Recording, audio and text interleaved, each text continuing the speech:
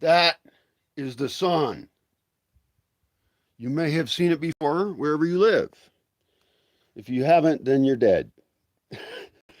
All life comes from this beautiful, beautiful, strange nuclear power in the sky. That's the only kind of nuclear power I support. Uh, I do read about all the different kinds that are new and all that stuff, and I have objections. Even so, and I'm not a dumbass, and I love science and shit. So, but my favorite nuclear power reactor is right up there, and it's gorgeous, and it could kill us at any time. It is omnipresent on our planet somewhere, affects everything that happens.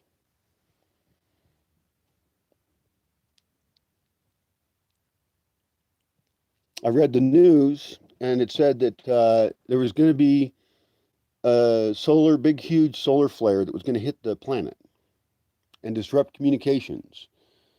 And when that kind of thing gets said, it makes you wonder, what the fuck? You know, this God of ours, the sun, could kill us at any time. And this is only one of the reasons I'm a big promoter of digging in. It's because I fear and respect the sun. The sun is like God.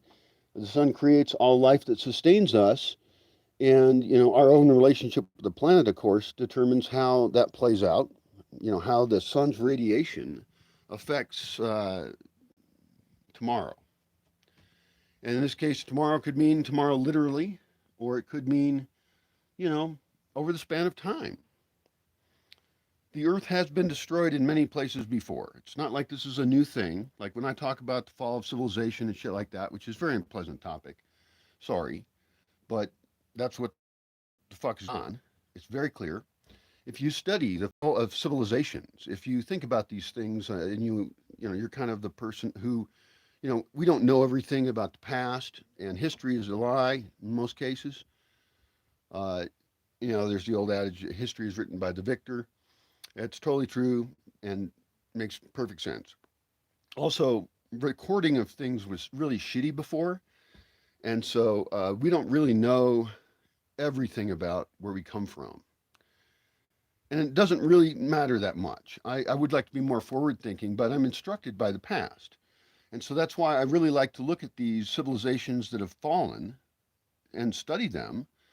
You know, I don't go on site and travel there. I'm not an archaeologist or anything fancy. I just read what I can about it, and I add that to a wide body of knowledge that helps, you know, with a good bullshit filter. Because, man, bullshit on the internet is intense. And some people I respect believe it. And that really applies to all of us because we don't all agree on every damn thing, right? So you think something I think is totally full of shit. God damn, I'm thirsty.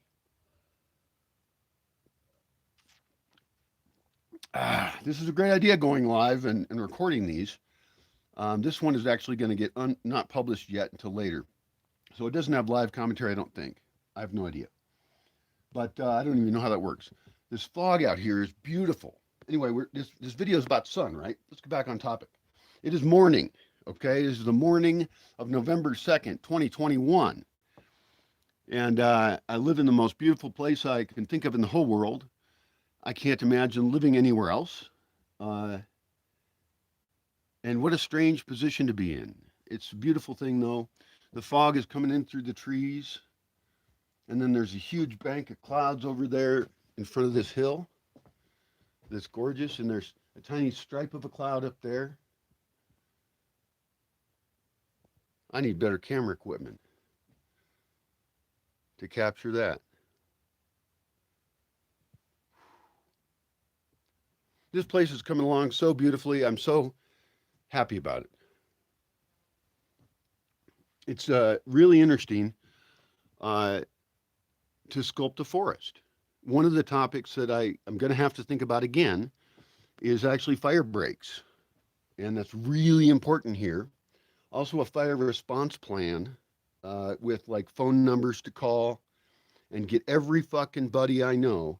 Because if I'm going to invite people into a forest, I mean, I have to protect the forest literally against the people. And fire will get used here, right? We have wood fired stoves. I lit a fire the other night and sparks were flying off of the porch because it was windy out, and I was trying to stay outside as long as I could because I don't like being cooped up inside. My place is a shithole because I live there and I'm a pig. Uh, and I'm going to move to another building. Actually, it would be great. Um, distracted by myself. Oh yeah, fire breaks, absolutely important because uh, we have to, in any instance of any fire being used anywhere in the entire Bosque, it has to be approved.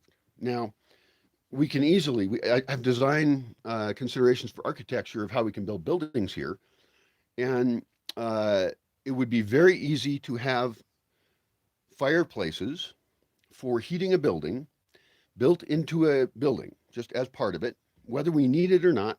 It's there as an option, and it's just an extra cost. And, it's extra whatever masonry is required, however we need to do it.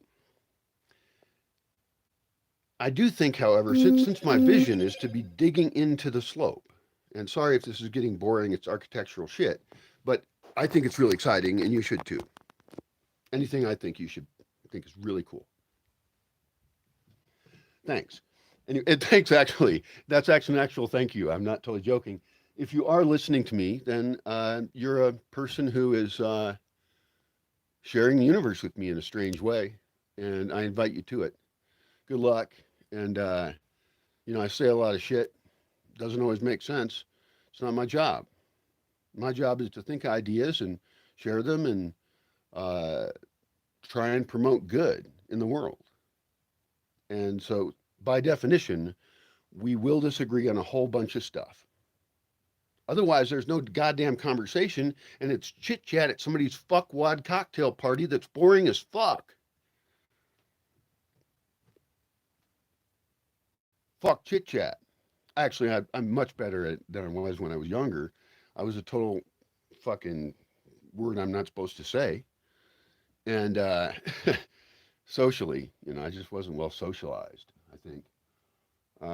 Or maybe I'm inherently genetically weird. I don't know. I did get that 123andMe genetic test, but uh, what did that tell me?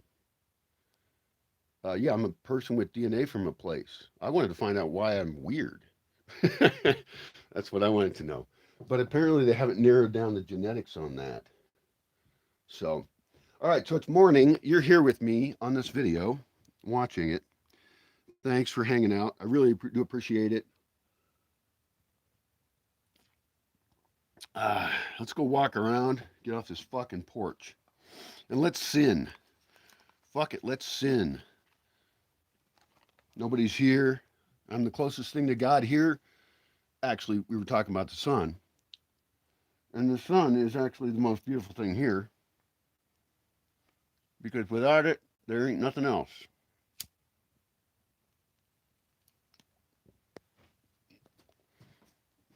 Now, even the chimney you think you want to use, right? Even a chimney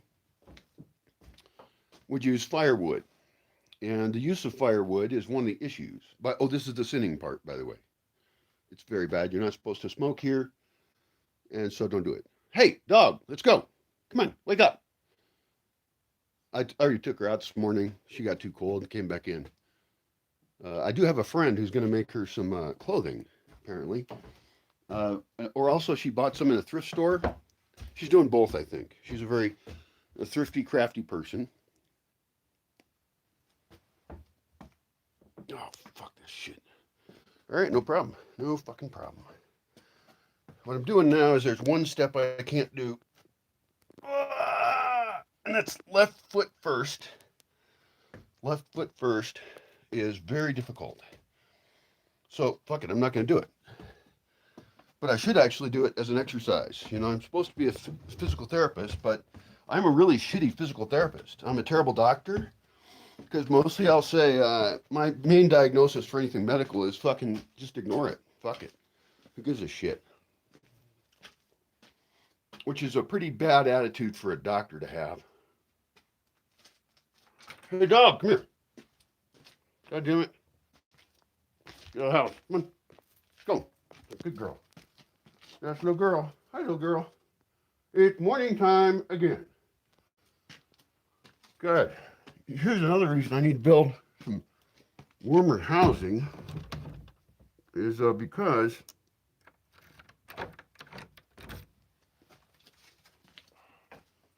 she's fucking cold.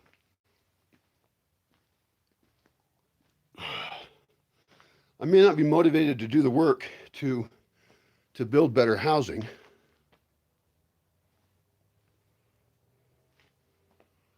but you know, I think that's been an impediment to many people coming here. I mean, I've got some really nice friends who said, "Well, we probably wouldn't stay there; it's too rustic for us." And I'm like, "Damn, that's harsh." It's harsh to hear, but I agree. You know, people know their limits; they make their guesses. I document the fuck out of this place, so they certainly know what it's like. I should make a few more videos about like a happy video about composting toilets. I think some people get scared away by the idea of composting toilets to come here. I'm not sure, but I've heard comments from people that indicate that maybe there is a demographic of people who are frightened by them. Now, my response to that should be to celebrate them, show them on video, tell people exactly how to use them, what to put in it, what not to put in it, right? And have other waste systems right next to it, okay, for any other kind of garbage.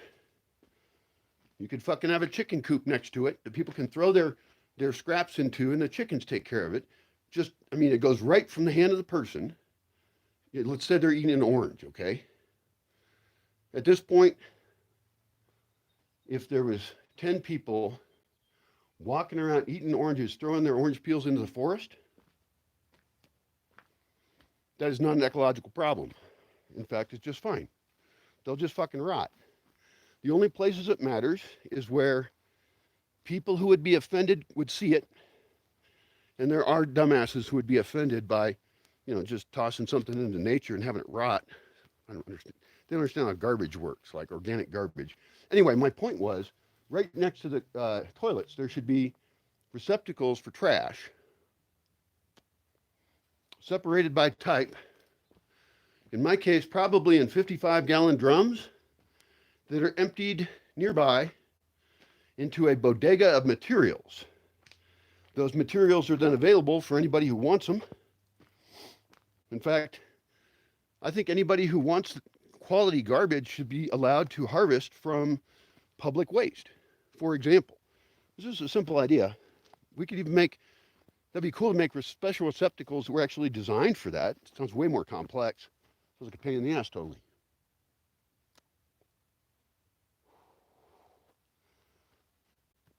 Oh, the fucking sun. A couple battery banks. Oh, fuck, I've got a little solar battery bank. I got to put it like in a place where it gets this sun. It's been cloudy for all of October, okay? That doesn't happen normally. And I loved it, and it was it was a great time to film, actually. I think October is the best time to come to this forest and film things, because so much of the day is has shaded, cloudy spots. Like overcast is best. Overcast basically means movie fucking studio outside, and that is the best way to go. So if you're going to make movies, be in a place where there's clouds that come and help you have good lighting. Last night, it was an interesting night, as usual. Luckily, I got some damn sleep. I didn't sleep for 2 nights before that. And so I finally got like 6 hours of sleep, and I'm thrilled. And yeah, I know I got mental problems, whatever. Everybody's got their fucking problems. I've talked to tons of people. They all seem fucked up in some ways. It's just which ways they are, Nobody is the ideal.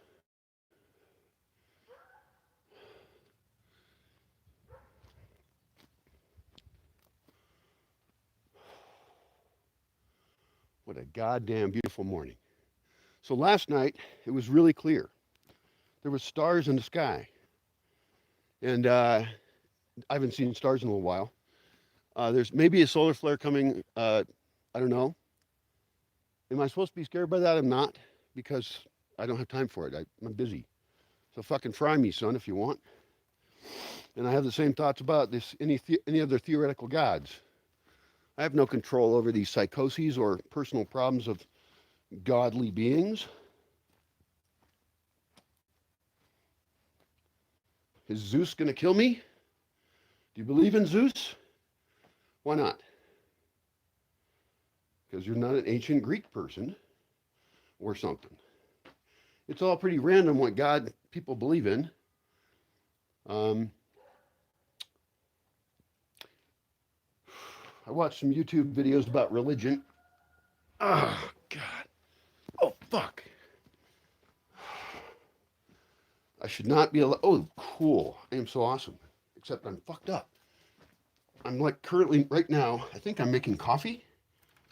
And I was about to just walk off with the gas stove on. I should not be allowed near kitchens that use that kind of energy. Holy fuck. I wonder how long ago I put that on there. Is it boiling? Maybe I just did it. Oh, that's totally boiling. God damn it. So that means I wasted propane, which is a sin around here. Fuck. I do use propane, and it's a choice, you know. I use tanks of propane, like this size right here. I don't know if that's, what, 30 kilograms or something, or... Fuck, I can't remember all that stuff.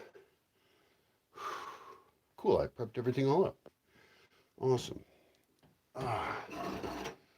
Well, this is going to be some tough coffee. The way I make coffee is I just stick coffee in water, and I bring it to a boil, then I pour it in a thermos, and then I drink it. Keep it simple. Keep it simple. I love that. That's the KISS principle, in case you haven't heard of it. I don't know what people now know, so maybe I should repeat concepts that I like, that I've heard throughout my life. I'm sorry if I'm boring sometimes, but the KISS principle, K-I-S-S, which in this case is not the band, although I do like that band. I think they're hilariously great. And they seem fucking, like, pretty cool. But it's the K-I-S-S, and it's not about kissing either, surprisingly, just by its name. It's keep it simple. And I think what's the... Oh, shit. I think the last one is the word shit. So it keep it simple, stupid. Oh, shit. I forgot that's what it might mean. Sorry for my evil cursing and your horribly sensitive and damaged ears for my cursing.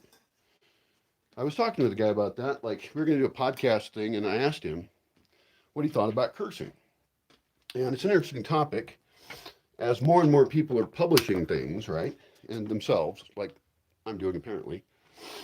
Oh, God damn, it's beautiful out here. This is the best thing there's ever been. Fucking yeah. What the fuck is in this cup?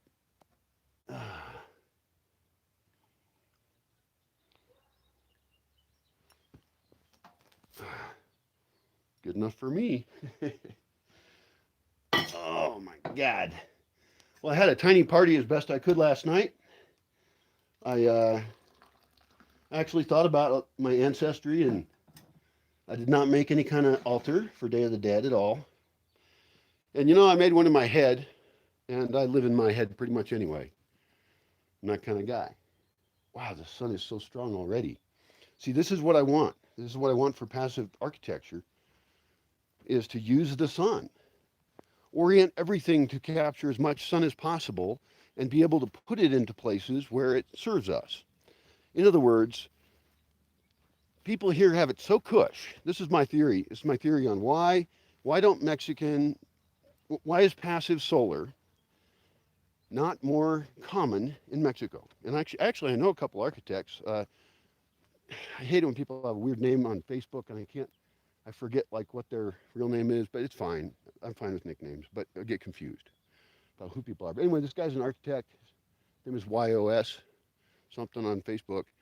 And I should ask him about that, because I believe that in this climate, with sun so presently available so much of the year, even in most of the rainy season, it's not an overcast, drizzly, rainy season here. there is sun in the rainy season, and there is sun in the winter. So if there's anywhere that ought to be able to easily utilize passive solar in the architecture of buildings, it's here. And I know that people get very attracted to it in colder places. Personally, I don't even want to live in those colder places. I want to live outside as much as possible. I want to live outside as much as possible. Did you hear what I said? Say it. Say, I want to live outside as much as possible. God, if I'm not careful, I'll become a preacher. But fuck it. Some things got to be preached, and we weren't evolved or meant to be in the fucking cave all the time. And the genetic history of humanity is some big ass struggles that people went through.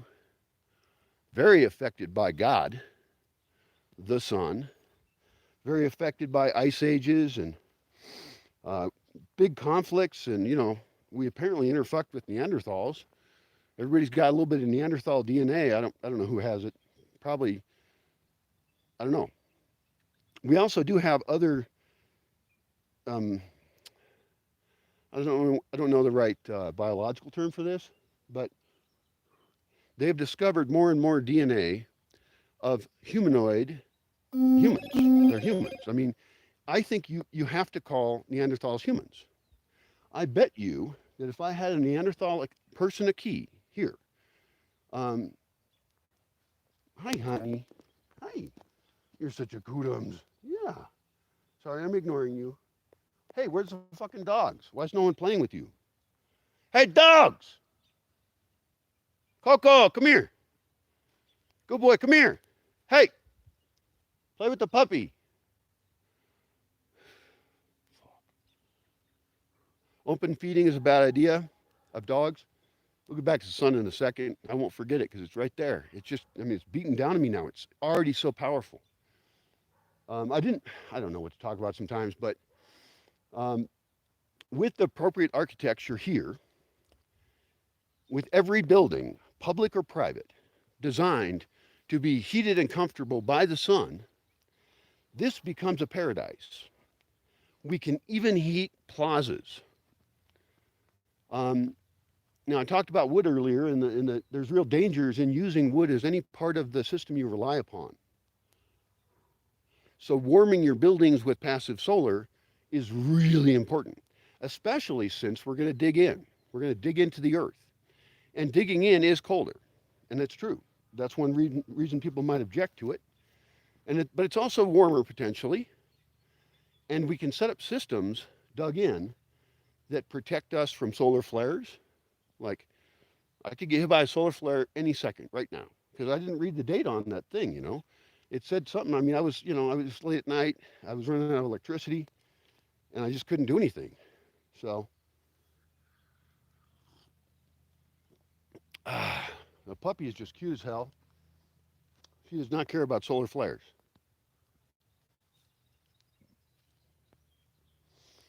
So somebody asked me, in a sense,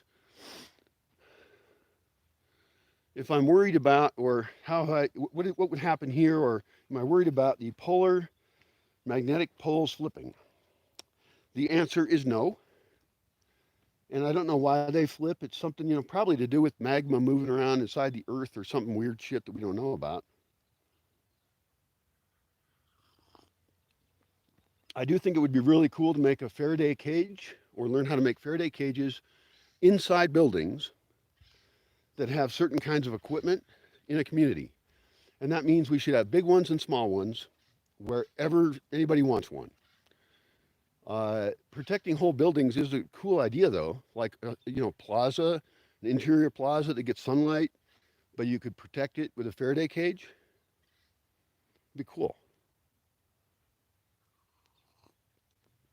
Because, and I will remind you of this again a billion times until you're bored of me, I'm not at all against technology.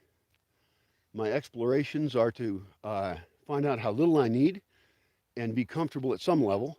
But I guess really I just need a better solar power system because that's my current failure. But I'm so happy to see the sun come out because That's actually going to charge my very dying batteries because, along with all this beautiful rain that I welcome, that I love the rain. And really, if you were going to start calling things gods in nature, I like the natural gods. Those are my favorite ones. They're intercultural, they're worldwide, they are lovely, and that is the gods that actually rule us. The moon rules us. The moon rules the tides. And many people live in coastal areas. Rain, moon, sun. It isn't hard to think up a bunch of gods real quick if you think about what actually affects your life. Volcano, earthquake. Uh, I invite, there's going to be some mystical shit here, so hope you can handle it. I invite the volcanoes of Michoacan. I don't have any authority to do this, and I'm not to blame if it actually happens. I do not believe in the actual deification of forces of nature, and certainly nobody speaks for them. Oh fuck. Yeah. This is great. Sunbathing in the morning. What a great idea. You know, I like that better than like sunbathing any other time of the day. Now, in this case, I still have my clothes on, so I guess that's not really sunbathing. Speaking of the sun and humans, you may have met humans as well. They think they're gods, but they're really just a blob of fucking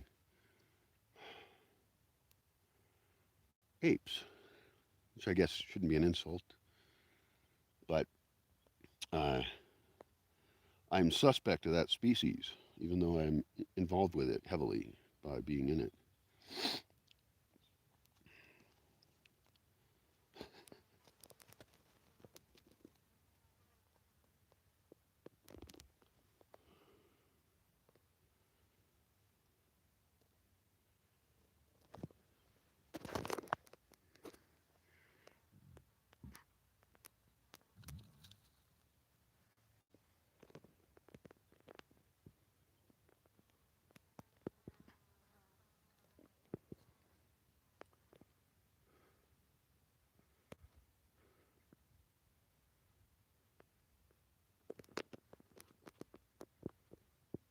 That would be little girl Frida, a small Chihuahua mix.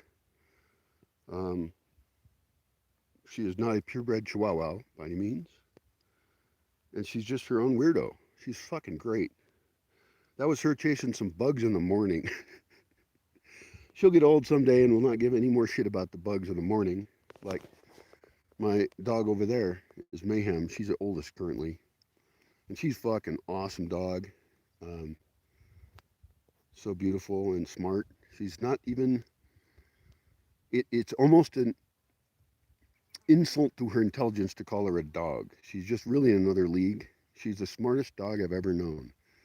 And it's too bad I didn't actually train her to do anything useful, but she is useful. She's a great companion, bodyguard. She's aggressive. She she has some problems. She kills some stuff, but that's which is a serious character flaw. I'm not trying to downplay it or make an excuse for it. It's a terrible thing. Um,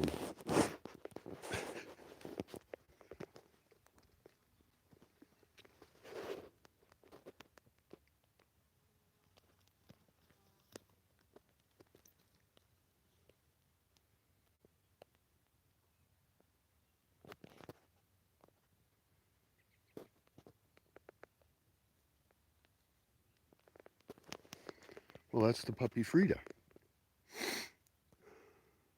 wonder how old Mayhem is. I could look at old pictures. I think I stopped posting pictures to Flickr at some point around that time. And Mayhem was just a little puppy. I took her to the beach. Somebody else drove, actually. And so we went to the beach, and it was really fun. It was uh, it was interesting. It was all very interesting. And we went along the coast to my favorite spots on the Michoacan coast, and I wrote about my answer to that. I think if I was going to go to the coast now, and I need to think about that because I got a friend coming down with a car, and I don't get out much, which means I never get out. I never leave this place ever. And I did a little bit last year in that person's car, the same person. So who knows? Maybe if I invite people down with cars, I can actually go places easier because I don't have a driver's license here, and I just, that makes me nervous driving. My driver's license expired, so I'm actually, not a legal driver right now. That's very bad. That is a serious loss of value that I, had. I actually drove around the western United States, only to some places. I drove around with my dad a bit. I was a shitty driver back then. I think I had a license, obviously, because I was driving, but like I almost fucking caused an accident because I did something stupid. What the fuck did I do? I should remember this. I mean, I could have killed us both. I just, like, maybe I was tired. I think I might have been sleepy. We were listening to the soundtrack of Vangelis or something. There was a running movie. You probably know it better than I. But Vangelis is the musical group, I believe, that made Chariots of Fire is the movie. Did you see that movie? Awesome fucking movie. Great movie. Well, that was the only tape we had in the vehicle. We listened to Chariots of Fire, Vangelis for multi-state trips and staying in national parks and stuff. Although I don't think we ever played music when we were stationary, which I liked, actually. I liked the quiet of being out there. So, oh, man. So let's get back to the sun then. I've already talked a lot about solar ovens and things like that. I'm bored of the topic now. I just want to get a bunch of solar ovens here. That's actually a direct request for sponsorship from anybody who makes a solar oven of any kind, or really a solar gadget of any kind even. This should be a showcase of solar items. And I should have them available for people to check out and try out. Why not? They should be carefully selected. I don't like a lot of solar gadgets. I think a lot of them are bullshit. I don't want to give bad reviews. I want to give good reviews to good products. And so, but good products like Ghost Sun is a good product. And there's probably other evacuated tube solar ovens like that are coming on the market. And I think they should be compared. I think we should do reviews on them. Maybe somebody's already doing it. Maybe you should do it. I don't have them. But if people want to send me a solar anything, they will get a review in English and Spanish if I like the product at all.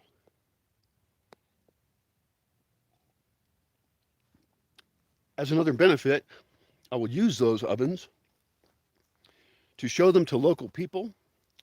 This is in addition to videos in English and Spanish. And I will see how they can use them here with the exact same type of food that they make now, with as little change to how they cook as possible. I don't want to talk about how to cook in solar ovens, because if I want to be a cultural evangelist for solar ovens, if I want to promote solar ovens to people who I don't entirely share a language with, I mean, if it's a new topic, Jesus, fuck everything. God damn it. I need like flat, safe places to even fucking sit. This place is a shithole in some ways. This is one of my favorite spots. But these metal chairs, the only problem with them, I love these metal chairs. In fact, I should tell the people this, right? The people at the metal chair place, that I want chairs. This is an interesting idea. God, fuck. What it's doing is sinking into the fucking dirt. God damn it. Anyway, so I would love to get solar ovens of all kinds here. And then the benefit to the local community could be that I can help, invite them over or take the oven to their place. Either way is okay. And a lot of people here have flat roofs. And so just like they have evacuated tubes, hot water heaters, which replaces needing to use either wood or propane to have hot water. So that's a way to have hot water on tap at almost no energy except a pump. That's the hot water. Well, why not have upper story porches or rooms, also known in this case as a kitchen, with decks right outside of them to get a whole bunch of energy for most of the day. I would recommend pointing them southeast. And that is because, well, I mean, why didn't I go with south, right? Everybody would say south. It's where you get the most sun. Well, you're right for the evacuated tube solar hot water heaters. Uh, you're wrong for passive solar architecture, which I believe needs to face east. This is like, I think about architecture in almost religious terms. Like in this case, we need to worship the sun because the sun affects everything. And we want to welcome any sun we can into the building, as far and deep into that building as we can, as soon as it comes up. And that's because the sun is fighting with the night. It's also fighting with the fact that we dug the building into slope. And that is, and I have to make an exact graph of this. This is important. You should do this too. This is like an assignment. If you think my architectural thoughts are interesting, or even just if you're not doing anything else, make a spreadsheet. And you can use weatherspark.com. Weatherspark.com is one of my favorite sites. Really, really fun. You can compare climates on it. Bring your own city up on WeatherSpark right now. Pause this video. I hope I don't lose you. Oh, well, see you a different time. But it's so interesting. You can put in your city and any other city whose climate you either do or don't know about, which means that you can compare the places you've lived before and say, wow, yeah, that's how the weather affected me in that place.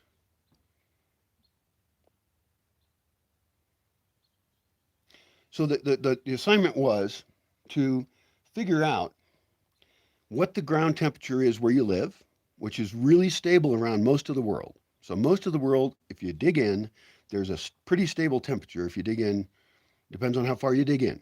And that's a different question for your whole society and for the architecture of a single home, apartment buildings, and sideways skyscrapers. Let's call them earth scrapers. I think I've had the idea before because I want to make a scrape of humanity into the earth on contour. So it's kind of like a skyscraper amount of space, but there's many entrances and exits. There are outbuildings to support outdoor living that have various types of public spaces that are covered from rain and the sun, so they provide shade. In other words, everything around it is a park or gardens. And we should have a chicken farm or more than one at the right scale in the right places. So I think about design of that a lot. So let's not forget that term, earth scraper. It's true. I mean, I see us as animals that scrape things on the earth. We destroy it, just like chickens destroy everything in their coop. Nothing can grow in there because they're so active. They're so busy at scraping the earth. And we scrape the earth hard. We in so many complex ways. We are worse than chickens, that's for sure. Anyway, so the overall thing is that if you had this earth scraper, okay, and I want you to understand, let's get the term correct. So I'm imagining about 4 stories. In it, the exact height doesn't matter as much because we're digging into slope. So pattern language says, for example, the book Pattern Language, which is a great Bible, really. I wish I had a copy, actually. Or I guess maybe I could find it online. I don't know. And I need to make a Bosque pattern language anyway. Well, in that book, which is just great, if you've never read it, you got to read it. If you're into design at all of anything, society and urban design, and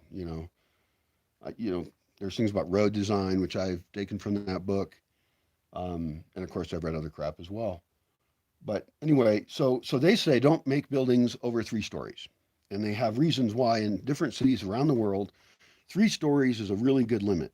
And I agree with that.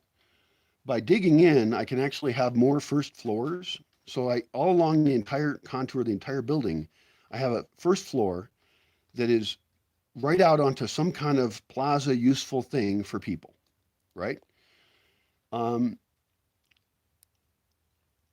It's really important to control the cars and have them have maximal access for transportation of goods, people, services, whatever.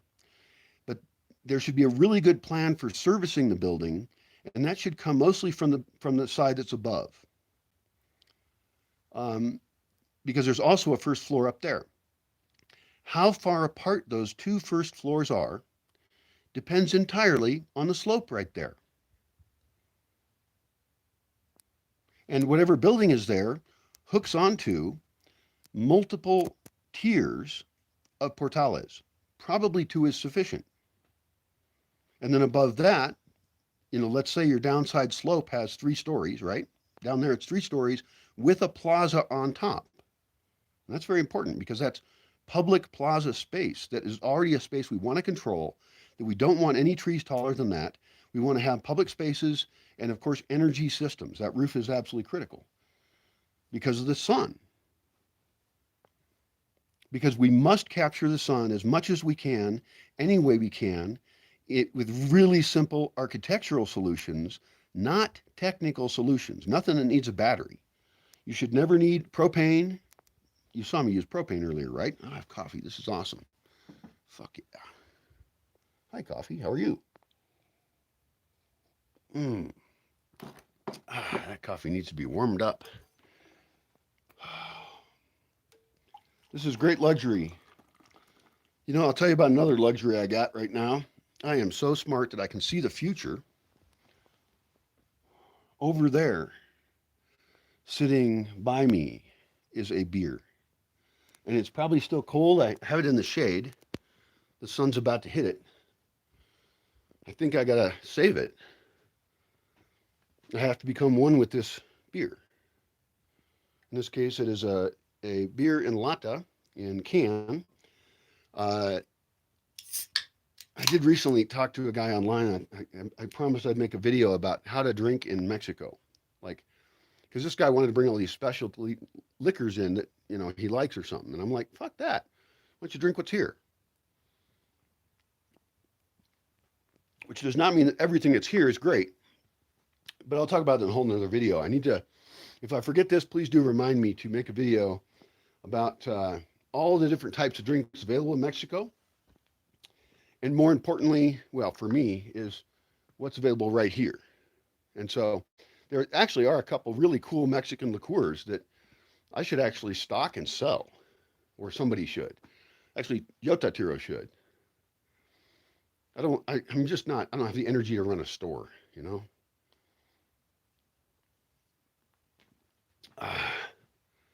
Why is there smoke over here? Oh, that's not smoke, that's from my coffee. Well, now I've got a coffee and a beer. So the reason I have a beer is because I saw the future and I imagined that right now I would be here with it, and I am. Isn't that romantic? I'm a fucking prophet. Having more than one beverage is a luxury that I enjoy most in life, and certainly I enjoy the sunrise a lot. I was talking about architectural things, but let's make that more personal for you. Because I'm not just thinking about the energy systems in a building, although it's very important to me that the building be built in a way that uses all the energy available to it in its climate, in its space, and be able to handle things when shit hits the fan, when there's too much water. Certainly, if you're going to dig in, it's a dangerous proposition if you don't do it right. On the other hand, building on bedrock and controlling all the water flow above you, having absolute control over any water flow above you, even in the 100-year rain, and in my opinion, even in the 1,000-year rain, big rainfall that fucks shit up. Like there was horrible flooding in Germany this last something months. Big rivers. I mean, Germany's a sophisticated place. They have lots of money and they've had a long time to think about this stuff. And suddenly whole towns were getting washed away. It was painful to watch, and of course there's all around the world. There's a lot of people living like very densely without a lot of economic resources next to water that is volatile and getting increasingly so, in my opinion. I don't know that. I'm not a climatologist. But I'm sure that if you looked it up, you would find a bunch of people saying, oh, that's not happening. And I think you'd find a bunch of people saying, yeah, that shit's happening. Now, you'd have to measure, like, how many hurricanes are there and what have we measured so far and all this kind of stuff. But I'll tell you this, none of that shit matters because that's out of your control. You can't control everybody else. They're going to keep fucking the world up, and you probably will too. But as a person in society, Just as a person on the world, my advice to you, regardless of your culture or background or heritage or how architecture has been done in your experience, right? Because it's been done really interesting ways. It's fun to study old architecture, cave cities and stuff. But no matter who you are, where you are, I think you got to admit that even though it's more expensive, it is highly beneficial to societies to dig in. And we have the technology now to do it better. There's the Anastasi people or something. They have cliff dwellings up in the southwestern United States. Really cool architecture. And obviously, those people were living in some tough times. You don't build that kind of shit back then for no reason. And they lived in some hot places and stuff. So that's an interesting kind of cliff cave dwelling. And I haven't actually thought about that one. I've actually been to the place. I haven't thought about it lately. Because I want to study all the ways that people have dug in the past, the long past, and then also the many creative ways people are doing it now. And one of my favorite ways is actually the monolithic dome. I think that as I think about all the architecture that exists, um, that's a very attractive one. It does use technology I don't have, and so I would have to create a team and get tools or pay a lot for somebody to come here probably as a teacher. I would have to do that. Yeah. Um, that's another type of sponsorship I could maybe try and get here is actually this is an exciting idea. Let's imagine architectural sponsorship in Bosque Village. There are many cool architecture technologies that are either ancient and could get crowdfunded here, but there's also ones that are more modern and use that fit with my values, you know? And my values are not super fixed, but I know how to measure things. And so we have to measure the inputs and outputs of any construction methods we use. I think stone and concrete is brilliant. We're on site at the building site. We don't have to get stone delivered. And so I think we should do stone collections in various spots and then not let them grow over too much because I've been growing a lot of underbrush. And so the stones get lost in all the underbrush. And actually, that stonework really is part of digging in. Um, we dig in. Okay. Oh, the graph we were going to make, right? We're going to make a graph. This is your homework or something. Is how far off. Okay, make the graph of the ground temperature, and that's going to be really pretty stable. It's probably the same for me as it is for somebody in Seattle. Once you go into the ground, okay, it doesn't vary a lot, and that's the actual benefit it has. It's stable, and it is colder than you want it to be. I think it's about 40 degrees Fahrenheit or something. But that's actually amazingly great for food storage. For example, in your building, and actually I hesitate to say in your building, maybe upslope from your building you even have tunnels that go up to root cellars, that you can fill from above and then have the food move down through the system, but you can not lose your cold air. In other words, you design it into your building as part of the system, these massive root cellars. And those are useful for a variety of things because you never know when you want to get deeper into the earth, right? For some reason. And you definitely want good food storage because if you have a bunch of tomatoes that you can make it one part of the year and you can make them last 2 weeks longer, that's actually a huge benefit. Now with tomatoes, I'd rather just dehydrate them. Fuck it. I think dehydrated tomatoes are awesome. And I think that, I want to have room size solar dehydrators here. And I want to, promote that throughout the world. That again is a sun thing. I mean, I'm realizing here as I spent so much time living outside as much as I can, or living very affected by the weather, in a fancy shed, basically. I'm going to try to actually move to another building, but I have to pay some guys to do some internet shit. So, if they can even do it, I don't even know if they can do it. So, God, expanding internet here is a really important priority. Luckily, I can do it really easily, and I can support if I have any money at all, I can support 2 connections currently, and I would love to get Starlink. So if I can hook this place up sufficiently with internet, and Starlink would be the ideal so far. I haven't even paid the initial deposit. I don't have enough money to pay for the actual thing. Maybe I should crowdfund that. Starlink to the Bosque. That'd be great. I would love that. Starlink to the Bosque combined with fixing the solar power so I can actually run it, or getting a new system. I guess that's a different attempt. But people have commented to me that they love the idea of project-based funding, and I like it too. Um, I'm not sure quite what to fund. Um, I guess that's up to other people. Maybe I should do a poll of which of these areas are you most interested in. Maybe that's the wrong idea. I think that's the wrong idea. I should get really good at, or somebody here should be really good at running crowdfunding campaigns, because it's really the most direct way to have people guide me and reward me and anybody who comes here to create this amazing space. I mean,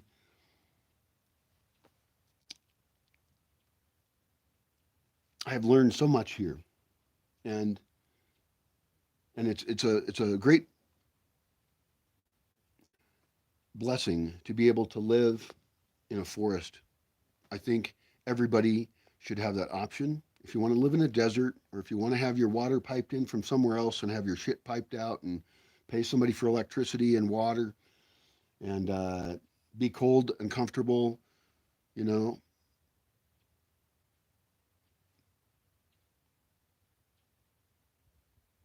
there's ways to fix it. And I think one of the ways is actually an architectural fix. In other words, this is not a religious concept. This shouldn't even be controversial.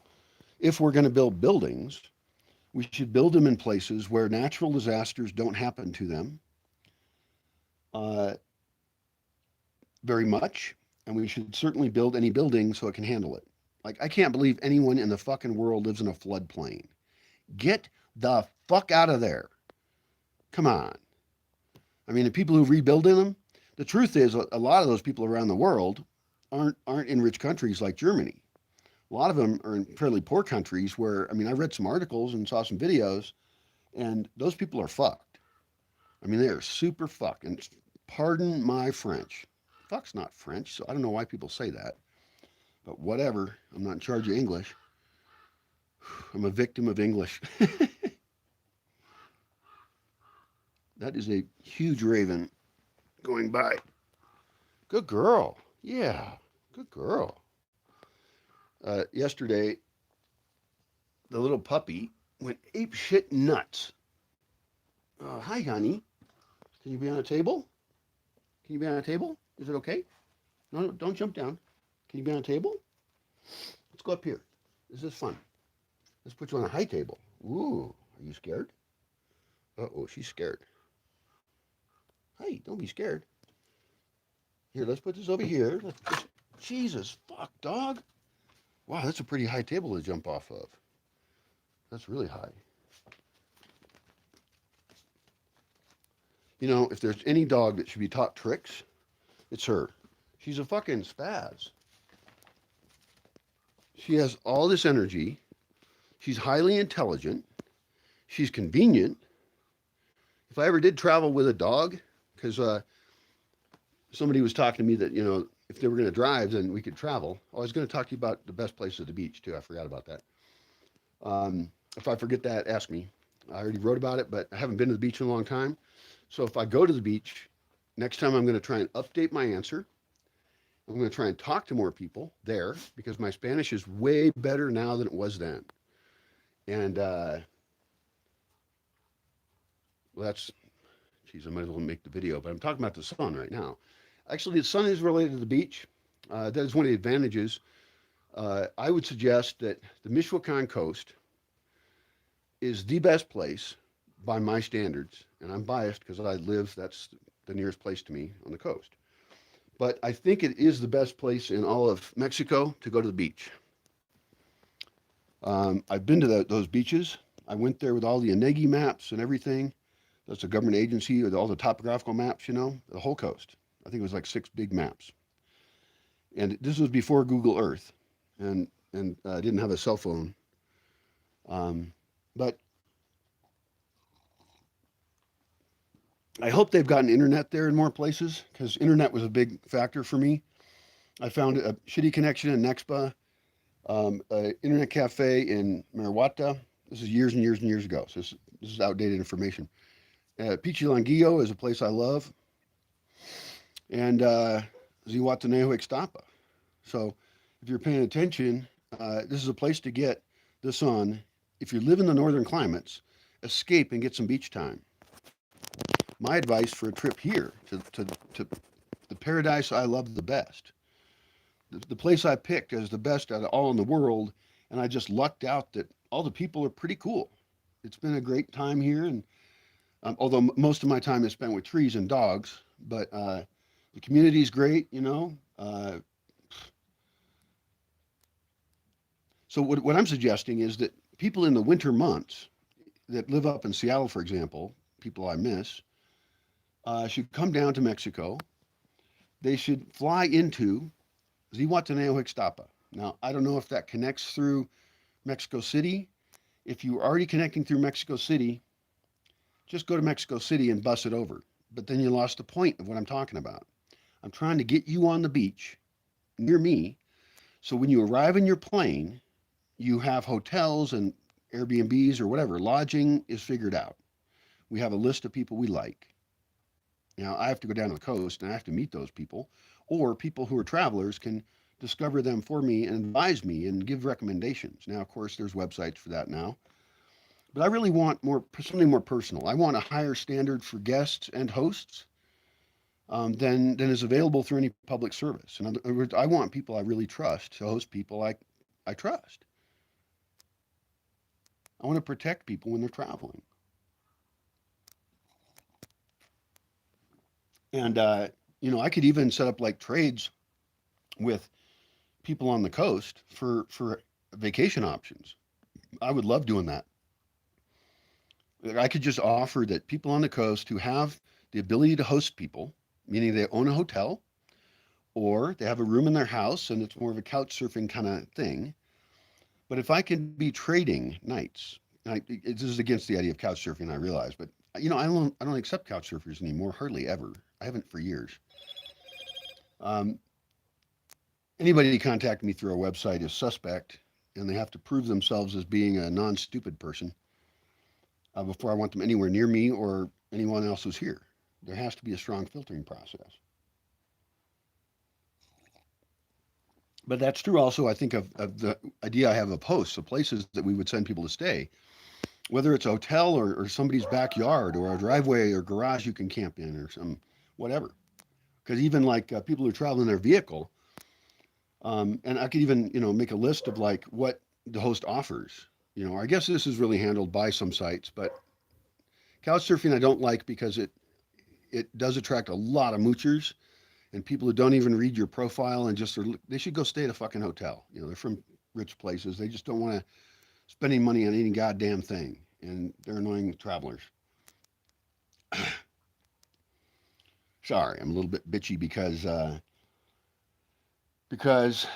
this time of year I get so many requests and I find it ridiculous and I hate it for many reasons. I already talked about that in a different video. So anyway, I don't like to be so grumpy. It's a beautiful morning and I'm in this beautiful sunshine.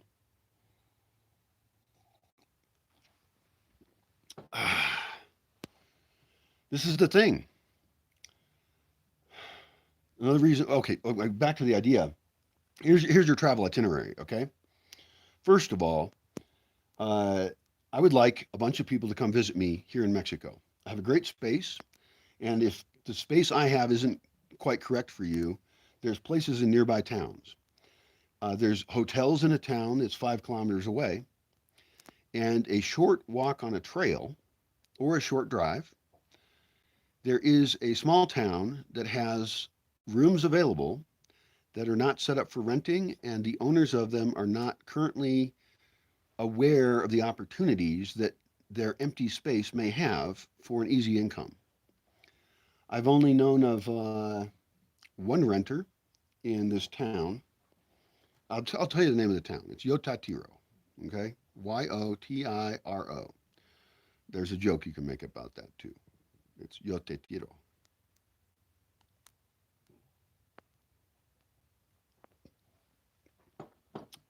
That's a local joke. Anyway, there's really nice people that live there. There's grocery stores available. There are various people that make food and sell it. They don't do it all the time, but if I was able to help this little town of Yotatiro have a different income for the probably I don't know how many people. Like we're talking about 100 households or so. I have not counted them. We can look it up on Google Earth and we can count real easy. Uh, a lot of the guys are away for 8 months of the year working up in Napa Valley. Uh, a lot of people have built rooms or have half finished houses. At minimum, Yotatiro could start offering camping for people during parts of the year because it get I don't know, people got to be prepared for the chill in the winter, and it's really nighttime is not super warm here, and that's one of the problems of tourism here, I guess, because a lot of people they come to Mexico and they're prepared for the beach. So let's get back to your itinerary. Sorry, I got confused.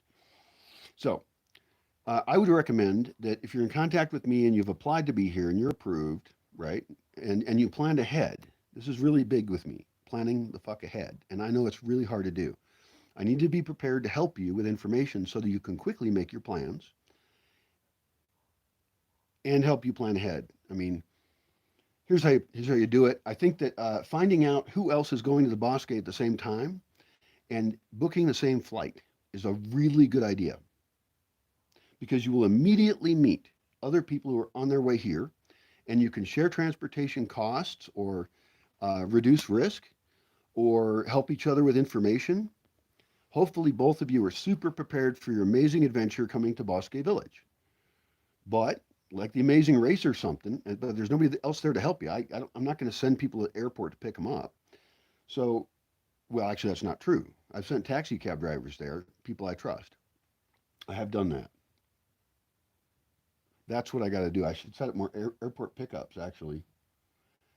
I guess it's a new time with the pandemic, I hadn't thought about all this stuff. I'm thinking about it now. Let's say you're flying into Ixtapa, Zihuatanejo. It's a direct flight. They have those or have had them because it's a tourist spot, just like they have, direct flights to Las Vegas or something. They're set up to handle a certain kind of tourist, and it's mostly the Ixtapa tourism in big resorts. So I guess we're kind of on, how to get some sun in the winter. So we're still on the topic of the sun, right? But now we're in the outline. Oh, coffee is so good. I ran out of coffee a while ago and didn't have any for a while, which I think is a good idea.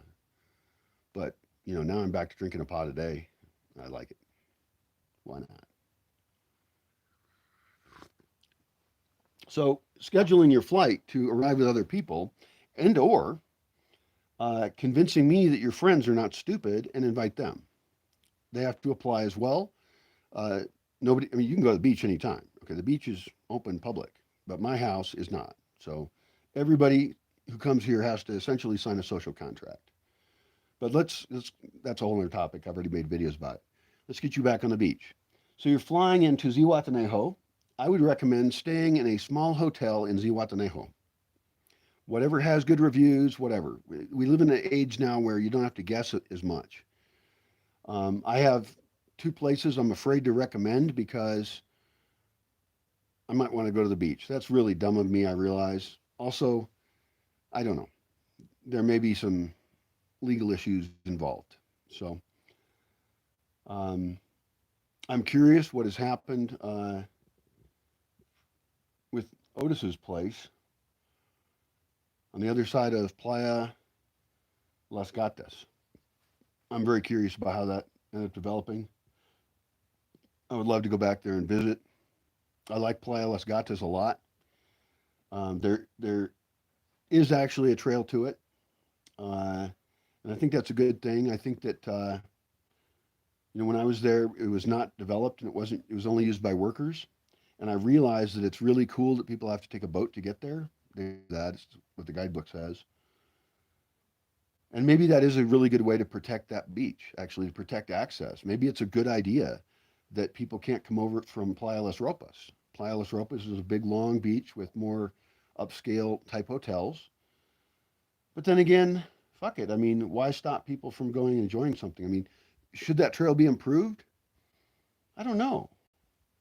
I kind of liked it exactly the way it was. I think that maybe for the benefit of everybody who lives there currently and works and commutes on it, it's really a commuter trail for people who work at the restaurants. Um, and the people are real friendly and stuff. It might be a good idea to just look at the most rocky, treacherous places. There's just a few places. Like, just imagine if someone could trip there, or like a kid could fall, or an old person. Uh, you know, Although kids are pretty agile, actually. They usually don't fall, but when they do, it's a tragic thing. It's not good when adults do it either. I just realized I'm in that fucking category. I think that um, I think about this for here as well. Safety issues. Like I mean, I am sculpting the land here, and I have to make places where people don't get injured. This is an actual fucking forest. It's not a place named forest. Bosque means forest, by the way, in case you didn't know that, which you should. Um, anyway, down there, I would suggest that they improve that trail in its most treacherous spots with some concrete and rocks, some rock work, and make it in a real safe way. So you flew in. Um, I guess it depends what hour you arrive, and I need to make a list of other recommendations for hotels there. Or no, I don't. You can fucking look it up. It's yeah. Uh, if you stay in Ixtapa, I don't recommend it. Um, you know what I would recommend actually is going to Ixtapa, the resort area, for the day. Bring food with you because it's expensive there. The hotels are really expensive. Learn about beach access. There's only like 2 points, which is really annoying. Um, I believe that's nearly a crime in Mexico. I'm not a lawyer, but the beaches are public, and there's been controversies about this where businesses encroach upon the beach too close. I don't like it, and I don't like hotels that close to the shoreline. Just don't like it. I certainly don't like it if they take up the entire beach and the public barely has any access, and that it's very classist, and it's not just a gringo thing. It's also rich Mexicans. I've been to these places,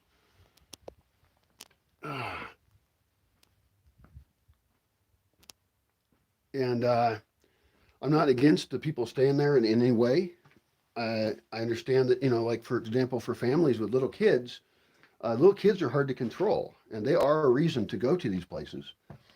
I think that these places could make better kid adventure park type things and stuff, but whatever, you know.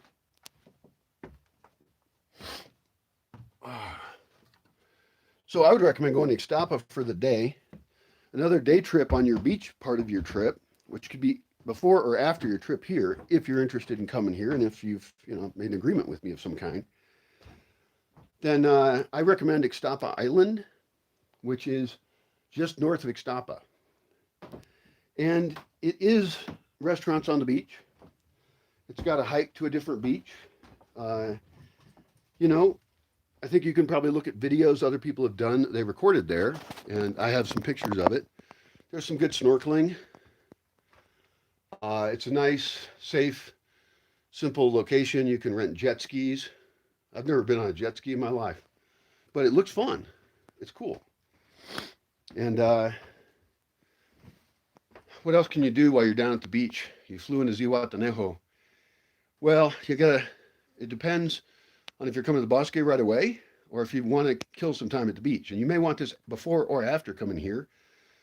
For a lot of foreigners who are flying in, which is mostly who we're talking about here, I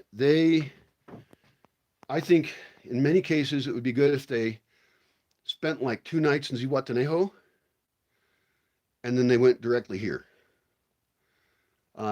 If they want more beach time, I would recommend adding it after leaving the Bosque, and hopefully I can hook people up with, contacts a little bit, have people up here who are visiting from the beach and they might even be able to drive you down to the beach. Who knows? Now, this is a big issue, like, because if you're flying in, you don't got a car, right? And I have to look up, well, you have to look up, somebody has to look up the car rental situation in Zihuatanejo. The thing is, I don't advocate renting a car to come here. It's almost like this is a really brilliant idea. I always have to, warn you because you might think it's a dumbass idea, but I just guaranteed you it's a great idea. So clearly it is. I believe that the Bosque Village should actually have a vehicle in which the driver does not share air with the passengers, and the passengers have their own ventilation systems in the back and really comfortable, safe, professionally made seats with seat belts. And it has to be air conditioned because it gets too hot here. And open windows, we can use those too. But I don't know if it has to be, okay? We've already got power, we're already burning gasoline, right? So as far as using that kind of energy, I'm against air conditioning, right? I've said that over and over. Don't use any electricity for heating or cooling, or usually I say energy for heating or cooling. That's not true. We want to use energy to the sun. In this case, we're already running the gasoline. And so basically what I need is a shuttle that I can send to the airport. I'm talking about it's this COVID issue, right? And if I have that with doors that I can open and all this air goes in and out, and I can spray it down with alcohol, then I have a shuttle where people who already are low risk, okay, they're already vaccinated or they've had an antibody proof. They're coming directly to the Bosque Village. They are being cautious wherever they came from. And I can be mostly sure that they don't currently have it. In other words, I don't want, because what if I was picking up mixed groups? What if I was picking up 6 people at the airport? Not me personally, somebody else would be driving. I'm not going anywhere. But let's say it was 3 groups of 2 people, or whatever configuration of groups. But the point is that they don't all know each other, and they are disease vectors. Sorry to insult people and call them disease vectors, but that's what we are. We're beings walking around spewing various microorganisms everywhere. God damn it. I forget what I'm doing sometimes.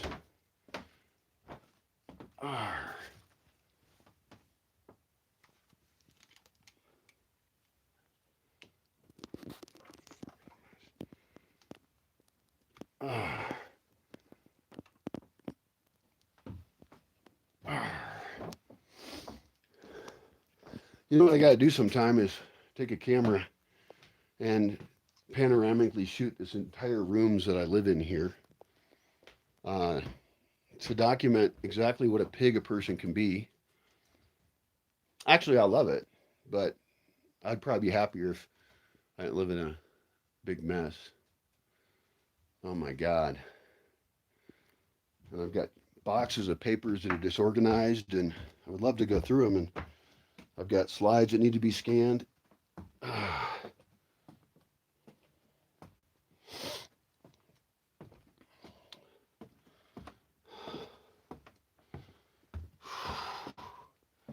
I need a assistant who, see, that's just terrible. The first thing I think of is she should flirt with me.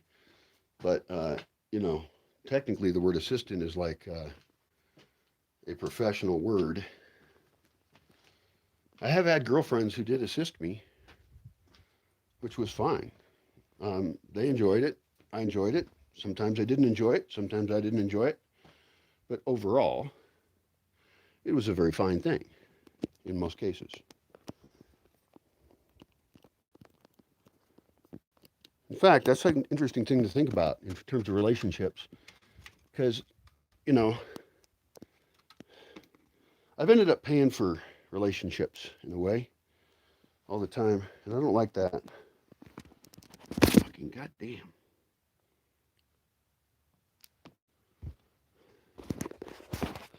You know what bothers me? Well, everything bothers me. Except coffee and beer and sitting in the sun in the morning, looking forward to an awesome day. and somehow in this weird, twisted way, sharing it with you.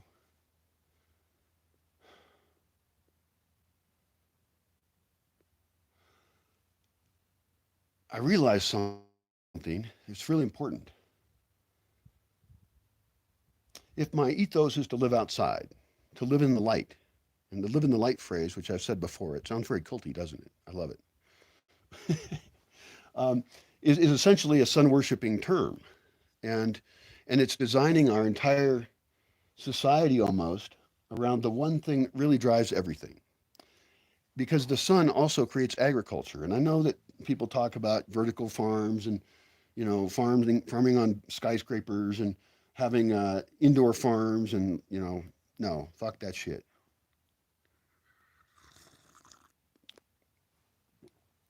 Read the stuff I say about architecture. Listen to me because your architecture is wrong. And that's a really mean thing to say. And I realize architecture is almost an artistic medium in some ways, but the engineering has to come first. Function before form, or form and function together. I don't even know what the fuck that shit means. Make it absolutely perfect to use the cooling power of the earth and the heating power of the sun, combine them into something built in a way that both of those forces, those very powerful forces that you're harnessing with your architecture, you are joining the earth and the sun together, and you are existing in that balance that you can create between the two. That is how a building should be designed in any case. Now, look back to that graph. This is still your homework, right?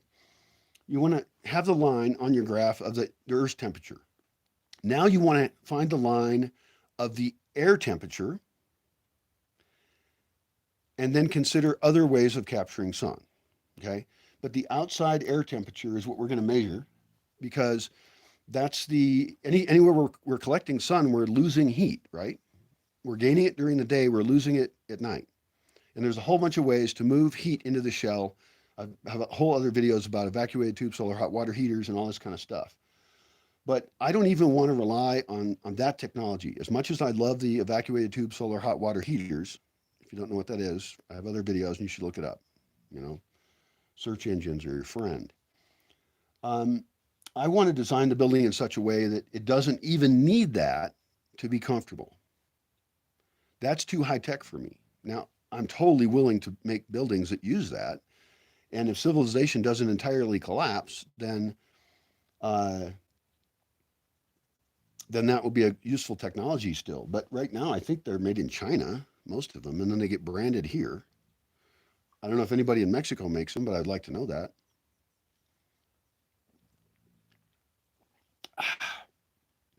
This makes me feel so rich. I've got your odd one-way company. It's two-way, actually, because people comment and they send me notes and stuff. I prefer comments to notes, by the way. Long notes that make me have to think about them. I get them from fans.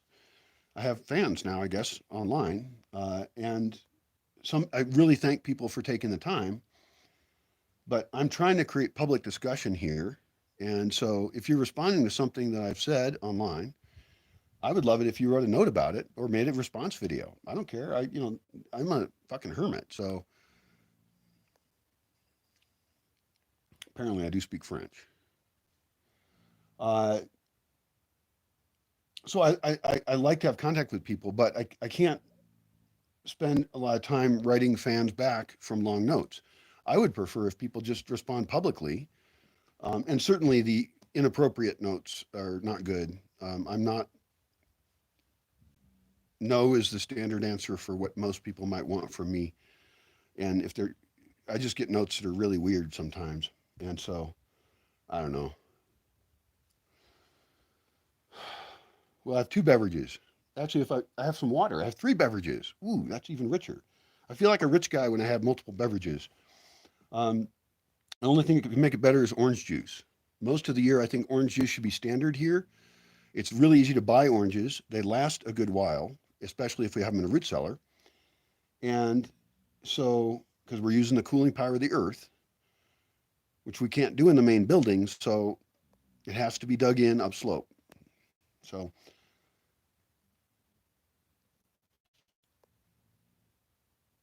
imagine a skyscraper on its side with two portals, right, that face downslope and have all view. Above that is private dwellings, which have either open or windows on their unit. The ownership structure of these is that a housing association owns the building. Somehow we have to figure out what developers want so that they can develop a section of a multi-story planned building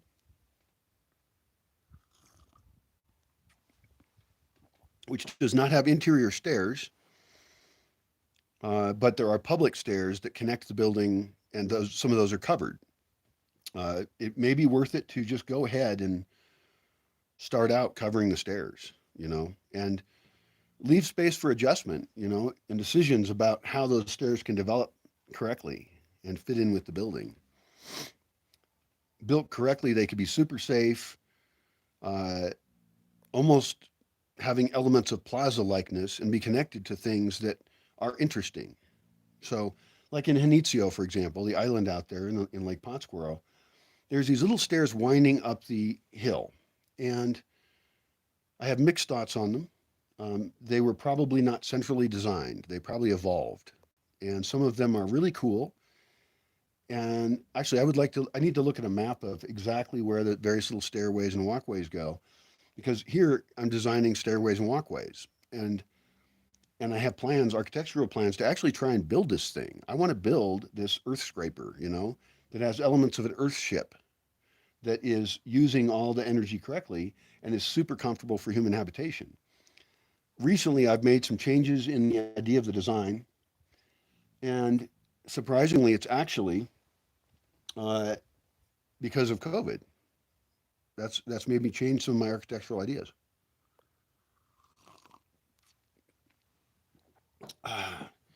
I've changed how the entry and exit to certain parts of the building exist so that it's easier to control shared space, like so that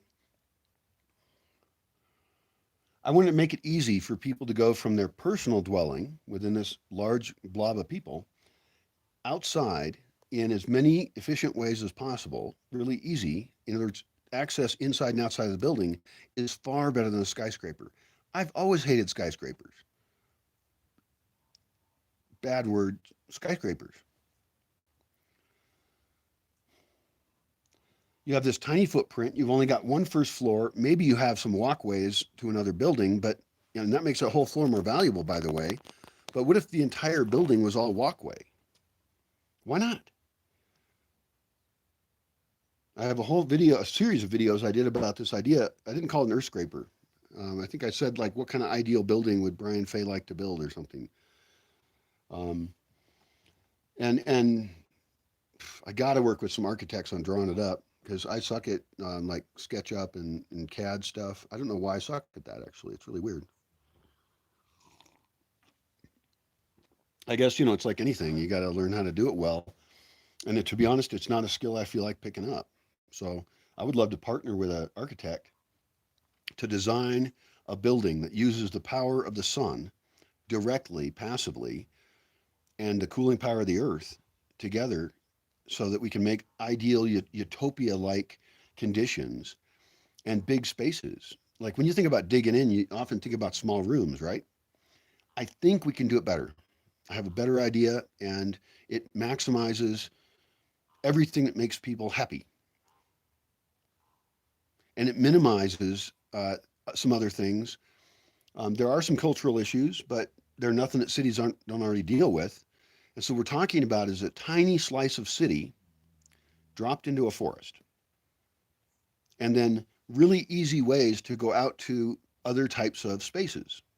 That could be a workshop. We could have a cluster of workshops, and we might sound insulate those and make sure that they have good lighting from the sun and even have LED lighting so we can operate some kind of things at night. Let's just talk about workshops for just 1 second. We have to break workshops into all the kinds of workshops, so essentially an industrial zone. And this should have access from both the interior of the Bosque and the exterior on the north and south sides. And it should not exist on the mesa at all, and probably not in the dimple. So The thing is that these are good things to combine with more public spaces, and really we should just have one industrial zone in the far north and the far south. And I'm not sure where to put it. And I want it like insulated with like straw bales. And the problem is anything noisy is inherently going to be difficult.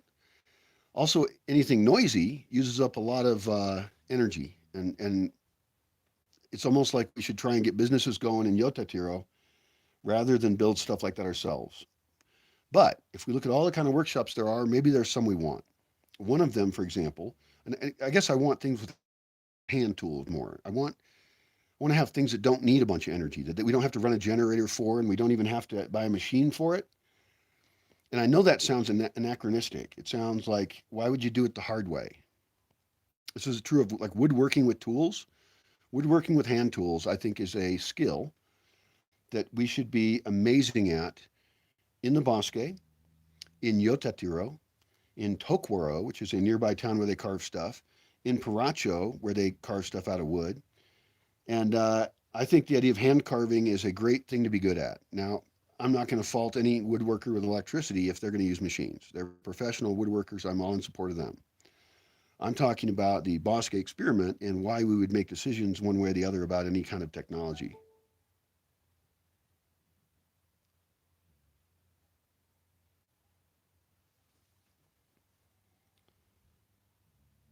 Because I think that's the future. The future is different than the now. And I think that we have to make decisions about what kind of tools we like and don't. Another type, okay, so we got a woodworking shop. We've got um, a forge, and there's a local guy here named Javier Brito. He's a pretty cool guy. He's a really good blacksmith, which means he uses a forge to fuck with metal.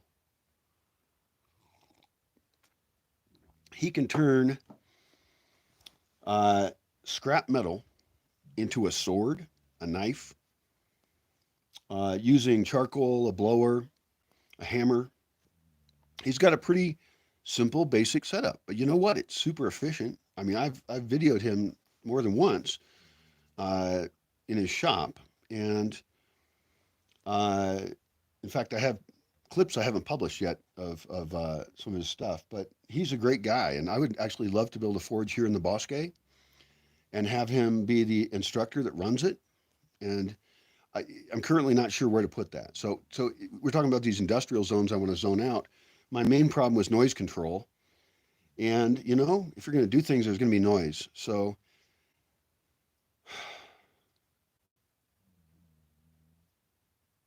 it's almost like I should instead support like him having a really good forge in Yotatiro. Because he's always in and out, zooming around, doing things. And his wife's real nice. She's from somewhere cool in Europe that I don't know a lot about, and I think has a bunch of cool mountains and stuff. She's from Austria, Slovenia. My geography's a little weak in that part of Europe, you know. Uh, and then they change country names sometimes. There was some kind of war, and a bunch of names changed. I haven't relearned the dang names. They did that in Africa too. Oh, that happened in Asia too. There's several islands and countries that have changed their name. Like is Ceylon? Ceylon is now Sri Lanka, I think. Is Burma still Burma? I don't know. Uh, so anyway, we could just. I'm not going to make it continue to talk about these workshops, but workshops that don't need a lot of energy would be best in the Bosque. Um, I think that we could even figure out ways to make a forge more energy efficient and use less charcoal. Charcoal is preferred to wood the way it is now because it's very easy to control the heat, and that's fine. We can make charcoal here. We have made charcoal here. Some of that charcoal was sold in Aranga by a cool guy in Yotatiro who made it, and then some of it I still have, and I don't use it. Um, I think there's two uses for the charcoal. It's barbecuing and the forge. Uh, So anyway, you can mention other types of workshops. I'm not sure what else to have.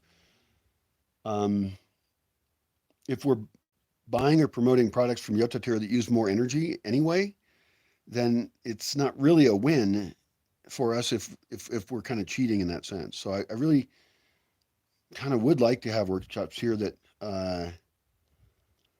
people can learn crafts from YouTube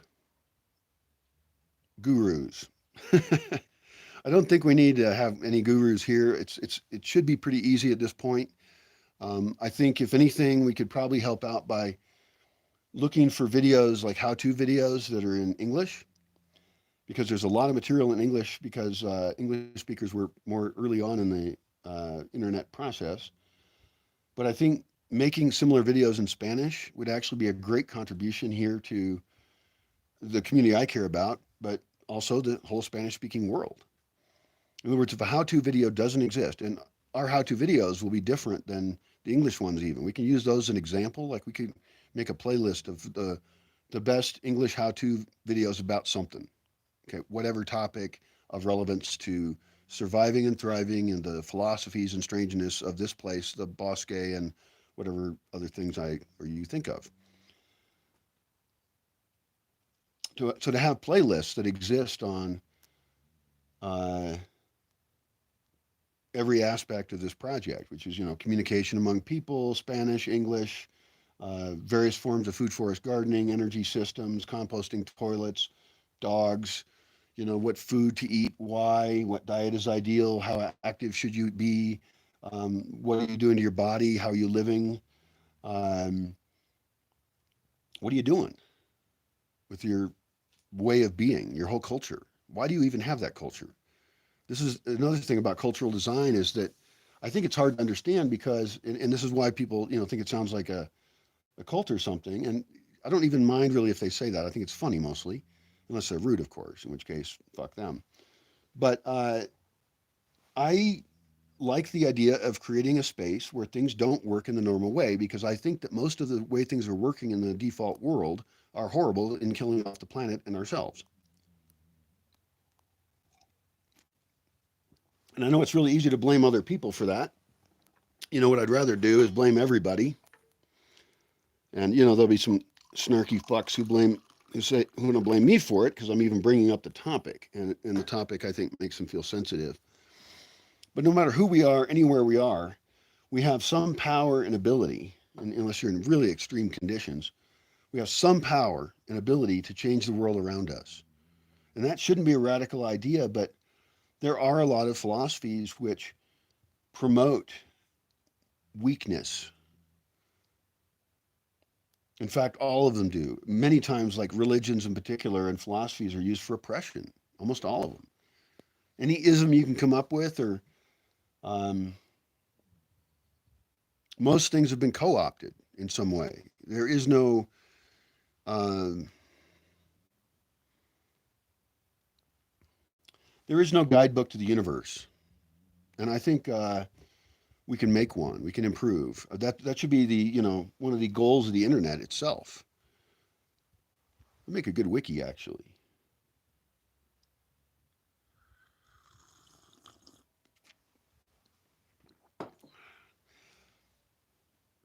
Even though we don't all have the, I think we should all be rapidly working for a better world in whatever way we can. And I know a lot of people are just barely surviving. In many ways, one of them now.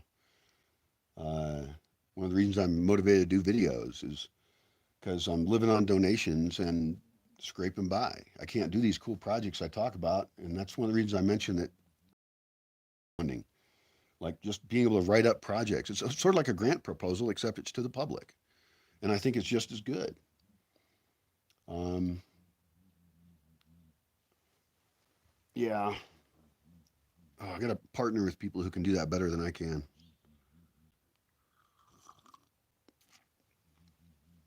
If I mark these videos as open source, then people can chop them up and post them wherever they want. I think I should allow that.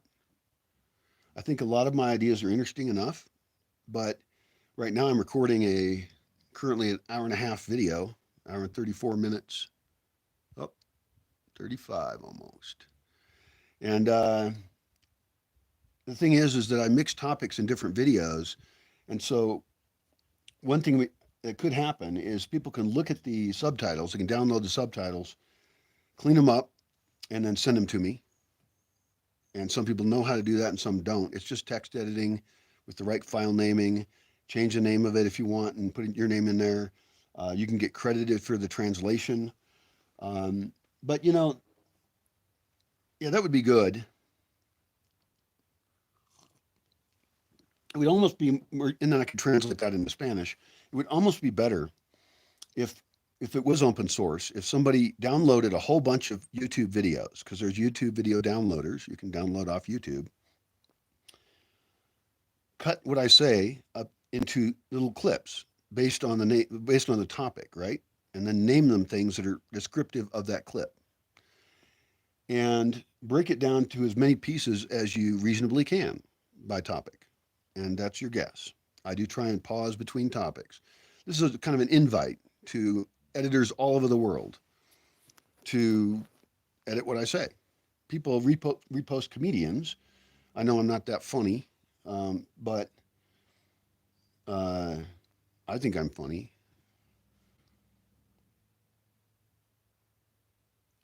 Occasionally I'm informative or at least provide some kind of alternative ideas of some kind.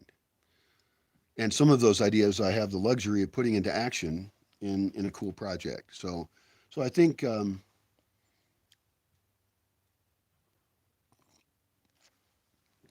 might be cool. Now, of course, I'm afraid to do it because they will use that to ridicule me for something or other because people are assholes. But I kind of don't care. Oh, there's a turkey vulture going by.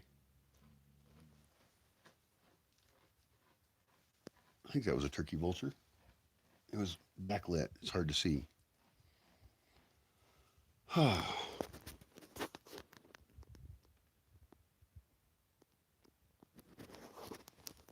gotta not do that. Puppy was being really cute and she was digging. And I turned the camera around and it surprised her.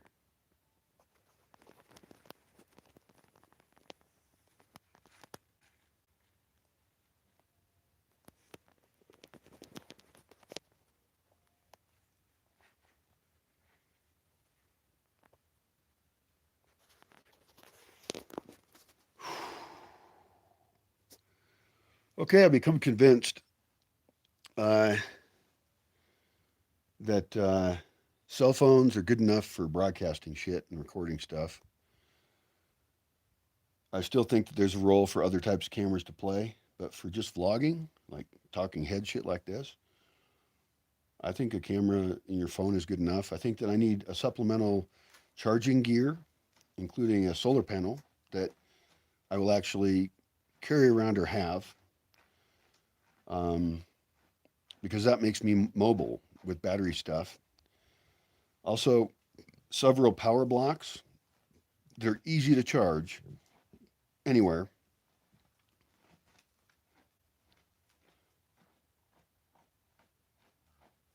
You know what? I just realized I think I have a USB extender. I need to have that hooked up. Somebody donated it and I didn't hook it up to anything. Damn, I should like duct tape that to the wall or even nail it in and have it available for people to charge stuff. That'd be a really cool idea.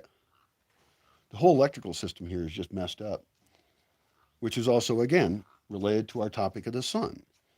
Everything electrical I do here is all sun related, and I don't want to bring in any electricity from outside. That's part of the experiment. It's part of the restraint on it. When I first got here, I did look into getting CFE, Comisión Federal de Electricidad, or something like that. Electric people. They're, you know, nice guys. I've met several of them. I have a friend whose friend works there, and so I got to go to a dinner party and talk to him about CFE. That was fun.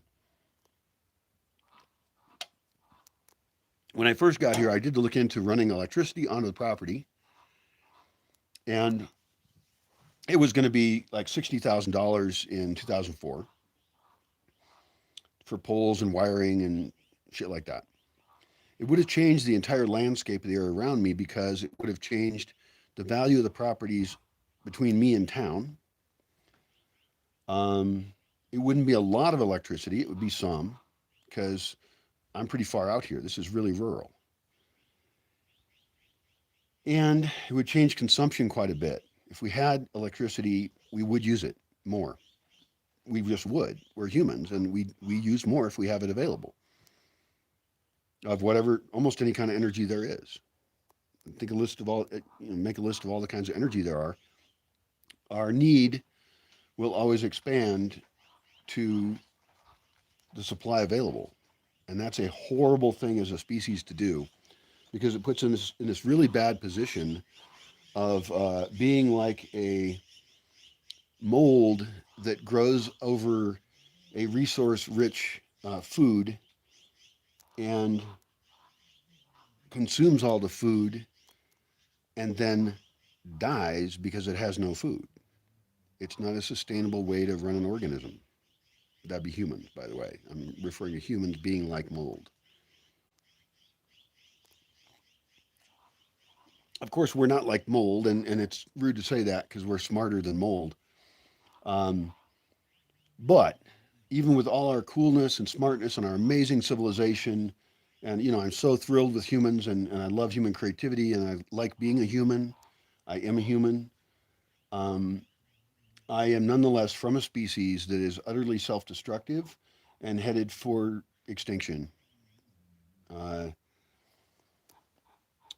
for example, if someone was to edit different things I've said, they could edit together all my doom and gloom statements. I think that'd be really funny.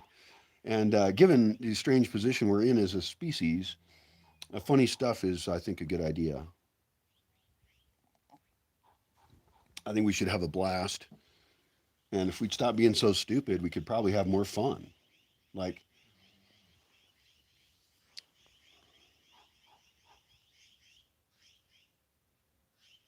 hmm,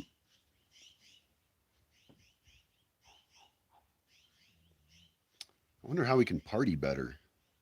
That's a real good question. I've thought a lot about it, but I never put it that way. I never phrased it that way. Actually, I think I probably have.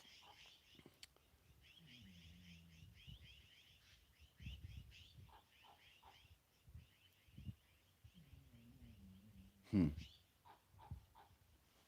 Oh,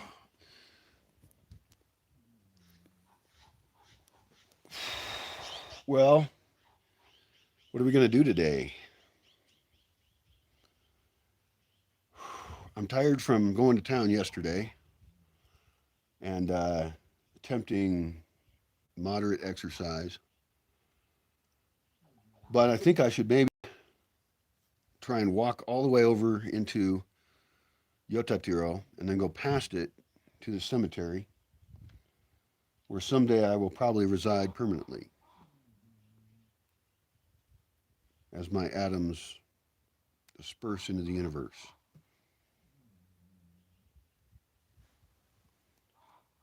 So I could walk over there. It's the day after the main Day of the Dead, uh,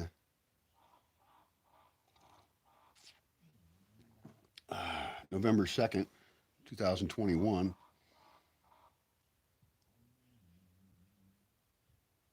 And the graveyard is probably real pretty. I don't like walking around a lot at night, so I didn't go over there last night. And also, I was already tired anyway. But maybe I went to town the day before yesterday. I can't remember, but oh. So we're still talking about the sun, right? So let's get off buildings for a second and go to the whole landscape here. And this is like uh, city design. And I hate to use the word city because I don't want something that implies that much density. And so this is more like village design, eco village design, but that sounds very hippie. And I've known some people who use it who are idiots. Um, urban design. I guess I want to create how big should towns be, I think it's more important to wonder how far apart they should be. and that's about 10 miles or 20 kilometers. Actually, I think that's like 25 or something, or maybe even 30 kilometers. I think about 20 kilometers is the no, I don't agree with that. Anyway, that's another topic. I'm not ready for that one yet. I thought about it, but I'm not ready to think about it with you right now. Um, I think every case is different, and it bums me out that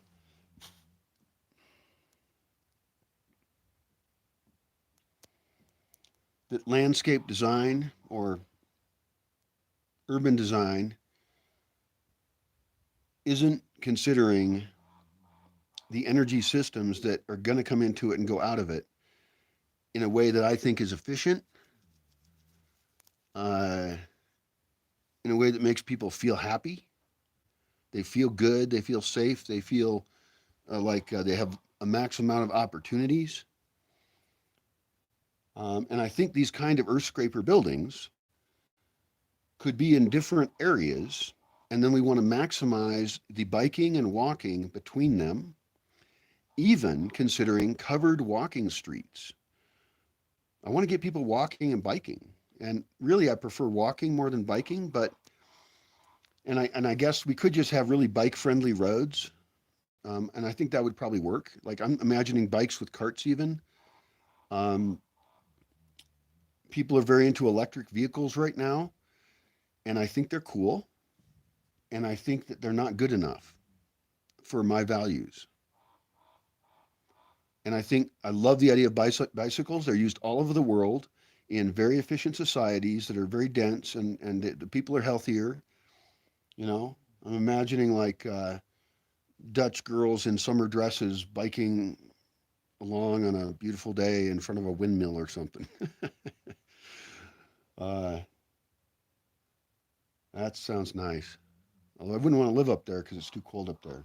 The Dutch girls should come here and bike around. Anyway, sorry, I got distracted by the Dutch girl. But so the buildings themselves are one topic, but where they're placed in the landscape and how they're then connected by really easy, intelligent transport. And I'm not against electric cars. We can have them, I guess. I like the electric bike idea a little bit. But my problem is that I don't want to design a culture. If I have the option of designing a culture, and I do here with you as an idea source and your thoughts and comments, and then with occasional people I'll have here, and then maybe more of them. If I can figure out how to do that in a way that doesn't bug me and is enhancing the land, not just not damaging the land, but actively enhancing the land, which isn't even that hard to do. People just have to give a shit. People just have to give a shit. Uh, in this case, like if you visited and pooed in a composting toilet, you just contributed biomass to the composting toilet that will become part of the system here. It gets composted and given to trees. It's human manure. And you should, when you come here, hopefully, well, you don't even have to come here for that. I mean, that's the whole reason I make these videos is because I'm very selective about who I have here, which is currently dogs and occasional visitors. Uh, but I would like to figure out, and this is why I talk about things like architecture and how we build buildings and stuff. I would like to figure out how I can have more people here that see the vision of what I'm imagining in this space uh, and can be here longer term. But also, I'm really happy to share my thoughts about why we would make decisions as I try and figure that out. Because, I could learn from people's responses to that. And also, I think at this point, I have some pretty good ideas to share. And I have never read anything. I have various books on architecture and stuff. And I used to go to the architecture library at the University of Washington and look for cool books. Um, and I read about architecture online, of course, now. But it, I want to communicate this way of thinking about how humans fit into a landscape and why we would build one place or another. And a lot of that is how we affect the water flow along the land and how that affects us. I believe that humanity will not be living on the coast in the future as much. And this is an issue with climate change, and it is hard to predict the future, but it doesn't hurt to stop living in places where obviously there will always be disasters. And the water ones are very controllable. Things like mudslides, uh, floods, that kind of thing actually is pretty dangerous and kills a lot of people. Often helped out by other extreme weather events like monsoons, tornadoes, not tornadoes, I don't think those cause mudslides, but hurricanes. I mean, every year here in Mexico, there's hurricanes that squish towns. And I'm a little confused about that, and I'm not an expert on it. And I am always very sympathetic to the people who are getting squished. But I think we have to build hurricane proof housing everywhere in hurricane zones. It's not if there's going to be a hurricane someday, it is when is there going to be a hurricane.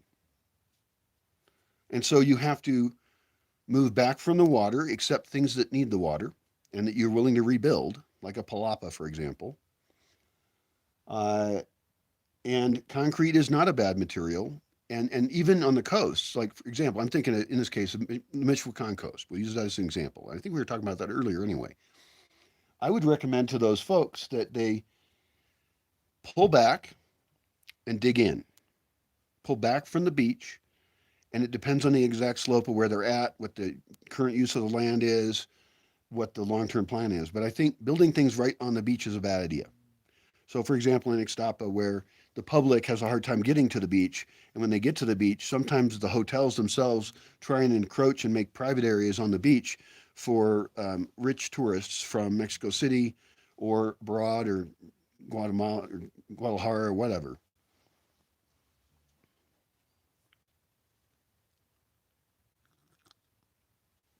One cool thing is that Zihuatanejo is not a big destination for Guadalajara or Mexico City. It's a destination for people from Morelia, but Morelia is really relatively small. Other beaches like Acapulco, um, I think Puerto Vallarta, it would be interesting to like evaluate each beach along the entire coastline. And I'm usually interested in the western coastline, the Pacific side, because that's what I live near and that's what I like. It has, I like it better. So I don't know as much about the other side, and I probably never will. I don't care about it. Other people can, go visit those places and talk about them. I would actually love to travel someday. It would be great. But I'm very much a homebody, and so when I think of Mexican beaches, I think about the ones near me here in Michoacan. So now we're back on the outline. This outline's messed up. Back on the topic of beaches in Michoacan and how to get sun in the winter. So you fly in with some other people. You have, hopefully, I've written up or so other people are sharing, how to taxi from here to there, what the common scams are. There's common scams at, a lot of airports, and you don't want to get scammed. It's just not a good start to your trip. You could get your shit stolen, very rare. Everything is very safe, and I can help recommend ways to travel. And we can even, maybe I should have a special forum for just Bosque Village people to help them. Or it's just a brilliant idea. That's a great idea. Like if I can get people traveling down here at the same time, um, even however it works out, right? Whatever the transportation issues are and everything, I should be able to help them out a lot. Heck, in some cases, maybe I'd even be willing to go to the beach myself and enjoy a few days at the beach with people who are coming here if I could be freed up enough to do that. That's a pretty brilliant idea. Maybe I should actually pick a couple flights for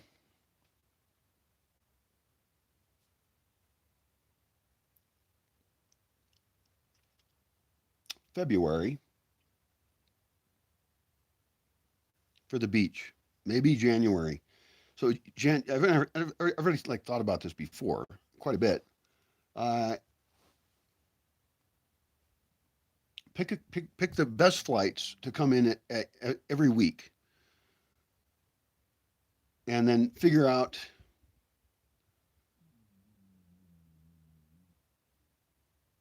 if I'm hosting here, I want to be here.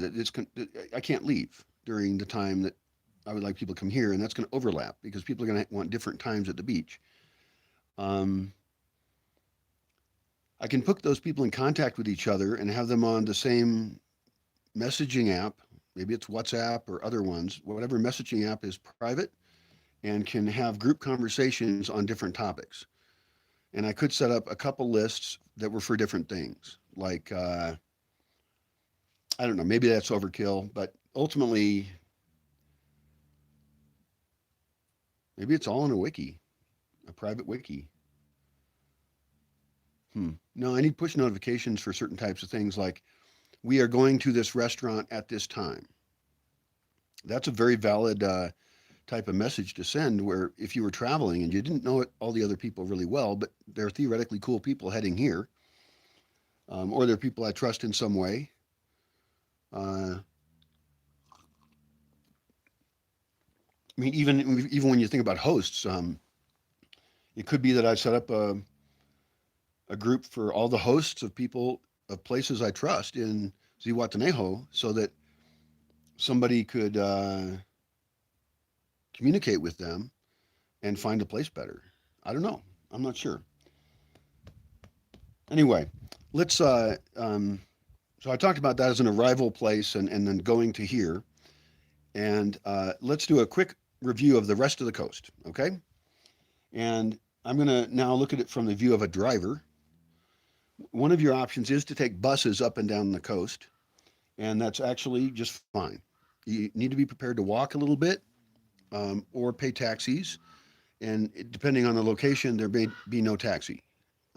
Some places are remote, some places are popular during parts of the year, and some places are beautiful, and many places have nice people. In fact, every place I ever went to on the entire coast, people were really nice. You know, people ask about safety issues and things like that, and my only response, I guess, can be try and be a good person. Don't be a lucrative target, and respect the place you're at. You know, don't be a dickhead. Um, well, now I'm just having all these memories of coast trips I've done. I've had a really fun time on the coast, and I've only been there like 3 times. But when I'm there, I'm really very there, like in the extreme. On some cases, I had a great time on the coast. It was just wonderful. Uh, so I guess I'll mention this for people who want to do a coastal trip. It could be attached to your Michoacan experience or not. Here's my quick review, and I'm going to warn you right now, it's out of date. I have not been to the coast in probably, it could be 8 years now. I'm not sure. I lose track of time real easily. Um, but here we go. You drive down on what is the new road from here to the coast, which is opening up the coast. So that's why it was an underdeveloped coast. It didn't have a large population center that it could get there. And even though now the road is better, it's still not that big a population, you know. So the coast is developed very slowly, which is great for you if you're going to visit it. I personally hate overdeveloped places like Ixtapa. You know, I would go look at it and buy a sandwich or something. And I think I got a sales presentation from a guy trying to sell timeshare thingies, and it's this high pressure sales tactic, you know, and they target couples, like young couples and shit. And they give you some free stuff, but you have to listen to them talk a bunch. And sometimes you got to pay for stuff. Like I think I paid for a day pass to a resort, which was actually, you know, whatever. I did it, and I'm glad I did it. It was great. Later, I went there to the resort for a whole week, and that's a whole nother video. It was very interesting, and thank very much the um, patron, the guy who paid for that. I did not pay for that trip, and that's because I'm cheap, and I was headed towards poverty, and I knew it. And that sucks for me. But it was real nice of him. He was a real sweet guy, great family. I'm not around kids that much. That was fun. And it was my girlfriend's dad, basically. And then yeah. Well, anyway, that's a whole nother topic. So we're back on the coast. There are no other resort type areas like Ixtapa along the coast. And you may have caught me. I was talking about Michoacan coast, right? And I mentioned Zihuatanejo. That's not in Michoacan. That's in Guerrero. Acapulco is also in Guerrero. Um, Mexico City people go to Acapulco.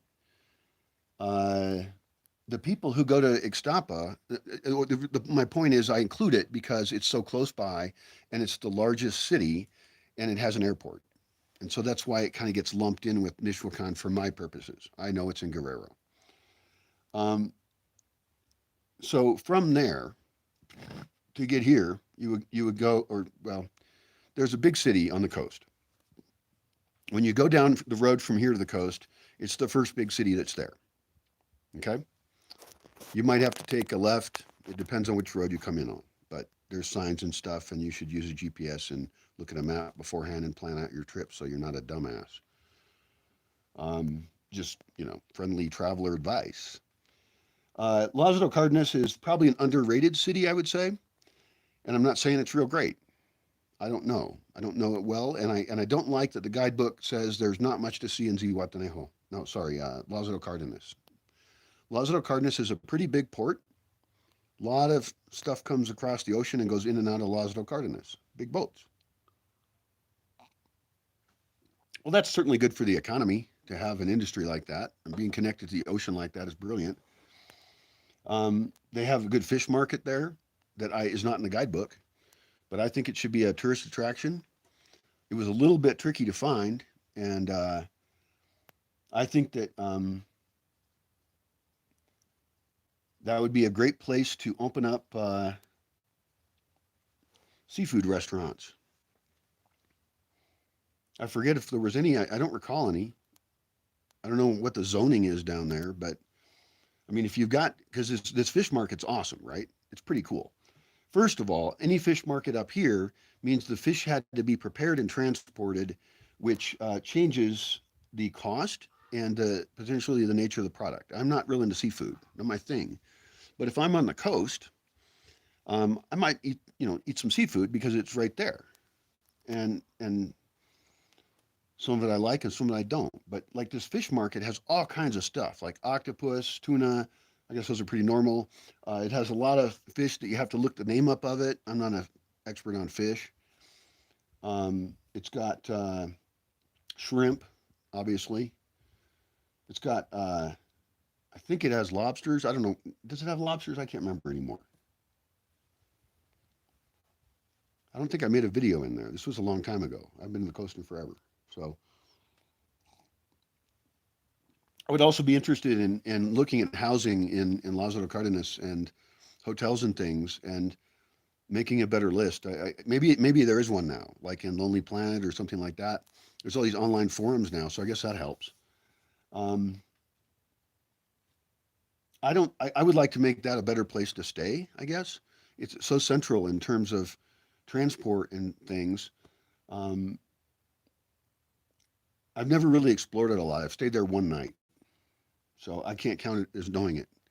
Just up from there is a place many people will mention to you is as a good place to go. Many people in Morelia will tell you this, and I think they're wrong.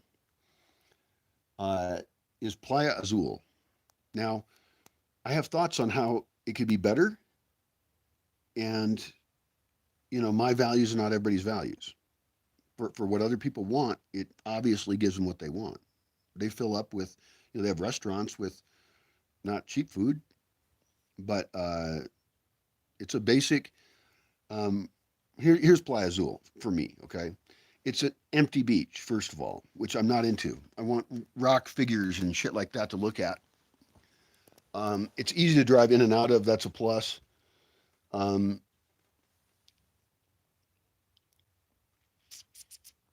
for swimming, it has too big of waves. I like coves. I want areas that are easier to swim in.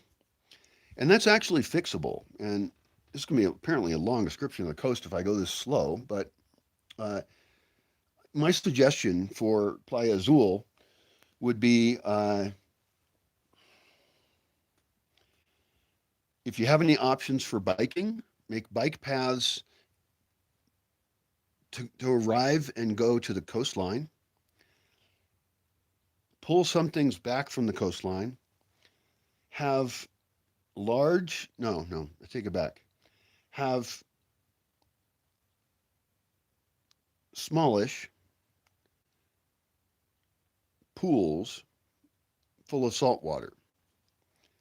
And this is true for the whole coast. This is a great project idea. So I shouldn't focus it just on Playa Azul. I'm just trying to help them out because I'm bored there, and I'm hot and I want to be in water. And the ocean that you have there is inconvenient for me because it is making big waves.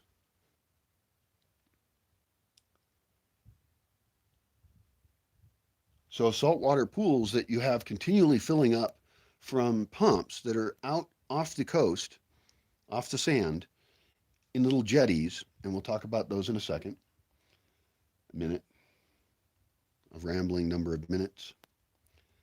And it's sucking the solar panel is running a pump, and that I don't like moving parts, but in this case it you need a pump, so that's how it goes. That pump is either under the water out in the ocean or it's up there sucking the water up. I don't know which is better. I'm not a pump engineer, but I want that salt water to be flowing up into that pool, okay, and then flowing back to the ocean. Now, if you had a number of these, or if they were large enough, you just made a river going into the ocean, and that may not be what you want. Um, I almost imagine that if we've pulled these pools back far enough, and there's issues about the height, when you're pumping water, the more height you're pumping it up and the more volume, the more energy you're going to use. But again, we're only doing solar.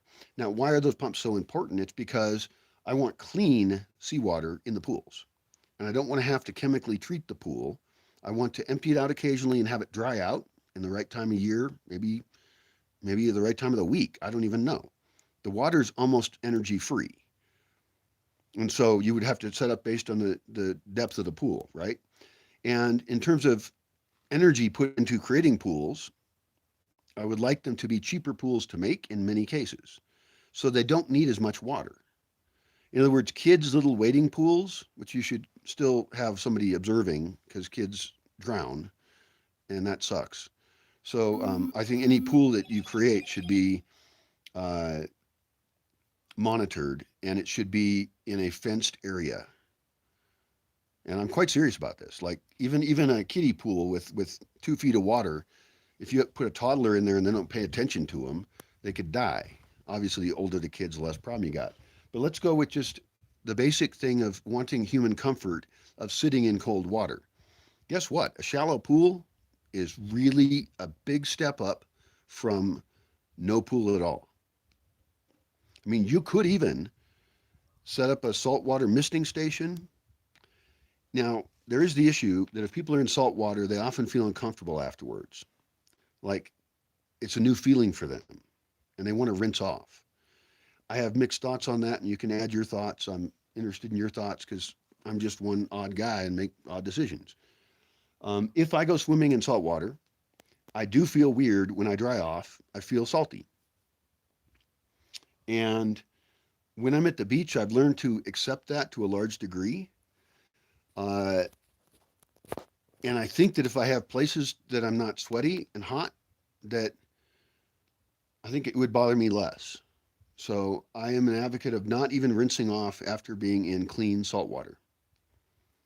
And I say that for energy reasons because I don't want to waste the fresh water. And you know, it's an odd idea, but could a beach place have a sauna complex where I mean it can actually get a little bit chilly at night on the beach. You could have temescals and saunas and things, and it's a weird idea because generally when you talk about the beach here, it's too hot. It's way too hot. That's why no one lives there. Or some people do live there, but not a lot of people. People live up here in the highlands where it's comfortable. So if we incorporated pumped salt water, and this is a technological solution, and so I already kind of don't like it. What happens when the pumps break? We're gonna have human powered pumps. How much human powered energy would it require to equal the amount of the pumps that would pump water up to where you're talking about? And here's where I'm going to start to change the concept. So we were talking about moving the water up into pools, and we have to worry about, by the way, making sure those pools don't put salt in the ground that could have been used for growing things. We don't want to contaminate that with this water, this salty water. We don't want to contaminate potential agricultural areas. We may want to make a tropical form of food forest down the coast. There's already papayas and coconuts and bananas and all that kind of stuff down there. So uh, the other option, and this is a very attractive option, and this even works into the upper pools idea.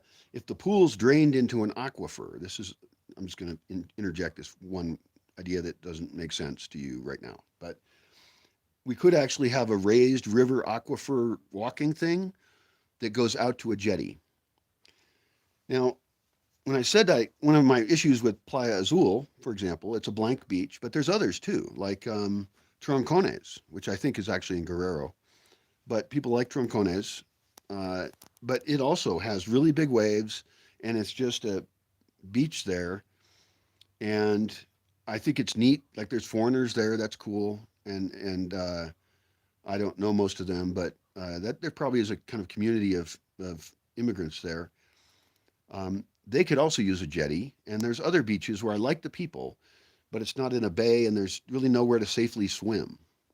Um, by the way, Caleta de Campos is a really good example of what I'm talking about. Caleta de Campos has a jetty, and I think it's an artificial one, or some part of it is, or something. I forgot. But essentially, I believe we should build walls into the ocean to increase edge, which also increases marine life. Spots for coral. There's many ways to construct things that actually encourage coral growth, and we could even infect things with local corals. We could provide habitat with this jetty for all kinds of fish. We can turn an empty coastline that is dangerous for fish into a place that has sanctuary, habitat, and a wonderful place to live as a wide variety of kinds of organisms that are marine based. And they're cool. I mean, snorkeling would improve because you've created habitat for pretty things. And you're also saving species probably because a lot of other activities that humans have kill off what's going on. So we actually put this edge in. Now, while we're at it, since we're humans and we're selfishly interested, um, there are other benefits to this. Uh, and that is that everybody wants to go swimming in the ocean. And there's some places that have like pleasant waters and still waters, right? And I've been in some. I was off the coast of Belize, and those were very comfortable waves, depending on the weather. What I'm imagining is a thing that's almost like what you would do for a boat dock. If you were going to protect a bunch of boats, and I'm imagining something without gasoline powered boats in it because I want this water to be very fresh, but I want to block the waves as they come in.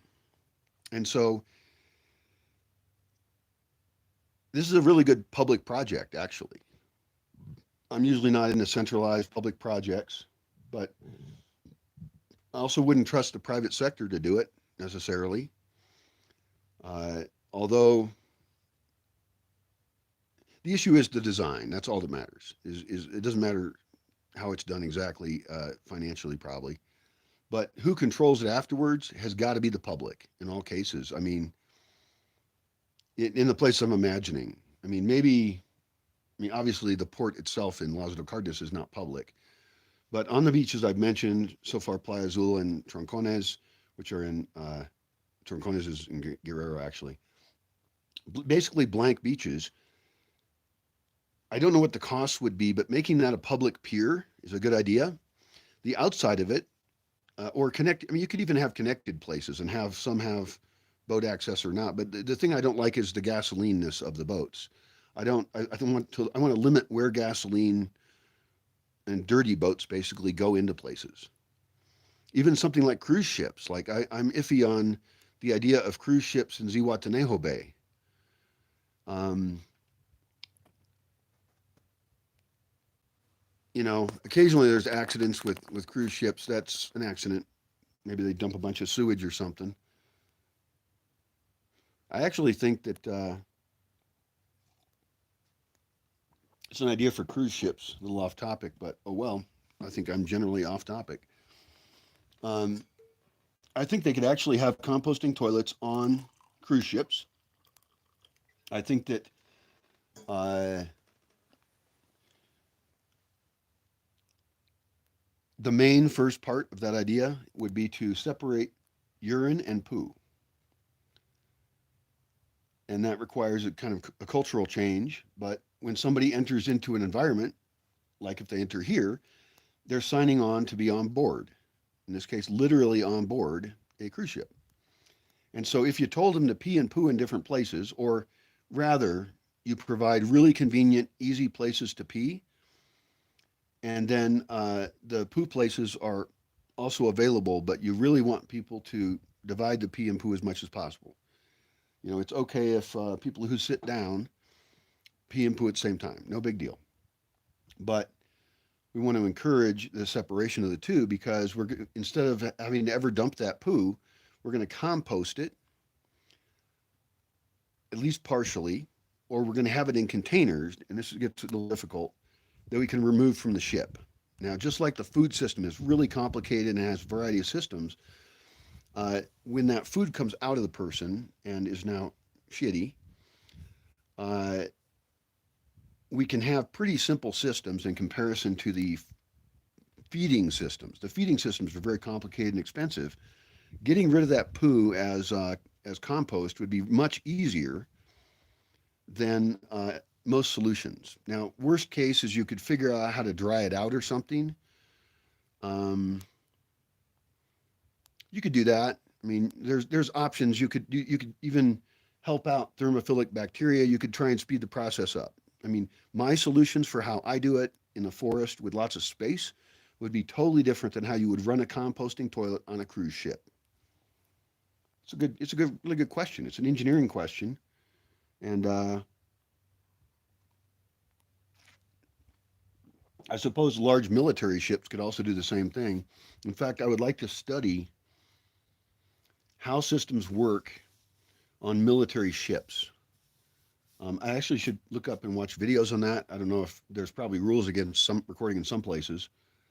I actually got a tour once of a Bangor Trident submarine uh, up in Washington State.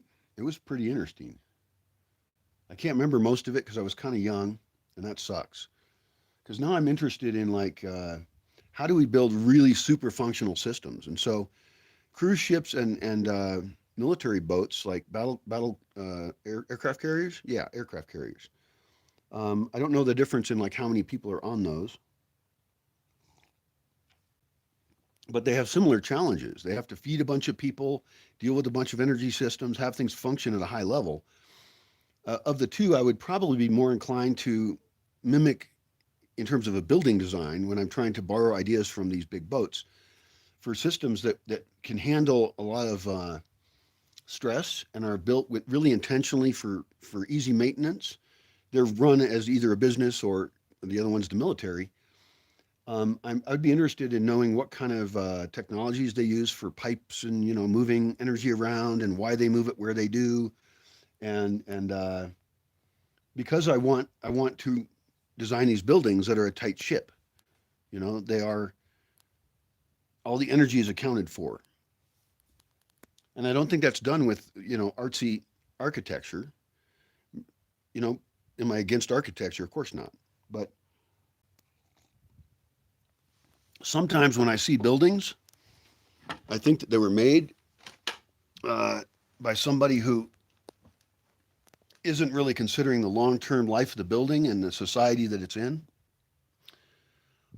Usually my criticisms are about energy, but even theoretically energy efficient buildings often make what I consider to be horrible mistakes in how they're designed uh, and how they're going to be maintained in the future.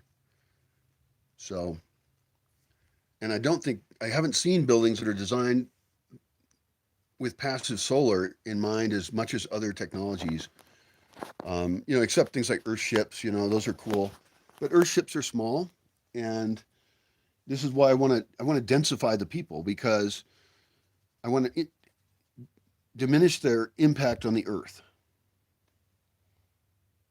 In other words, I want denser living like you would have in a city, which has its benefits and its downsides, but we can minimize the downsides, like noise pollution, for example.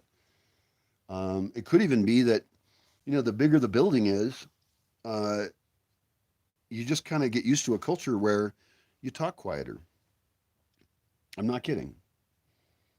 I mean, I think about other things like amplified music and all that, but how do we live like we're in an urban setting, but in a totally natural setting, or one surrounded also by gardens and parks and things, and some of them are nature preserves. And in other words, how can we live as close to all the things that are so beautiful, sustain us, uh, and how can we be a contribution to those natural systems in various forms, and be in a forest? And I'll tell you this: it is not by having everybody have 2.5 hectares or 5 acres or whatever. Sprawl is death to the land. Sprawl is death to the land. So we want to reduce the literal footprint of the people. But I don't want to live in a city. I don't want to look out my window and see somebody else's window. That's one thing that bugs me in the city. And you know what? You get used to it. I understand that. But maybe you're one of the people like me looking into somebody else's window, and I don't really want them looking in mine. And that's really easy to solve.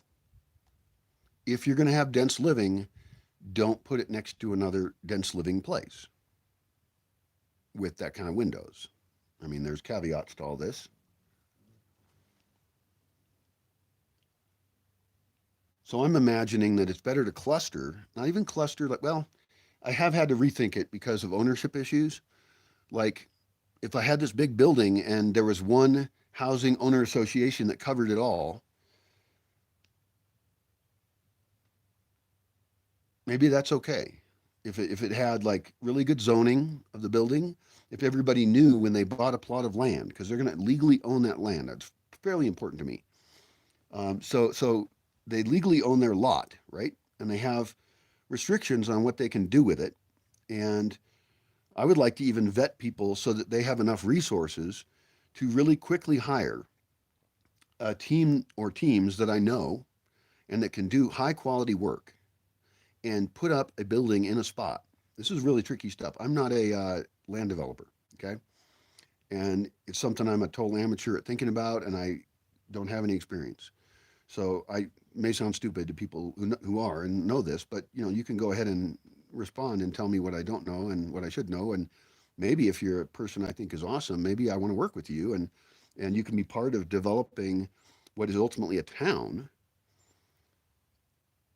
in this place where I live that I've been for since 2004. They don't growl at people. Well, the dog is learning how to growl and bark at things. It's fairly annoying.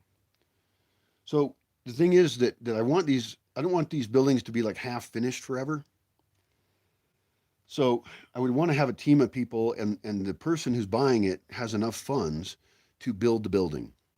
And this is going to be 4 stories or 3, depending on where it is, and it has design issues with it. It's attached to, uh, it's planned so that transportation in and out of it's really easy, and it's very pedestrian friendly. It is connected to one public stairway, or possibly more, depending. And there can be public stairways and private stairways within the building, just like there can also be private hallways within the building for the owners there.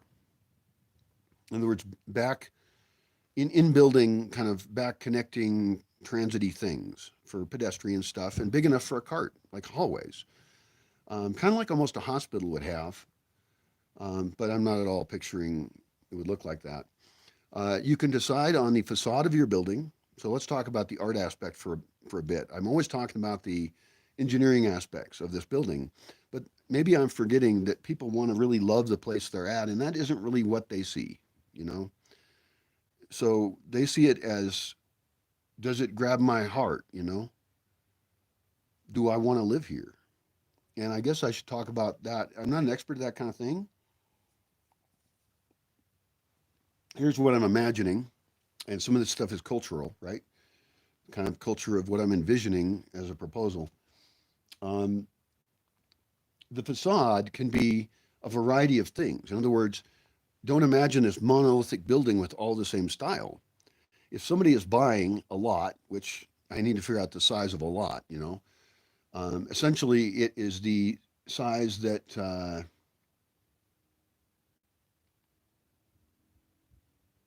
depends on the floor, actually. No, the lot doesn't change according to how many floors it is. But how many floors are approved for that? I mean, basically, there's a construction design that has to be approved prior, so it fits in with the other stuff. But anyway, an owner, a developer of a lot like this would actually be able to make a 3 to 4 story building connected to pedestrian things. Uh, and, you know, back to the aesthetic of it, I guess, I know of places like there's a neighborhood in Buenos Aires that has a high, there was a lot of Italian immigrants, I think, into that area. And I've seen pictures and they have a lot of pretty just colors on the walls. And then I've seen pictures and stuff and video of murals. There's a whole wall of a place somewhere in Mexico here, like a hill, sorry, not wall, where all the walls are painted in a kind of coherent way that fits together. And I find that attractive. Um, it seems a bit planned, and that's just a personal thing. So I think that these building sections could have architectural styles. They could also be one architectural style on the uphill side and one on the lower side. They could actually be different on the same building. That's not a problem. They could have, for example, arches that look pretty, and they could be architecturally functional in terms of engineering, but they could be purely cosmetic. Uh, Various buildings could have lots of ivy on them growing, lots of plant life, or not.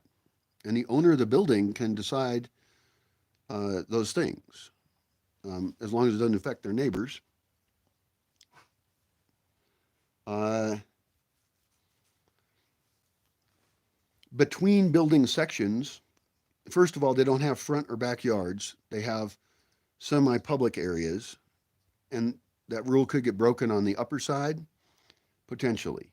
It depends. It affects things a lot, but it's almost like the perimeter of the building has such a huge value for all of the residents within it. Let's say maybe there's 100 residents, maybe there's 300, 400. That's a lot of people.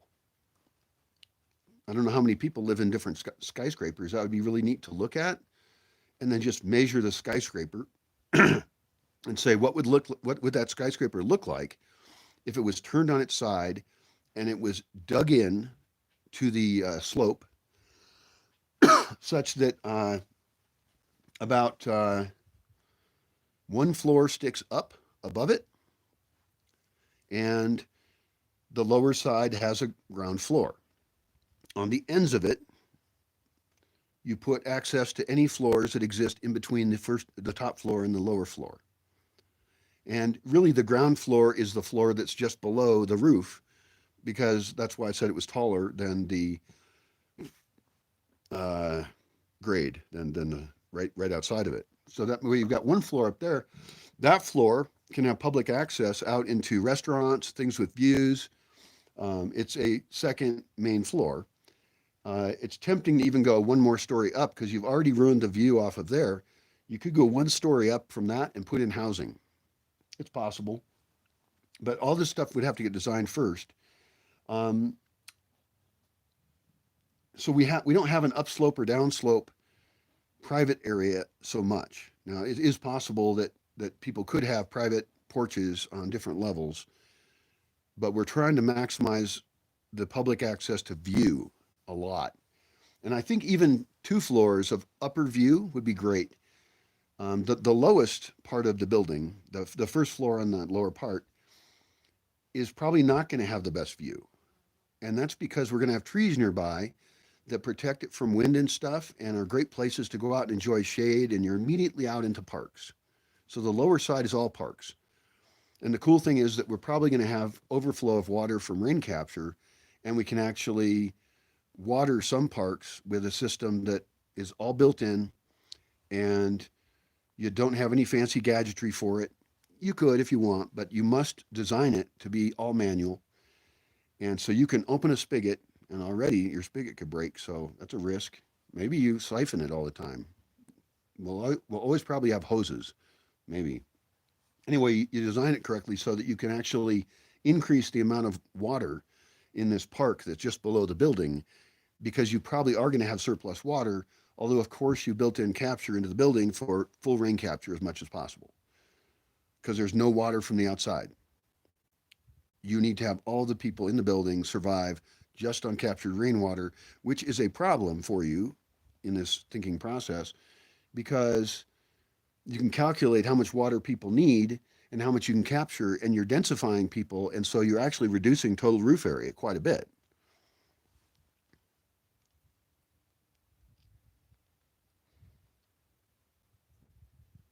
And I mean, there's huge benefits for urban living, right? People have talked about this. People have said, well, the city uses less energy than the country. Yeah, I hope you're counting that up right. Uh, it's interesting question. First of all, anywhere that's built in a place that has a natural disaster happen to it was built probably in the wrong place, or unlucky, or if it had a problem with it, it wasn't built correctly. In other words, built for the really long term, earthquakes, stuff like that. Um,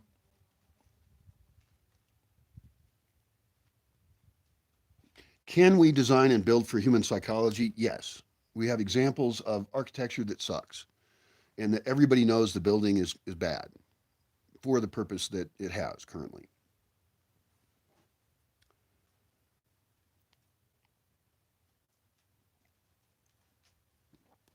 Uh, I would love to have the design of the building I'm envisioning be completely open source. Anything I say about it, I would like to be available. I guess there's legal issues with architecture. You can't even take pictures and use them of certain buildings and use them in an ad or something. Maybe that's irrelevant, but um, I would like to have a group of people around the world who care about the future of humanity and architecture and how we can dig in and thrive. That's, just sounds good. Dig in and thrive. We're an animal. We're a weird, fragile, smart, strange animal, and we can learn how to make our dwellings better. Other animals do really cool jobs. Ants and shit. Uh, there's lots of stuff that even out here in the forest lives in places, and they make their own houses in the dirt. That's how, I mean, you can walk in a nearby ravine and you can see the entryways to whatever house they have, and they're usually nocturnal. I've got to get a trail camera. Uh, Somebody could donate one to me, or if I ever economically financial in any way, I'm going to buy one. And I want a really nice one, or several, or something. Uh, because I want to set those up on those wildlife holes on a tripod, pointed right at these holes, and by definition, it's going to capture that animal, and then I'll know where they live. It's not that important. It's interesting to me just mainly for curiosity. Maybe it's scientifically interesting. It might be cute, like if a fox comes out of a hole with its little puppies, that'd be cute. I don't really know a lot about armadillos. I know they're here. Uh, there's a whole bunch of wildlife out there, and if I put in more water and support it, then there'll be more of it. So I forgot I was talking about the coast. Let's go back to the coast. So anyway, I had this crazy idea of saltwater pools. I think that's covered. I think the idea of building jetties out and having those be things that support marine life and also make protected swimming areas. And I mean pretty damn protected. The entryways, I don't think to those should even be exposed directly to the ocean. I don't think the entry should be out there. I think it should be big enough that the entry of water at low tide or medium low tide or something fills that thing up and is this all tranquil water because there is no place for waves to directly enter. You're going to buffer the entry of the waves. Now, Caleta de Campos just has one arm jutting out for theirs bay, and it's actually a big improvement. It's really great. That's a really good example. If you had a coastline that was totally blank, and it would be a major engineering feat. This is, I mean, don't underestimate the costs of trying to get, a bunch of stone, for example, uh, out into the ocean and then have it be the right size and have it work correctly. One problem is if we want the water to come in the sides, that we also want to use the top of it out there for people. We want people to be able to walk along this thing. And so if we have water coming in the sides, we have to make sure that people can still walk along the top really easily. And I would recommend that be done through correctly sized water entries into the pool area. And that's whatever works for enough water flow to be going through it so that if somebody pees in the water, it gets it the hell out of there. In other words, I want enough water flow because people pee in the water. I did it on the coastline in Marawata. There was nobody else there. It was, and it's this beautiful tiny bay that all the time gets flushed in and out by the tidal action. And I was eating pizza, drinking beer, being the most decadent I could possibly be. It was only one day I did that, and my girlfriend liked it. I liked it. I think I've actually done that more than once. But this is in Marawata. We're not there yet. Okay, so we're at Playa Azul talking about that. I don't know what the future for Playa Azul is. I'd have to look at the land around it more. I haven't really thought about the design of it. And I think that because they have flat areas near there and because they're near the city and they're very popular, I would recommend more parks and things near it so that you can diversify the number of experiences people can have there. Because right now, as far as I can tell, and I haven't explored it well, so don't trust me and look at online, and I could be totally wrong now. But I think that there's probably opportunities that they have for making a wider variety of economic options and activities than just sitting on the beach, drinking beer, and eating seafood. And I think that would help the people who live around there. Um, I mean, I'm imagining like parks with exotic, cool plants. I'm imagining that people could go there and then when they do leave, there'd be like fruit stands that they can buy fruit at and take it home. That it could be an outlet for them or fish also. They could have a fish market. Anyway, let's leave there. We're going up the coastline. This is the worst travel log ever. Well, whatever. These clips could get cut into clips and it could be about the given thing. I don't know. Up from there, there's a couple places. One of them is Las Piñas, and there's a couple other similar small beaches in there. I have camped at those beaches multiple times because I was driving down to the coast. I took a right at Lázaro Cárdenas or when the highway hit the coast, depending on the road I took. And I was tired. Maybe I got a late start, or maybe I was coming back. For some reason, I wanted to stop there. And the thing is that they do allow tent camping. The people I met were really nice. Uh, and there was cool rock figures that were cool. It's mediocre swimming, I would say, but you can get in the water. And there are rocky spots that kind of buffer the waves a little bit in some places. Uh, I think I had a campfire on the beach once down there. And that is one odd thing that, if we were driving down from the Bosque to there, it depends on the type of vehicle. But I think, and I'd have to ask, I think that wood on the coastline might be more expensive. And this is an easy thing to ask. It can be asked by anyone online. What is the firewood situation on the coast of Michoacan? That is the question. Somebody can ask it on Quora or other forums. And the answer is I don't know, but I know this. If I had people leaving here and they had extra room to go down there, beach fires are really fun and cool. I know that like in Nexpa, we haven't gotten there yet, but in Nexpa, there's all these surfers and stuff, and I think a beach fire is to be very popular and be, either a private one or public one, but it is a public beach, so probably one that in a place where you don't mind meeting your neighbors, or who knows, maybe you have a fire with your group off on an isolated beach somewhere. Actually, I should make a spreadsheet of all the beaches and all the attributes, like how private is it, how is it for walking, where are the nearest services. Um, that would be really fun.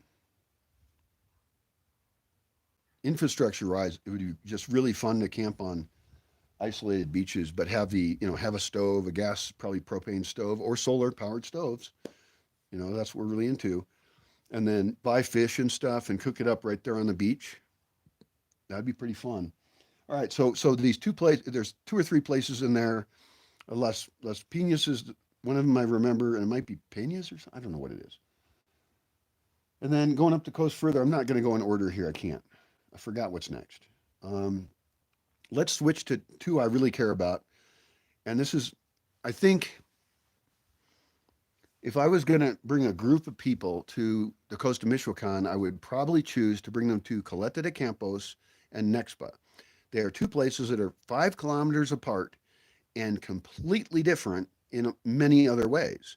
The beauty of that is that if you were inviting a lot of people down to the coastline, like all your friends, for example, and you were going to try and book as many rooms as possible and have a really bunch of fun in really kind of a gem of a spot.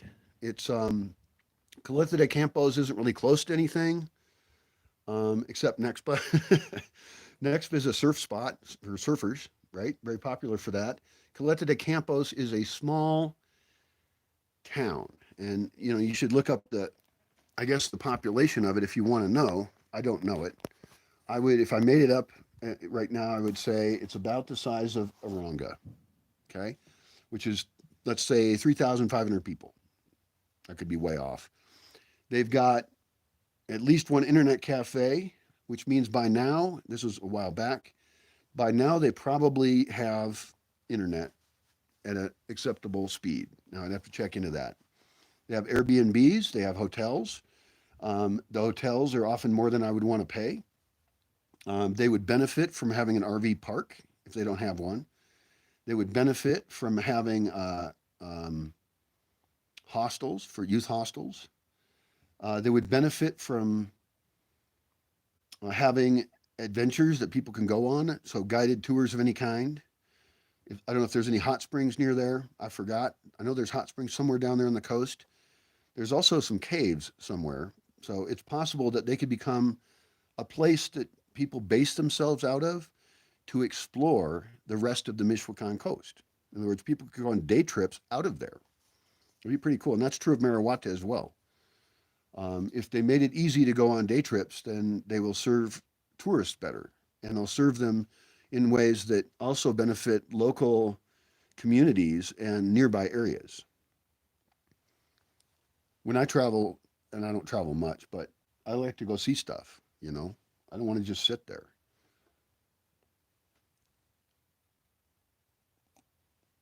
So I mentioned it was only 5 kilometers apart.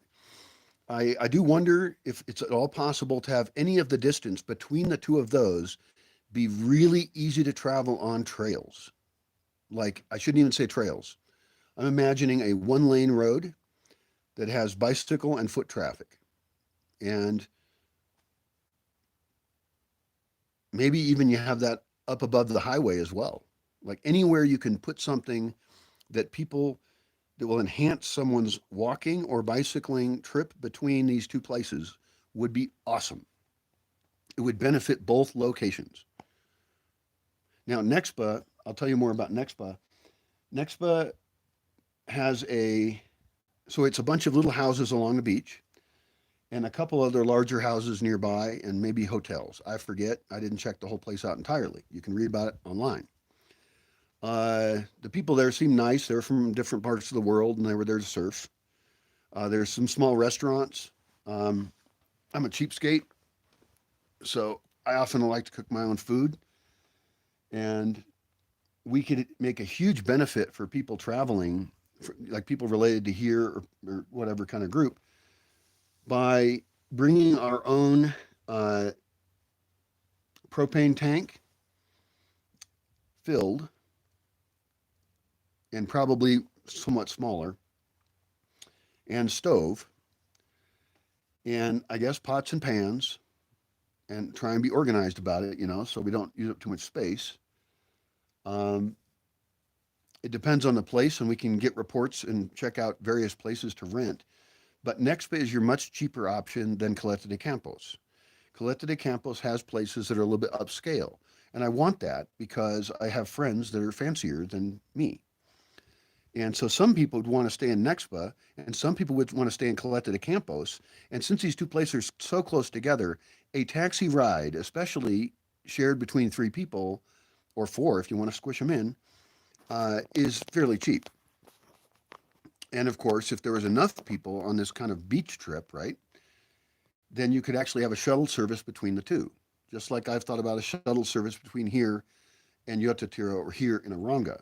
And really, Aronga should be the main goal because Aronga has more stuff. So I would like a Bosque shuttle, for example, from the Bosque to Aronga, and I would like that to go as often as the number of people here can support it. Now, the truth is, right now, I would just hire somebody in Aronga to come up, and I don't even know the name of somebody with that kind of vehicle in Aronga. I need to find that out if it exists at all. I got to ask around, um, but I haven't seen it, and those people advertise, so I don't think it exists. I think the nearest is Pottsboro, which adds the cost to the trip to the owner of the vehicle, and I would have to pay for that. It makes it um, 4 to 5 times longer a trip for the owner of the vehicle. So it would be worth it to have a people transport from here to there, just like it would be between Caleta de Campos and Nexpa. And people in Nexpa would go into town easier and buy groceries and stuff, or they could also do it with carts and this bike trail I'm talking about. This I don't even want to call it a bike trail. It's a no car road, that would be built along the coastline between the two. Now we have to look at Google Earth and see if that's even possible. And the reason I mentioned that even if it's partial, it's okay because I don't think it connects up real well. I don't recall it being a straight shot. I recall there being some kind of maybe a gully in the way. But who knows? Maybe there could be a bridge. The point is that both places are awesome for what they are, but both populations, whether they're tourists or residents, would benefit from this kind of connection. It would change the area economically and culturally. But it's a close connection. It's people who probably a lot of them know each other anyway because it's so close by. Um, and it would just open up possibilities, I guess. So, even now with it being a taxi ride instead of a cool road, I would still think that overall, when I balance it all out, I think that having that be the primary connection to here, as far as people coming in and out of here, and I have to look at the map because it adds to the cost to have them deviate. But I love the smallness of it. And I think that I could also invite people that are down there that live there and work there up here, the people I like. I mean, go down there and talk to people. I've talked to people before when I go on coastal trips, and they're really nice people. And I could do like housing trades with some of them because I would like to go to the beach, and I want to go to the beach and have 50 to 200 people who are cool in some way happen to also be going to the beach in that location at that time. That seems like an ideal beach trip to me. Uh-oh, I'm out of coffee. Anyway, that kind of resources, if there's that many people behind it, especially if I'm including people from Morelia that I like and stuff that have vehicles and are bilingual and enjoy meeting foreigners, because the friends I'm imagining are people flying down and then going there,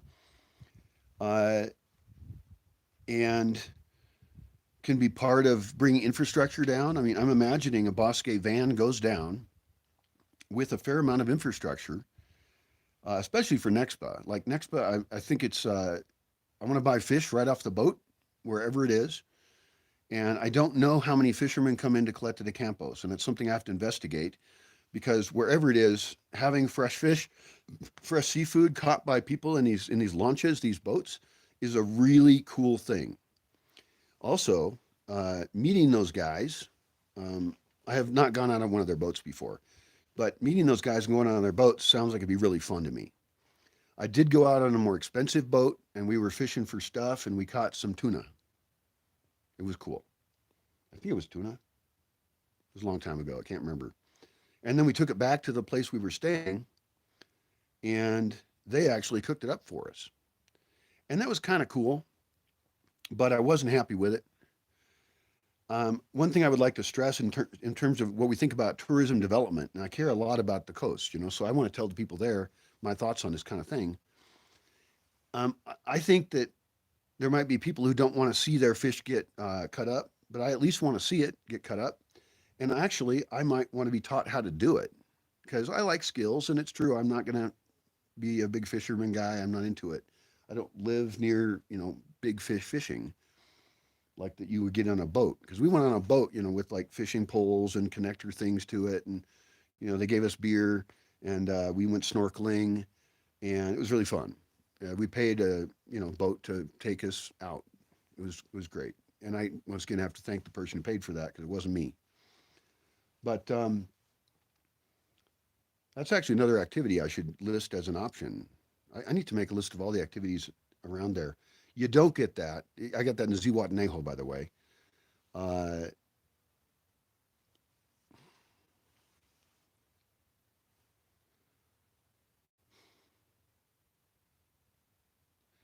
yeah, it's tough to think about like what the ideal place is. If there was less people and in a shorter time, it would be tempting to go to Pichilanguillo. So I'm going to move off of talking about Caleta de Campos, which has small grocery stores and things like that, and internet, and a cool bay to swim in. And then I think there's a big beach next to it, a big long beach. I forget to walk on. Uh, I don't know in Nexpa if you can swim in fresh water there or if there's crocodiles. And I would want to know that before I went swimming in there. So even though it's this little lagoon thing, um, I don't know. That's just a question I have because I don't feel like getting eaten by a crocodile, you know. Um,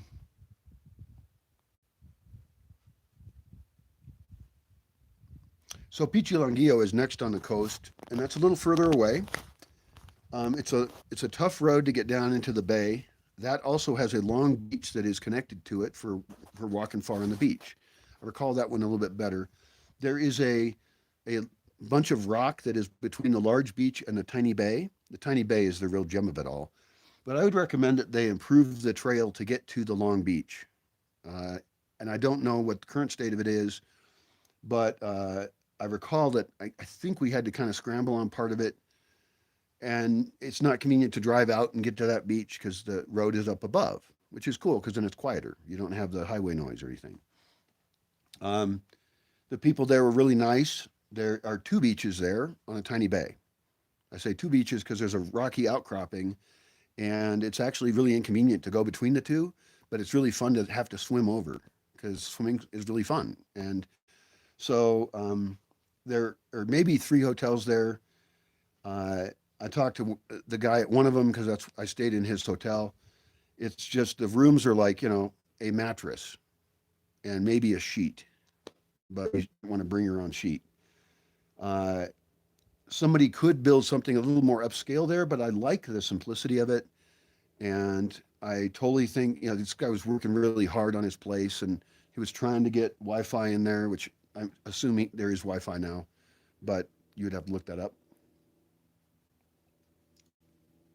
My information is old. If I had kids, um, I would love to take them to a place like Pichilanguillo because the swimming is easier. It's a really nice, cute little bay that the waves are just not as big, and it's not like it's spectacular snorkeling in my recollection. I think there's a few boats there that they're fishermen and they go out and they fish, and that means you could probably buy fish off the boat. And you know, the owners of the hotels may not like that as much um,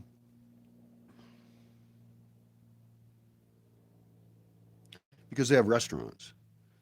And one of the ways you can help pay for your restaurant in a way, I mean, pay for your hotel, is by staying in the hotel and ordering food at the restaurant. There's not a lot of places to eat. There's not a lot of opportunities in life to get fresh food right off the boat and then have it made for you by somebody who's a professional at it, and you don't have the equipment maybe to cook it. Now, this is different than what I was saying for Nexpa. It's possible that they could open up on the Long Beach more camping type spaces or develop that in some way. I would be frightened of that since so many places have been damaged by the way that things are developed. And my main advice there, and I was saying it before, is pull development back from the beach further and then have routes to the beach and points of contact. But between the development, I mean, I'm talking about, stores, internet cafes, the hotel or hotels, worker housing, which I think should be in with the tourist housing.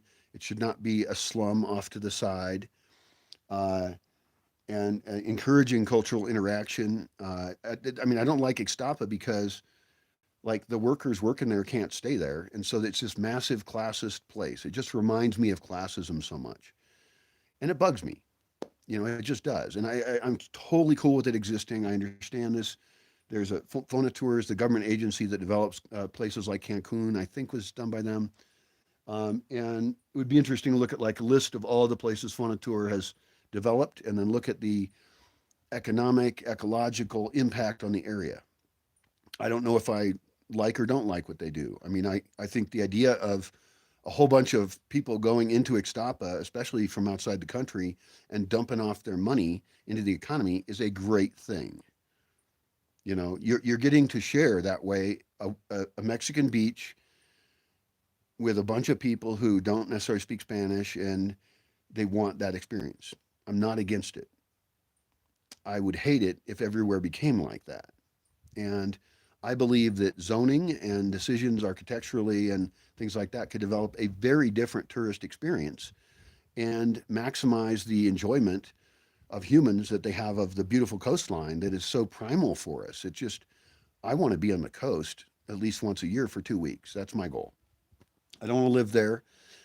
And I would be more comfortable in a place that architecturally was different than what it is. And there's a lot of slope as it goes down to the coast, obviously.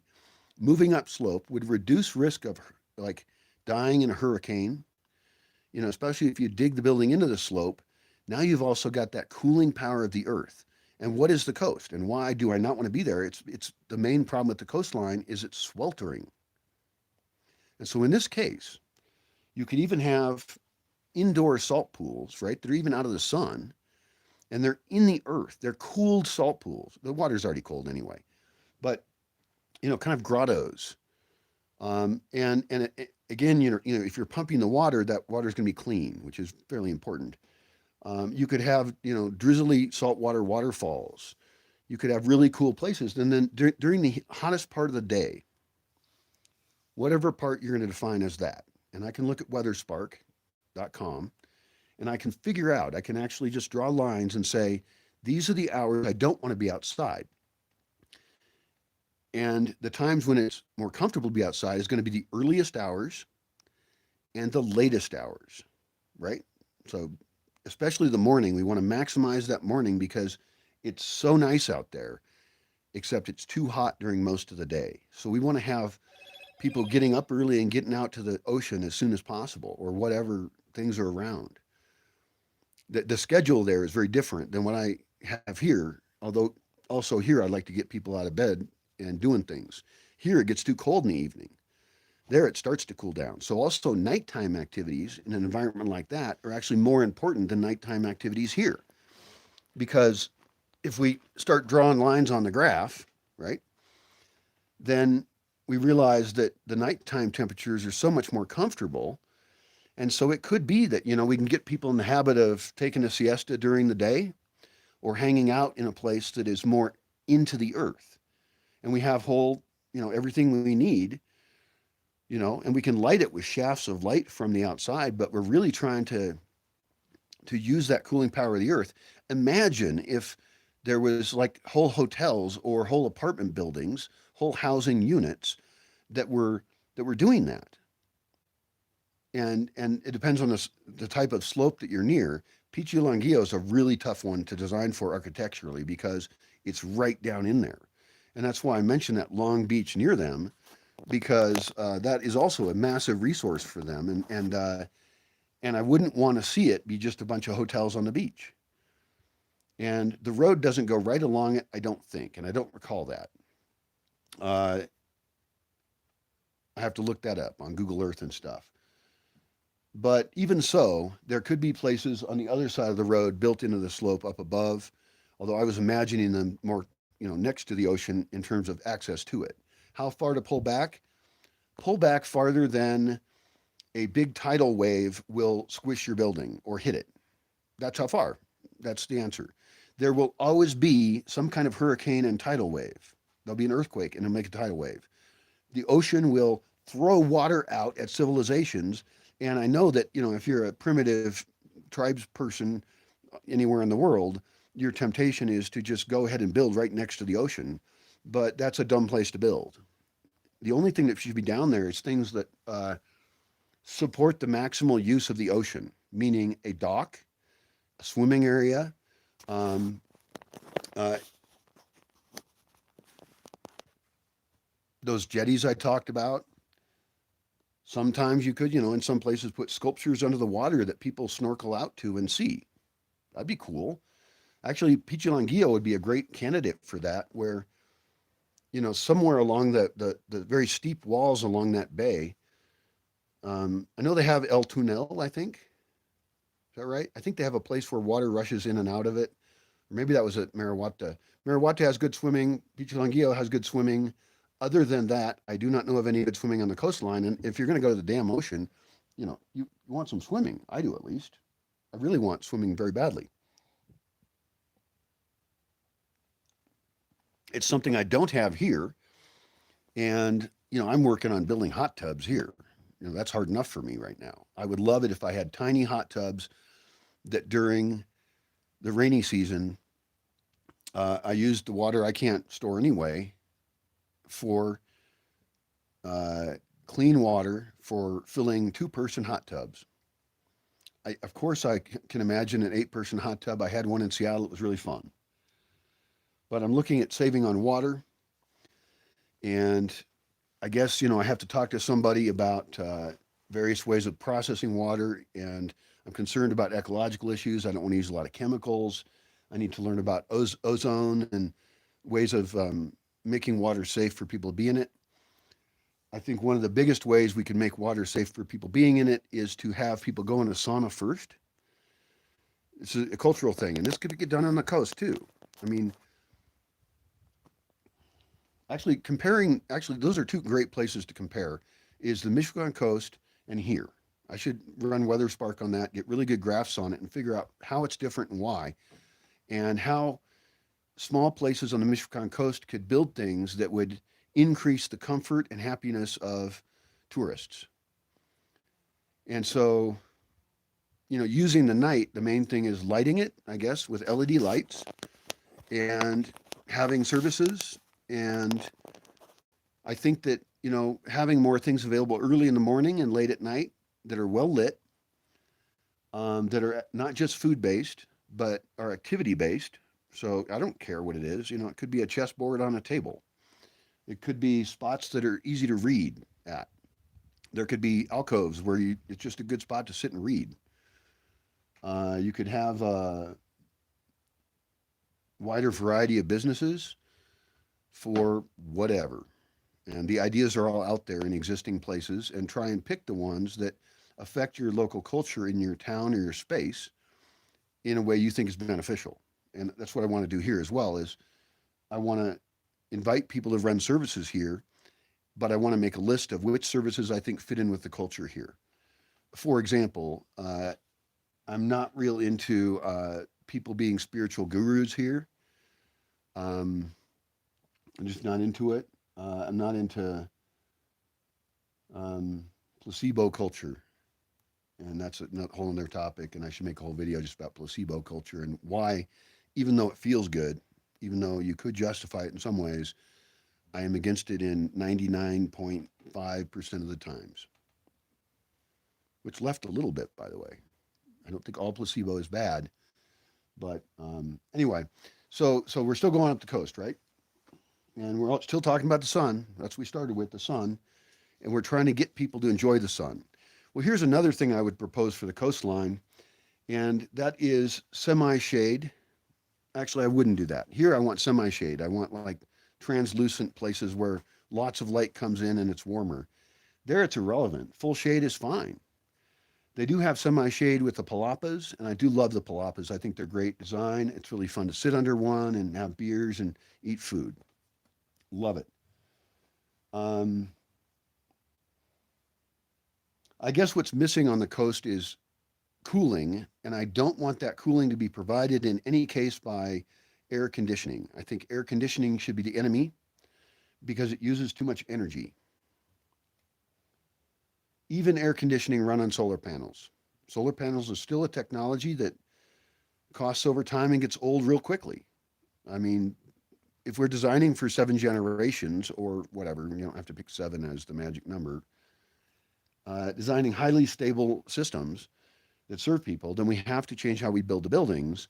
And it's even more important there than here, because this is kind of a chilly place actually up here. I'm a little chilly right now, and I'm sitting outside in the middle of the day. I'm in the shade though. Down there, they have to have large amounts of shade. I believe, for example, you could imagine a public plaza,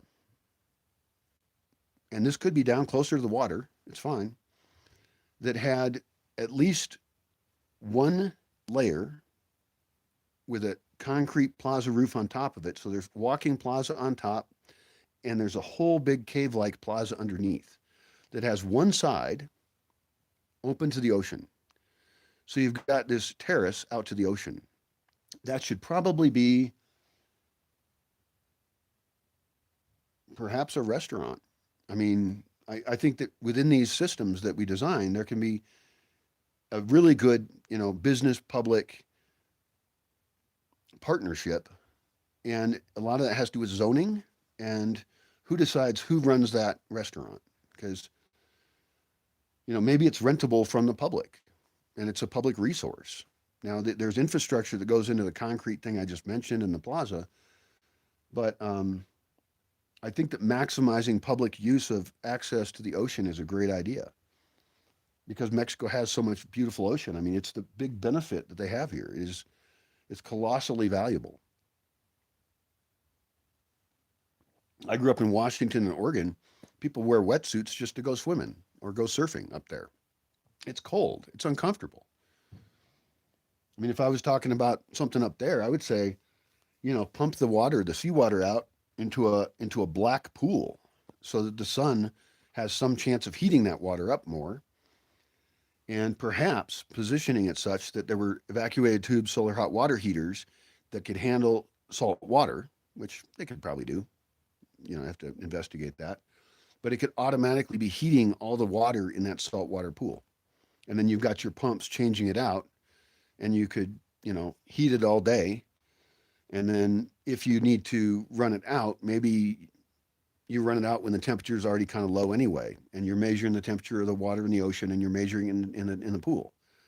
So somewhere like Oregon or Washington could have actually a whole bunch of solar-powered saltwater pools, and they were heated. In this case, not with electricity. So anyway, we're still trying to go up the damn coast. Where are we at now? We did Caleta de Campos and Nexpa, Pichilanguillo. You could also do yoga retreats in Pichilanguillo. If you had a group of, let's say, 20-something friends, you could try and rent all the rooms in all of Pichilanguillo ahead of time, make reservations, and rent the place out. And you'd have a private bay right there with responsible owners, who like it there and who are nice and they can make food or not. If you're renting the whole place, it would probably be legitimate to make your own food more, depending. So there could be a cheaper option than eating at the restaurant without disturbing the owners. because I care about the economic impact of tourists on communities, and I want to help those folks maximize the ways in which they can give value to tourists and the ways in which tourists can uh, be there and have an amazing time. I would love that bay to be just this astounding place to be. Like I was saying, I kind of didn't finish the idea, but out along the sides of it, you've got El Tunel, I think, if I recall correctly. You could actually build some rockwork structures on the side of that bay that were destinations for swimming to. It's an odd idea, but the tide does go up and down. But you could make a thing with stairways on either side that were human-sized stairways, so nobody's scrambling around in a way they're not used to in a wavy place. In other words, the entries and exits to this thing are on the sides, and you have multiple tiers of concrete shelving, you know, uh, at different levels, and that way people, and these could be kind of rounded edges and stuff. It could look really natural, but it's designed to be comfortable for people to walk on.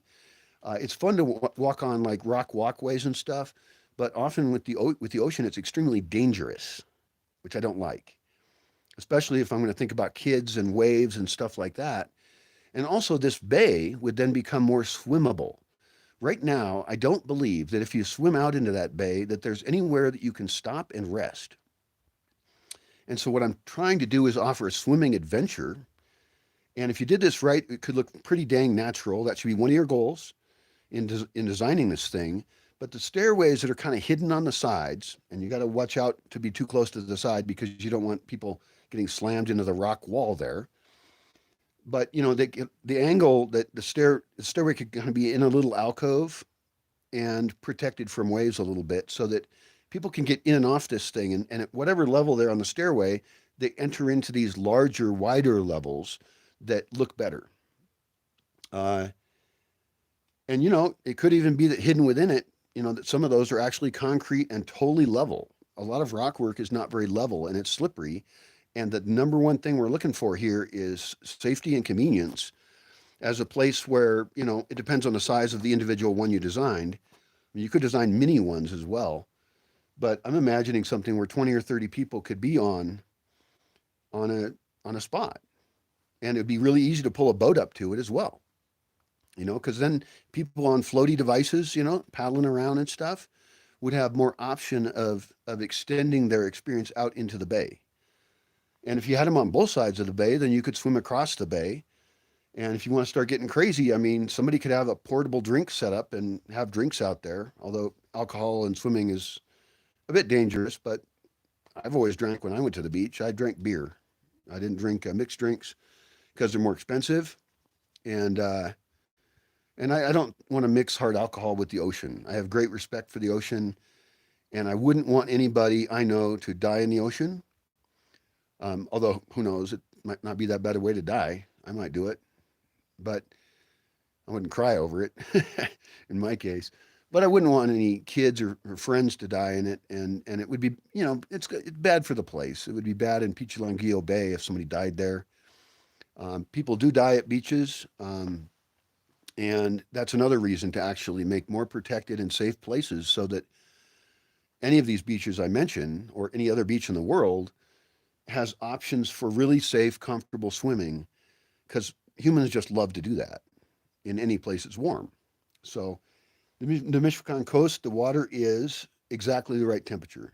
And I'd have to check what temperature it is. I don't know the temperature down there. It'd be fun to bring down a thermometer, but I can probably look that up somewhere. No, you can help me out and look it up for me. But it's not hot. The water's not hot, so it cools you off from the hot weather, and it's not too cold. So between the sitting on the beach drinking your beer and eating some pizza, so pleasant, and then jumping in the water and swimming around a bit. I have snorkeling gear, and I would actually recommend what? The problem is the rental cost of snorkeling gear is so high, it makes more sense to buy it yourself. But that results in me having snorkeling gear that I own that never gets used.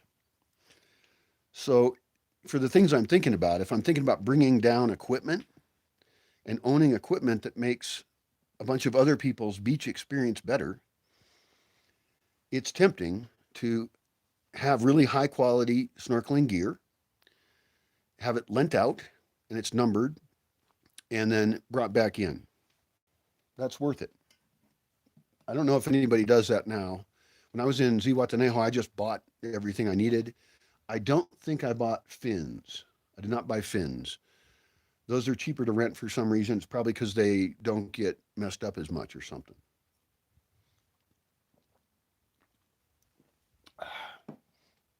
Not all these places have good snorkeling. There's out of Zihuatanejo, there is a beach, and I think it's called La Manzanita or Manzana or something. And you generally would have to take a boat to get to it. There is actually a back road to get there. I don't know the state of that road, but it'd be really interesting to find out and find out what kind of vehicle can get down there. And as far as even tourism development, it's really tough because it's an ecologically sensitive area. And so I think maybe it's better overall if that doesn't get opened up to like road access and having it, because there a jetty would be really cool. It would mess up a little bit of stuff when you first built it, but if people could go out on it and then snorkel off of that, it would be an amazing thing. My fear is that if it became popular like that, it would actually destroy the coral and the cute little fish and all that kind of stuff.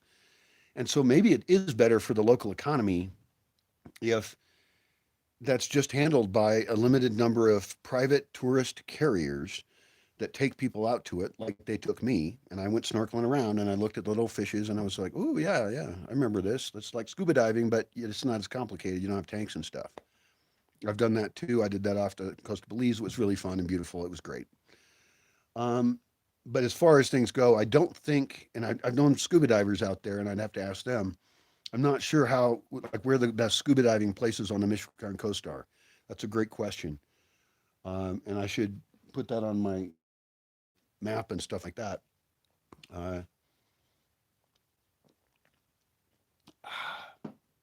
there are other towns on the coast between Caleta Campos, Nexpa, Pichilanguillo, and the next place we're going to talk about, and that's Marihuata. Those towns I've been to. I did not hang out in them a ton. They have nice people there, as everywhere. I got my van stuck in a riverbed, and then I walked out and went to a store and introduced myself to the owner and said, "Hey, what's this town like?" and stuff like that. And so we chat about the place. And I say, "Hey, man, I've got my van stuck in this riverbed because I was trying to get out to the coast in a place where there is no way to get out to the coast currently. Um, unless you want to get stuck, or maybe if you have a way better vehicle than I have. I don't know. I don't like have a four-wheel drive or anything. And luckily, there was a really nice group of guys there that the owner said, "Hey, those are good guys. Talk to those guys." And I said, "Okay." And these guys were super sweet. And I said, "Hey, man, my van's stuck out there, and I have money to buy alcohol with. How can those things go together?" Well, they're smart guys, and they figured that one out real quick. And so all of a sudden, we go out there.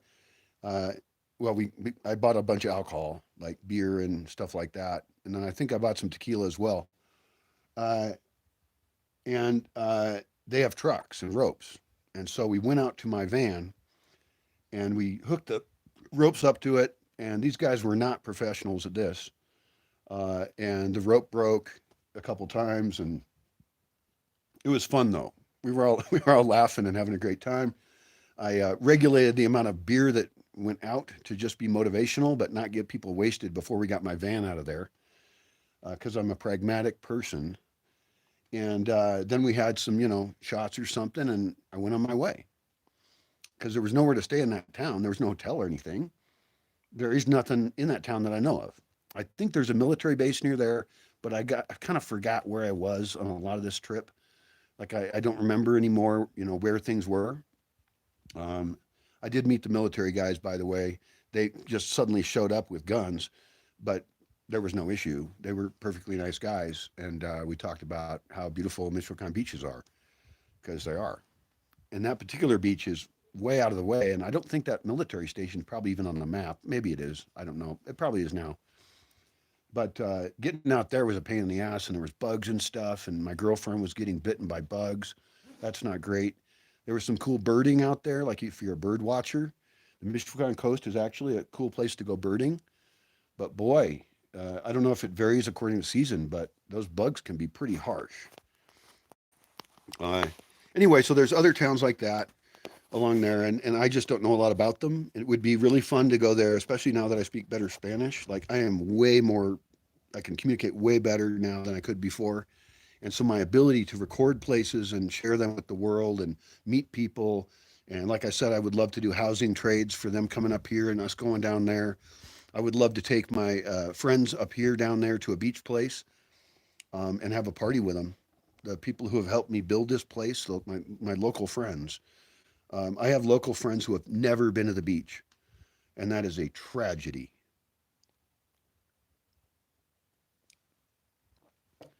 And that's one of the things. I mean, I talk about travelers sometimes.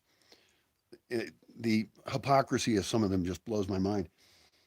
It's very important to them to travel around the world, and they imagine that people here would want to work for them for free.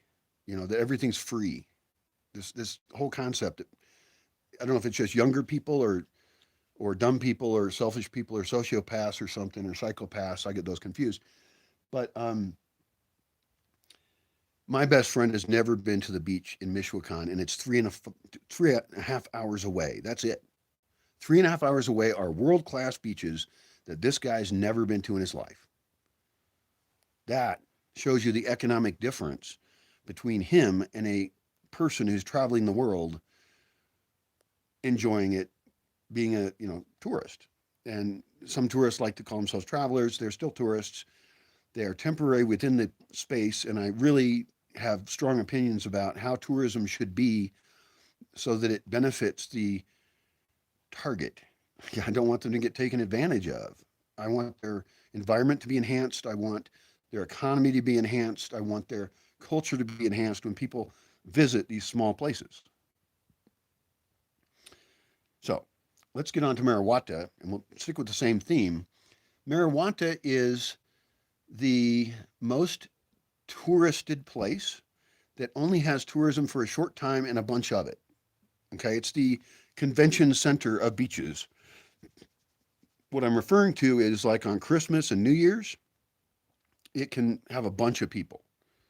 I don't know if it's 6,000 people, 7,000 people, but the number of people living there normally, we'd have to look that up. Like how many residents are there? But I mean, it could be in the hundreds. It certainly is under 1,000. It's got to be. And there's areas around it as well where people live that are outside the most touristy areas next to the beach.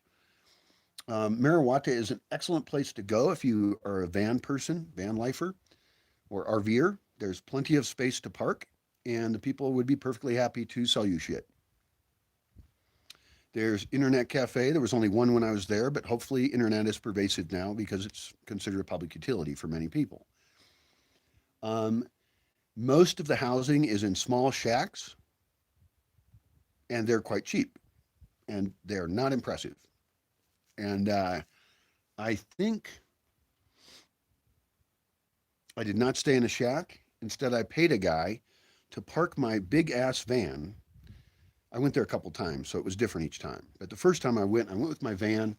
I brought a propane stove, and I didn't really end up using it that much because I was on vacation, and I was parked next to a palapa that was associated with a restaurant. So it was easier for me to buy food from this guy than get complicated about it and give myself sustenance and buy fish and do all that kind of thing. And so, if I recall correctly, I had a perfectly good time because I looked at the menu this guy had, and he had quite a few dishes that were more expensive that people would buy if they were tourists and buying seafood. I was there for a few nights, if I recall. It's a great destination. I would recommend staying for a bit.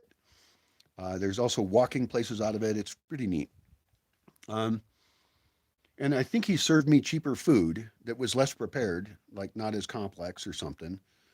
And I think I did make a little bit of my own food, but it was just easier. So I probably ate the same food his family was eating, And that was fine with me. I don't want banquets all the time. And this is a danger of going to the coast, is that what you'll be offered in a lot of places, like Ixtapa Island, um, Isla Ixtapa, um, and Playa Azul and other places, is that because you're a tourist, you're offered these really large seafood meals.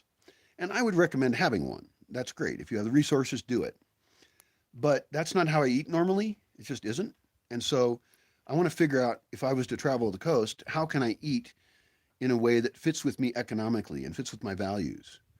And I think that even, like if I was driving from here to there, I don't know if they have avocados there. It might actually be too hot for avocados. I forget, but I should know what foods are cheapest at what parts of the year on the entire coast. Because even though I want to go there in January, February, so I'd want to know what's in season on the coast at those times, and what can I pig out on down there. Because seafood's one thing, but it'll always be more expensive because it's harder to get. And so pigging out on fruits and stuff down there would be great. If I was traveling down there, I might bring other things that I like to eat that I'm used to, and would make it cheaper to be there. If I get it cheap up here. It could even be if I have some kinds of fruits and veggies that I'm producing here in the forest, and I often do have things I can harvest in January and February. It would make a ton of sense to have tubs or crates of things that we harvest things here, and we bring them to a place that has different stuff, and we give them away or sell them or trade them. Trading is an awesome idea. Like if we went directly to producers of, for example, papaya, okay? If we're already transporting a vehicle and we're not packed to the gills, right? We have extra space. What do we do with this extra space? I talked about bringing firewood down and having a fire down there. Well, this is a different idea of how we can make our trip more valuable. And that is, we can bring product from up here that's cheap for us for some reason, and we move it down there. And when we return, we bring things back up. So it could be crates of papayas that suddenly we have papayas at a really cheap price, at the cheapest price there is, because we were already going to transport ourselves anyway. So we're not wasting this transport opportunity. And, we could do that every year. But I also was thinking we could do it all year long. Um, and I just remembered something else I forgot. I didn't finish the homework assignment on the temperature. But right now we're talking about seasonability of vegetables and moving product around for mass benefit, for best benefit. You would think that people on the coast would actually dehydrate their fruits, and I would really encourage that. I would encourage that they process it as much as they can and reduce their costs in moving it. For example, on the coast, it would be really cool to have big room-size solar dehydrators at places so that people can process their own coconut and turn it into shredded coconut. Uh, I've eaten coconuts and they're fun to eat. Sometimes they poke a hole in it and they put a drink in it for you. And then I guess later you can crack it open and eat the nut meat, the meat out of it. Uh, I do not enjoy the process of processing coconuts into an edible form. And so I want that done for me, especially since labor is cheap on the coast. People are perfectly happy to do that and get paid a little bit, and the amount that I have to pay is less than I think is the value for me. Now, everybody should learn how to open a coconut. I think it'd be a great activity. They should actually provide it all along the coast there. You should have, starting with the husk, get the husk off of it, uh, crack the nut. Oh, poke a hole first, pour the juice out, drink the juice because it's coconut water. It's really quite tasty and healthy and good. And then learn how to. I think my favorite method is tapping the outside of the nut. Now, I don't know if that only works when they're dry. I'm not sure. But somehow cracking the shell and then getting the nut out of it.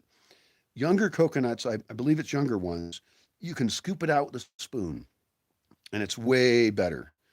I feel like it's tastier, creamier. Um, I guess I don't know how much extra nutrition goes into the coconut meat as it ages, as it grows up. And I would like to know from a coconut biologist. I never thought I'd be saying that phrase. I'd like to know from a coconut biologist what is the rate of nutritional content buildup within the shell of a coconut? That's what I want to know. In other words, what's the ideal harvesting time of the coconut based on how much nutritional value it can produce? And I don't know that answer. I like the younger idea because it's creamier and you can just scoop it out like ice cream almost, kind of hard ice cream, very different. Um, but the easiest way that I would use coconut where I live is actually shredded dried coconut. And so for the cost of shipping, if they dried it on site at the coconut groves with a big dehydrator to just use the power of the sun, then they would have a product that weighs way less and makes people happy because people like coconut. So I love the flavor; it's real great. That their shipping costs for their product plummets, and then they have other waste products. The coconut husks could be composted. They could be used to put orchids in and sell them. They could be carved into little weird monkey things that tourists buy. Uh, they could be used as insulation. And there's probably a bunch of other uses for coconut husks. You can either ship those out or not, depending on whether it's worth the transport. But you could even use coconuts to rot them slowly and have whole gardens. So you could use them as mulch. Like there's options. And that's true of their other products as well, I think. I don't know. Mangoes grow in different spots down there. Papayas, I've had dried papaya. I think that's a good idea. These are very watery things that by dehydrating them, you've reduced your costs immensely, hugely for transport. In other words, you could have, let's say it was a pickup truck, okay? I buy things out of pickup trucks when they're in season. The prices are amazingly cheap. Um, you could fit 5 pickup trucks worth of produce into one pickup truck, and people would pay a higher premium and the product would last longer. So I should only have to buy coconut twice a year, and it should be dried coconut, except that I should also buy coconuts and have people as an activity, have a spike to get the husk off or a knife or something, and then learn to open it up and use the shell potentially. Maybe they can make a bowl with it. And then, of course, eat the fresh coconut and drink the coconut water. But I want to see that as an activity. I don't see it as an efficient use of time or energy to move the coconuts from the coast to here. That seems like a waste entirely.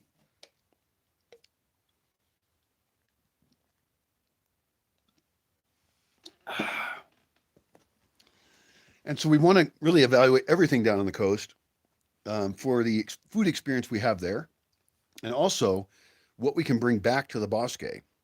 And it could be we bring back seaweed. I don't know. There's seaweed down there. Seaweed's very healthy.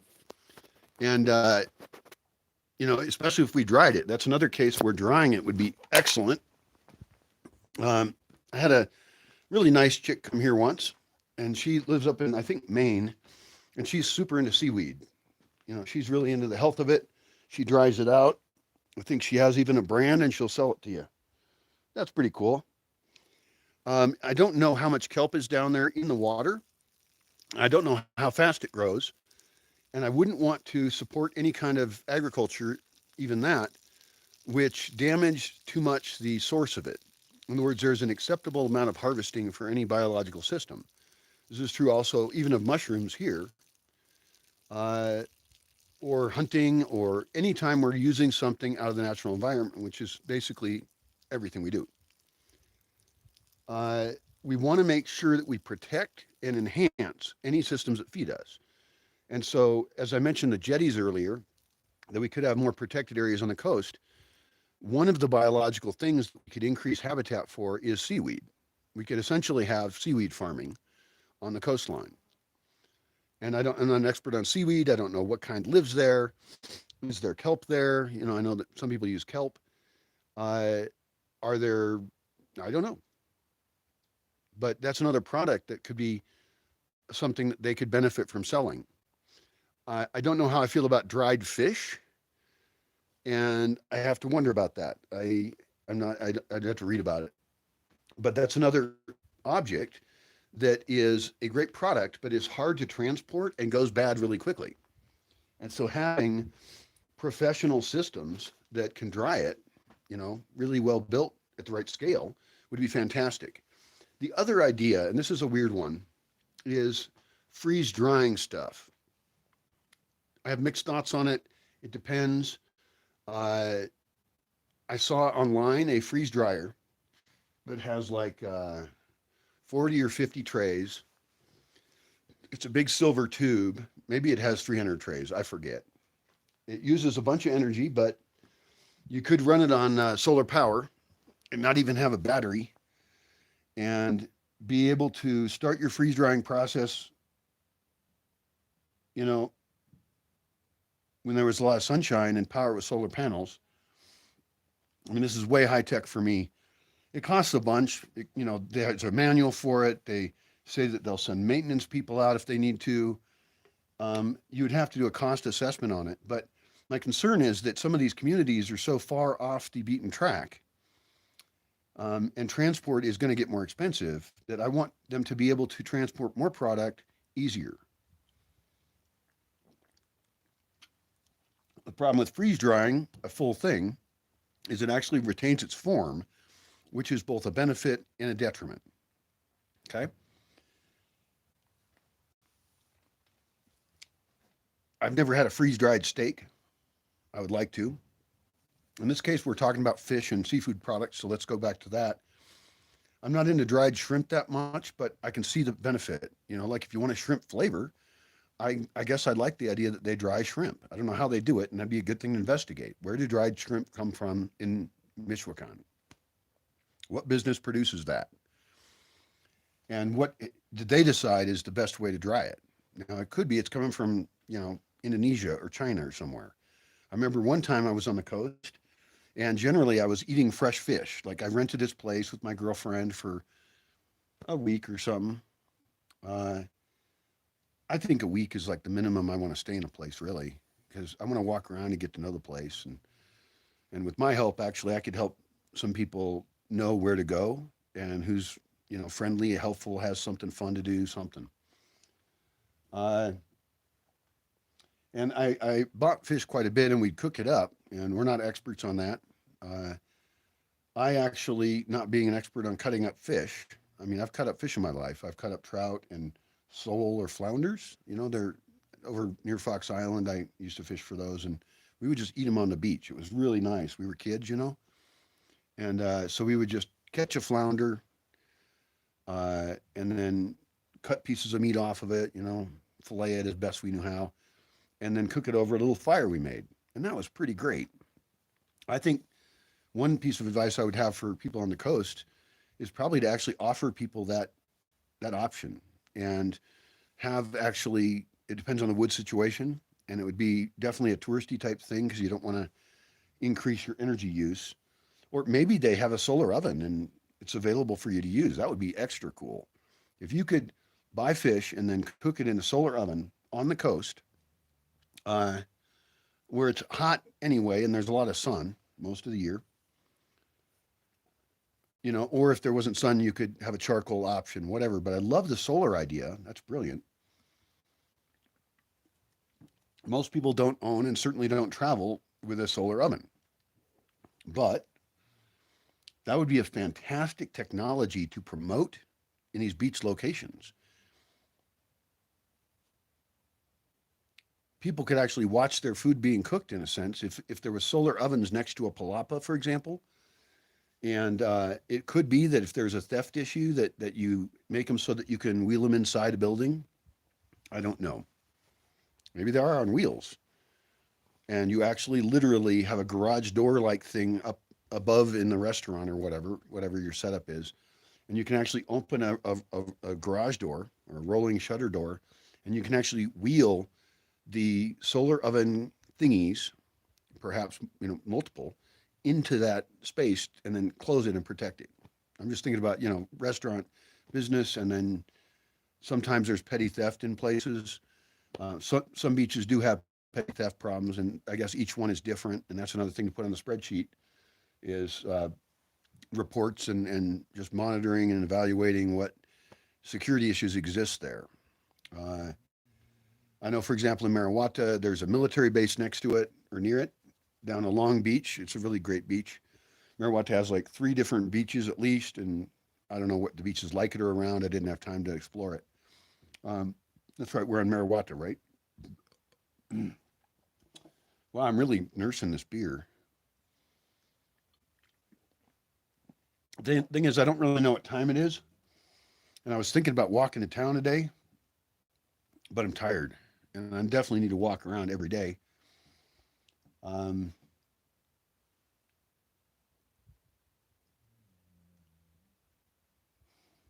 and I thought about going over to the cemetery because it's going to be really pretty. All my CF cards are full, all my hard drives are full. And so currently I'm doing a Facebook live broadcast because it becomes a video, but I don't have to store it. And I can't do that if I walk away from this building because I won't have Wi-Fi signal. And the chip I have in my phone for some reason doesn't let me make a phone call or interact with the internet. I don't have data on it. It just doesn't do it, I think. I'm not totally sure. I have a phone card somewhere. It's 200 pesos. It'll run out if I use it for video the way I do. In other words, I can't cost effectively use it, or I don't have a contract. Maybe I need a contract. I don't know what I need.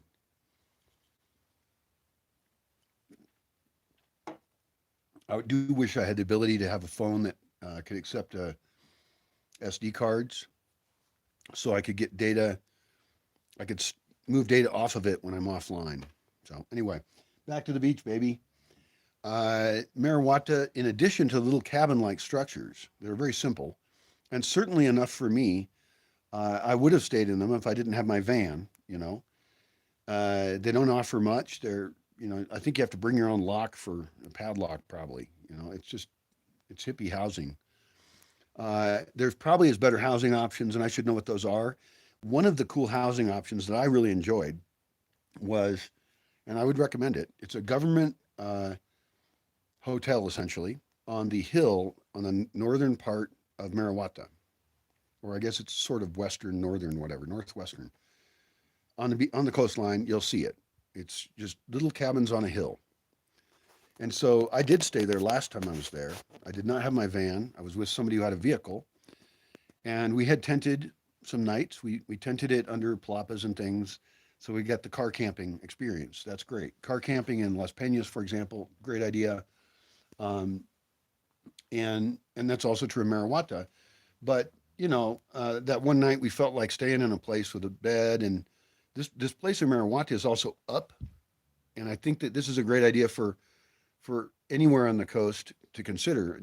Is That's another reason to go up a little bit on the coast, because as soon as you get away from the beach and you go up even a tiny bit, you get more breezes. Now it depends on the exact land where you're at, but that breeze makes it so you don't need air conditioning. Like I stayed in one of those cabins up there on the hill, and um, I would have made some changes to the design. I think they could maximize some benefits of being up there, like more view locations or sitting locations or something like that. But even just being up there and having the windows all open and the breeze from the ocean come in made it so much more comfortable than being down at the level of the sea. In other words, a small amount up has a huge benefit in comfort and reduces energy use a ton. So that just like the digging in thing, going back from the coast, being safer from tsunamis, not having to rebuild your building because water flooded it, every time there's a hurricane, uh, designing all that in a better way. Like I really love on contour buildings. And so you could have, even above the highway, we could think about it as that and really just look at a topographical map of the whole coast, which I have, but hopefully is online as well and be easier to do it online at this point. But going up and then we could even color in individual topographical lines or just trace the line, whatever. Designing up from the coast, places that have the benefits of the coast, are near the coast, but are not in as much danger. And that's where you build your town. And so there's this idea then, I'm just making up kind of, but I mean, I've thought about a lot of these things before. you're still getting the benefit of being close to the ocean, but you're just far enough away so that you've reduced your risk by a huge amount. You know, you're doing full rain capture for all your water needs. You don't steal water out of any rivers, or if you do use water in any rivers, it's approved by the community of everybody who shares that river. Rivers are community property in some sense. Now, that's tricky. How do you own a river? Well, that's the thing is if you have private land next to a river, that should not mean you can do whatever you want to the river because the river affects so many people. The river is like a natural road in that sense. It is, by definition, the commons.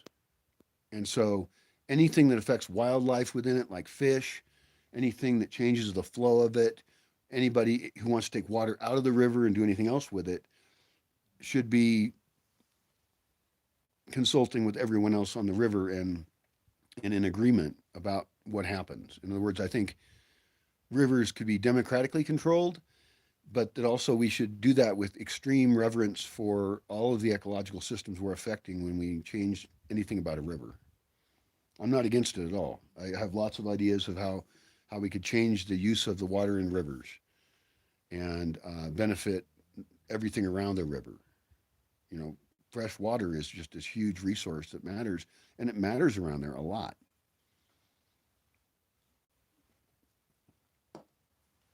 I did go on walks around Marawata. One thing I like about Marawata, and this is why they can fit so many people in there, is that it is very big, actually. They have a lot of housing available. I would never probably go there at New Year's or Christmas. I think in Semana Santa, which is usually in April, Holy Week is what it's called. I think it's also full then. Maybe I would want to go there and meet people. Maybe it'd be fun. I don't know.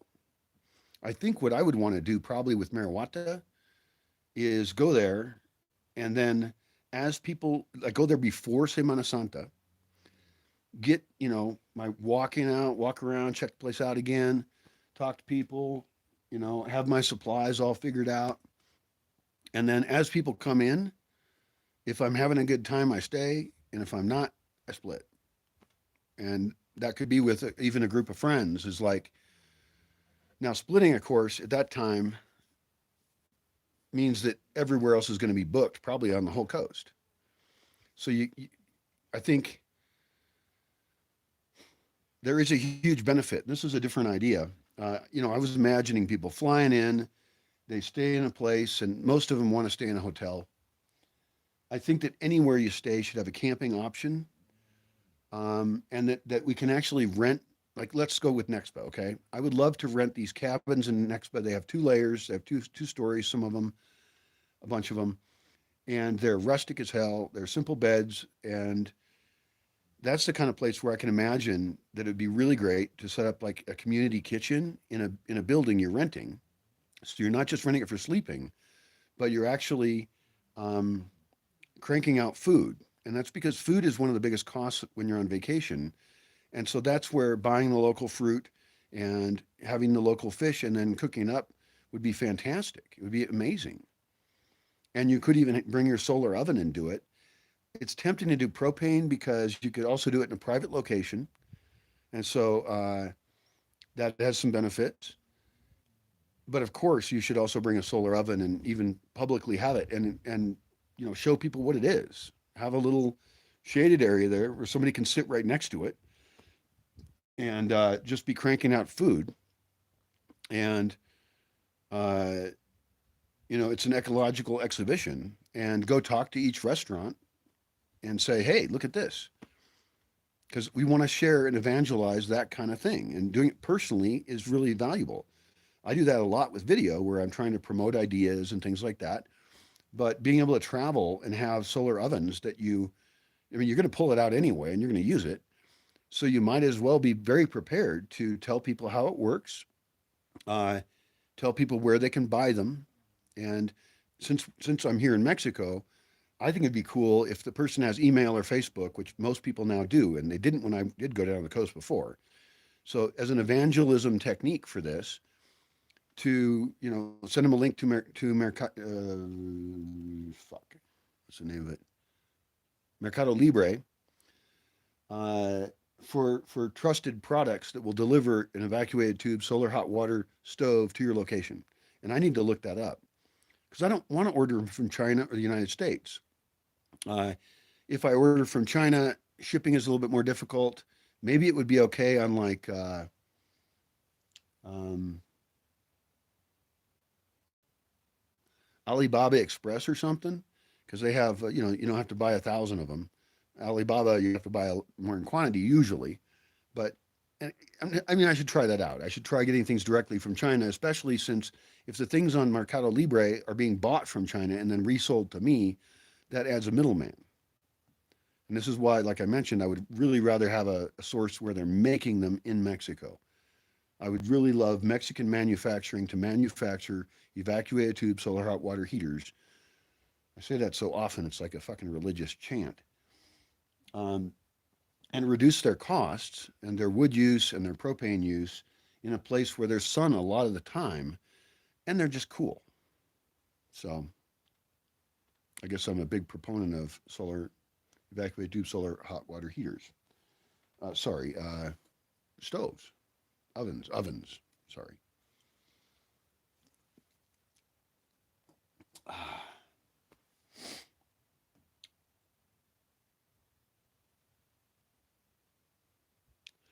It would probably be easy at this point to tell where has Wi-Fi and where doesn't, because everybody I know, including me, almost everybody I know, wants access to Wi-Fi, to internet. And so if a place didn't have it, I would strongly recommend they work their ass off to get it. And now they could probably do Starlink. And so it could be that I have a lot of advice for these tourist places where I talk to the owners, and I always go there in the off season. Like if you go there after January 6th, right? January 6th is Reyes Magos. There's no other holidays for a little while. And so going there in the entire rest of January is a great time to go. That is off season as far as they're concerned. I've talked to owners, and the places I stay at are empty, right? They got nobody. And I feel for them because economically this affects them a lot. When I was in Marawata, the people seemed a little grumpy actually. I think they were burned out from having too many tourists. And this is one reason I don't know if I'm not sure if I want to go there. It's further up the coast, right? It's the furthest destination I go to. The only thing further up, and I'll just mention them real quickly, is El Faro and La Llorona. And I'll include those both in my comments here. El Faro, I think, is a small town. Uh, I was barely there and I didn't stay, and it might be cool. It's almost out of Michoacan. The next state up is, I believe, Colima, where I've never been. And then La Llorona, so El Faro means the lighthouse, by the way, and you should learn Spanish, although you don't really need to know the word lighthouse, do you? La Llorona is a better word to know. It's a beach, and there's a whole legend about La Llorona. This is all over the place. This old lady who walks in the streets at night, and maybe her children have died. I don't know, and she's kind of a ghost or something. Not really sure, but she's scary. She's not good because she's moaning and screaming out, "Donde están mis hijos? ¿Dónde están mis hijos?" That's my best La Llorona impression. It sounds scary. Well, this beach is called that, and I went to that beach, and there was a few little shacks on it. There might be more stuff now. This was probably 10 years ago or 8 years ago, or I don't know how long ago. And it's a really nice sandy beach. It has very fine sand because there's some beaches that are all rocky. Well, that's a big factor in how much you're going to enjoy that beach, perhaps. La Llorona has the best sand I know of on the Michoacan coast. When you walk on it, it squeaks a little bit. It's so soft and different. Why is the beach called La Llorona? It's because it squeaks like that. And it's like your feet are making little screams. ¿Dónde están mis hijos? Yeah, I didn't stay there either, and I don't know what's there now. So my information, as I said, is outdated. I'd love to make an updated video of traveling the coast. It would be so cool. Um, because I really would like to promote tourism in Michoacan. I love the people down there. They're really nice and cool, and they're just too remote. They don't get a lot of they don't get a lot of regular tourism that I would want them to have because that's their primary industry. You know, even fishing along the coast, they would have to ship their product out somewhere else. And I would prefer it if they just did like fishing for themselves and their families and then sell it at an overpriced rate to tourists and keep fishing to a local level. I don't want to promote big trawlers and shit like that. I want to promote people who are fishing within what the sea can provide, you know, or collecting seaweed. And I would also like to diversify because I can do this.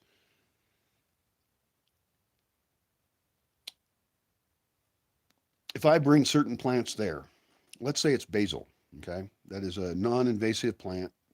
It is useful for making pesto. It increases the flavor palate availability or diversity or something. If I can bring them plants that can live in their climate, even if it's just in pots, you know, I'm very different climate. That's the reason I'm hesitating here. Then that would be really cool. So, like, what can I bring to the people there? I think the number one thing I could probably bring is tourism and try and advise them on how to do tourism in ways that are better for their community. And it's just my guess. You know, I could make a tourism manual and have it be different for the coast than here. Like up here, I want to promote RV parks. And actually, down there is not a bad idea either. If RVs are already traveling around, and currently they are, I would advise like the creation of RV parks that offer more nights for cheaper prices because that person will continue to dump money into the economy. And it's easier for the business owner, the host, if people are traveling slowly. And I promote slow travel in any case. And then this kind of manual or the things that I would suggest to a town or a potential business owner or existing business owner there is get products to sell to these people, sell them stuff, and make art. You know, get somebody making art. Um, you know, get some kids making music, and that just livens the place up and makes it happier for everybody. Uh, Consider the ambiance that attracts and fulfills tourists of various kinds. You know, whether they're from the U.S. or Mexico, it doesn't matter. Um, and you know, what classes could they have? Could any of the products that they produce, like agriculturally, also be a tour? Like, I know some farms can't have tours because of certain rules, but um, like a good example was the coconut example, actually, where people learn how to process coconuts. Why not? You know, like it's fun to open a coconut. You would have lots of people and they'd be videoing it and putting it on Instagram. You know, give them Instagrammable moments, give them publishable social media moments.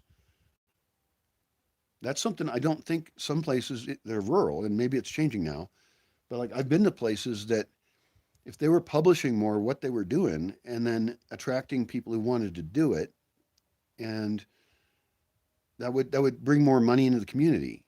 And so I guess carefully I want there to be tourism. Any technology we can introduce that helps people save money and be more comfortable would be great. I mean, the architectural idea of digging in and thriving is a big one. And its biggest problem is the cost, the initial cost of digging in. That's the big thing. I'm also not against kind of architectural architectural brutism. I kid you not, that's an actual thing. And it's primarily some kind of monolithic concrete buildings, which have a lot of thermal mass, which is really cool, and would support having places built deeper within the earth as well. They could structurally handle it. And the value of having space including public space or perhaps also public spaces with like a food court. You could have food courts that were dug into the slope. And so while you're eating, you're not just sitting there sweating. Because seriously, the coast gets way too hot for a person like me. And I can handle a lot of variety of experience, you know. I'm pretty adjustable to things. I don't whine about it. I don't suffer greatly. But I've been in Managua when it was 120 degrees Fahrenheit out. I don't know what that is in centigrade. Sorry, I'm a fucking gringo. Uh, but everybody is just under any shade that they can get. Like I remember I was sitting in this restaurant. It was totally open air, right? So there's tons of airflow, which is really nice. And it was filled with sweaty dudes drinking beer. I was one of them.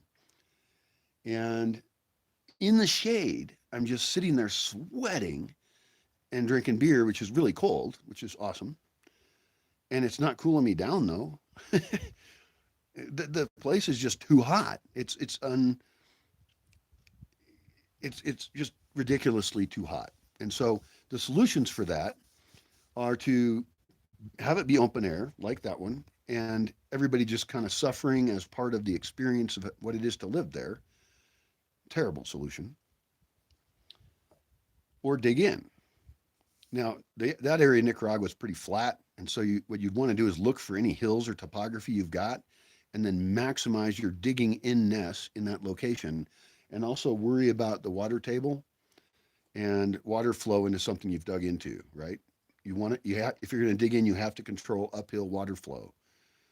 But the point is that once you put the investment into digging such a grotto, a place into this slope, this extremely valuable slope, then now you have a place that people want to be without air conditioning. And it could be a variety of magical spaces. I mean, you could dig an artificial cave and have plants in there, and you have a roof on it, you know, and there's like light shafts that bring light in to light it up so it feels really natural like a cave. And there could even be shade loving plants that like whatever temperature it is in there, and you could spend the water to keep those alive. You know, you could make sure those stay alive, maybe some vines or something. You could grow vanilla orchids. You know, vanilla beans come from an orchid. You could grow that vine in there. It'd be really cool. And you could sell people vanilla. That would change the entire nature of the coastline for me, because what I would do is I would be in that place in the daytime, the hottest parts of the day, whatever they are. And I would buy beers or anything available that was comfortable, and I would chat with whoever I was with. And maybe I would get in your saltwater pool if it had one. You could have even housing down inside there where you have dug in housing, because I've had to sleep in places that were so hot. You just lay there sweating, and you know, you don't even need a sheet. And it's just weird. It's weird for me to sleep in such a hot location. And of course, people who live there are used to it. Many of them have lived there all their life, and they're just used. That's reality for them. But with an architectural solution, you could provide people who are not used to that with an escape. You know, just like if you were going to build something up in the far parts of northern Norway, you might not expect people to be as used to really cold conditions. And so you want to provide for them to not be too far out of their comfort zone. And I tell you, the coast much of the year, or like the Mayan Peninsula, the Yucatan and Quintana Roo, you know, all that whole Caribbean side of Mexico, is too hot also for me everywhere. Like Merida would be too hot for me. I don't think I ever want to go to Cancun anyway. Um, but, and then, you know, the people who live there might like it too. They might realize, wow, we live in a really hot place.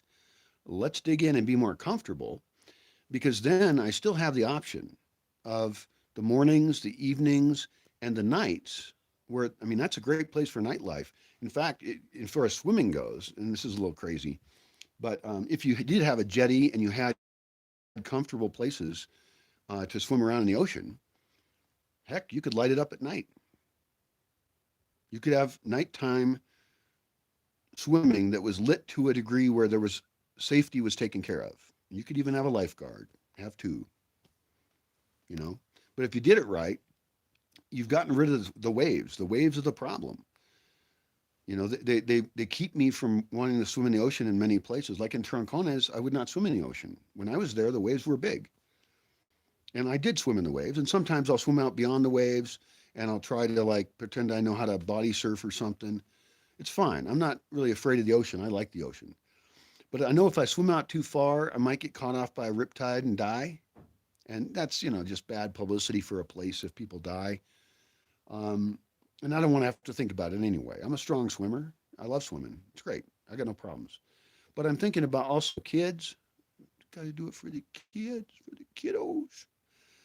But really, anybody, most people don't want to swim out past some crashing big waves and then swim around a ton. And swimming is this great exercise. It's so wonderful. And so providing along the coastline with these jetties, maybe at a pretty big scale. I mean, I don't know. I mean, you got to think about the water flow and all that, but I'm thinking big areas where that turn a coastline where swimming is not possible, not easy, not convenient, into a place that is this magical pool within the ocean, and people just love it. I think of a place like Droncones, right? Where people visit there and there's foreigners there and there's restaurants and it's really not that big a place. It's small. But there's many beaches all along the coastline that could benefit from this. And it's almost like I could go through in Google My Maps or Google Earth or something and mark places I think that would economically benefit from this artificial, really great ocean swimming area. A pool that uses natural water, but humans have built an infrastructure to have that benefit them more. And I can guarantee you that any restaurant around there, any town around there, any other humans in that area would benefit not only from using it themselves, but economically, if you place them correctly, people would come to that area and do a lot of swimming, but they're only going to swim for as you know some hours every day at most, and you can sell them shit.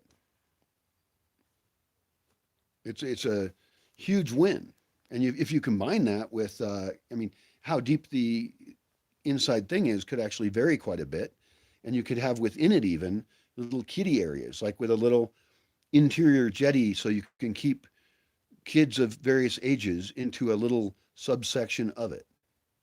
That'd be great. And then you have, you know, parents sitting around watching in some shade, and they've got their little kiddos there.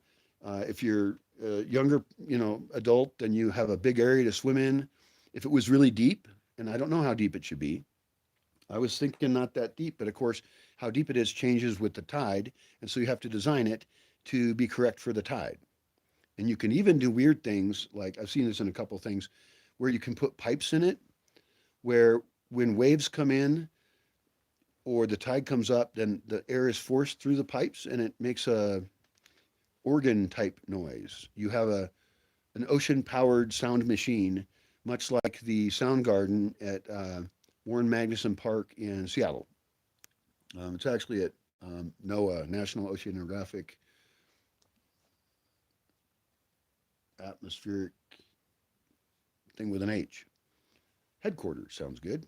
I don't know if that's true, but anyway, having you know, sculptures, if it's deep enough, placed under the water, and also, you know what, off of this thing on the outside of it, you could have stairways, really safe, big, you know, safe stairways. You could even put rails on them. I don't care, but ways to enter the water, and you could have shelves out there as well, where there are places to sit, so that you don't have to come all the way into the shore. But you got this kind of shelving thing, concrete rock work and stuff.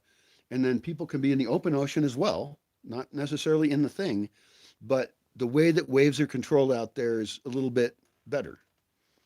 I mean, you could even have sticking out from the jetty some side jetty things that just block the bigger wave action. Now you've expanded it to be really easy to enter and leave the water so that you don't have big waves hitting the stairway, right?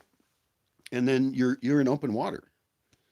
And people who go out there should understand they're now in the ocean and they've already arrived at a place that's out there. So, you know, you really want to consider safety issues on that. But what I'm imagining here is a place that's pretty dang cool.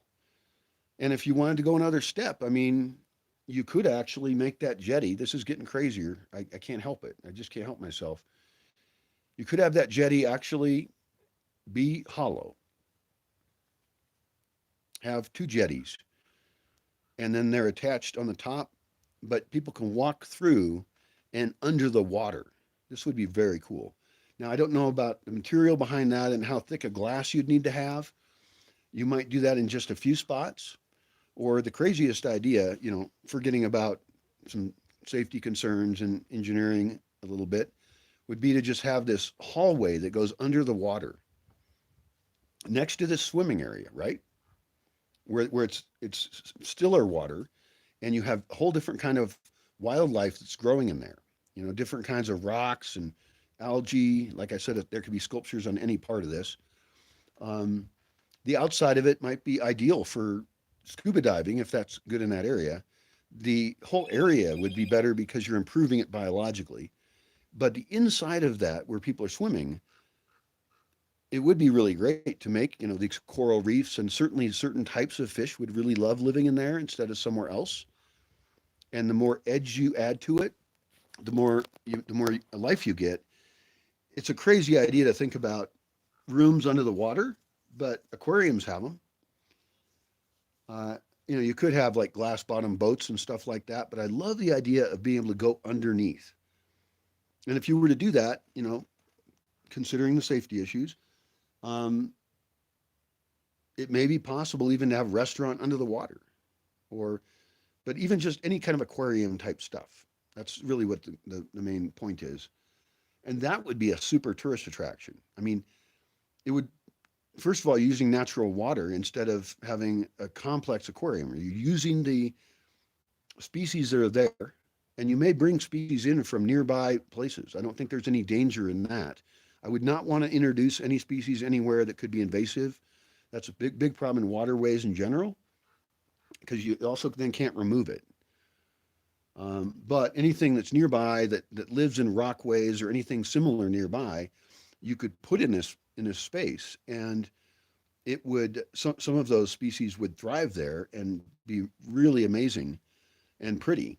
And so I mentioned that beach, La Manzanita, La Manzana, something like that, near Zihuatanejo.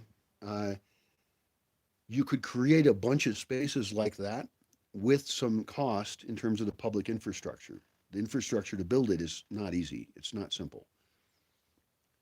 I think it's worth it.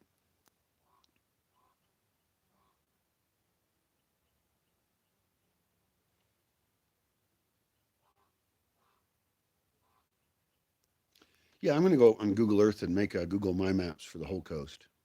And every time anybody I know goes to the coast, or any reports I can get, or anything I can find online, or if I ever go to the coast again, which I would like to do, I'm going to collect as much information as I can to enhance the tourism options there and to enhance my own experience when I go there.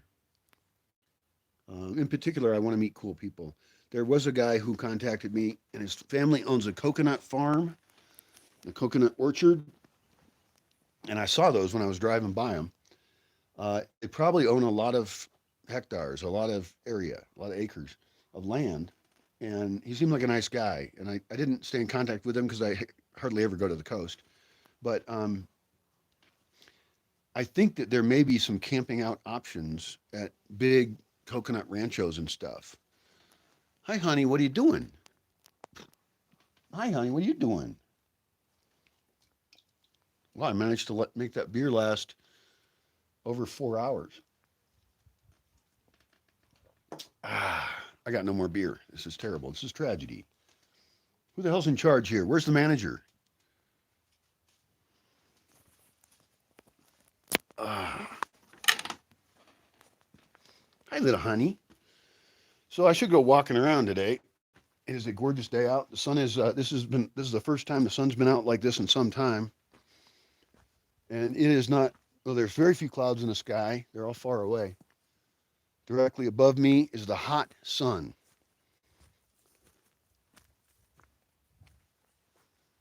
The coast is hot because it is at a lower elevation, but the sun is less strong. So you're more likely to get sunburned up here. But up here, you also, since it's generally quite a bit cooler, like a lot cooler, and you can look at the graph on that, uh, it it is less likely to get sunburn because you're less likely to be running around without clothes on. I actually would love to build places up here, like whole plazas, that maximize the collection of solar heat into a plaza.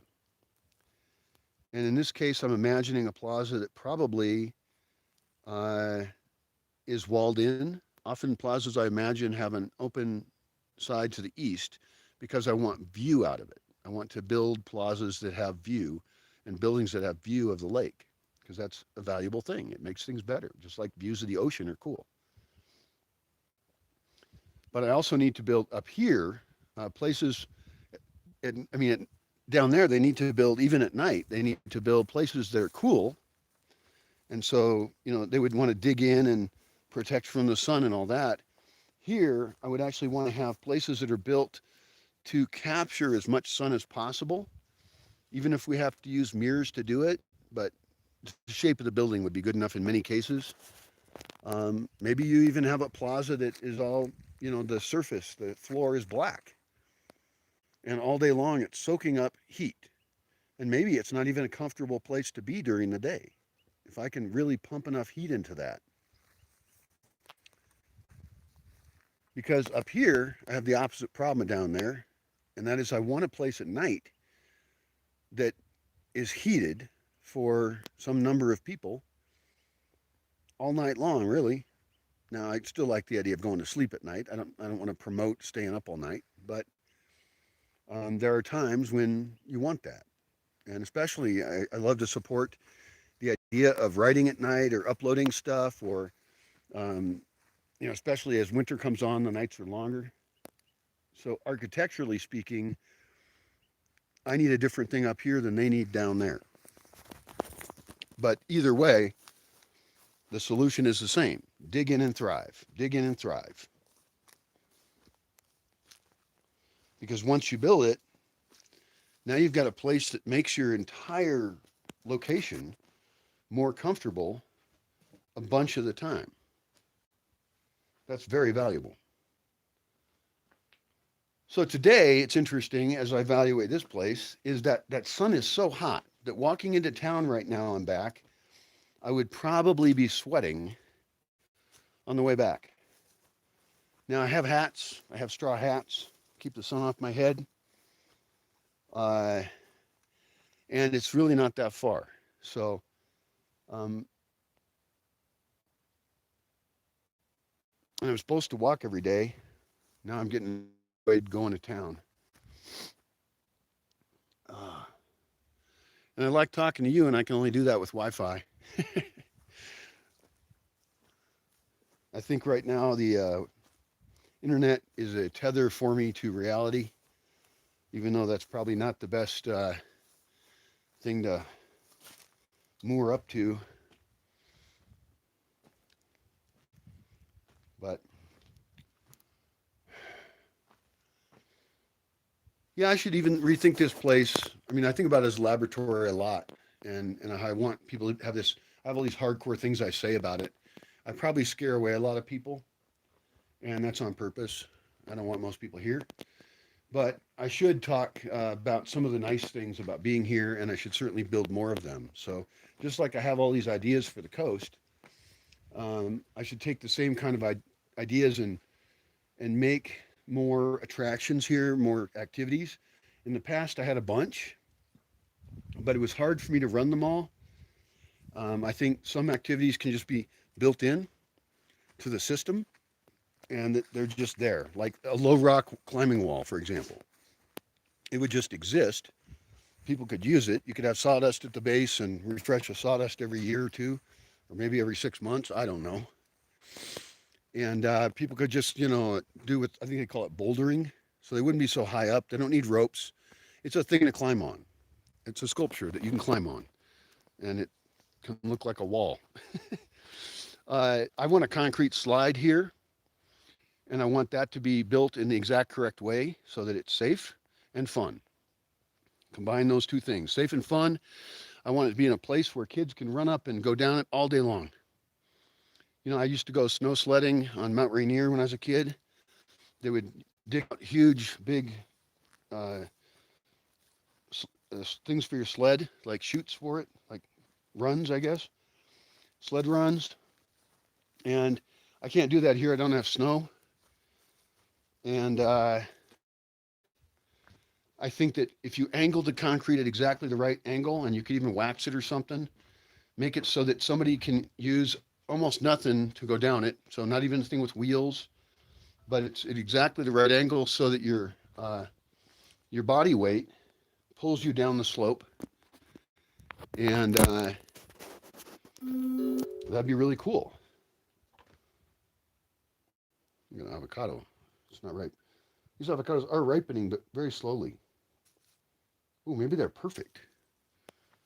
Holy mackerel.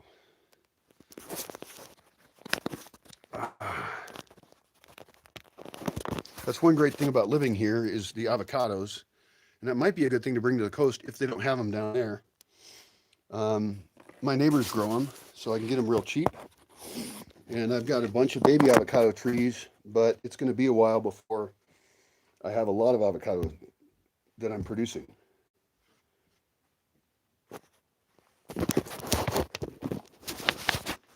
Oh.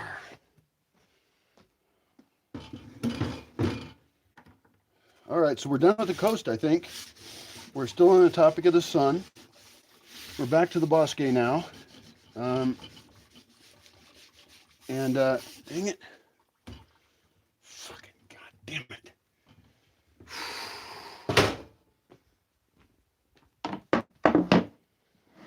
I don't like it if I hire somebody to help me, and then when they leave, there's a whole bunch of shit I have to do to fix what they've done or stuff. I think I should make a list for the exact spot I live in and what needs to be done to live here. Exactly. Oh, this is a neat looking avocado. Look at how tiny the pit is. And it's exactly perfect in terms of its we call maturation. It's exactly the correct ripeness. How do I know that? It's because it has the right color. It feels soft, but nothing is rotting. One of the problems with avocados is it's kind of hard to tell if you're not real familiar with them if they're exactly the right level of ripeness. Let's see if this gets better if I stick some lime on it. I think for making a big bunch of stuff, using a lime squeezer is a great idea. But if you can't do that, it's easy to just squish lime right onto the avocado. The other really important thing, and I got to get really good at this, I got to get way better at this, is saving all of the lime seeds. Whoa, did that guy say all of them? Yeah, save them all. I want to have places developed as citrus germination trays, and this is probably true for any kind of seed we collect. We want to have the entire seed collection process, distribution process, and germination process be exactly done in the ideal way. I want to have germinate dang near every lime seed that we produce, particularly in systems where we do a lot of it. A kitchen, for example, which would be a business, but their waste products are very valuable. So I've got two right here. I've got two more lime seeds. One of them's undersized. I'm just going to throw it away. Oh, it's really good. Avocado. Yum. I do like guacamole, and I think it's great. But I think learning how to just eat avocados as they are and maybe even travel with them. I don't know. They're a little squishy, but if we're traveling, we should have the ability to, I'm going to put the lime right on it, the ability to just eat things in their most raw form. And fruits and veggies are such where I live that they're really cheap. And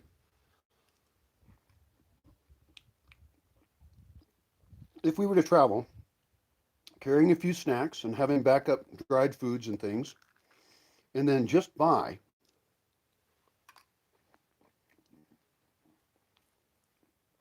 fruits and veggies just as they are, and have a cutting board, a knife, a refillable water thing, or even just turning in garrafones of water. Like if your vehicle has even one garrafone of water, maybe two 1 gallon jugs, then that's your travel water. And I think it's important to have travel water because, oh, so good. That was just amazing. Oh my God.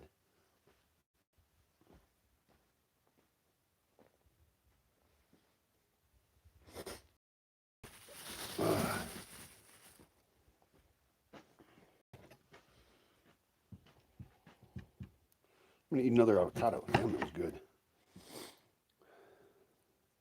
I barely have any food right now. And a lot of stores are closed for Day of the Dead. Not all of them, but I'm not stocked up at the moment. That's a very bad attribute for my life right now. Uh,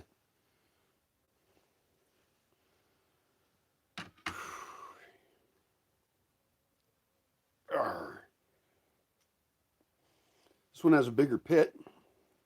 I also want to grow these seeds. I want to grow these avocado seeds. I want to get really good at that. What we should do is probably put them in water or put them, a bunch of them in a bucket so that they share it, and then water that enough. But just, I want, buckets with like 5 or 6 avocados in it that came from maybe seeds or something. And just cover everything in avocados, but in a wild way, not like an orchard. Very different attitude about how we deal with things. And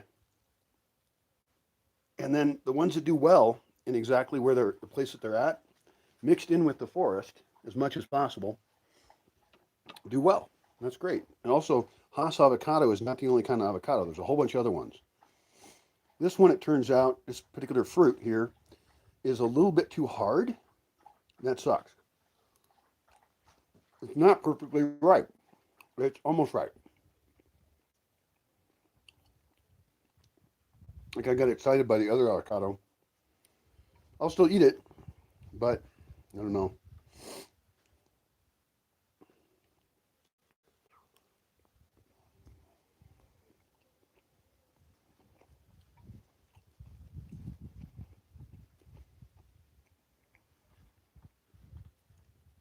As a tiny little idea, I just full of it, full of them. Um,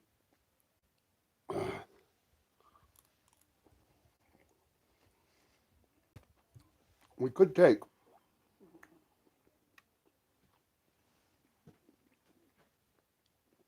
these little avocado shells. Now, the way I'm eating this, um,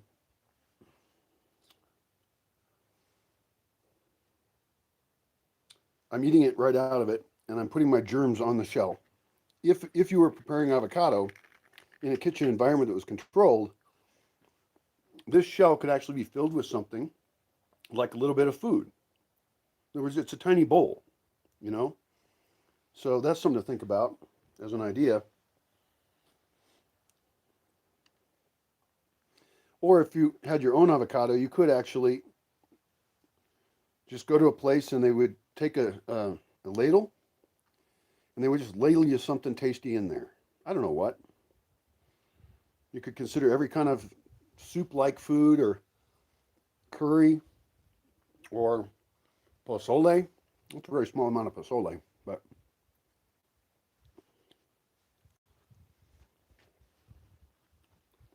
so that still is kind of connect with the travel idea, where you go to a place and you have on your map, which would be really useful to know, where's the best place to buy fruits and veggies.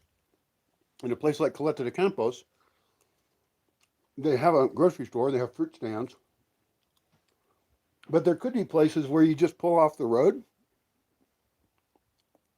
and you buy it directly from the producer. And I think that would be a useful thing to help travelers out with, because some people are just traveling to get somewhere, right? This is a very different idea. All you want to do is get there. And you don't want to spend any time on the way getting distracted by fun things. When I traveled in the USA, I would just stop I would pull off the freeway and just eat at a Subway sandwich shop, you know? But if you have the time, it would be way funner to go to a tiny restaurant or know where fruits and veggie markets are, buy them, and then go to a really pretty place and cut them up and eat them. You could even have a tiny bin for your compost, your food waste. On your map, there could be places you can dump that bin. Like pretty much anybody with chickens, if you're a person trusted in any way by the chicken owners, you could ask them if they want to have your compost dumped into their chicken coop, and they would probably say yes. And they would even know that you were coming because we already talked to them and we have them on a certain travel map. And we don't have that many travelers in the group. I don't even want to, make it like a public thing for everybody in the world, because maybe we could overload a place. Although they could always say no, I guess. It'd be fine.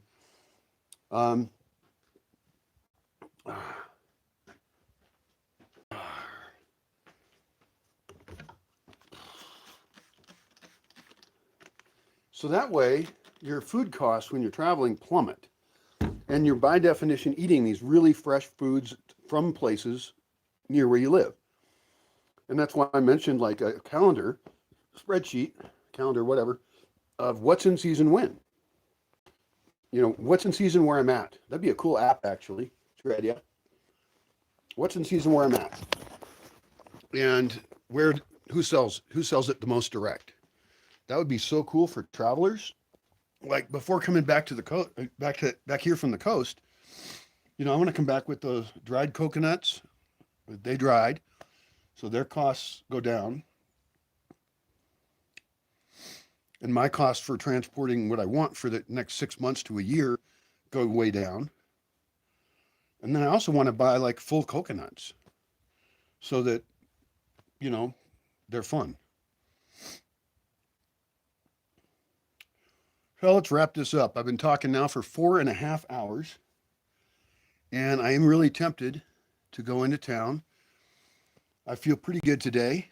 My legs have been an issue, but I'm getting stronger. I think I should do it.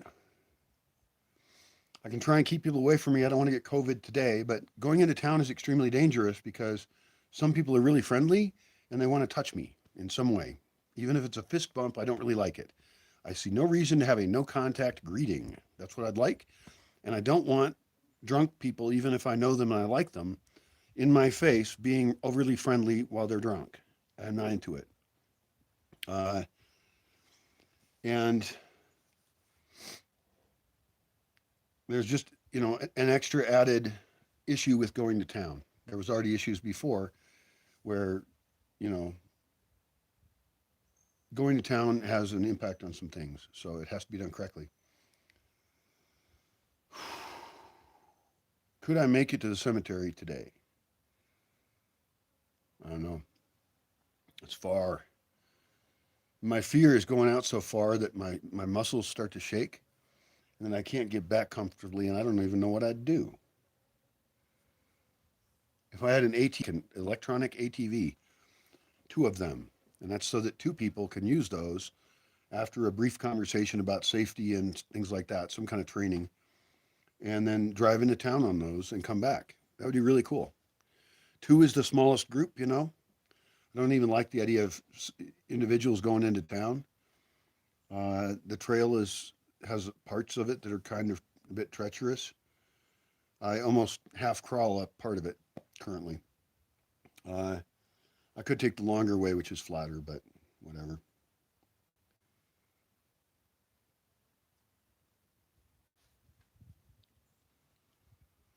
I don't have the phone numbers of anybody in town at all, so I cannot get a delivery.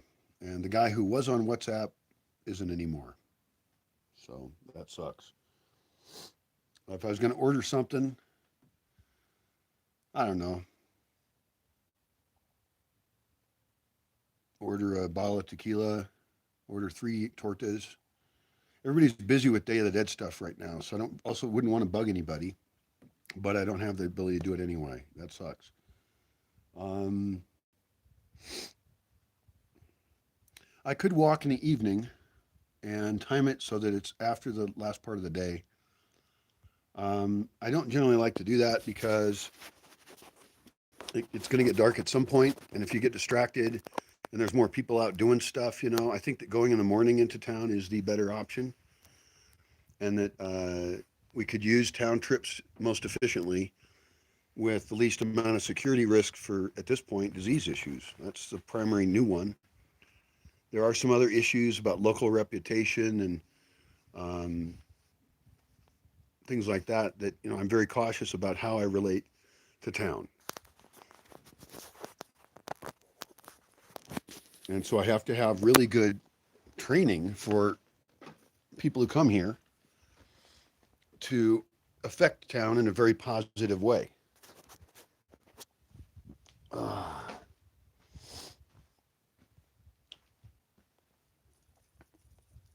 Look at this cool thing I found.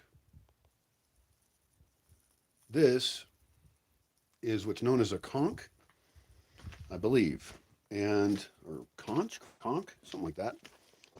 And it is a fungus that grew off of a stump over here. We cut down 2 oak trees some time ago. This is one of the oak trees we cut down. You'll notice that it all grew back. Can you see that? It all grew back. There's now a bromeliad living in it that should actually be better positioned and have some more nutrients for it. But the cool thing is now it's a big tree, and so we can essentially sculpt these. This is an example. Now there's no conchs on this or fungus on it. This other one died. It's an example of a tree that we cut that died. Hi, Raven. How are you? Raven's been so weird this year. Anyway, it has other conchs on it, growing out of the base like that. And this conch fell off. I have no idea why. It just fell off. You can see it has pores. Like very few mushrooms have pores. They usually have gills. This has really small pores. Yeah, I mean, another species that has pores is like Boletus edulis, for example. Is that porcini? Same thing? I forget. But the conchs, usually I wouldn't mess with. I'm trying to encourage this kind of thing, and I've never seen conchs this big here. And so I think what I actually should do is try and use this conch to infect other wood. And I should really have an area for that. I could have an area in the barranca, the ravine, and I could have an area somewhere else. And in the rare cases where I have a conch like this, put this on that wood. I've actually got some firewood here I could set aside and put the conch on top of it. And then, you know, or there's firewood over there too. Heck, I'm going to do that. That's a great experiment. I'll put it, this pile of firewood is under a bit of shade right now, which is fine. And I think on this end, right here, I'll just put this conch right up here. Now, the way that funguses reproduce is by dropping spores. So now this conch is going to drop spores on those logs, on that pile of firewood, and hopefully infect it. It could be that I should be putting it on there could be an ideal way to do this. I don't know. Like could be I should put it on fresher. I could break it in half and try some on fresher and some on less fresh to find out when the ideal time to infect a log is. I did try with mushrooms before to collect their spores, have their spores go into a molasses-like mix, and then put that in sprayers and spray it around to places.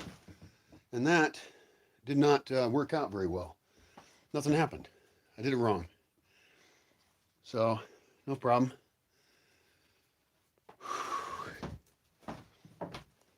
Well, now that I can walk into town, I'll tell you, it's pretty weird because it's a major effort for me to walk into town, which is why I don't really like to do it that much.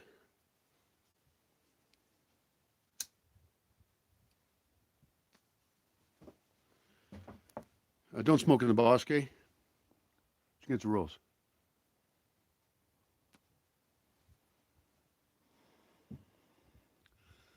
I'm just doing it because I feel trapped here, and it agitates me a little bit.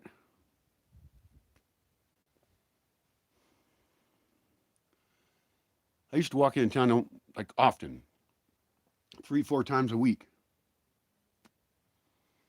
I think I should actually get back into doing that because, like right now, I'm not really walking around that much. I think I'm walking around every 2 to 3 days, and I'm getting stronger now. My balance is improving. I'm standing on one leg a little bit more and things like that. But really, walking is what I want to do, and that is the perfect exercise for walking.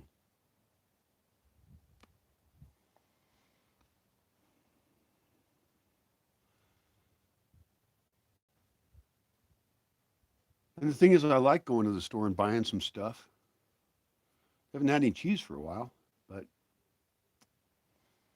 there's other stores with cheese. So, I mean, I've thought about for visitors here about really making maps that identify all of the cool things in a town.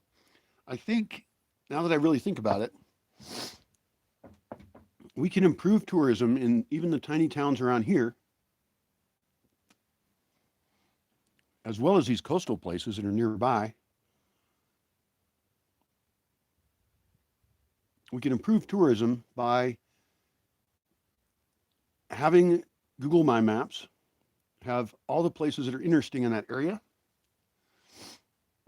I have to look up how many data points Google My Map can handle, because I think I made a Google My Map that had too many things I put on it, and it ran out of memory or wouldn't get any bigger or something. I was doing a bunch of routes from and out of here to get here. I think instead, I need to make individual ones for each route or set of routes, and probably not even, well, I could have one with just roadways and then have another one with places. I wish I could have them both on one, but I made one with roadways and it got real full real quick. And I think people have ways to figure out how to drive anyway. They've got systems for that. So as far as driving from one town to another, that's just a whole different task. And I think it's more important, and it uses less data, to just have ones that have, for example, places of the Lake Pátzcuaro Basin. It's called a basin, I think. Does meseta mean basin? Meseta you would think would have something to do with the mesa. I don't know. What is a Pátzcuaro meseta? Yeah, something like that. But especially because there really isn't a lot of well-defined tourism around here for English speakers. And that opens up tourism if you have English speakers or English information. You know, I can, even if there aren't English speakers somewhere, I can have people know, oh, I could go to this torta shop over there. For example, I'm looking at a view right now of a town. It's, I think that's Napizero. On the other side of Napizero, there's a torta shop or a shop that has some basic foods, but I like tortas a lot. And so that should be on a map like that. And we should have a link on it to more information about that place. Or the church over there, I can see. It's a really weird white church that was built in the 70s, 1970s, not 1870s, There's churches around here that were built in like 1600s. That one looks weird. It's different architecture. And so as people walk around, we could link to information about that place. That would be really cool. It could even be like in a wiki page or something.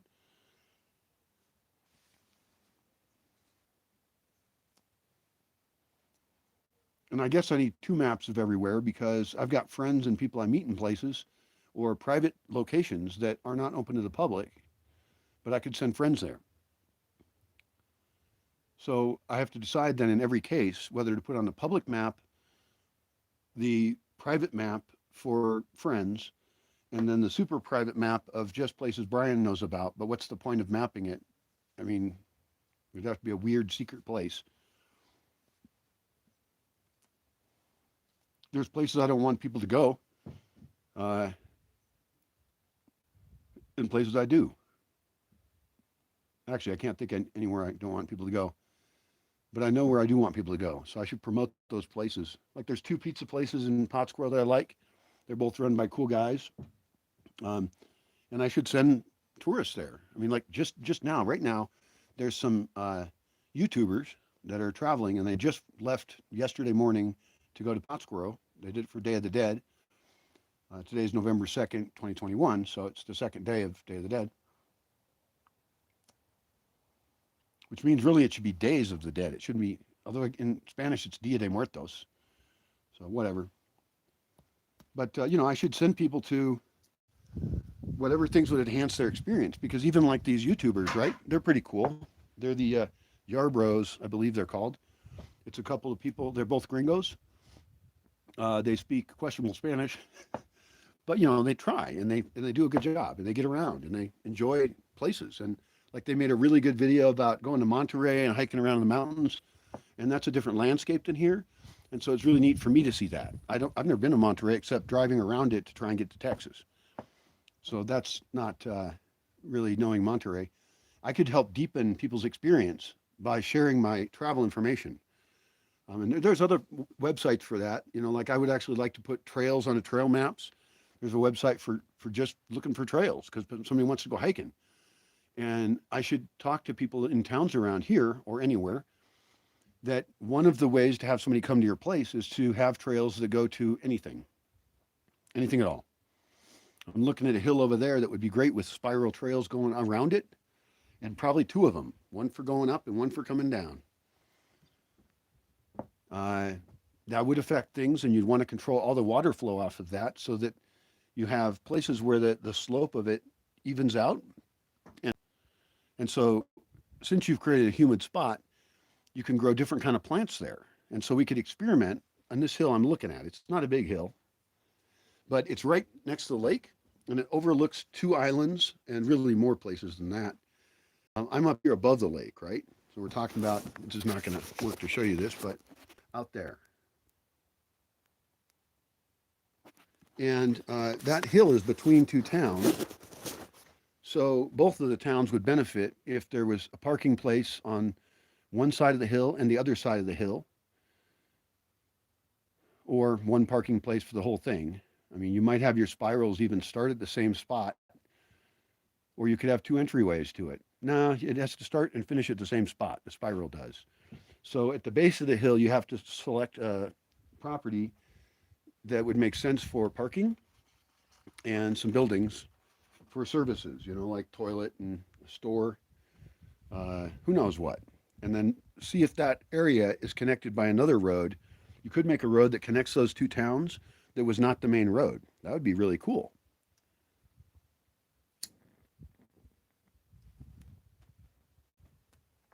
Because then, got one cigarette left. And at the top of the hill, I'm imagining places that are kind of like the top of Gasworks Park, like some, non-wet, non-dusty, probably concrete and stonework, places people can walk around and have views of the lake and spots for them to sit. And maybe even, this is complexifying the idea quite a bit, but if it was successful in being a popular spot, you could even offer services up there on the top of the hill. And ideally, you would do that by digging in to the slope before the slope gets all the way on top of the hill, You could dig in, again, making a comfortable, protected location, and you could have an entryway from the spiral trail, either the entry one or the exit one, either one.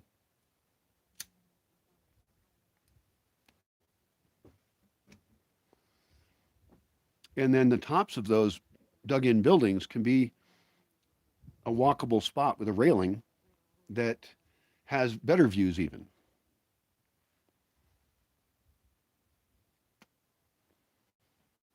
That leaves most of the hill raw. It leaves it dirt. And that means you can plant the heck out of it. You can plant it with really pretty anything that will grow. Any kind of flowering shrub tree that already grows in the area. Exotic banana trees, like I'm growing up here. I need to get more species. There's a wide variety of plants, and that would increase the total amount of life. It would turn it into a park. And even with the water flow, I mean, you could have the overflows go into a small stone pool system and increase the amount of time that there's water in that location. Now, it's less important to do that there than here because birds down there already have the lake available. So they got infinite water available. And so it's less important to make a place for bird water. And while up here, I'm so far from any water that there's less bird life than there should be because there should be water up here, but there isn't.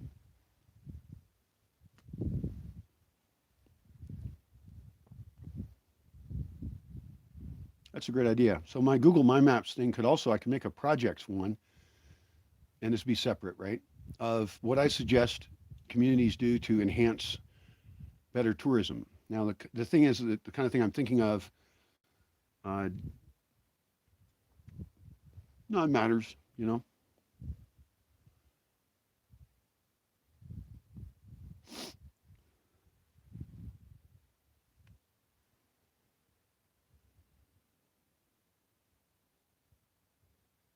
I could make a different color well, the colors on the map would probably have to do with what kind of thing it is. And then I could have layers. Within layers, I could also have colors. Like, where are places that speak English is actually something that some people might care about. I've met groups of people traveling through on bikes, and some of them are from Mexico, some of them are foreigners. Either way, you know, they don't necessarily know this place. I talked to some Mexican guy who's in DFA, and he hadn't heard of Pátzcuaro, which I had a questionable connection. But what Mexican hasn't heard of Pátzcuaro? That's nuts.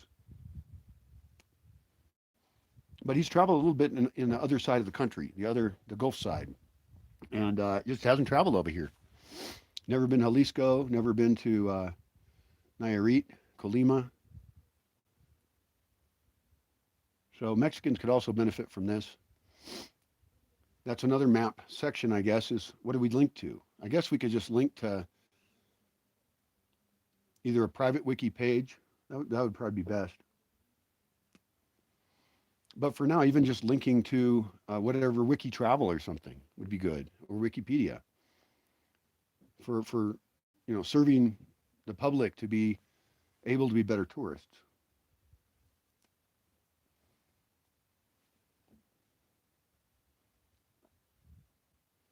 Be especially nice to map out things that really aren't very known.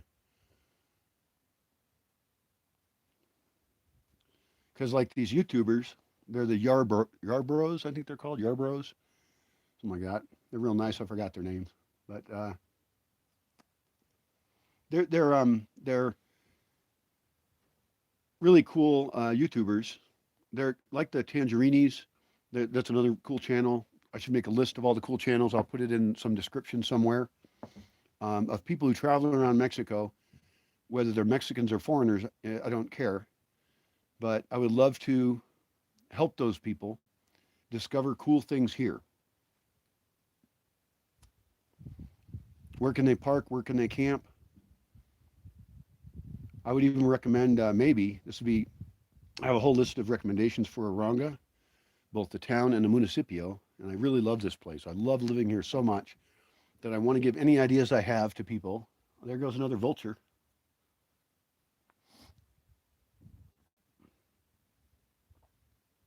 Just one vulture looking for dead shit.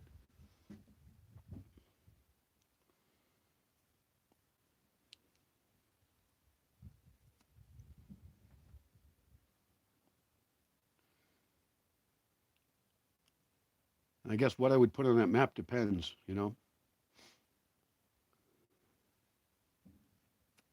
The sites I think that you can check out if you're a traveler, I think iOverlander is a great choice. It's fantastic. That's an app. It's just an iOverlander. And at one point, I had part of this property listed there. I don't feel like hosting people that much. I could talk to people in Yotatiro, but other towns as well around here, and say, hey, where could somebody camp here? You know, and ask them what price they would want to be paid, and then give them contact info so that they can update that price and write a description of the place. Yeah, the vulture is just kind of cruising around. That looks really fun to be a bird.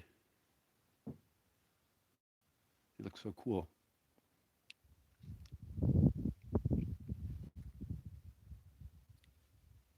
A long time ago, when I was not as burned out as I am now, I thought I was going to be more active in that kind of thing, like helping people here with tourism development. But I'm not an expert in it. But I don't think it's that hard. All I have to do is suggest things. Like if there's some products that I want, for example, in Aronga, there's stores I can talk to and ask them if they would want to provide that thing I want, and they could even get it, uh, in Morelia or somewhere with more stuff, because supply chain in here is a little difficult. All right, well, what is that? 3 cigarettes? That's truly disgusting. Smoking is really bad for you. Don't do it. Don't smoke.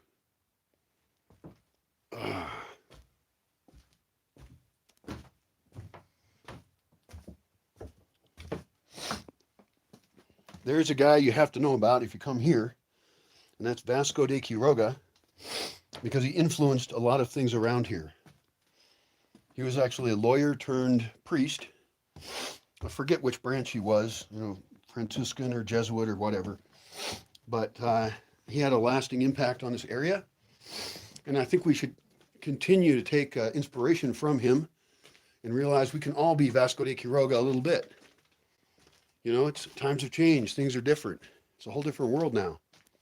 But I think we can continue the efforts of maximizing human potential, and sometimes in places that a lot of people aren't thinking about that, with my values anyway. And with, at least at minimum, I can suggest things I want in towns. And I had this idea originally of having really a form, and I think it could just be a Google form. I think it would work. A Google form you can fill out for a given place. And whatever it is you know about that place, you can just fill out the form. That form goes into a spreadsheet with Google Forms, and then that information gets put into the wiki. So anybody could actually make a report on any place they found that was cool. This way, any team of travelers in the area can participate in promoting cool people, cool products, cool adventures. I know that, I think Airbnb added the feature of adventures on it, and I don't know if those things are often written up in Spanish, but they should be written up in Spanish, and they should get translated English, and we can turn any traveler. Maybe we just use things like Yelp as well. Like, there's places around here that, people around here don't use Yelp, I don't think. I don't think there's Uber drivers around here. That's no big deal, I guess.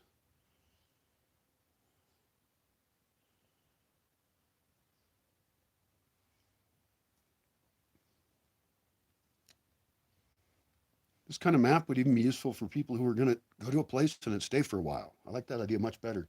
And those people actually have different needs, like where can they take a shower? Where can they dump their trash? Although hopefully they wouldn't produce a lot. Where's the garbage dump? Where's the post office? because it took me a while to find stuff when I first moved here, and I didn't speak Spanish either. Sucked.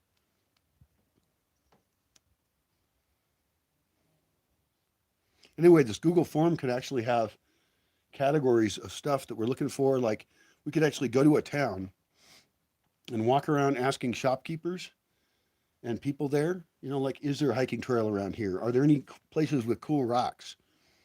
Is there a way to get to the lake and get on a boat to go somewhere else? Transport things, of course. Where can people park for the night? iOverlander is used for that a lot. A lot of people, the same day as they're trying to find a place that they want to stay that night, they'll look up, based on where they are, out there. They don't always plan their trip real well. That's one of the reasons I shut off my iOverlander campground site, is because I don't want to deal with it. And people would often contact me at the last minute. One group of people who wanted to camp out said, "We're at the gate." I don't like to hear that. You got to apply to be here, and I just don't. It was late at night. I wasn't that late, but it was already dark, and I felt really bad. And I told them, "No, you can't stay here." That was a terrible answer. I wish I could have sent them a link to map of place that they can just go camp. Um, and I'm asking my friend. I'm in a conversation with my friend in Yotatiro, and she knows about a lot of stuff, and so I also want to figure out like places people can just camp and then use the services of the town, which dumps a little bit of money on the town and doesn't use up a lot of energy. Um, I guess some vans have like black water tanks. There should be places to dump black water around here. The town of Yotatira could provide that. I do have to figure out if the town wants that. They may not want outsiders to come in. There's definitely small towns that don't want overnight tourism. I don't think they want it. And so in cases like that, you really have to consult with more than just one person in a town, I think. Maybe even just handle it all by email, but with a Spanish speaker doing it, and engage then in a dialogue with the town's people in some way, maybe through a Facebook page, just post a thing on their Facebook page or message the admin and ask these questions. Any location that has a business or something, we could put on there and try and promote businesses to benefit more from any travelers coming through. Um, like there's only one spot on this whole side of the lake where you can fill up a propane tank. And propane is actually a really good energy saving thing for traveling. Small propane tank you can cook with. And, because some people use solar power on top of their vehicle to power cooking with heat, which is really, I don't think it's that bright, but who am I to judge? I'd rather see people traveling around with solar things, but also food is really available in Oranga. Like you could travel and just live on, like I mentioned earlier, fresh fruits and veggies that you buy at the store. And whether it's big or small, you could list all these different types of things like restaurants and stuff. A lot of people, like if I'm traveling, I think it's really fun to go to small restaurants that have really nice people and they have a different food or similar food than I've had before.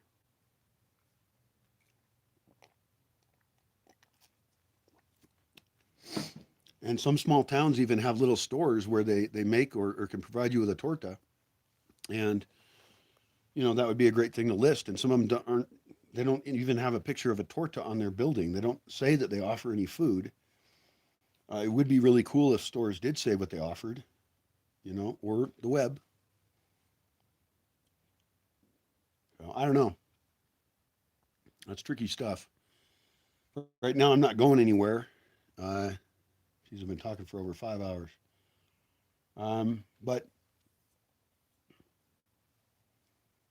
I think of people like Rick Steves and Lonely Planet and these guidebooks, and I think now people have online access, and so we could enhance the connection between people and places. We could You know,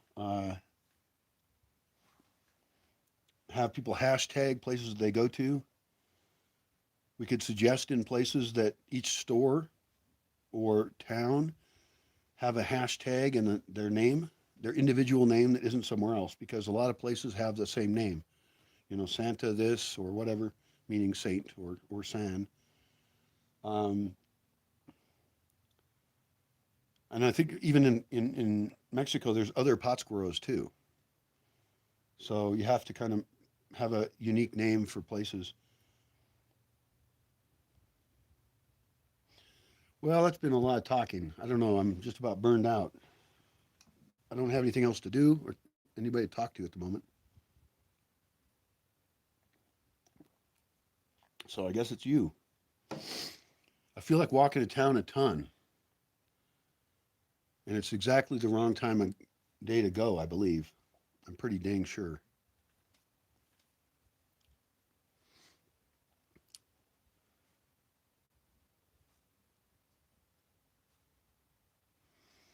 Oh, I'm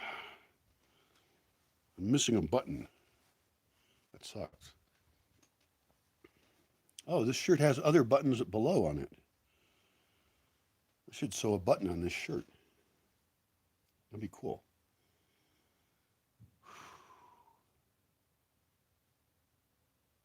What was that guy's name? Do you remember? That lawyer turned priest? His name is Don Bosco de Quiroga. There's sculptures of him all over the place. And he was in contact with Thomas More, who wrote Utopia. He basically tried to implement utopian ideals here. The primary thing he did was have different towns produce different products. And I think we should rediscover what towns were designated for what things, because some of the industries in those towns have not survived very well. In some places like Santa Clara de Cobre, which is over there a ways, are really cool towns. Like that one's full of copper stuff. And you know, you could go there and you could shop for stuff if you want. You could eat a torta that has tortilla chips in it or something. Or is that in Urupan? I forgot. But I think it was there. And you can look at all the pretty copper. It's all shiny and neat. In some cases, you can even go back into workshops. They even were nice to me, you know, because I was there and I had a camera and I was recording. And they let me pound on a copper pot a little bit and watch people do it and how they heat the metal and how they pound it and make these cool products. And of course, if I was looking for a copper product, that's the place to get the best price. We could even enhance shopping by saying, look, these are exact pictures of the kind of things you find in this place. Here's the price range that they're in this year. So we could have price reports on products. Um,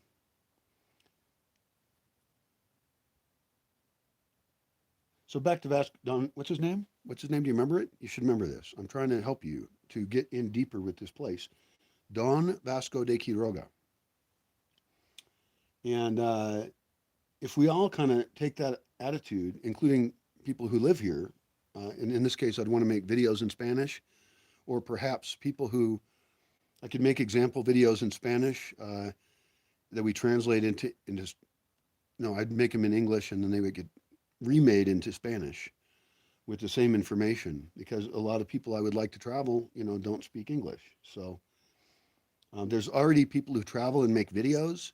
And for me, the easier thing is probably to just to promote to people who already record in either language to really come here. And this, you know, is the invite to the area versus the invite to the Bosque. The Bosque is a much different trip, and many people would not want to come here.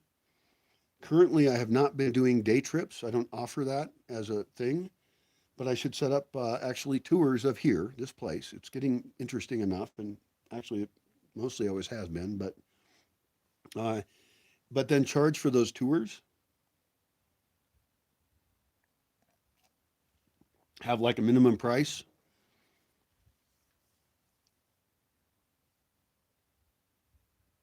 It's not a bad idea. I've also got a guy who can give those tours in Spanish. He used to do it to people who visited, uh, but he hasn't been here for a while, so I'd have to retrain him in giving tours. Also, I should actually list tourist guides, whether they're official or not, anybody that can help people, like even in towns, find local guides for whatever. Like if somebody's going to go hiking, maybe they should bring a local guide. I don't know. Um, it's kind of a chicken and egg thing where if there isn't that, then they won't get that kind of tourism. But since they don't get that kind of tourism, they're not going to necessarily develop it because they don't know the opportunity that's laying around. So I might be able to help with that. Like I love when I travel around, not just to go somewhere and consume something, but I want to see how people do things in different places, whether that's making salt or collecting salt, or like I said earlier, like how they prepare fish, you know. Um, can I go with people to collect maguey, and what times of the year is that available, and where's the schedule for it? This is a place that makes mezcal nearby. It's called a Pongio, and I would love it to promote the tourists, the tours of their place and other activities. They currently do pretty well. They have a little window you can go up to, and you can have tastings of mezcal. And of course, it's a good idea to buy some from the source. Anytime you can buy or support the local producer as much as possible direct to them, if you're already traveling around anyway, is to buy things when you're traveling around. So I want to help people do that. Yeah, well, I'm all talked out on that topic. The original topic on this whole video was the sun, and the peripheral topic was kind of like how can I help people who are up in cold places in the north come down and enjoy the better climate here, and tell them exactly how to adjust to this climate, what clothing they need at that time of the year so they can travel with less stuff, and then also places where they can buy anything that they didn't remember, although they should be very prepared. I want to help people be awesome travelers. And I think as travelers, we can actually take actions that promote a place by taking pictures of it, by giving those away as open source, completely public domain. I'm not even sure where we would upload those. Um, Open source is really cool, but you have to credit it. And so I really like public domain better. And so a site where you can upload it, and you could even still mark, who you are as a person if you want to get some kind of cosmic karma credit. Um, there's a hill across the lake I can see that's really huge, and there's kind of a nook in it. There's two hills that kind of have a spot on the side of it. I'd have to look at a topographical map, but it looks to me like it would be a great hiking destination. There's a satellite tower on top of it, and there's also some other hills that I know that there are trails on. El Estribo Chiquito or something, Estribo Chica, the small Estribo. There's a couple trails off of Dia Estribo, which is saddle. It's there's some hills that have a flat spot in between them, so they get named saddle. And all of them have kind of by definition a location high up that has view to somewhere, probably over the lake.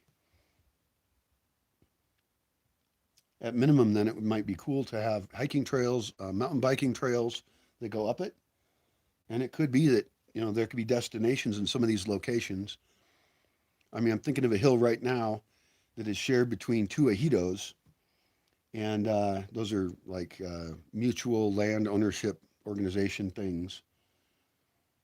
And the ejidos are actually a great group to work with. So I don't know if most of the ejidos have a web page or a Facebook page or whatever, but talking to ejido has real value because they have control of a lot of land that is not utilized for tourism, and it could be. I mean, I think like for example, near here there's the Malpais, which has another name that I forgot it. Some guy corrected me, whatever. I just call it the Malpais, which means Badlands. It's a volcanic rocky area, which it's not hard to keep people from going off the trail there because going off the trail is all rocky. People could skin their knees, sprain their ankles. But within it, there are places where the rocks have slowly been moved to make trails. And so mapping out the whole Malpais would be an awesome project. It would benefit the towns of Uricho, because Oricho offers kind of a back way to get into the Malpais. Aracutine, because that has a way into the Malpais. And on the other side of Aracutine, there's a place kind of near Tokoro that's a good place to park also and then go into the Malpais. Now, I love the idea of supporting local guides, and I went in there with a guide. It was great. It was a nice guy from Oricho, and he showed me cool rocks and told me about different places. And so I think as far as tourism development goes, I've been mentioning like businesses and activities and things. Well, I guess I was talking about trails as well. The trails in there, what's nice is that there's not a lot of big up and down. And although I want to promote trails up some of these hills, like there's a hill over that way that my friends hike on, and I should actually go with them and a GPS and say, okay, where do you guys go hiking and camping at around here? And so if I ask that question in many towns, I could start adding lots of trails to it, including the places like the Malpais. Now, wherever people are going to park for that creates a potential business opportunity because tourists buy things like cold drinks, they buy whatever food is made in that town, they buy whatever crafts are made in that town. And if we can get them out of their car in a place where there's any businesses at all, we can help benefit those towns and deepen the tourist experience in that place. I like that idea quite a bit. I went to the town of Kapula with a friend of mine, and I was really surprised by how much cool stuff there was in Kapula. There was crafts from there and crafts from other places in little stalls along the street, and it had just a nice vibe and seemed like friendly folks. I talked to a few people there, but I didn't make this really concerted effort. Like I think this is really a project that I should even look at funding it because I can't personally travel around. I don't have resources to travel around. I also don't have a vehicle I can do it in currently. But if I can encourage people to ask these questions in each town or have an effort of somebody's time, because it's going to take time, right? I could offer to do it, and I will do it some. I've edited Wiki Travel a little bit. I've added places. Um, Google Maps has I believe features where you can recommend things or you can even add trails to it, and I think that makes a huge amount of sense. And then just say what that place is like, and people can decide for themselves whether they're up for that adventure.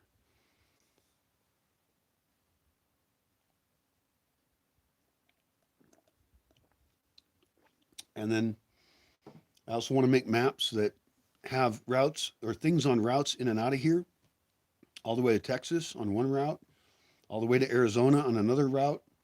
I'm not personally that much into Baja California, Baja North, Baja South. Um, but I should have that on there as well, including for people who want to take the ferry across. There's a ferry that goes from Baja to the mainland. I think it's not super cheap, but hey, it's an experience, and I should look up online and have links to other people's videos. That's a great way to piggyback on what they do.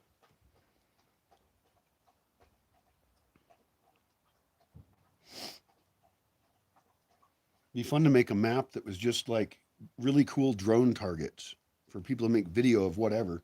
An obvious one, for example, is Janitzio.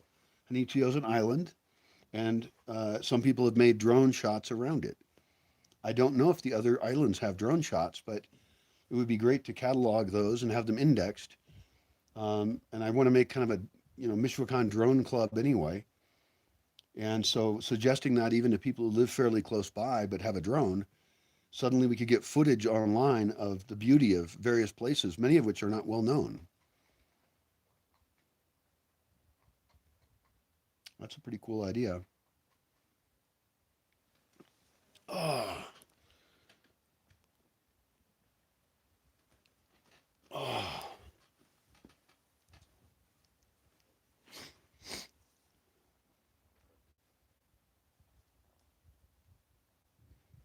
One kind of app that I can imagine, or features, I guess, that could be added to an existing app, would be to have almost a matchmaking service for travelers that want to travel together. I see these messages on Facebook occasionally, and somebody says, "Hey, I'm going to this place on this day or this time frame.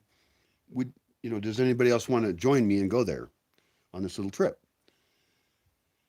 And I've seen some sites that almost have the features I want, but I haven't seen one that has what I want.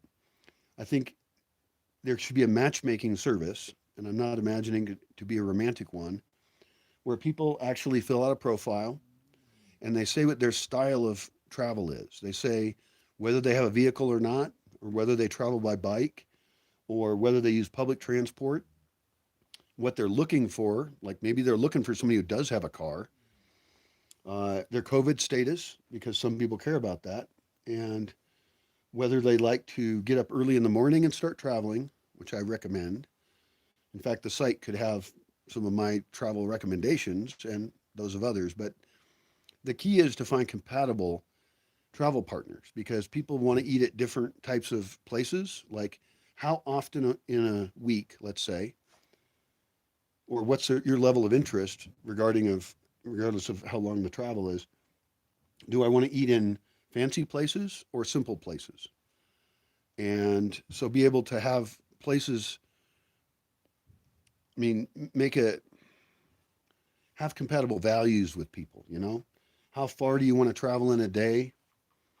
Do you want to camp or stay in a hotel? Uh, and people could even travel who weren't all staying in the same place. I usually imagine teams of four if they have their own vehicle, or bigger if their vehicle can handle it. But um, lists of taxi drivers for that place would be convenient. One time I went to Quiroga, which is named, by the way, after Don Vasco de Quiroga.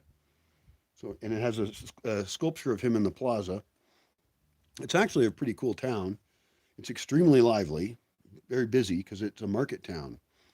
Lots of stuff for sale there. Very walkable. Uh, and it's near Santa Fe de la Laguna, which they have pots and things there, a variety of things that they sell. Um,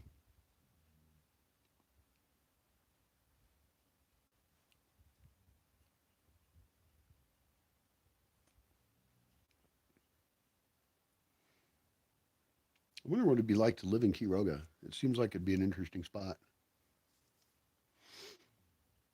I should make a map of where all my friends live, and I would keep that map private. Everybody I know, and so that I can even transfer that to somebody's vehicle GPS thing or their phone, and then they can easily navigate to places that I want to go because I might be going with them, or without me, that's fine. That's a pretty great idea.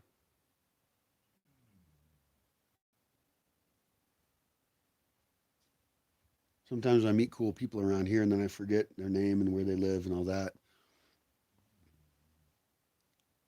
So that'd be a really great thing. Like I know a guy who does video work. He works for a company that does video work, and I think he's based out of Quiroga. And I've met him a couple times, and he's a real nice guy.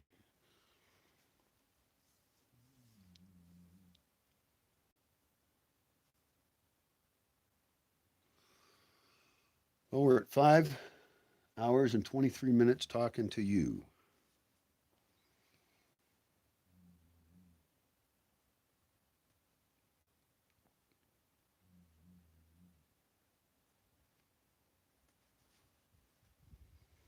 Where's my puppy? Well, I got some food. I got some avocado. That's great.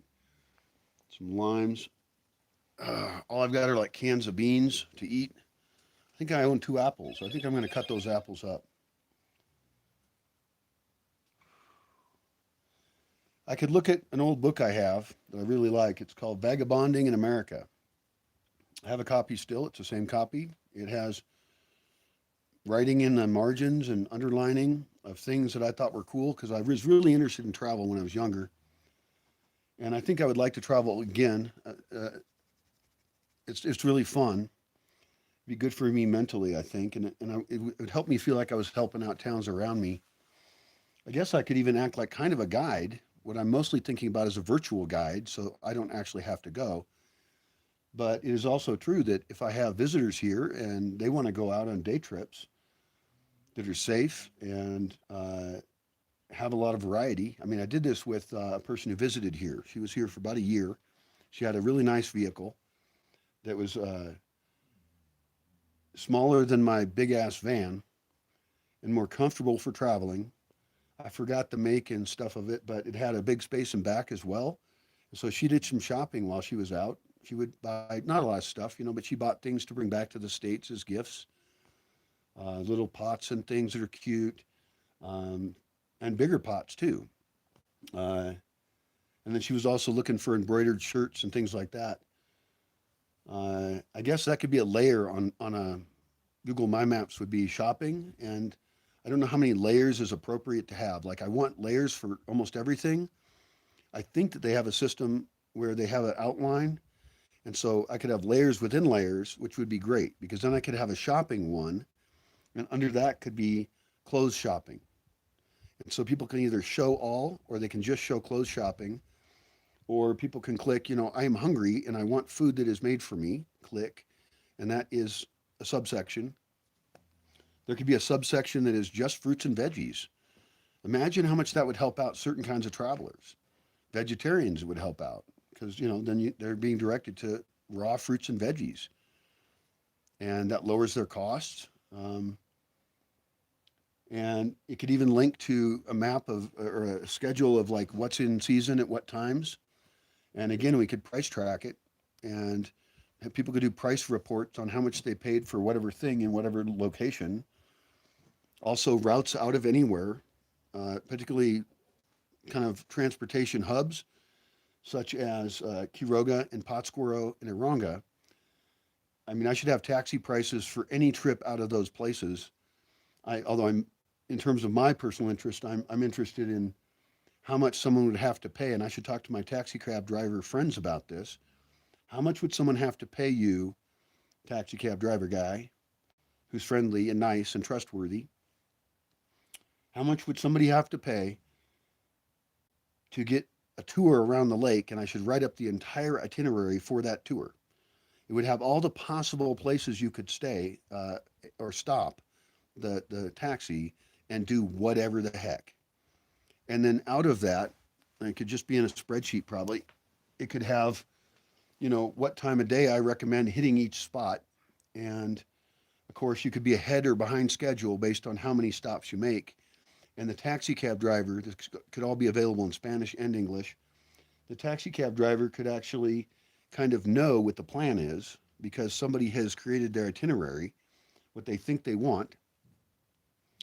And then the taxi cab driver has enough knowledge and wants business, of course. And he's also part of helping out local businesses. Or people could go in their private vehicle. Either way, it doesn't matter.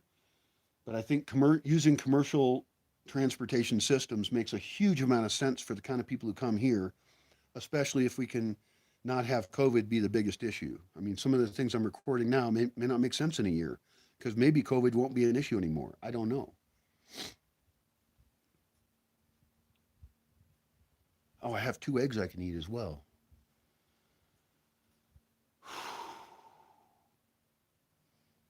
I often fast for most days of the week. Often I eat only 3 times a week. But if I go out, there's so much cheap, yummy food to try out, and I rarely go out. But I guess I would like to help people eat street food better and have a better culinary experience here in Mexico and places around here. Like I tried an avocado ice cream in Uruapan.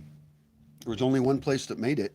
It would be really cool to talk to the Aronga people and see if what ice creams they make now and suggest flavors like avocado ice cream. It was really an odd ice cream. It was really yummy. Also, stores that sell anything special, like specialty products of any kind. There's exactly one store in Aronga that I would recommend for that, and then there's other stores for basic things. There's a store in Pátzcuaro. It's called Don Chucho's that has all kinds of products that nobody else has. And then there's famous foods like Quiroga has carnitas, and in that case, I don't even know if I would want to list all the carnitas places. There's so many of them. I could still do it. I could do ones that aren't in the main spot as well, or people I think are especially friendly. So I don't know that I have to list every dang place. Certainly in the Quiroga Plaza, there's a whole bunch of little stands there that are all producing carnitas. And I think I just use one dot for that and say a blob of carnitas here. So I don't know. There's also little towns around here where I haven't ever stopped, and might be cool to stop into. When my friend was here and she was driving, I was able. Luckily, she didn't speak good Spanish. I do, but I have kind of these target locations in my mind, and I think recording those would be beneficial. So I'm bored as heck here. I haven't left for 2 months. I think I've gone without going to even Aranga my favorite town that has stuff. I walk into this town, this other small town, but they don't have a lot of stuff. Right now, if I had tortas made there, I would get them. Oh, you know what? I got someone's phone number from there. I think it's in a notebook, and I don't have any saldo. I can't make phone calls, so that sucks. One thing I can do for Bosque people is to arrange for people to be deliverers, people who deliver things. There's young, strong people in the nearby town who could bring me right now a torta if I sent them an email or a WhatsApp or contacted them on Facebook or whatever they use. Those people would actually be cool to on a map as well. And I don't need to know where they live. I could just even have like in the closest thing to a plaza, I could just have a things that can get delivered marker. And then, of course, on each individual place, mention that they do or don't deliver. But I like the idea of a shopping list of everything that's available and knowing people who can deliver it straight to the Bosque from town. Because, like in this town, I mean, this in this state right now, I don't feel like walking into town, and I don't have any way to contact one of these people who I could pay extra. I could pay them a delivery fee to bring a certain amount of stuff, and maybe this would be a cool thing is to make a form. Now, this purely benefits the Bosque, but other places could do this as well. A form in English and Spanish, probably the same form ideally, make it bilingual form, although not everybody receiving the form will be bilingual. But so you can just mark down what you want on it, and then the person receives the spreadsheet request, and I could teach people how to rotate the fields or even look at and delete the records as they come in and the request is served. Right now, you can get pizza delivered to Yotatiro. Nobody delivers to here except one 13-year-old kid that I know of. Nice guy, um, but I don't have his phone number currently or any way to contact him. Um,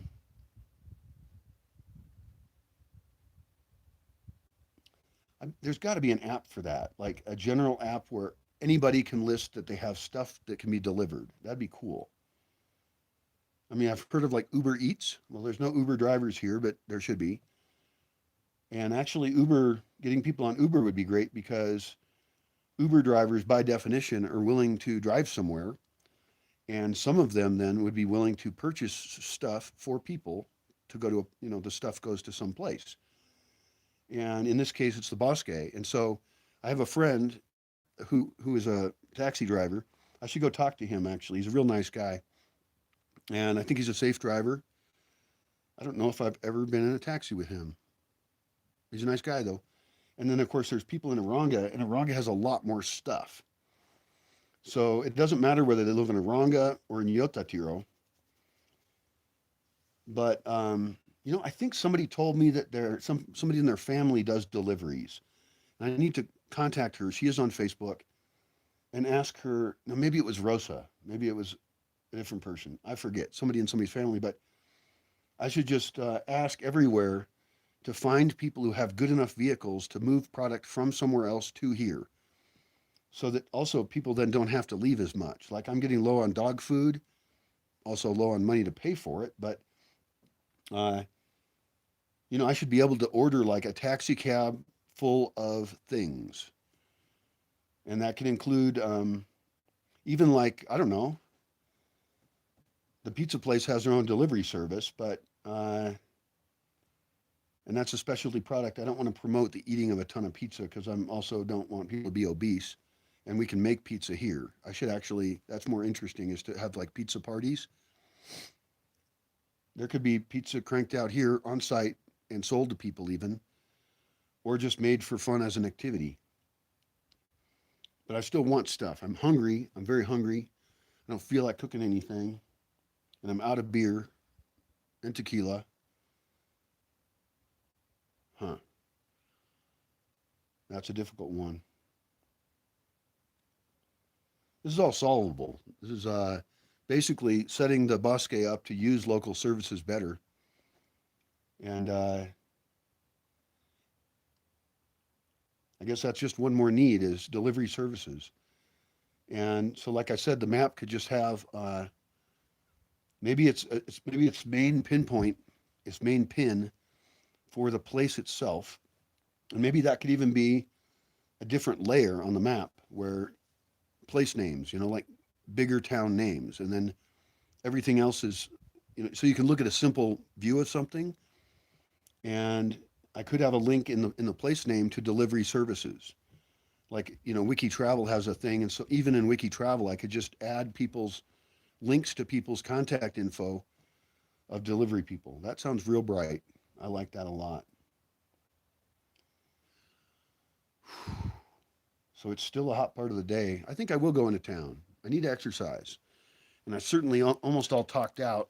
Yesterday I talked for 3 hours about random stuff, just like I'm doing today.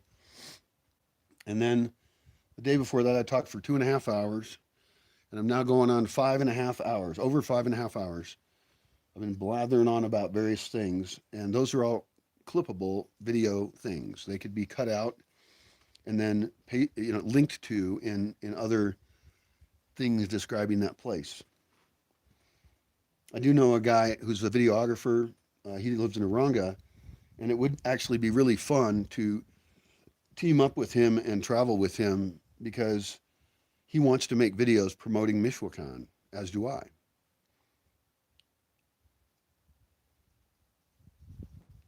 And I could be in front of the camera or behind the camera. And actually, I would promote people to learn how to be both. And it's obvious some of these YouTubers that travel around recording cool stuff in Michoacan, they have more than one person. That's really handy. It's very hard to record yourself traveling. People can do it, and I guess phones have made it easier. In fact, that's actually worthwhile. One of the things I don't have is a way to move data off of my phone easily and publish it. And so I probably need to get a phone contract and then check how many megabytes of data I think that I would use up while traveling and make sure I have enough data. Maybe an unlimited plan would be great. And there's probably cell phone coverage around most of the lake. My cell phone coverage up here sucks.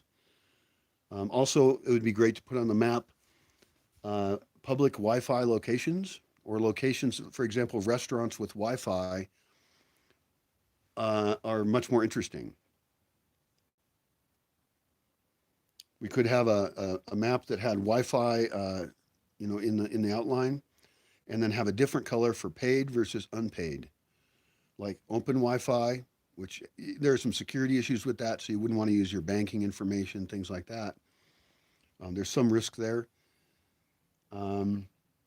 But ideally, soon there'll be Wi-Fi everywhere.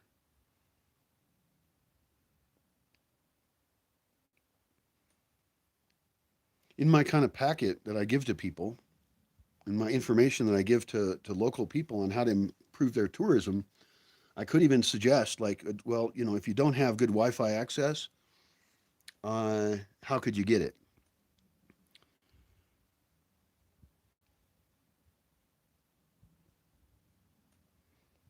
I could figure out which towns have cable or not, because that's, they by definition can install Wi-Fi easier. But I could suggest that people in other locations get Starlink, Elon Musk's effort to have internet in rural places. Because I have gone to some places, like Sengio a long time ago had Hughes internet, service, and it was very slow. And I think it's more expensive for people. So I'm hoping that in addition to places developing their tourism to be deeper, that they also provide a lot of people with what they need, and that is to be able to broadcast things a lot. Also, I could travel with a small computer where I could move my data on my phone to my computer and then save it or to some storage device and record lots. And then later when I have access to be able to publish it, I can just publish a bunch of stuff. That'd be cool too. I guess each YouTuber has their own solutions for these things. It would also be fun to share information with people about how they do it. Um, I would love to travel with people who are publishing stuff and see what their method is, what tools they use. This would also this would help a lot with people hosting, people traveling slower, or like digital nomads, or writers, or people who may want to be online, but the town doesn't really know what this person needs. And if I can write up and express, hey town, this is a this is the infrastructure which people are looking for. These kinds of people are looking for. I guess Airbnb meets some of those needs, but those are also private residences, and there's different costs. And maybe the person already knows where they're going to sleep. Maybe they're traveling their van, and they need other services available to them. And I guess I want to help people know what these services are and what exists, because there's plenty of people like down by the lake or even up here that have these extra spaces people could stay in. That'd be awesome to help them rent those out. Ah, well, I've already talked about that, and I think I got to wrap it up here.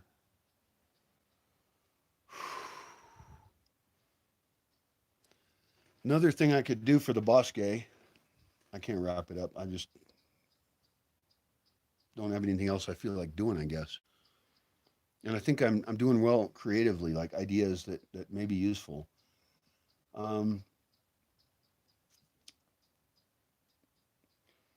I can start with the people closest to me.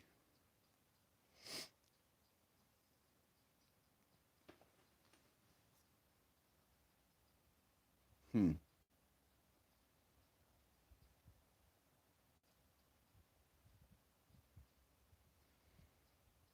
This idea of a tourism development package, a set of documents, and it could be published online at this point. It doesn't have to be paper, although some of the places I would like to find out how to develop, um, if they wish to be developed like that, don't aren't not very online, and also the decision makers, the community leaders of that place, are not online very much. Uh,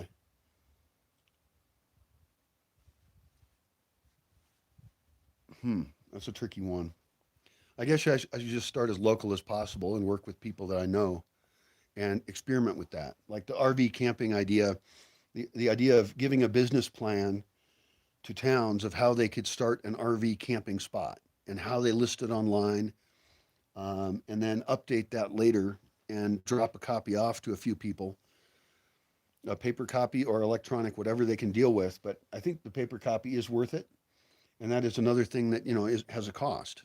This would be a booklet that includes various business plans. It includes links to websites, which obviously if it was paper you can't click on, but you know it would point people in the right direction. It could even say, here's the links, but here's one link that has all of those links so that you can go to one place because you're already online and then just really quickly click on whatever information helps you develop that place. Because, there may be a cave in a place, but it's not super spectacular, but at least it's a destination. And there's lots of specialty products that are made in different places, like weird ass stuff. Um, I don't know that I want to take on the responsibility of a lot of what I'm talking about, because I feel like I should run upstairs and start making a list of places. But it'd be really more helpful if you had many people kind of being part of Michoacan Explorers Club or something. And I mention Michoacan the most because that's the place I care about the most. And I host people who live in Michoacan and other places. But of course, the entire routes up to the States and also the route to Mexico City, the route to Guadalajara, the route to Ajijic. We should make sure that the places relevant to the Bosque the most, we can develop them better and know who to trust and who's got these cool products and where we can buy some kind of weird seeds or collect them, out of a plaza or along the road. Like when I've gone to the coast, like I said, I've been there 3 times. There were some trees that had cool flowers and they had seed pods on them still. And so I collected those pods. I just collected a few of them because my climate's so different that it's not a great seed collecting place. Other places up here are. But I think of those ones, the seeds germinated. I think only 1 or 2 trees survived, but we got them past the young stage where they might die because it's too cold or something like that. And now I've moved those trees to up here. Now that one has never flowered yet. And actually, I get confused about trees that are young. Which plant is that? So we could do a little better on being organized. But even things like what to do if you're coming here, like if you want to eat meat, where you stop and buy it just before you get here. And if your timing is right and the butcher's open and we can have hours posted and all that, I can send them to the best butchers, and then they can bring meat from right near here up here and then cook it right on the grill. And that would be the cheapest way to eat meat here, other than potentially rabbits and eggs, which the chickens produce. So uh, I could also have in that map a list of community projects, and I don't have a lot of those, but there's places where I'm trying to get, like I tried to get a veterinarian who already raises rabbits to raise them the way I do. And I had him visit up here and he saw how I do it. And I think he said he does it similar. I don't know how he raises rabbits, but I would love. I mean, he sells rabbit meat. I guess he has a poster for it, like a Lona, a vinyl sign that has pictures of rabbit meat. And I forgot the price on it. See, all that information could go on a map. And I also, in that case, I want to visit the place that the meat is being raised to see if I like how it's being raised. And I want to promote places that have good products. Like I went to a place that raises chickens. It's between here and Pottsboro. And I went into it with a couple other people, and I didn't, put this in a video. It's in a video, but I didn't say where it was because I didn't want to insult them. But they did not have the chickens being raised in the way I liked. They were too dense, and they were pecking at each other's feathers. And even if I'm going to kill and eat them, or they're going to kill them for me, and I'll eat it, I don't want to buy meat from animals that have not had a good life. That's actually important to me.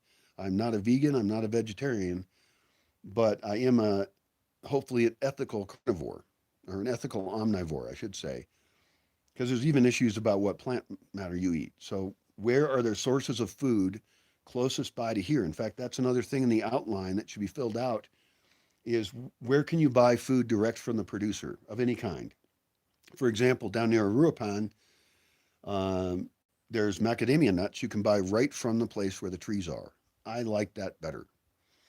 If you're already out traveling, I should be promoting products that you can just pull up and buy it right there, even for something like furniture. I mean, most travelers are not in the market for furniture, but this could also be a resource for people from the city or things like that, where, there's like 2 towns around here that make furniture, but there's also small places that aren't famous. And they're just like, I know of a business in Aronga that makes furniture, and I want to promote that guy. And he has a Facebook page and everything. It would be cool to put his information in English as well as Spanish. Uh, he should have his hashtag posted as well so that if somebody visits and either buys something or just checks out what he offers, that'd be pretty cool. Another great tourism thing that could be done. I mean, I think of a place like Quiroga, and there should be products that are available there, like a shopping guide to Quiroga that has every store listed because there's hundreds. There's hundreds of places. And there's lots of yummy food. There's little trinkets. There's pretty cool art. There's gifts for people that you could buy.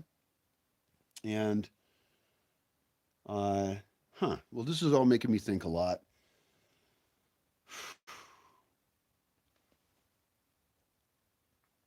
Or I just get more travelers to log everywhere they go on in a Yelp. Maybe Yelp has already got the solution.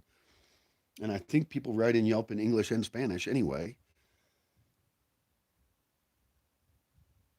TripAdvisor. I don't use TripAdvisor, but I like that idea quite a bit. You could even copy things from one system to another. But getting more travelers doing that would be fantastic. And then translating what they say into English as well. But, obviously, most travelers here that I know are pretty local. And I mean, a lot of travelers I've hosted have been from far away and they're busy traveling. But there's other people who, I think more so people who live here, would be maybe more willing to fill that kind of stuff out. And maybe what I can do in these small towns is, and I can even do this by email, of just saying, "Oh, you live in this town? I saw your comments on Facebook," um, and then maybe post links to, could be Quora or somewhere else, or even just, I don't see anything on Yelp about places in your town. Does anybody in your town want to fill out places? Essentially putting places on the map. And some of them are small, like even in a town right near me, I saw on, I think it's on actually Google Maps. A place is listed with I think it's a lady's name, and she says it's a honey place. They sell honey there. I don't know where the heck it is. I know some beekeepers, but I don't know that one. And I just found out pretty recently that there's a veterinarian in Yotatiro near me. That should be on the map. You know, locals need it, immigrants need it, travelers need it. Sometimes I need a vet. I mean, right now I would love to buy a flea collar, and I'd love to just send a Facebook message to her and say, "Hey, can I buy flea collars from you? And I want it in this price range." And I don't know. When you're really rural like this, a lot of stuff gets more expensive. Like I got a really high price on something I was trying to buy, and I can't buy it myself unless I go to Pottsboro and pay a bit of a more of a premium, and probably the cheapest place to get it would be in Morelia. And of course, I look at something like Amazon, and the prices in Amazon Mexico are higher than Amazon US, and there's still shipping costs in either case. But Amazon Mexico is probably a good choice for me. Like I want a hard drive, and I should just suck it up and buy it. I don't have money right now, hardly at all. But and I just got a letter from my bank, which I did not read well. But I think that they said new agreement, and they're gonna charge me a ton for like $12 a transaction or something. I think they just screwing me over now. They were already screwing me over before. It's Bank of America with a credit card from Alaska Airlines.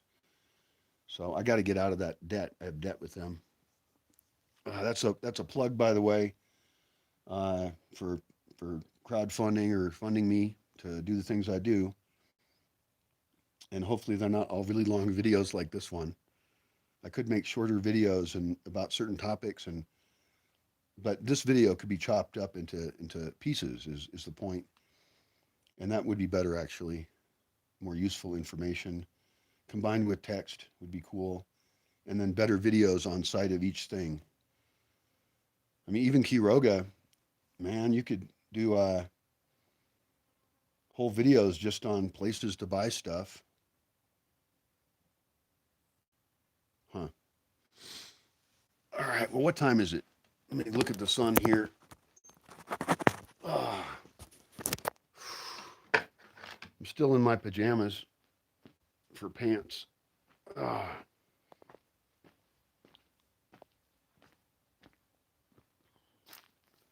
Oh man, it's got to be like noon or shortly thereafter.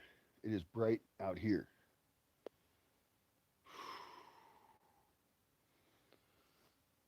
Oh. God damn, I would love a pizza. I'm just in a mood for that. I think at this point I get like 2 pizzas a year. It's kind of a luxury item for me. And I don't feel like it's the healthiest food in the world. Uh, but I can eat an entire botanera pizza, which is a really big kind. Hi, sweetie. How are you doing? Hi. Don't fall down. You being submissive? Okay. Great. She's so funny.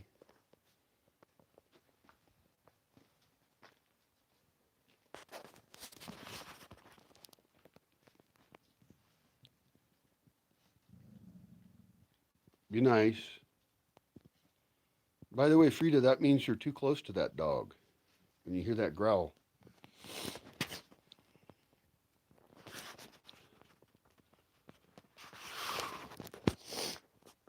Oh. All right, well, I've got enough food here. You got 2 eggs. I've got tortillas. I've got some hot sauce I can put on tortillas. And I've got a bunch of food I don't feel like eating, like oats and shit like that. One of my bigger tasks is the whole food system for Bosque Village based on how many people are here. And since I'm able to survive on my own, I could write that up, but it's not as relevant. Since one of the first things I want to do for people is set them up with kitchenettes and so they can be food independent. Yeah. Oh, I think I have tortillas in my backpack. I did walk into town the other day.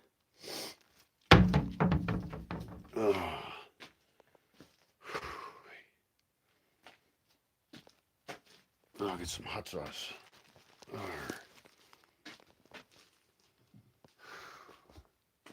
I do have a spreadsheet with all the ingredients I use listed.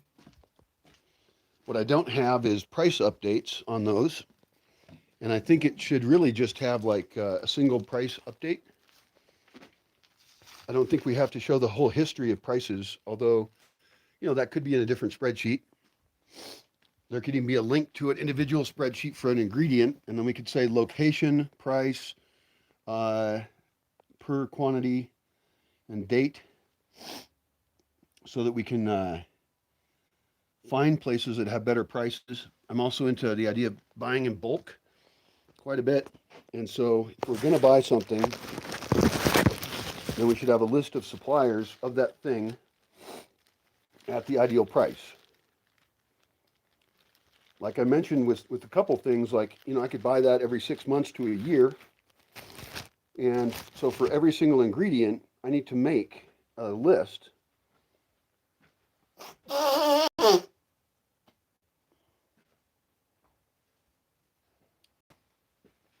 exactly how we buy or consume that product.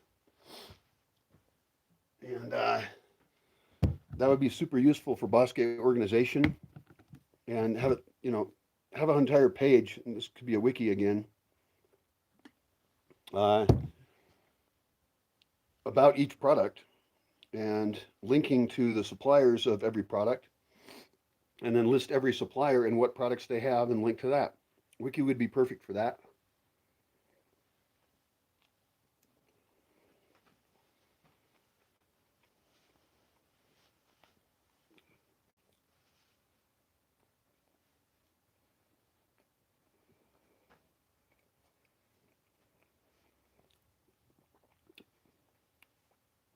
Wow, tortilla with hot sauce is not really that tasty. Also, this is fucking hot sauce. Really hot.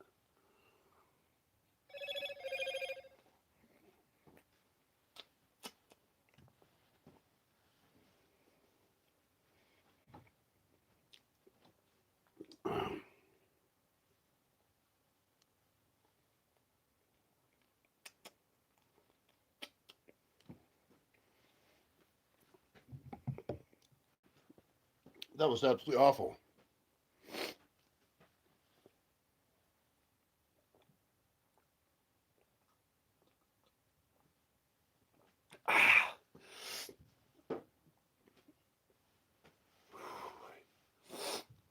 It might be useful to have a map that shows where you can buy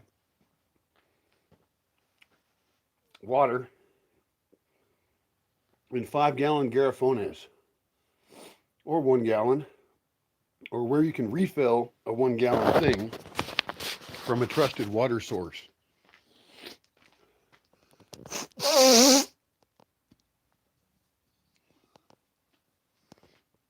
I know that people in Aranga fill up water right on the street because not all the houses have running water. And so they have the same problem a traveler has, right?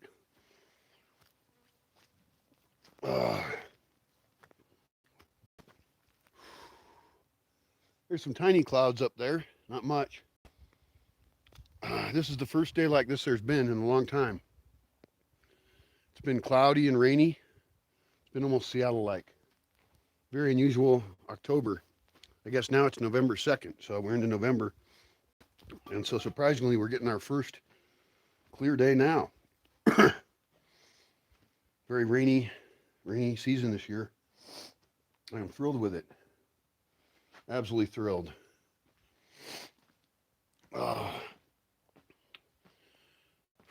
One annoying thing about my kitchen setup is on purpose, I made it so that you have to fill up a bucket from a hose to use water. Unfortunately, that barrier, when the thing is empty, I gotta fill it, right? It's not that tough, but God dang it. No gunk in there. So I use this hose here to fill up this bucket, and then I gravity feed that down into a sink. Under the sink, I just have a bucket. Very simple setup. And that's how I get my water at this kitchen. And it's not even in the kitchen, it's outside. It's extremely inconvenient.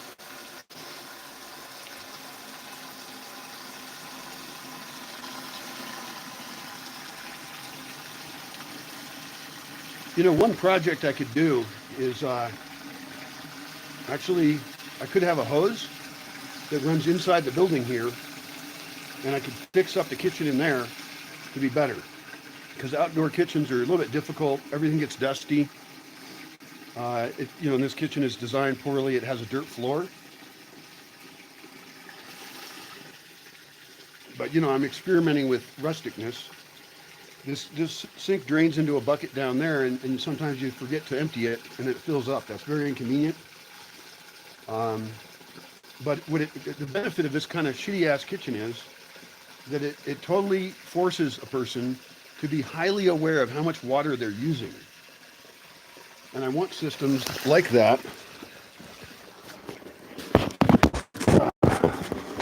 Ow.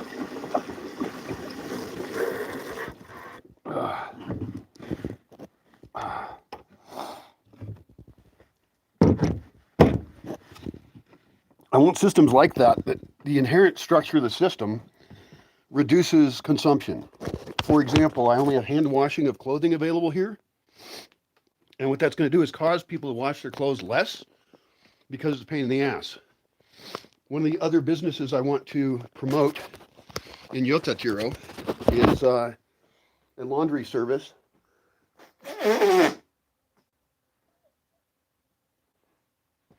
There is a laundry service in Aranga, Rikuro, but that is further away than I would like it to be. I would like to be able to take a bag of clothes and walk it over to Yotatiro, or even, why not, screw it. I mean, I could talk to people there and see if anybody wants to provide a service of laundry, preferably somebody with a machine or able to get a machine. And they can air dry stuff, I think, to save energy. Although they may want to have a dryer for the rainy season.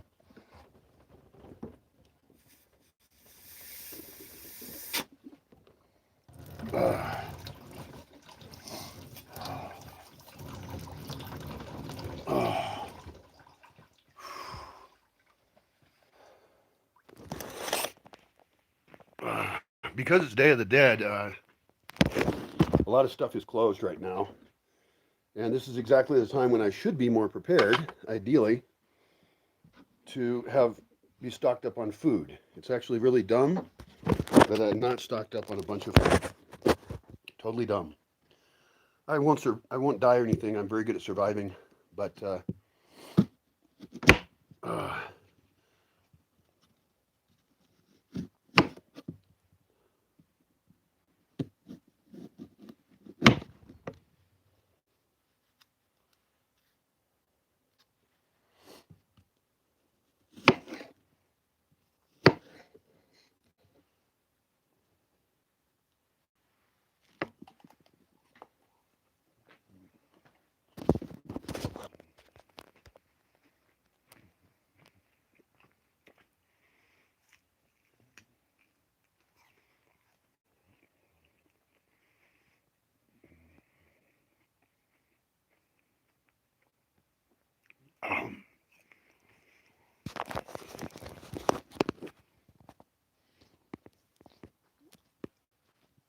I don't think I've ever stated that quite as succinctly as I just did.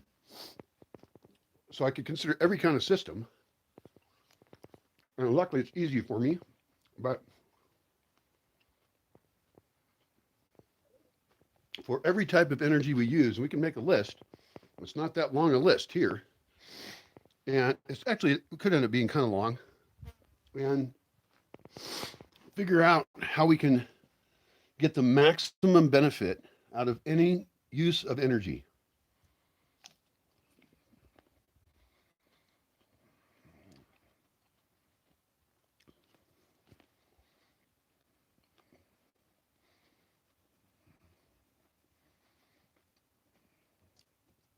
I do that agriculturally. I talked a lot about travel, and hopefully some of this stuff will end up being useful as clips.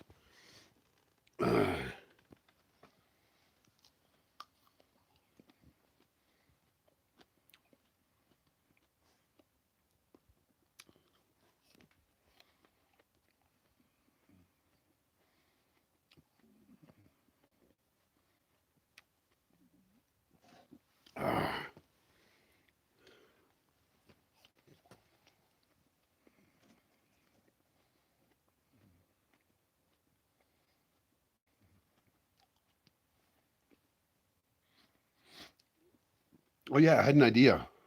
In terms of the supply chain, being so few people here right now, one person, soon to be two people, and then I want to start inviting people again somehow. I should have canned goods available of all the types I like the best. And also, I should take the labels, I should cut the labels off of all the canned things I have, right? And the things I buy, and just give the labels to stores in Yotatiro and say, hey, I would like to be able to buy this thing right here. They can then show that label to their suppliers, right? People with trucks that come around and deliver to these towns. And I could also record how much I paid for it in Aranga. And ideally, the price would be the same as Aranga. That should be our target. That should be our metric. Obviously, it's going to be more expensive than somewhere further away. But supply chain works well for small towns and stuff if the order is made right. And the truth is, there's not a lot of things I want to buy. So I should publish that. Even like Hector, he's a guy with a food truck, right? He's a guy with a fruit and veggie truck. He sells fruits and veggies on his truck. And he actually goes to Mercado de Abastos in Zacapu. And it would be really easy. He comes through here once a week, I think, and he can message me or call me when they're in the area. He used to do that, but I got to get back on tune with that. But I should also go to Zacapu, which is a to-do item, and catalog every food that they have there that I would possibly want. The benefit to me is that then I can order those things, and I know the correct price of them. And I should have phone numbers of people there who are selling that thing so that I can contact them and do a price update, ask them their prices of things.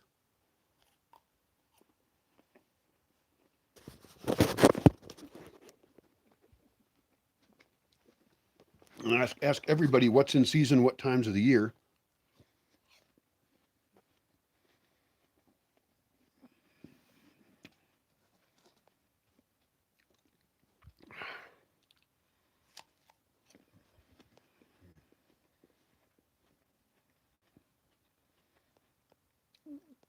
Fresh foods and veggies are a different problem than canned goods or dried goods.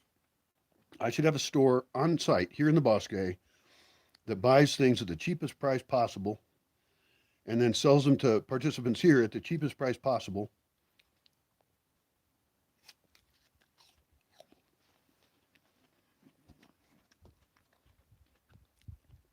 To make it easier for people to feed themselves while they're here. Now, canned goods are not ideal. I read the labels. They got a bunch of shit in there that I don't know what it is.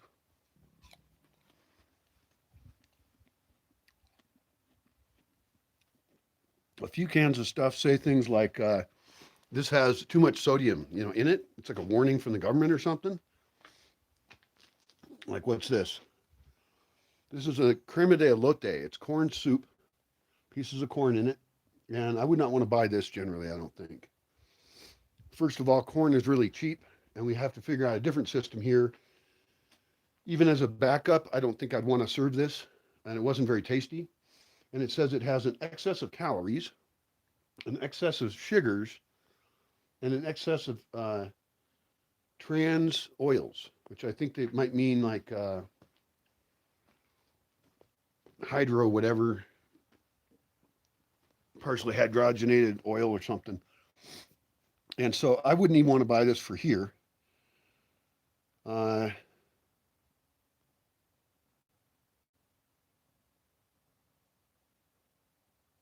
oh, this says to add a can of decreamed milk and then mix it. I just ate it like it is in a can. It was kind of thick, but I added it with some other stuff too, but not liquids.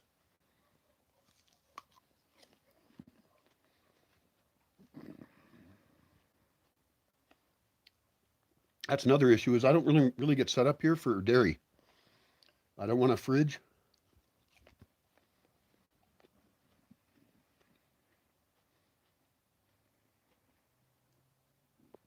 I think the way to eat dairy, in my case, is to buy nata or milk. I don't know which.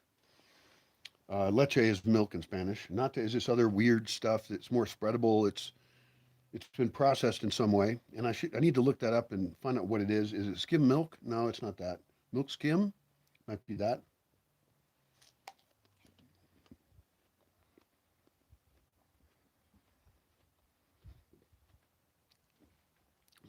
But really, I'm not really into milk. I think cheese could be okay. I could get set up here for having a root cellar that has cheese.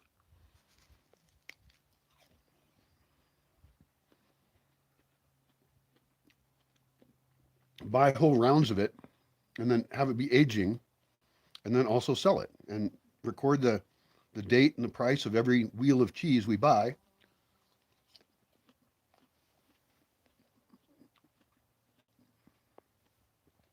And put it into a root cellar that is completely rodent proof because I have a rodent problem here.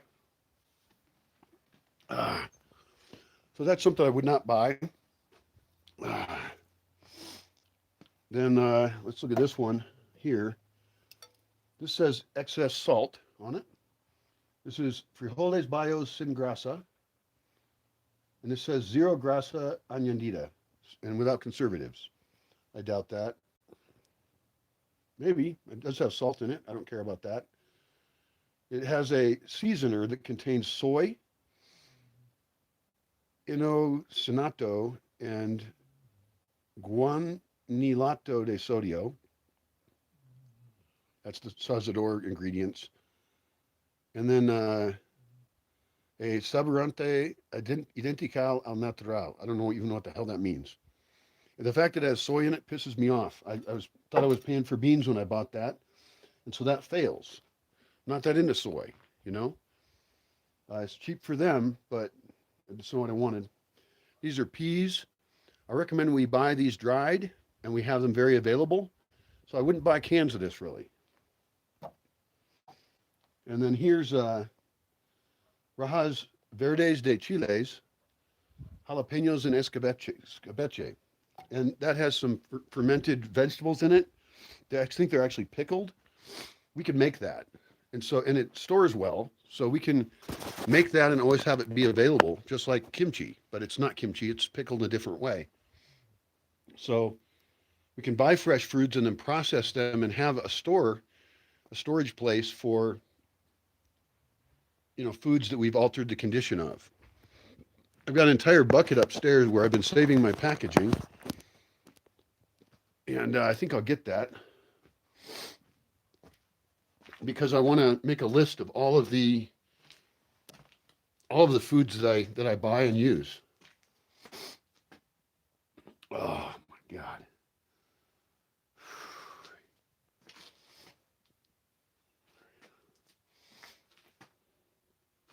This is one of the stupider packaging things I had. This is a tiny can of elotes of corn. Again, corn is cheap enough and we can figure out other ways to do it.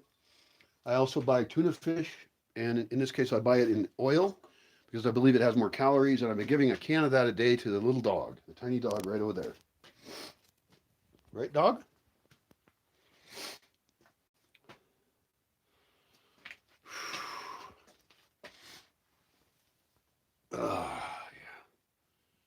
Negros refritos, refried beans. One thing I don't like about the gooey beans is that they make the pan all sticky, but I'm hungry as hell. It's very difficult. Some more peas in there. Oh.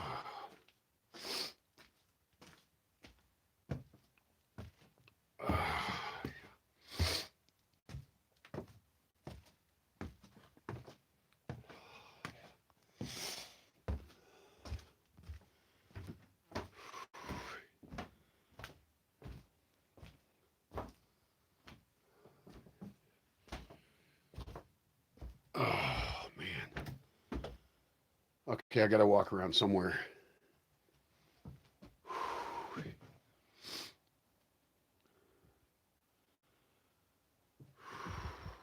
Man. Oh, I'm tired out.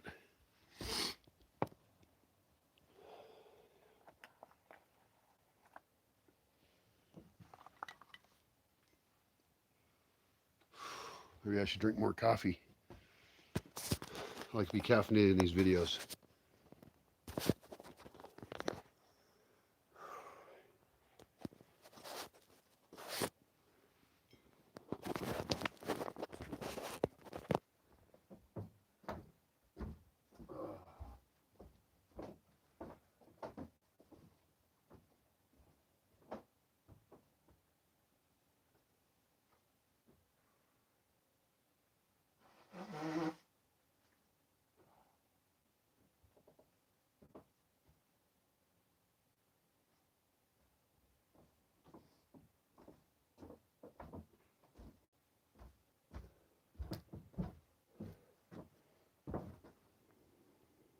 Hi, I'll be back in a second.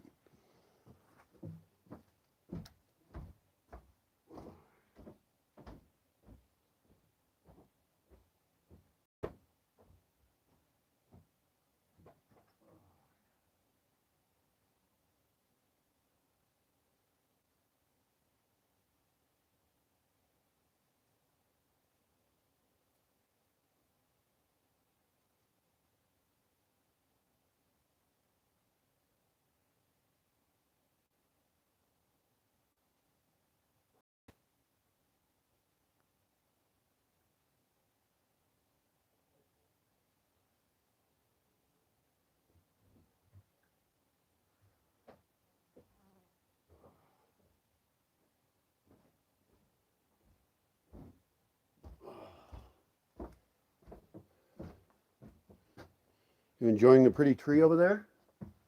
Good for you. That's great.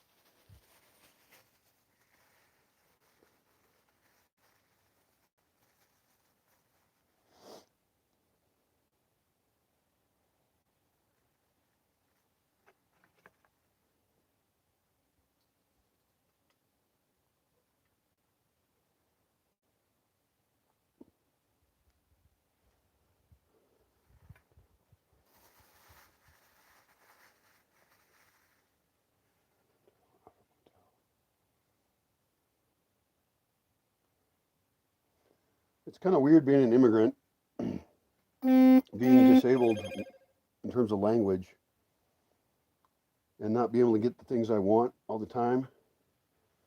Of course, I'm a special case because I can't even get anywhere right now.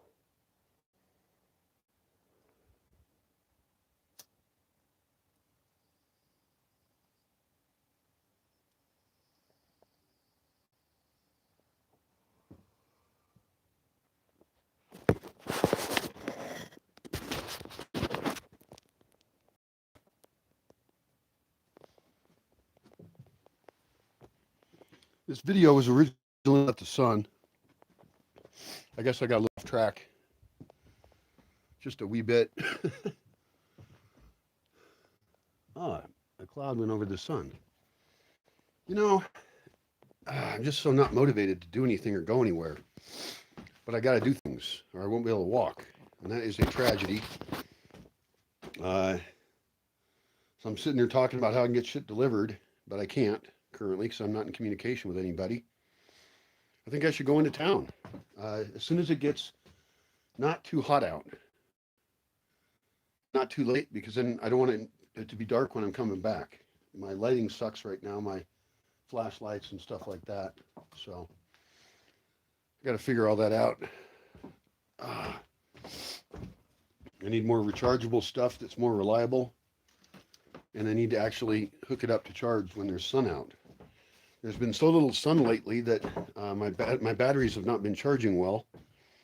Maybe today I'll be able to use my laptop at night, which is when I like to use it. I don't like to use it during the day because I'm busy talking to you and walking around, and sometimes there's people here doing things, and I got to be involved in that. So, all right, that's a decision. I'm going to definitely go into town. I've got to do it.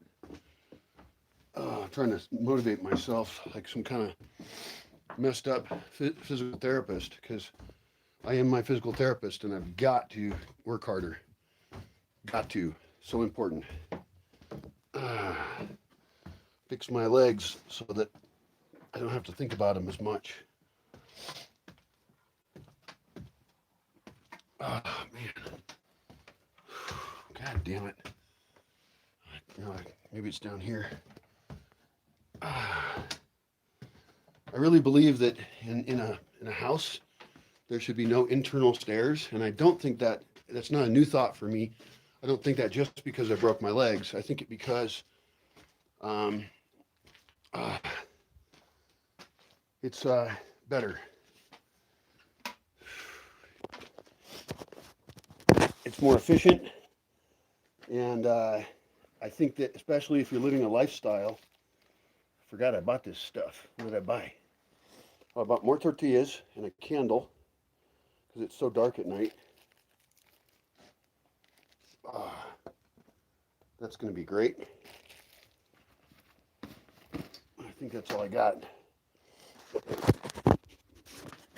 I better check the other pocket.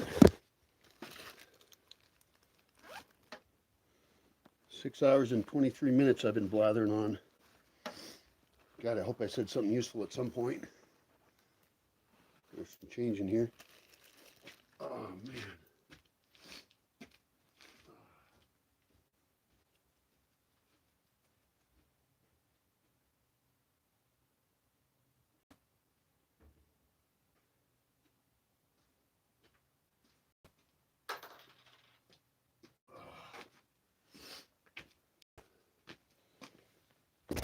I feel like walking into town is walking downhill, and it's not as hot as walking back.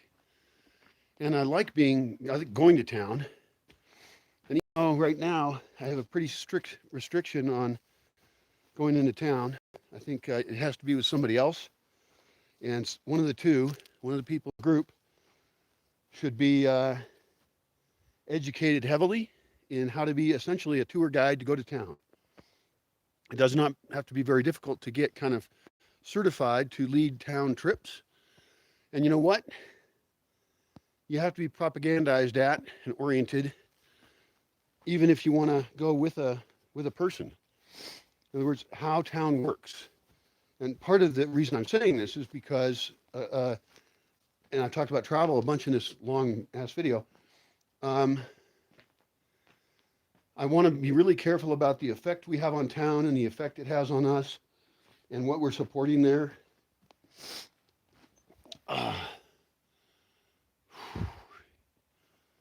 If I am going into town, I don't have to make any food because I can buy some cheap food. Probably. It's the day after Day of the Dead, so a lot of stuff might be closed. But usually somewhere is open.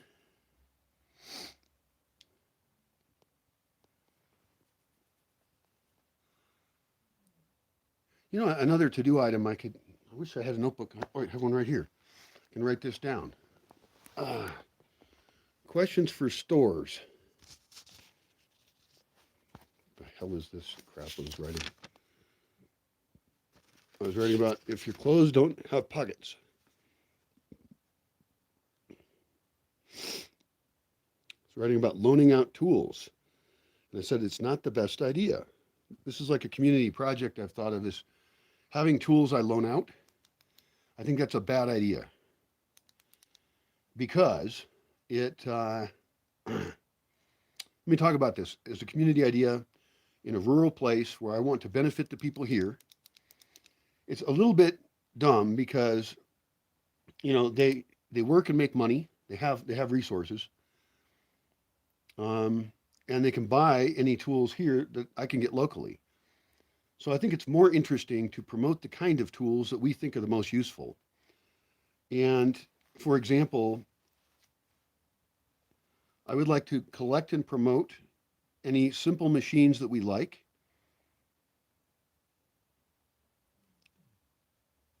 And continue to evaluate others that we may not like or are unsure of, and have a public debate about every product.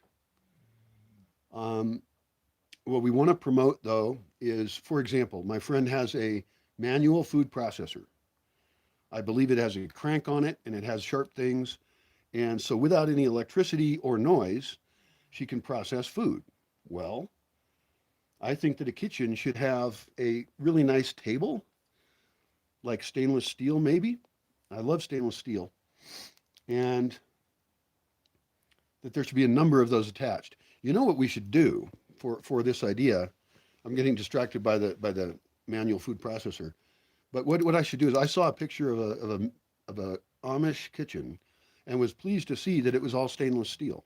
I mean, different places may have different kinds, but it looked super organized, and it made me think that is the kind of kitchen I would want.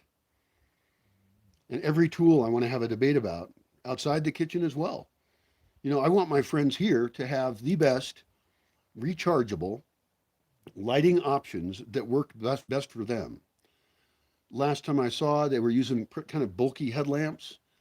And also, I think for some of anybody who works early in the morning, or in the nighttime too. I mean, the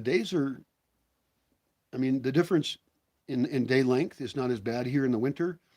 I am at 19 degrees latitude. I come from 47 or so, I think. 47 or fight. Is there a war about that? I don't know. And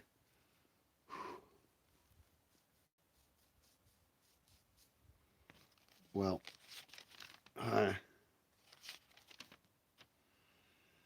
so I have lent out tools before. I've lent out gasoline-powered tools, and I don't mind it in some cases.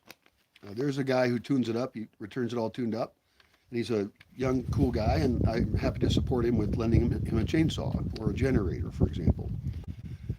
He's still building his place, but I think lending him tools is a great investment in the community, and it makes a better friendship. I don't like lending out tools to a lot of people because they get destroyed or they disappear. Usually destroyed or just abused or whatever. We could have a project that we identify what we think the best tools in the world are for long term, and then get those in the hands of people. How we could do that is, I think we could buy a few of the tools and then have like side by side with certain types of things. For example, let's talk about carving tools, okay? Hand carving tools, not electric, not gasoline. And the right stones and things to maintain them. And anybody who tries to do it, to be good at whatever thing, has videos that we continually are playing to tell them how to do it. I will give an example. There's a book where a guy was carving, in the book, they have pictures of every single part, every single stage. And so they've got, like 4 pictures per page. and it tells you what to do, and then sometimes there's a paragraph of text for some reason describing it. And it's this guy who carves old men faces in trees.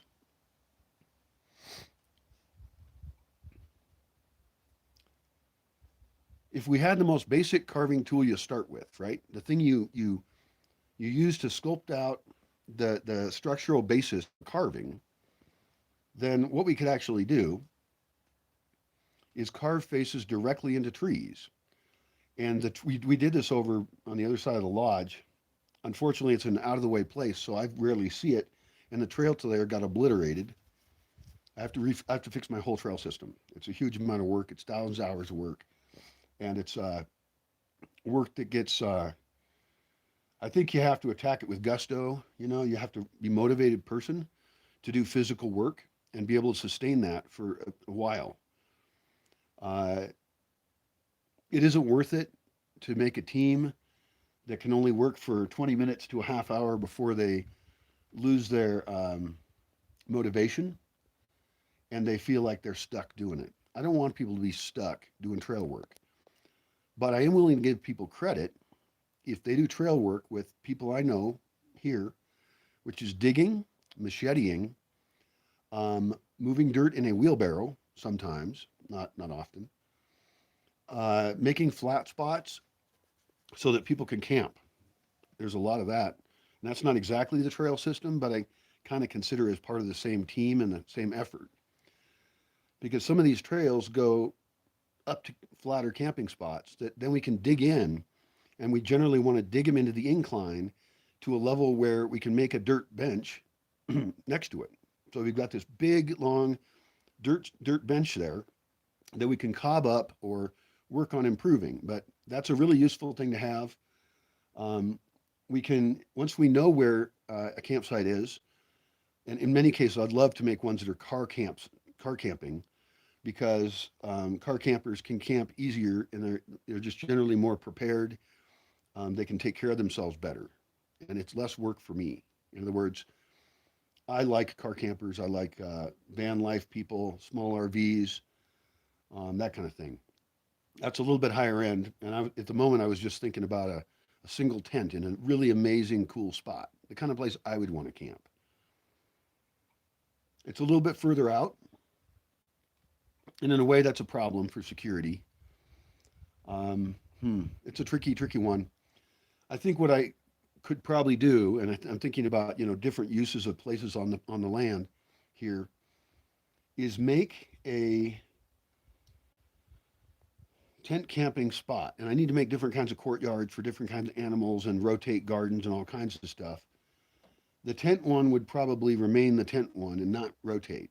And that's because it's going to be placed in unique areas and it's going to have extra service. And some of those services are um, security cameras on the whole thing from 4 angles. It depends on what shape it is. It may not be rectangular. I don't know. I'm going to be really careful about where I put it. And essentially, what I want to do is have a place where there's always a guardian of that place. And I have some spots where I was already thinking about places where, they should be staffed. So it's an interesting idea. There could be motion sensitive lights in various places to enter and exit it, where you can be seen very easily. So it could even be more than 4 cameras. Uh, Vehicles need this a little bit less, I think. But my concern is that people have their stuff in their tent, they're traveling, and I put them in some cool exotic spot. And then what if when they're doing activities and they're away from their tent, their shit disappears? And you can put tiny locks on tents. That's actually kind of helpful because then you can tell if somebody broke in or not, and it's a minor deterrent. Not a bad idea, but difficult to do in many cases. Um,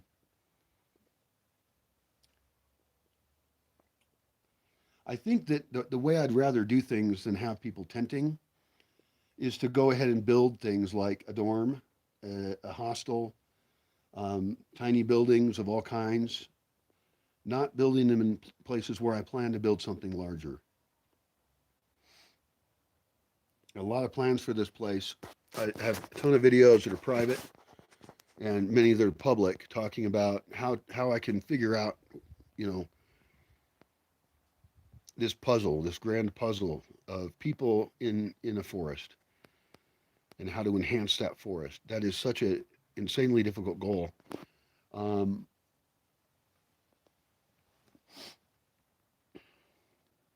I think I'm doing pretty good.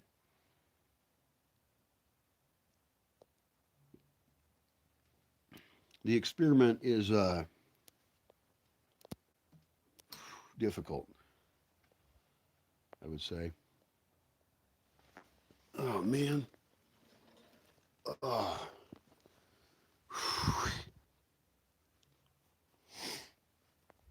I almost want a chicken up here at the view somewhere, a tiny chicken coop. I'd keep chickens again if they were up here. That's an interesting idea.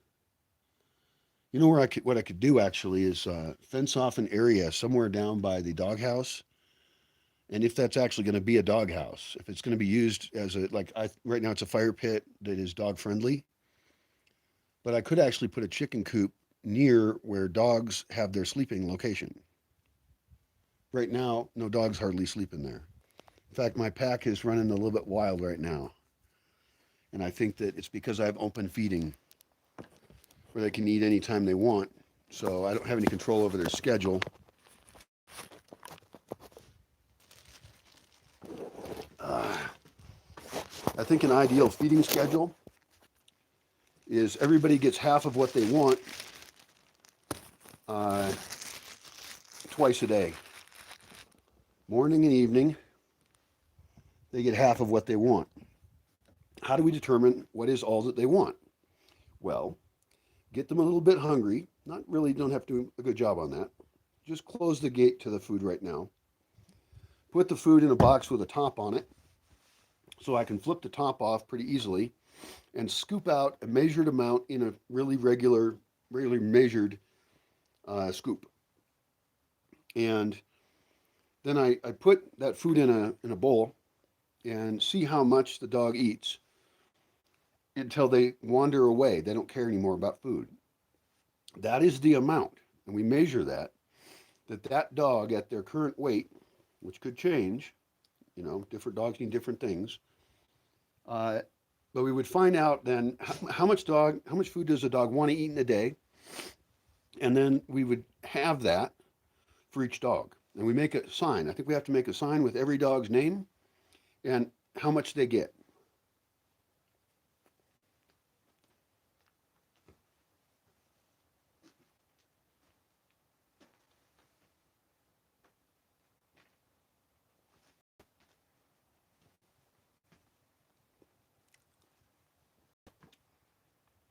That'd be really smart, really smart. What that means is that they would show up twice a day, and I should also be using a bell along with that to draw them in, to get them used to that, what that all means. I have a copper bell. It's pretty big. My friend bought it for me in Santa Clara de Cobre as a present. It was a really nice present.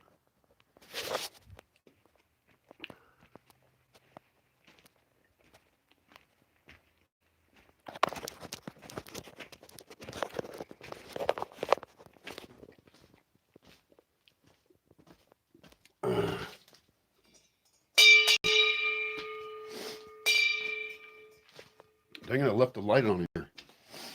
That should never happen. That's why I need more motion sensitive lights. Any room light is usually better as motion sensitive. And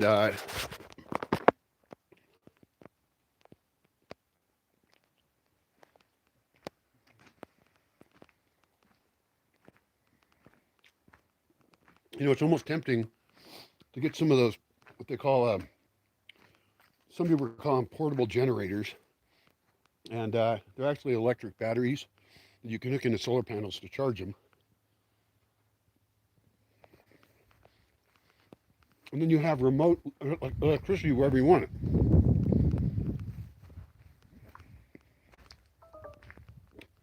In my current situation,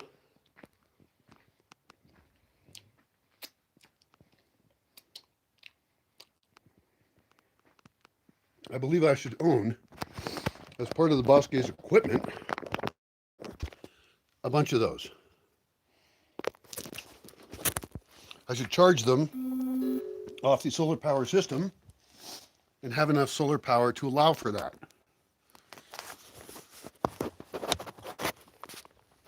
Oh. Whoa, that stuff is really hot. It's super hot. This is like a sriracha sauce knockoff. It's this stuff right here. I believe this one is made in Mexico, probably. Jalisco, Mexico. And Caporo.com is the name of it. It says Caporo Sriracha. Salsa extra picoso hot. Yeah, they're not fucking kidding. It's quite tasty, though. Made with Thai chilies in the tradition of the past century. It says you can use it on sushi, soups, hot dogs, pizzas, hamburgers, chow mein, and serve to accompany whatever food. Gives you a nice exquisite spicy flavor. It's apt for all type of people, from paladares especiales hasta principiantes. Paladares, special tasters, and also to beginners. I don't know what the fuck that means. It's fucking food. Eat it.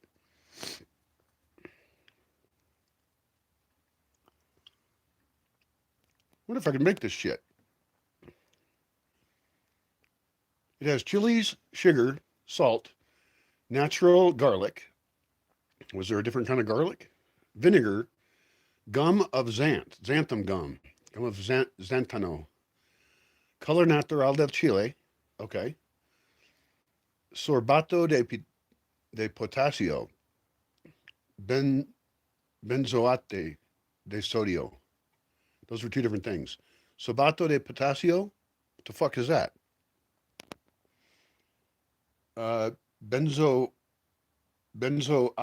de sodio y bolsifito de sodio como conservadores.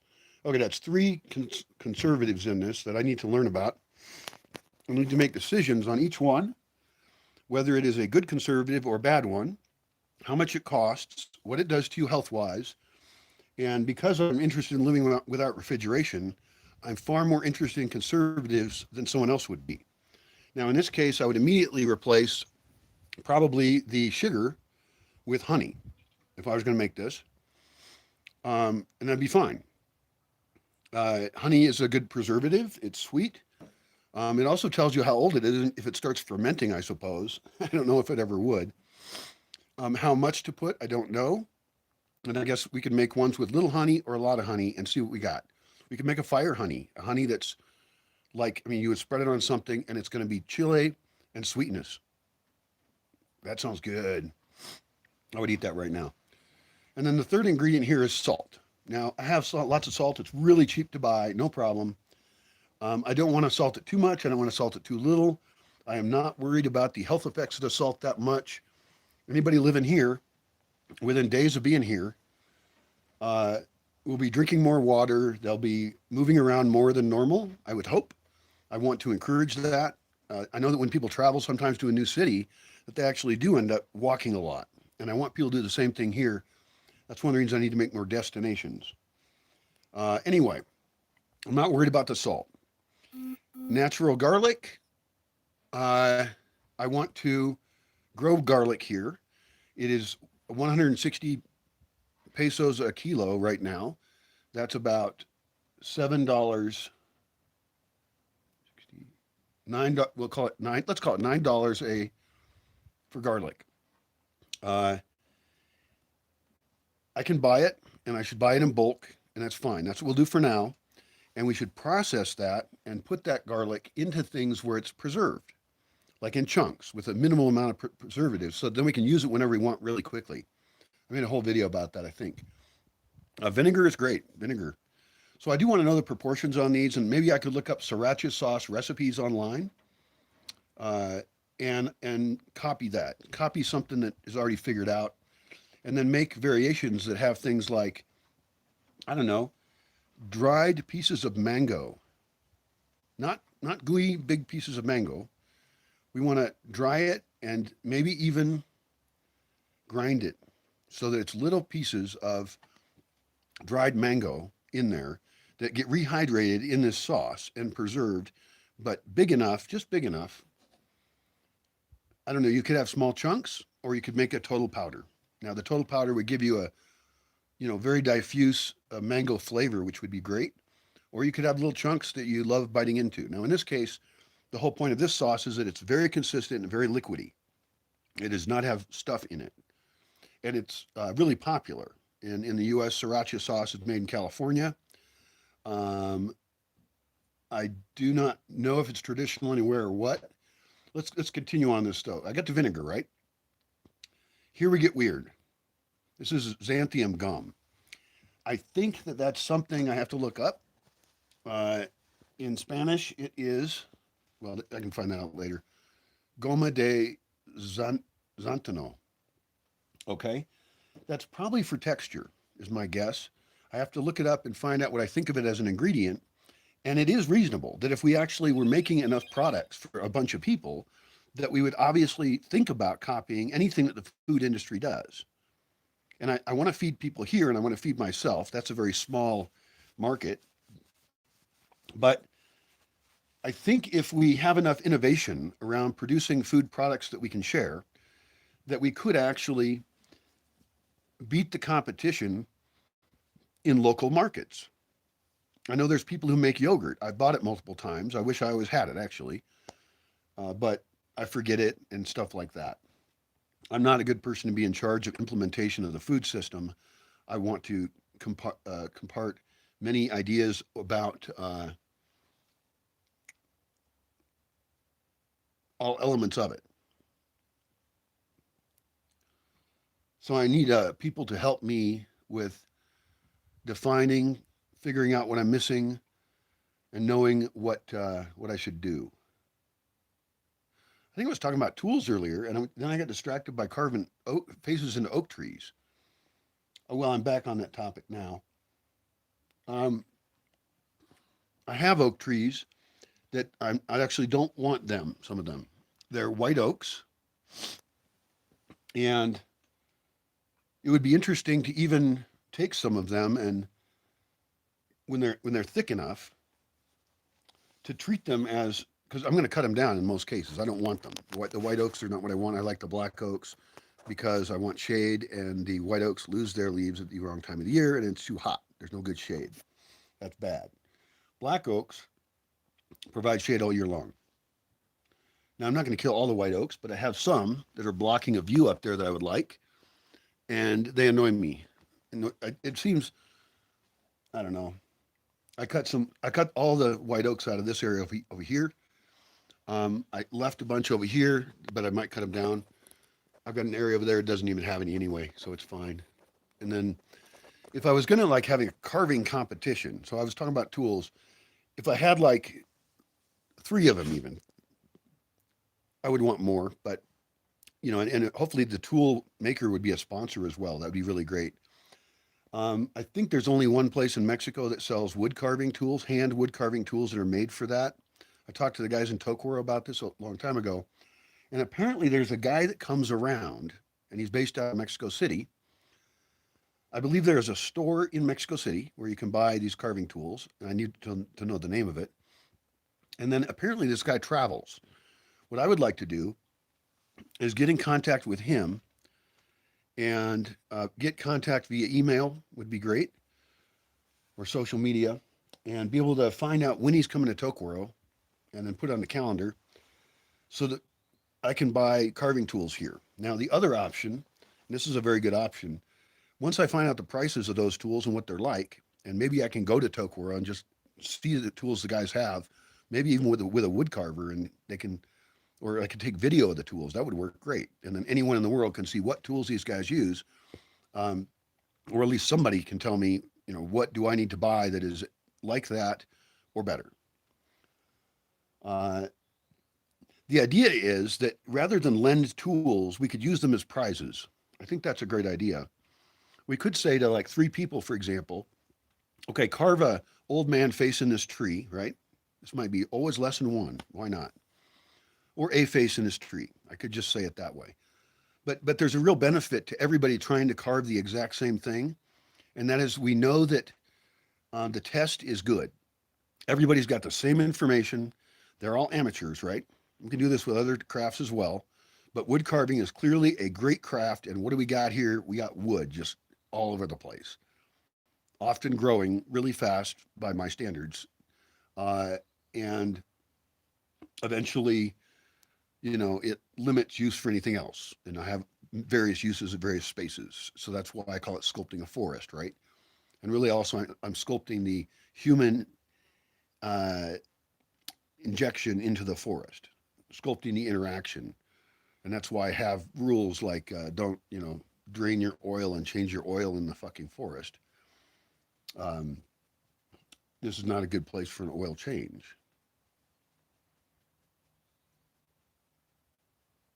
Anyway, so if we had like, let's say 3 trees, hopefully all kind of similar, we need 3 copies of the book if we're three people were going to do this task. And we need somebody at each one of those locations. And the 3 people should have watched videos beforehand, which orient them all the same way.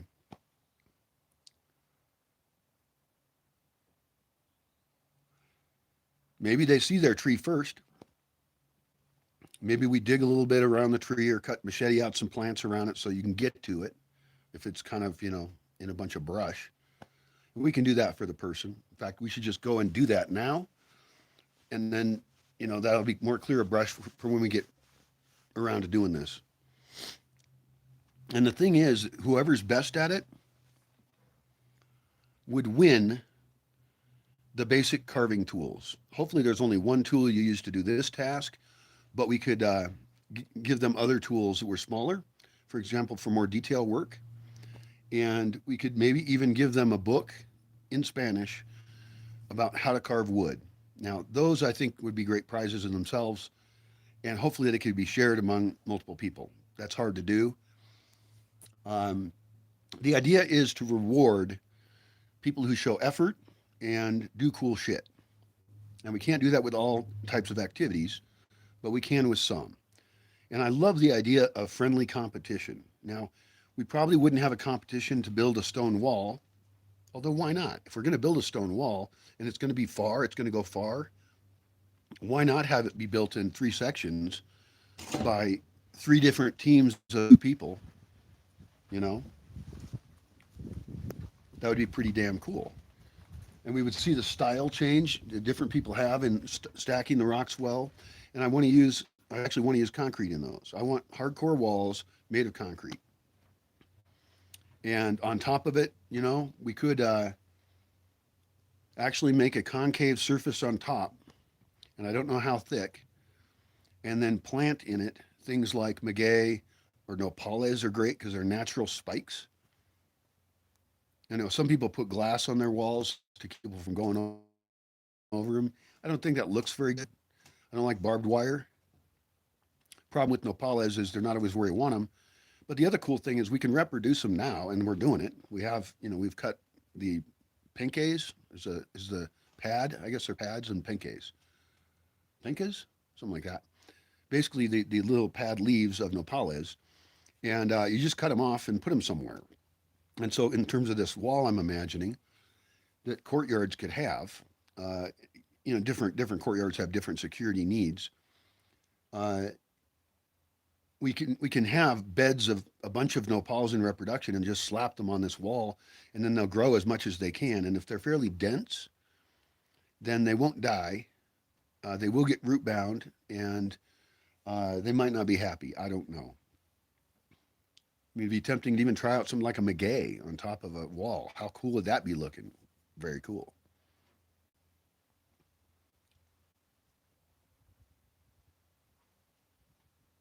Sculpting the forest. Okay, so I was talking about carving into these trees. The tree then grows around it. We cut that off later, and maybe we have multiple ones cut into the same one. The cool thing is that the wood is very fixed, and it's in one place. And then we let the tree grow around the face a little bit. It does that. And you can see that at the one over by the lodge. And then we, in the best way, form that into more stuff. So, so we probably carve a body onto it. And that means that we don't carve a face at, chest level because we have enough space for the rest of the body if we want to be proportioned. So we have to figure out how round this thing is, what's the diameter of it, what's the circumference, measure both, and do that, and then from that determine how high up the face should be.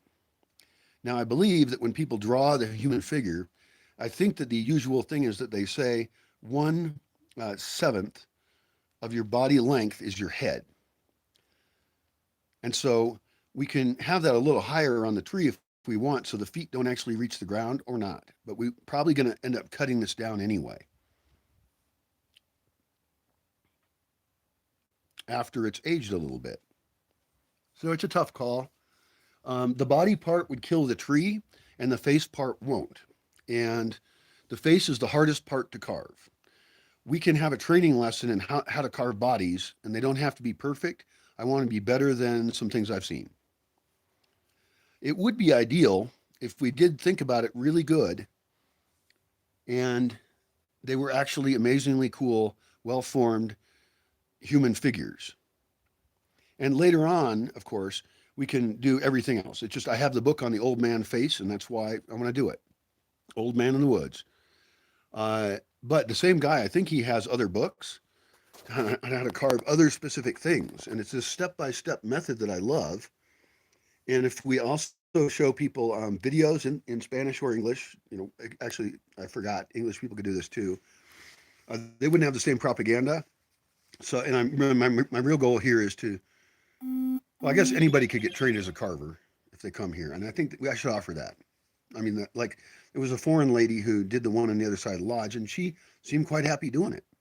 I do wish I'd had her do it in a more central area because it turned out really cool. Now, it did get powder post beetle bugs in it, and so there is a temptation to have some warm resin in a hot time of the year in a black bucket. Okay, it's liquidy resin, and it's divided itself into the translucent shit and the more clear stuff. It does that automatically. If you heat it, it really helps. You got to be really careful not to have resin fumes, which turn into a flammable thing that then catches it on fire. And I've played with resin. It should be taken very seriously. It's dangerous, but it is great as a sealant. It's moderately okay as a sealant, actually. And so we could seal these carvings right after they're done. And so there could be phase one where we have a test with the one tool and a person does it. Maybe there's a phase two where they then polish it up because it's tiring work. And we also want to get video on this and make it like a competition. That'd be really so fun. What a great activity. Carve a face in this tree. The problem is I don't usually have like 3 trees right near each other. Well, that reminds me, I've got a sculpture in the forest rotting. That's very bad. I think ultimately the plan for outdoor sculptures is that if we don't kill the tree, it probably will last a long time. And we don't have, yeah, I like that a lot, actually. Even in black oaks, we could do that. As long as we're sure we don't carve it too much and kill the tree. For the white oaks, I want to get rid of that tree someday anyway. And if it was a full body figure, it could incorporate, branch arms, but that's going to be really difficult to carve them out correctly. Of course, if you can use the shape of a tree the way it is, like, I cut down a white oak over there, and my friend did it actually. And he kept a piece of it that kind of had a human-esque form. I mean, as soon as I saw it, I was like, I know why he didn't chop that up more. And it's, it's all branched off and stuff. Maybe he shouldn't have cut so close to it. I don't know. I could go look at it. But I'm not sure he left enough options in the appendages of various sorts. So, but a carver could look at that and try and bring out of it whatever art is being offered by that strange form. And I'm doing a fair amount of tree sculpting here. I am messing with trees. Like I'm making them bend over and do weird things. And, um, not a lot, not as much as I'd like, but we've gotten a good start. I bought a tool that helps with that. It's a chainsaw and a pole. And so I can force the tree to be shorter and have slowly gaining thickness. Its mass will still increase, which means its root system will still increase. But I'm also keeping trees from getting shaded and dying out of competition. And I've got lots of things I've done with, planting trees or removing trees. And I'm doing really good on seed collection and plant reproduction. And it's pretty exciting. Uh, I'm making hedges out of cedar, cedar's not a thing I really want a ton of. Maybe I should get the kind of cedar you use to make shingles with. Although I worry about how they would do in this weather. So I like to cut those down lower. Eventually, if I have enough green hedges and that's to protect places so people don't walk everywhere and trample it all, it's a lightweight wall that also provides some habitat or some level of it. And planting them really densely, like too densely. I looked at the base of a guy's hedge over here in town. He's got it in his store. If you ever come here, I can show it to you. But actually, by the time you get here, I may have a bunch of them. Uh, we collected lots of cedar seeds this year, like way tons. And that means that the next rainy season, I'm going to be able to go to places and just with a shovel turn a piece of soil over in a line. So a big, till the soil in a line where I want a wall, and perhaps put in a little bit too thick. We can always get rid of shit later, and it's cheap to plant it. So I want to overplant. I want to be planted too close. Like I mean about 6 inches apart, and then I may want a part that's 6 inches another direction. In other words, I may want 2 or even 3 lines of cedar, which seems a little bit excessive to me, but I want a really good wall, and I can always, you know, decide where I want it so thick later on. But I would like them ultimately to be so that dogs don't even get through them.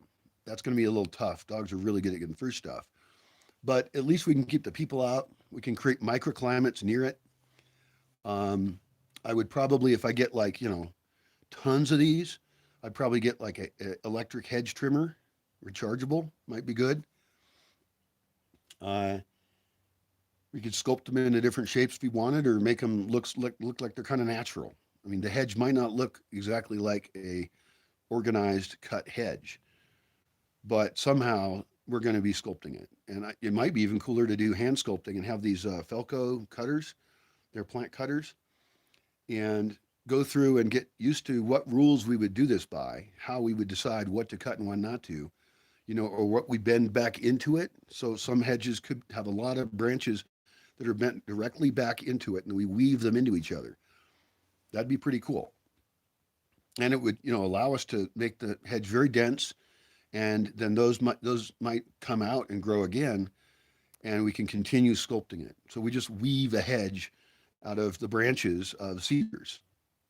I've got branches of cedars right over here. That's an example. I don't know how well you can see it, but I've cut them off to make ones that stick out that direction, and some of the ones that point inwards, I've cut off, and that is to make a wall of cedar that gets thicker. I took my chainsaw and a pole, and I cut the tops of all these trees, and that is and I'll do that again too. I think might even have to do that every year for a while. Uh, I almost think they're cut a little too high for here, but they're not going to mess with the roof. I'm actually using string to pull some of the branches down over there.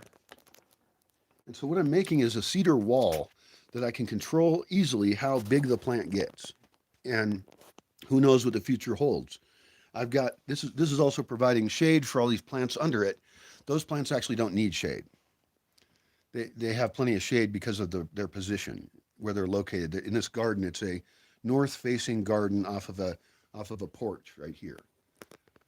So it's a very sun-protected place with a little bit more humidity than most places. I'm not doing rain capture on this garden. Why? Well, because even the dew makes little drops go down there. And also during the rainy season, this entire big roof right here, it's a big roof um, over there, all pours extra water down in that part in that into that garden. And we want to put the things that are okay with being very moist for many months under that drip line. And then we planted the same plants further away. And we've tried out a variety of plants in there. Now it probably needs to be weeded, that happens. And we have mulched it with Tierra de Encino to keep weeds down, but that has not gone perfectly.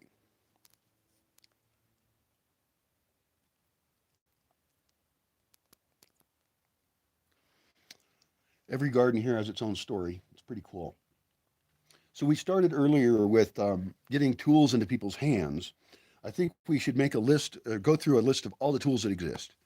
I have a Trooper catalog, and I should make a list online of every product ID number, a link to where you can buy it, perhaps from Amazon.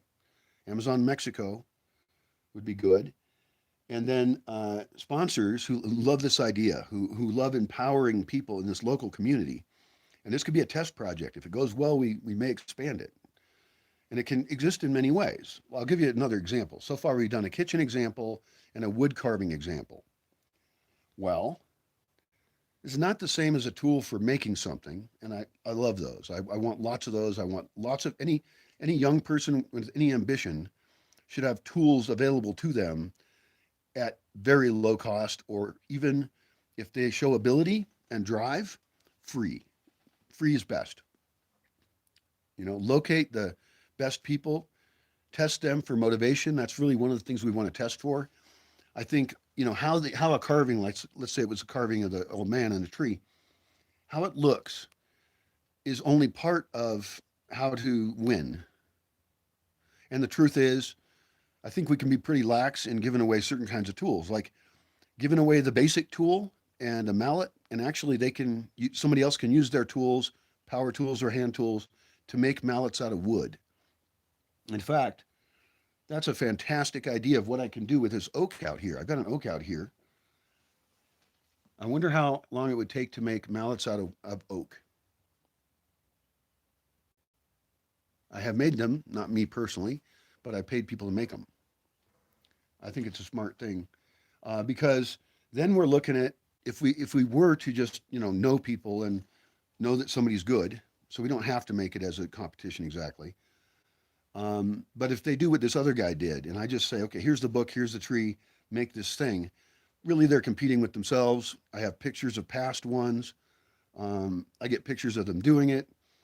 And if we document it, then really that tells us. And then also the other big advantage is that if we publish these with the consent of the person, and they should consent to that if they want to win, but everybody then learns.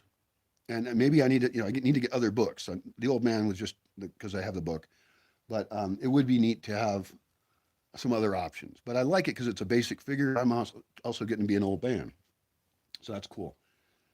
Uh, Other tools, I'm going to bring up a very different one, is chessboards. Checkers as well, I suppose. It would be really neat to look at my chess table I have. It's made of concrete, and make a similar chessboard in Yotatiro, paint it pretty big squares so they're easy to see.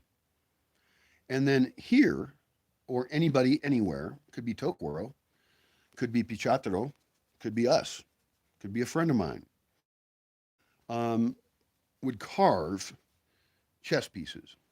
Now, here's an interesting thing. I just thought of this. as we're carving wood, if we have white oaks that I want to get rid of anyway, right? Or black oaks after I start planting more of them, because I'm planting black oaks in places where I want them. I want to sculpt them into something or whatever. But they grow moderately fast, and like they're growing on the other side of the Barranca, and there's tons of them. You can't even walk through there. It's just filled with baby trees and a bunch of Harachina. But one cool thing would be to take and even have a stand, and start carving the chess pieces right in the tree. So you carve it, you measure it out, you measure how tall each one is, and you actually look at existing chess pieces and their height, and that tells you the ratio that they have, because you want to kind of do that. Your king and queen are taller, and we can even do wood, right? Let it dry, and then it's carved, and then later we come in with a chainsaw and we cut it off really level, and we fix it so it's really level.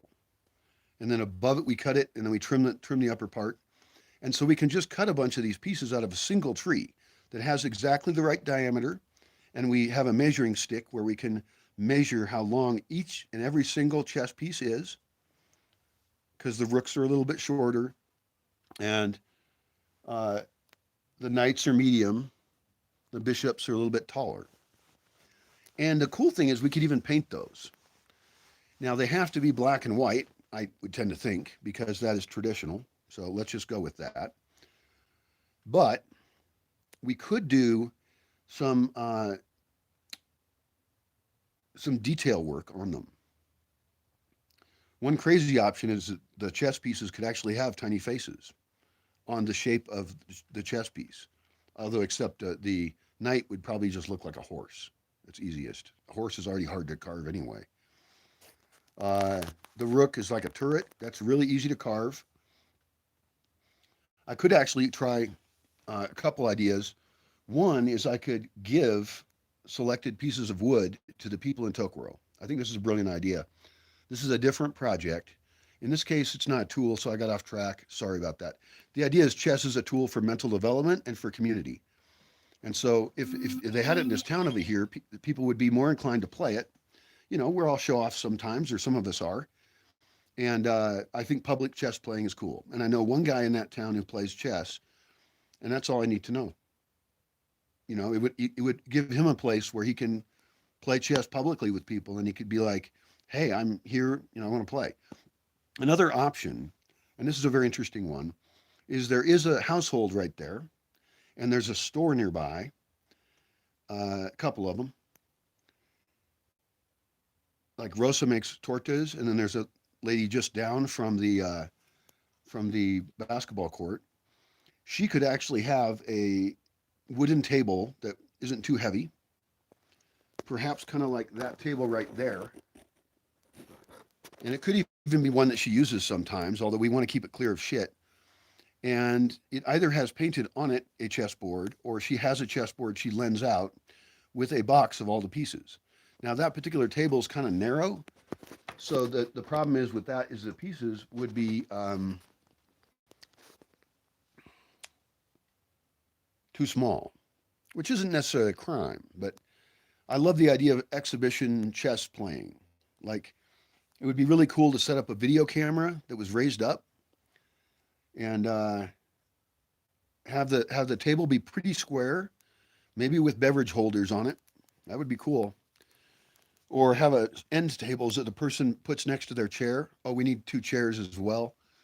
That's a problem. One chair could be the ones that are already on the side of the basketball court, and so we only need 1 folding chair. What was our total on that?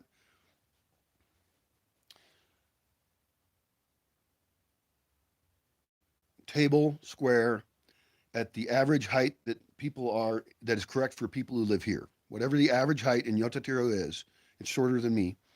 The chairs and table are made for that. I think even those Costco foldable chairs are pretty good. I do like these things like wooden chairs like this. I really like that. And I have one chair that is the best design. It's that one over there. And it's just got a better angle for the back. And I need to take that chair around places and say, make me this exact chair. And leave the fucking chair there. and say, I'm going to take this back plus the one you make. So measure it really well, draw it up really well, use the chair as reference, and I will come back at X time to pick up the chair, pay you, and take both chairs with me. And if I like the chair you made enough, I will order another chair, I suppose. That may not be ideal. It could be that if they were going to suddenly make a bunch more chairs for me, I should actually leave chairs there as a template in order to give them a fucking chair practically. And I would be getting more chairs by buying them, and then I have more that are identical that I could take to other places to do exactly the same thing. And I could take it like the towns that make stuff out of wood. I mean, I love to support Aronga the most. There's a couple of woodworkers in Aronga that have the right tools, I believe. Another thing I could do, and this is really interesting, is I could show them my rustic furniture book and say, look, there's a check mark next to every one of these that I like, and there isn't with the ones I don't like. Maybe I'll write no on the ones I don't like, or question mark on some. But I want to highlight some of them as being awesome. And then I have rustic materials here for rustic furniture. They tend to cut everything in straight lines and all that. But I think a chair, as long as it's constructed correctly and it's really strong and not going to fall over, it could have like oak as the backing, as the pillars and the legs. And that if people were good at cutting, I think they call them tenyons or something, and some drills, you can buy tenyon cutters for drills. I have one. And then if you cut poles the right way, you could assemble these things and they would just look fantastic. And that's one great reason to have a lot of young oaks around of either kind. It doesn't matter. For wood use, it doesn't matter if they're white or black. Since I like black oaks a lot, I'm going to plant a bunch of black oaks. And slowly, there'll always be white oaks here as well. And surrounding areas have white oaks. That's a nice cream truck in Yotatiro. Oh, it's kind of cooling down. Holy shit. It's nice out. Oh, the sun has gone beyond a bank of clouds. If I was going to go to town, this is the ideal time. And I've been talking to you for 7 hours and 18 minutes.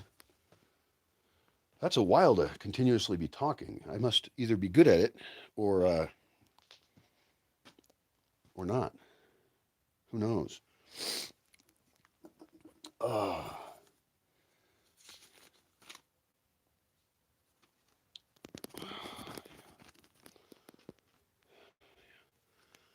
Well, this is going to be a topic I'll talk about for a little bit. For everyone here, and especially for women, because of some reasons I'll explain, you should have highly functional clothes. Now, I've talked about costumes, and the great thing about always having a costume here, it depends on your role here and what you're functionally doing. But I'm a believer in having a lot of pockets because if you're doing anything, you're going to need objects that are useful to you. And here, whether it's a light or a thing you need for some reason, a medicine, place to keep a tool, that's a little harder depending on the type of tool. The reason I mentioned women was because women are underpocketed. Things marketed as women's clothing doesn't have the right number of pockets. So one idea is to add pockets to existing clothing. I mean, perhaps if we went to a thrift store, we could see what is available and add and get, if it's strong enough to add pockets to. Also, sometimes in thrift stores, used clothing places, you'll find uniforms. Well, there's some kinds of uniforms that are made for looking good, like one like a military uniform you would go in a parade with. Some kind of uniforms are for workers, and those are great. I knew a guy who came here, and he actually was traveling with a jumpsuit. It was kind of cool. I think he's the only person that's done that here. Although other people have traveled with tools and shown up here, and they were much more helpful. And we sometimes did a video about it to help other people. And I actually need to organize a lot of those and make groups of links to them to train people. Oh, hi, honey. Did you eat enough food today? The food is way over there. Hey, will you stop jumping on that dog? Give that dog a break.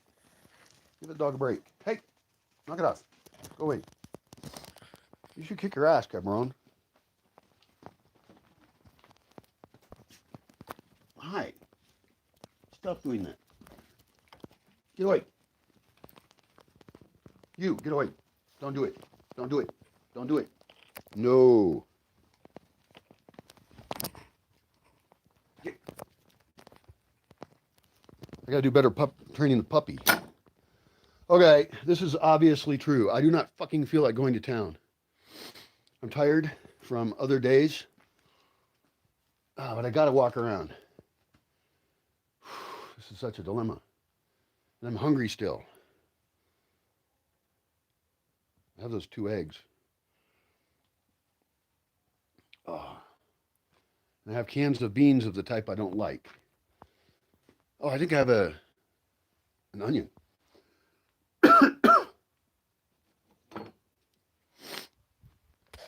uh.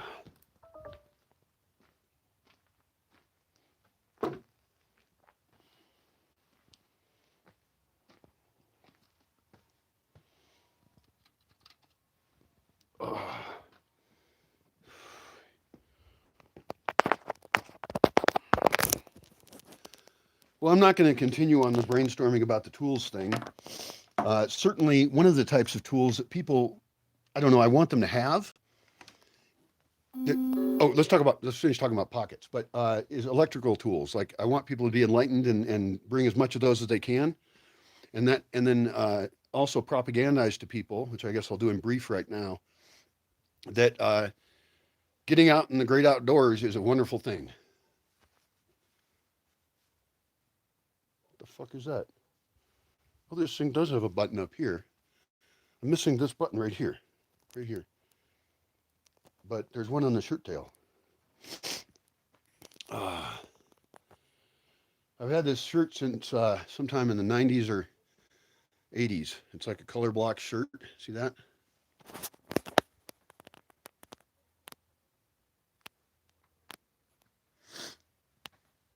It was in fashion at one point.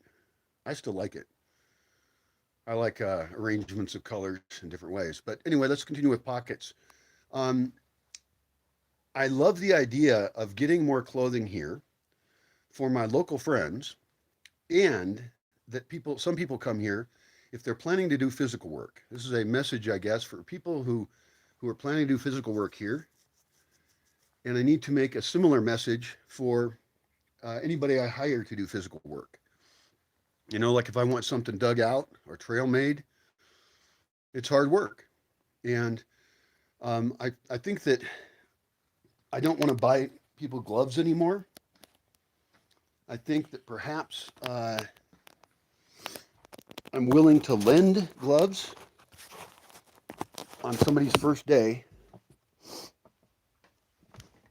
And then I eventually, if I decide that they're going to be working on projects more regularly here, that, hey, stop bugging that dog. Stop it. Go away. Be trained. Hi, honey. You go away. Hi, baby. This is Cabron here. He's getting bugged by the puppy. Hi, honey.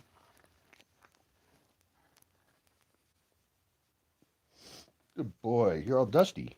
You're completely dusty. This is a dirt floor. It's terrible.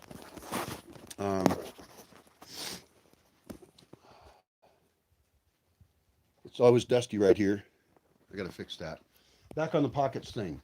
I think there are companies, and I should figure out which ones want to be sponsors for this place, and the people in the community here would benefit, right? I think the ideal is that we contact a company and we say, hey, here's the best examples we have of showing a product off in a video, and make sure that anybody I hire or comes here as a participant that then we lend that to them. In other words, we make sure everybody has a good working outfit, and we have a set of them that we use basically um, to put on people coming through. And some people could talk about it, some people would just be wearing it, you know? And I guess I don't care if the brand is on it, like I could say, hey, put a big sticker on it that has the brand, if they're a sponsor. And then people can see that thing. And what I'm looking at is work clothes here, like really tough stuff. And the truth is that I want really hardcore made stuff in any case, right? So I don't like weak clothing. Now, there are exceptions to that. I think, you know,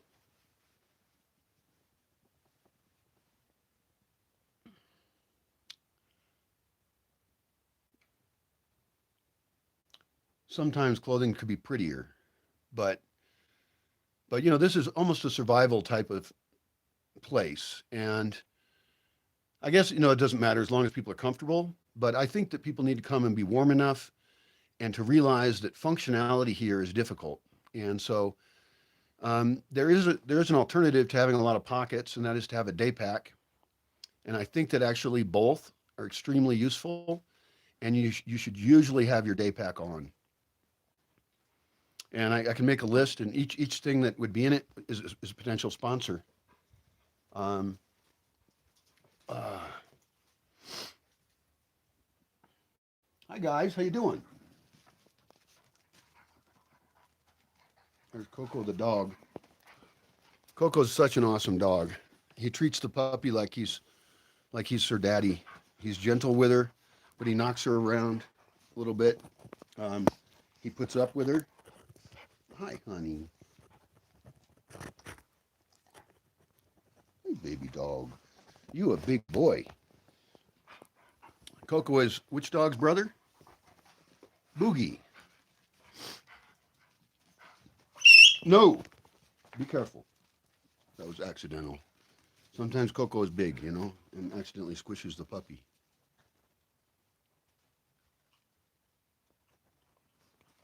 It's fine. The puppy has a lot of things to learn. Like don't be underfoot. Don't bark at shit for no reason. I was originally thinking I didn't want her to bark at all. The truth is she's not bad as an alarm system. And she's also almost always near where I am. And I want the alarm to be sounded for whatever's going on. I want to know about what's going to happen next. And so maybe if I'm walking around and she sees something weird, it's not so bad if she barks at it. One of the things I got to do with her is leash trainer. Her collar unfortunately is elasticy, and so she can pull out of it. I've done okay at putting her on the leash, and she's gotten a little calmer about it. I need to put the leash on her while she's in bed, so that she just gives up on struggling with it, and then the leash will give her indications of what is wanted, like well, not a lot is wanted from a dog on a leash. Mainly, stay where you are. Maybe shut the fuck up. That would be a good one, because she does have a high pitched bark. I've gotten a little bit used to it, but I know I used to just hate any high pitched barks. So I think the only reason it's not really annoying to me is that she's my little baby. But that's not how I should think. If I didn't like it before, I probably still don't. So, damn, I've been talking forever. Going on 7.5 hours now.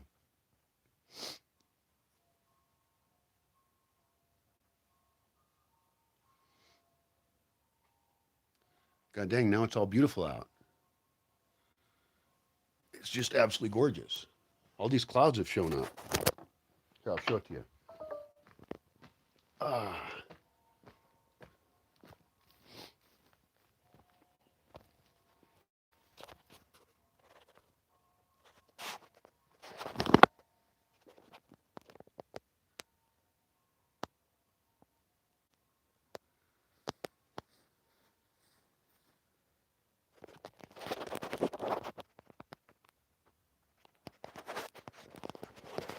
so that's pretty cool.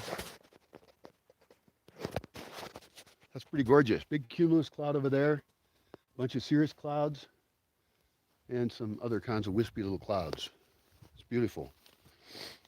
Oh, and it feels great. Like being in the direct sun here sucks. That's another reason I want to create shade. That's also blocks the wind, and sometimes it's a little bit windy, not very often, unfortunately, or I'd have some wind power probably, at least a demonstration system. In fact, enough people ask me about wind power, and some people are kind of persistent in saying, when's the wind power? Why don't you do wind power? Why don't you wind power? And the reason I don't do wind power is because I don't have enough wind. Now I have a weather station I need to change the battery in. It has a andometer or something, I don't know what it is, a wind measuring thingy. I stopped using it because I got so stingy on electricity. It actually was publishing weather to a website. And so there is actually, I think, a Bosque Village entry on one of those weather tracking sites. And I should hook that back up again. And I should get the tiniest computer that I possibly can that uses the least amount of electricity. And I need to know what that is, actually. I think there's something called, is it a Pico? There's a variety of those, but I don't know how to use them. And to the extent it's possible, I want something that a browser can run on so that I can broadcast things, perhaps with a tiny bit of storage, or maybe more than that. I don't know how much the storage uses. If it isn't accessing the hard drive very often, then hard drive could use very little power overall. And you only have the screen you take and you plug into that. So it has a port for a screen. HDMI is fine. And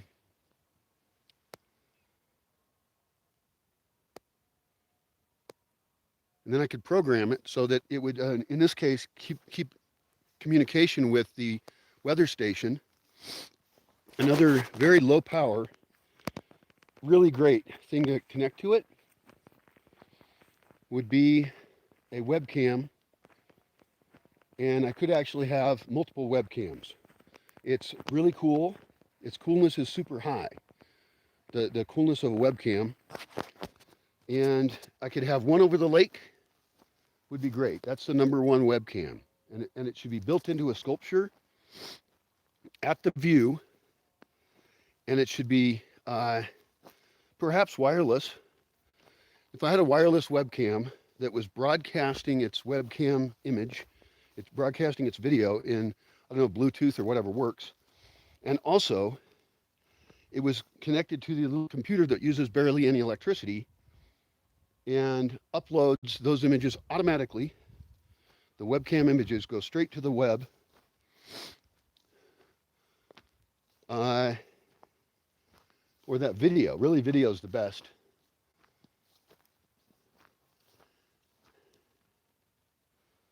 Right in here in this area, I could put a water feature in a place that's really easy to fill up some water baths. I have only a few water feeders, and the rainy season is now over. So I have to start making a plan for having immediately water features available to birds. The primary ones of those should be located below the plant propagation area. That means we're going to be using even more water this year because we're already going to water babies this year. And now we're going to water birds. And it's unfortunate I don't have a dedicated system for that.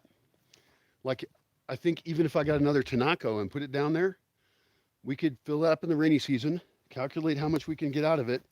And so, I have in other videos, I've talked about big, rock oases and stuff and tunnels inside and webcams that are right on different baths. And then we can identify those birds. Well, that's cool. That's fancy. But in this case, I think just bird baths, and then I don't know how we handle the webcam there. I think we could actually use a trail camera and again, build it into a sculpture. So I don't want my trail cameras to get stolen. This is an issue.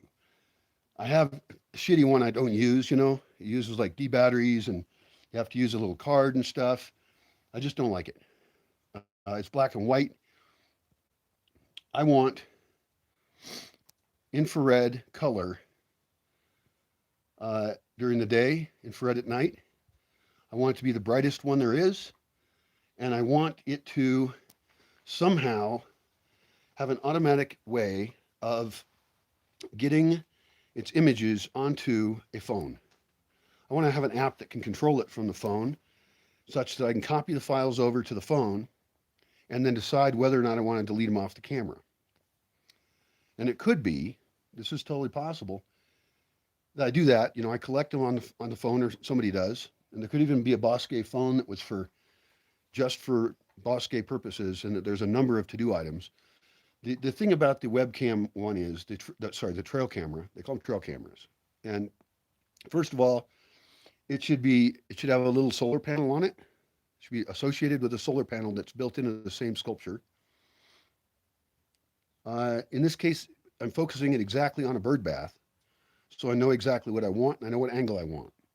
Now, one question is, how do you make it so it's not obvious there's a trail camera there? Well, you have a sculpture that has a bunch of holes in it. One of those holes happens to go into the camera, and you're disguising the fact that it's a camera in there because the holes are arranged such that it looks pretty random, and then there's just one inside there. Now, from the other side, you have a cavity that is inside of it. It's actually, and that means it has to be thicker, right? Because it has to be structurally enough to be all around of it. Um, I've thought of carving these out of wood, and I don't want to because they're going to rot. This is specifically an outdoor activity. We're trying to capture animals. This is a way of hunting, you know, and we want a really easy upload of any images captured. I mean, it would be so cool if they could just, if I had enough wireless here everywhere, that I could just somehow have a camera that automatically uploads them to a website. That'd be great. Like automatically uploads them from Flickr, and I don't even have to walk over and look at the camera. That'd be cool. In places in the Barranca, I can use it immediately because nobody walks through there. So I could have a trail camera in the Barranca at any time now, and I would love to actually. That would be another sponsor I'd want to get. Um, and put in water features because there's a bunch of animals there. And then, especially if we put in water features, we can actually put the camera pointed at the water feature, and then all of the animals that want to drink water, which is kind of all of them. I don't know what the hell they drink now, but along with this, by the way, this is as I think about wildlife restoration and the animals that are here and how I can increase their habitat and happiness. I believe that I would like to plant hedgerows thick enough and or have gates or other fences or something, plants along the above the nook somewhere, a really thick bunch of plants, because that's an easy place to do it, and that even more encloses an area called the nook. There's already a really cool area. And then on the other side of the Barranca, going down zigzag, I want to do the same thing. And I want to have that hedgerow be a little bit back from the edge, not right on the edge. And it's going to take years to grow, years and years. But I can plant, hawthorns in there. I can plant cedars, although that's a weird place to plant cedars. Nopales, it's a little shady in there, but might work. You can just try them out. They work some places, they don't work others.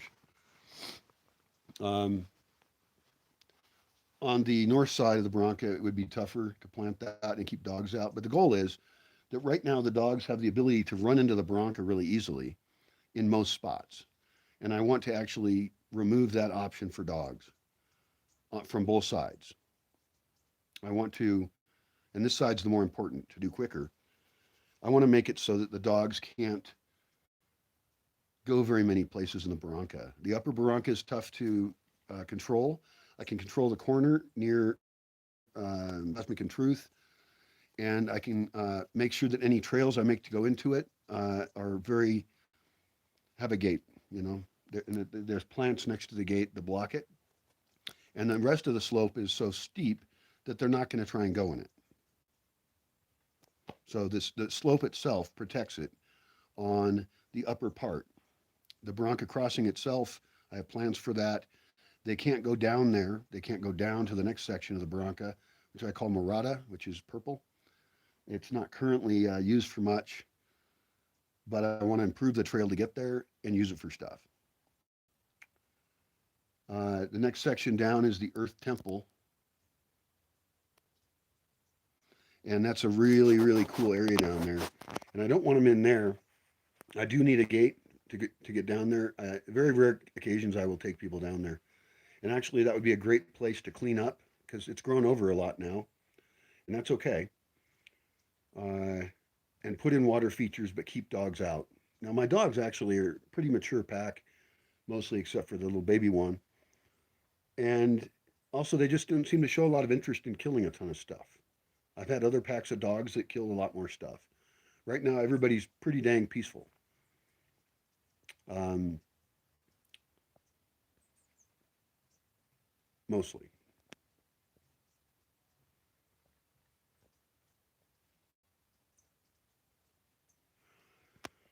Yeah, one of my problems is like even up here at the view, this is how tight my water situation is. It's not ideal.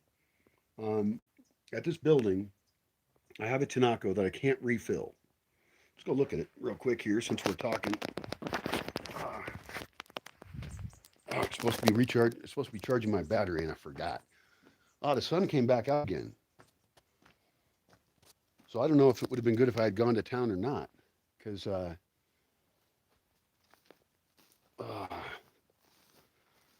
that's pretty sunny. It's not that bad. I mean, I have a nice hat. I have two hats I can use.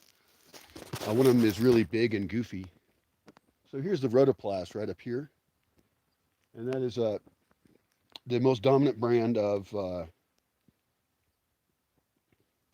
most dominant brand of Tinaco. They're called tanks, water tanks, that there is in Mexico. There are other brands. I need to get one of them as a sponsor. I don't care which one, as long as they have a good product. And it seems like most of them might just be pretty similar. Um, we could place two Tinacos next to each other, but and then see how they do over the years. But the problem is that takes forever. Hi, Boogie baby. So Boogie's Coco's brother. Do you remember that? You don't need to know that, do you? Probably not unless you're here. But they all do have fun personalities. Let's see. Let's get back to these Tinacos. So my problem is that's all the water I have for me and anyone visiting for until probably not going to get much in November, December, January, February, March, April, May, 7 months. I thought it was more than that. I forgot. But anyway, something like 7 months. And the thing is, I don't use very much water by myself. If there's other people here, more water here gets used here. So that's one thing about serving food out of this building is I want to cook without using something that many people just take for granted. Although there's lots of places in the world where they don't have enough water. My issue here is simply storage. Hi, honey. That's Boogie Baby right down there. Hi, Boogie Baby. You good dogging? Yeah. What you been doing today? I hadn't seen you.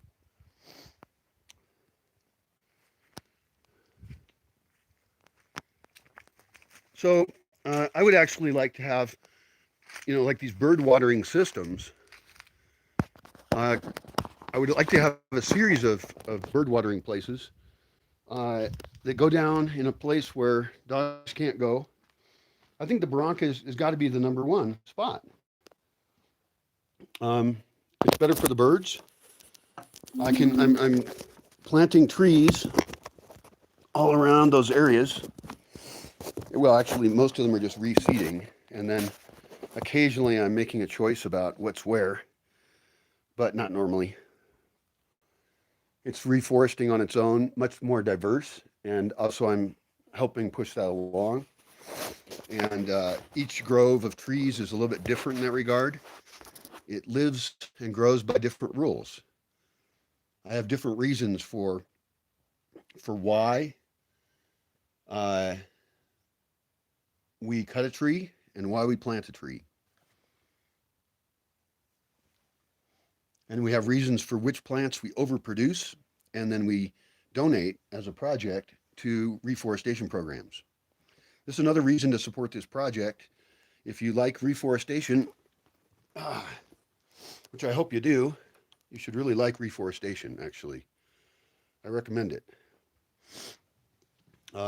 In our case, we do it in the right way, and we're doing it the right way here, but I want to expand that so that seeds and small trees are going out of this forest to anybody who wants them into ground where it can go and thrive. I want to reforest from here to Apongio. That's a goal. That's within the municipio of Arangariquaro. I want to make sure that any little town has in its public land any kind of trees that I think are neat. And then they can take care of reproducing them later if they want more. And I can tell them how to do that. And, you know, these people are pretty smart. I don't need to give them instructions in most cases. Now, the madrone tree is especially weird. And so that's a better one to give them information, for example, about how to germinate the seeds. Many of them, like the oaks, it's obvious, it's an acorn.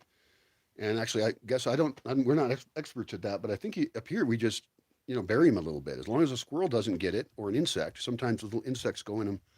I don't know, I gotta look that up. That's an interesting thing. I haven't worried about germinating those acorns yet because there's just so dang many of them.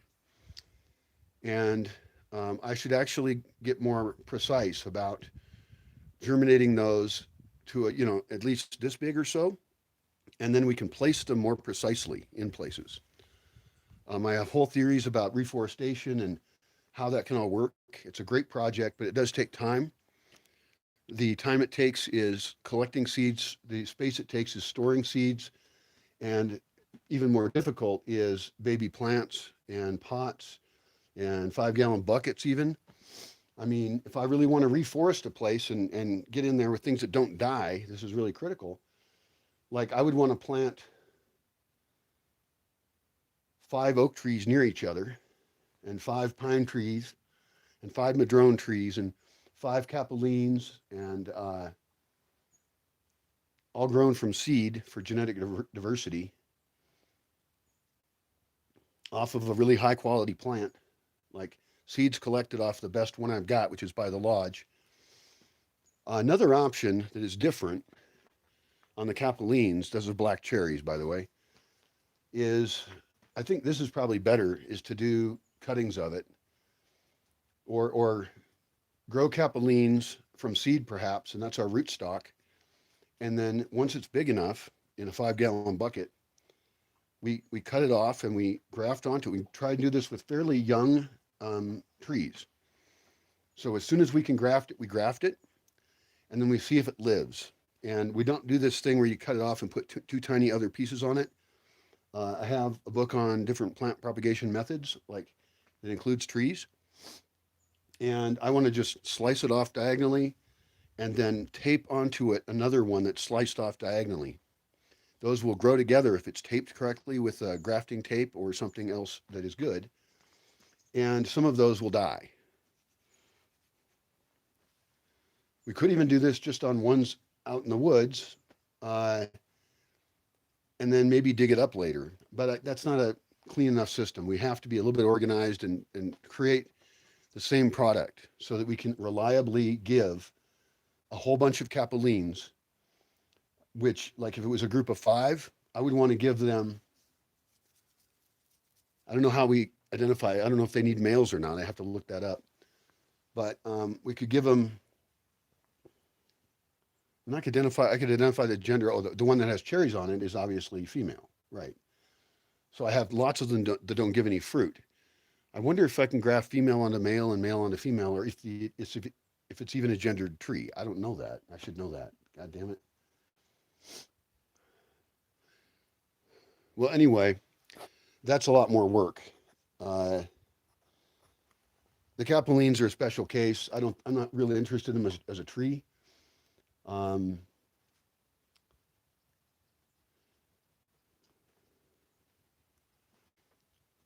do have one lemon tree, which is not a lime tree.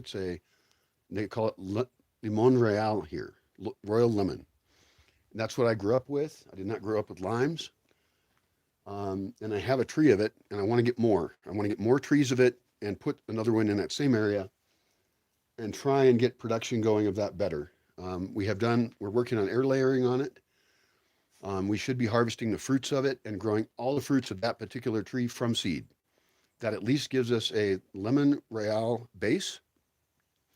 And then we can, over time, identify which lemon trees produce better and figure out if it's the microclimate it's in or if it's genetically a better lemon. So this way we're breeding lemons. Once they're old enough and produce fruit, we take the best trees and we cut pieces off and graft it onto the shittier trees. And then we collect seeds again from the best that we've got.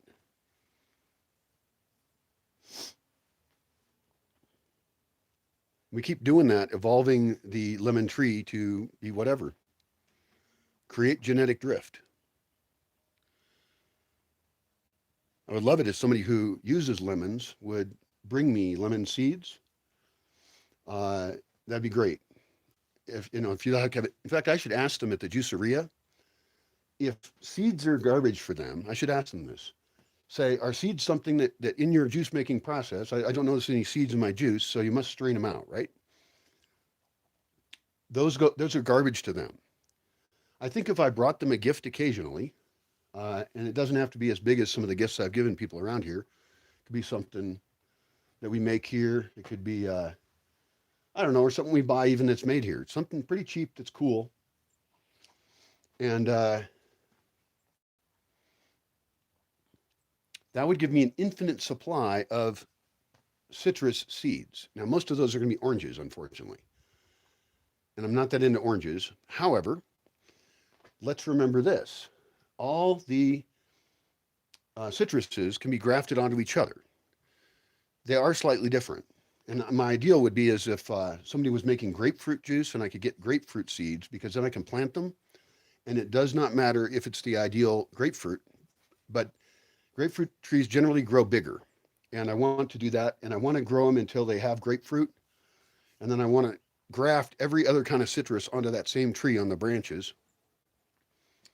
And that would be really cool looking. It would be a citrus tree. And the thing is that the rootstock, the grapefruit, I'm imagining we let it grow up to a pretty big height. And by definition, grapefruit is stronger. It is going to grow bigger. It might like a slightly hotter microclimate. It might want rock, like black rock things around it, because I want those rocks to soak up the sun and then release it at night. That's a possibility.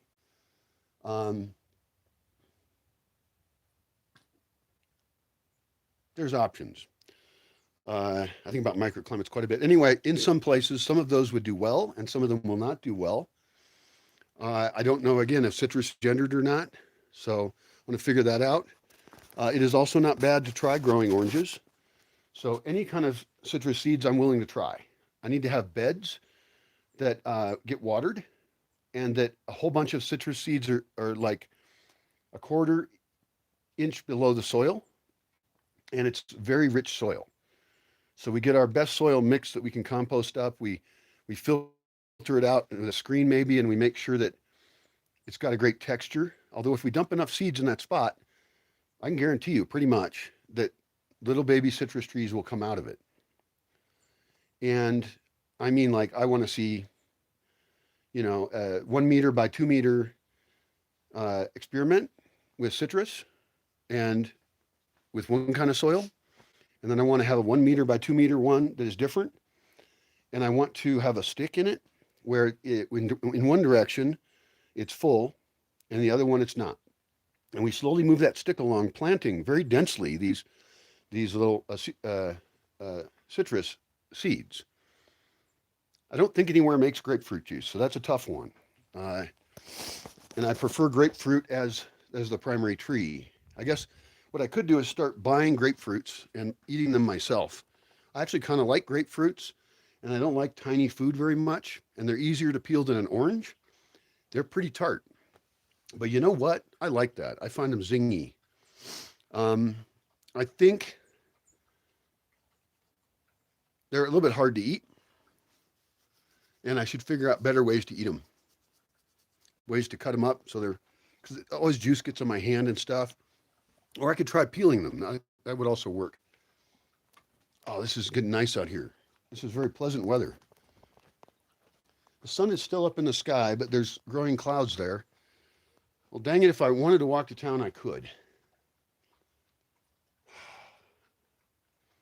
Okay, I got to do it. I got to do it. I got to go. It seems so far. I got to do it. Every other day or every day. Now, I shouldn't go every other day and things like that. I'm trying to avoid town because of the pandemic. And maybe once I get vaccinated, I'll do that. So getting vaccination is actually kind of important for my rehabilitation and stuff. I could right now just walk around here more.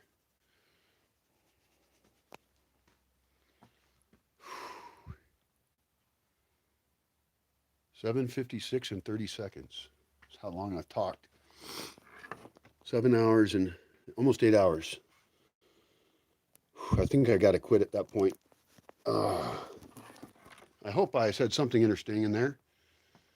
But again, I want to release this as, I'm going to do an experiment. I want to release it as perhaps Creative Commons because my face is in it so much. And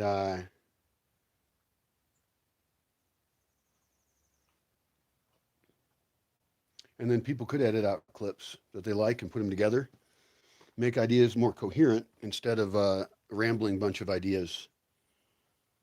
Oh, man. Even that semi-diffuse sun is kind of hot. So do we finish up with the pockets thing? Kind of. I guess, what kind of clothes people need depends on what they're going to do.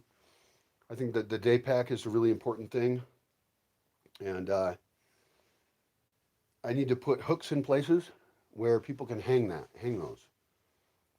And I want to put hooks in places that are above, like head height, quite a bit.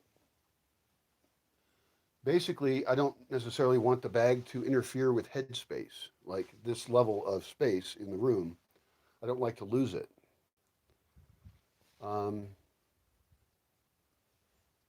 do have wooden poles around here, and I have a few things hanging on them. I don't know. That's a tricky one. I got to figure out what I want to do with that.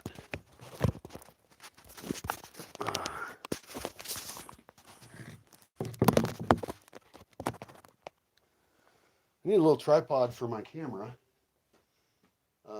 People have donated 2 selfie sticks. That's fine.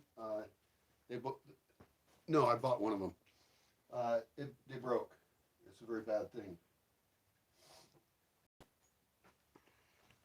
That's what I shouldn't be doing. I'm throwing food waste around. This particular avocado is really small, and I feel like the bigger one is going to germinate, and they're both Hass avocados. Sometimes there's avocados that I have here. I have trees I'm growing of any kind of other species of avocado that I can encounter. There's one in Florida that I want, although it may not do well here if it's grown in Florida. It's like a long avocado. It's really cool looking. There's ones where you eat the skin. I don't know the names of all of them. There's probably a web page that lists types of avocados, but I want to try all of them here, more than once, in different microclimates. And then they're a very thirsty plant, so I want to plant them in spots where the natural slope of the land guides more water to them. For example, in Alicante, where I'm going to do a bunch of stuff, planting of like human-oriented trees. That hasn't been my priority yet. It just hasn't. After 17 years, and you have to have a good spot. That's a good spot. It's wetter than other places by design. And so filling that with avocados would be fantastic. I currently grow them in buckets until they're like this height, over the bucket. And I see the ones for sale are actually taller than that. And so it could be that I want to grow them quite a bit taller while watering them. In other words, keep them in the baby area longer. Keep them in the nursery longer. because all I'm doing is speeding up the development of the plant. And it's basically the ones that they sell in the back of trucks in town, they have a small bag. And I want to get them, I mean, until they're root bound. It could be that the avocado tree is like way up here, very tall. And I'm not selling them out of the back of a truck. I'm planting them here.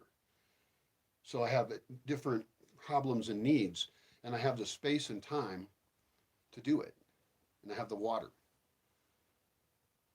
I would love to set up a vivero in Yotatir. In fact, I should make a list with Chelino, my friend, because his dream is to have a vivero.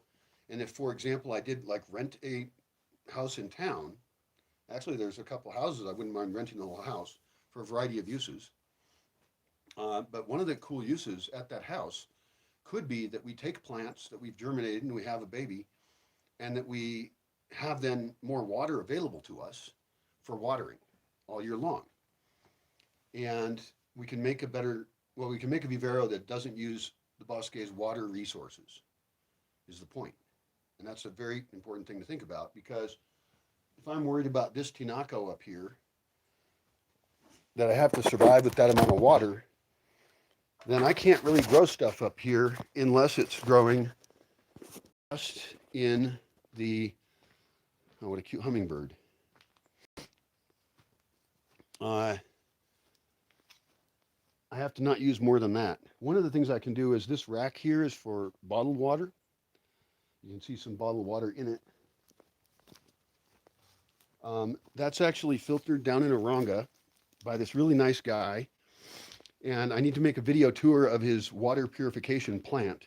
It's got big machines that do all kinds of stuff, and everything's real clean, and there's multiple stages to it. And I want to support that because clean water is so important in many places. Now, some people have good well water here. It's good enough as it is. And I would love it if people drank rainwater that I produce. And there's been some talk of trying to make a water filtration system.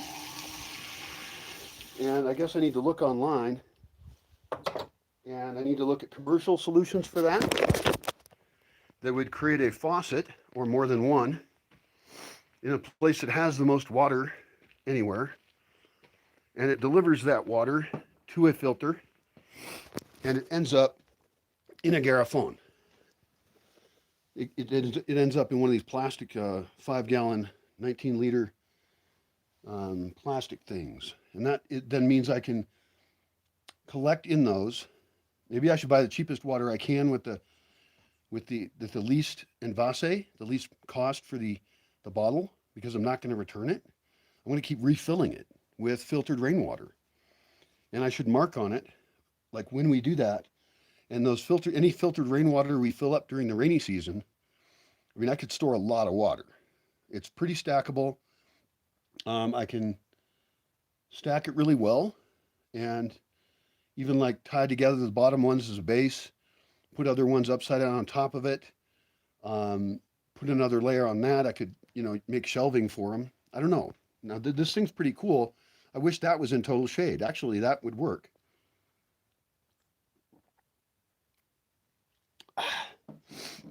I should have built that big rack into a building somewhere. But there's ways for it to be done.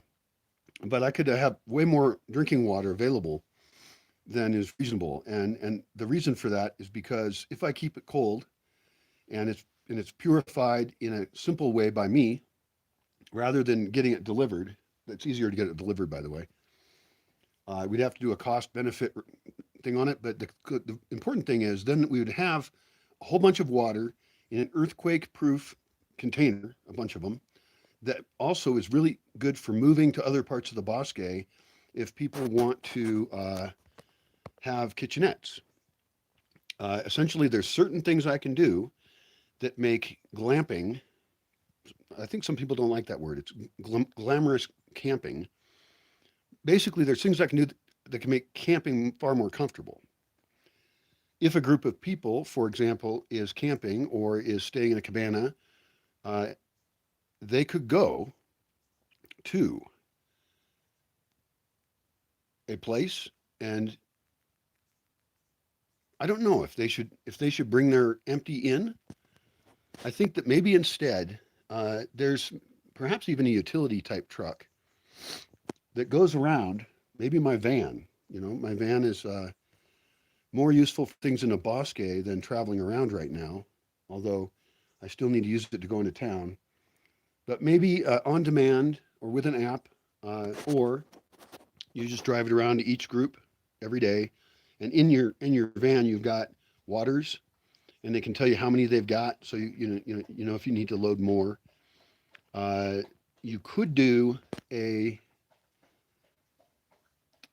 food waste composting bucket system where they give you their food waste that's in a bucket, and in return they get a bucket that says food waste only, compost, composta. It's painted on the bucket.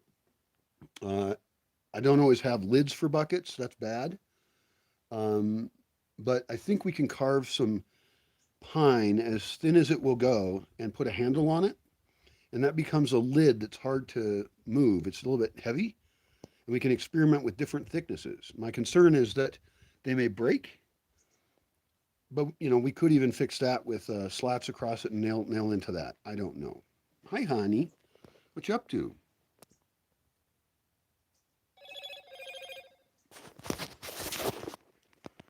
You a pretty girl? You look very serious. Do you want to get petted?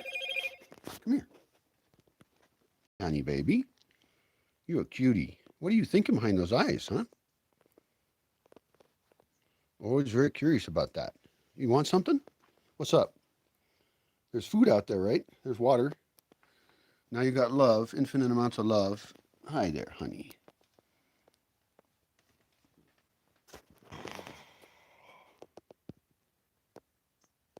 I don't pet my dogs enough. They need more love. That's one reason I should publish the dogs online. Maybe even make a a Facebook page for each one of them. It's not that much work. You know, I should just do photo shoots of them and then encourage anybody who wants to post pictures on that dog. I guess maybe it should be a group for each dog. That seems like ridiculous overkill. Groups have to be managed. Um, but if it's a page, I'm talking about Facebook at the moment. If it's a page, then you have to update it manually. If it's a wiki, you have to update it manually. Instagram less. That's interesting. It's also interesting. I can't download Instagram pictures, or maybe there's an app for that or a utility. But I want to download them on my desktop and then be able to upload them elsewhere. And I want to write an article, an initial article about each dog that covers everything about that dog, their history, their interests, what weird attributes they have, their nicknames. Uh, I've got just such a great pack right now. It's a little pricey to feed them all. The two big boys do eat quite a bit. Um, they're the biggest dogs I've had here. Coco and Boogie, the brothers. They came and they were much smaller. They were puppies.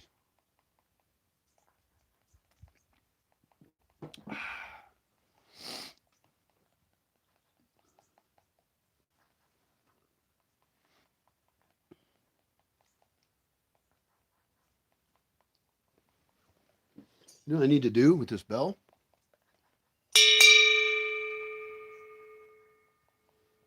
Decide whether I'm going to affix it to something or not. If not, it needs to be in a secure location. But I was thinking about hanging it up there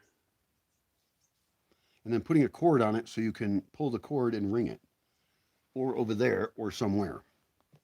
It's fairly resistant to weather. Also, I should check the knocker.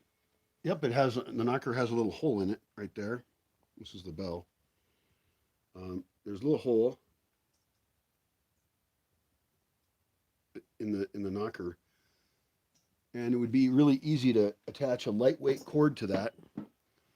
And I don't know what thickness would be great, but the size of the hole indicates it.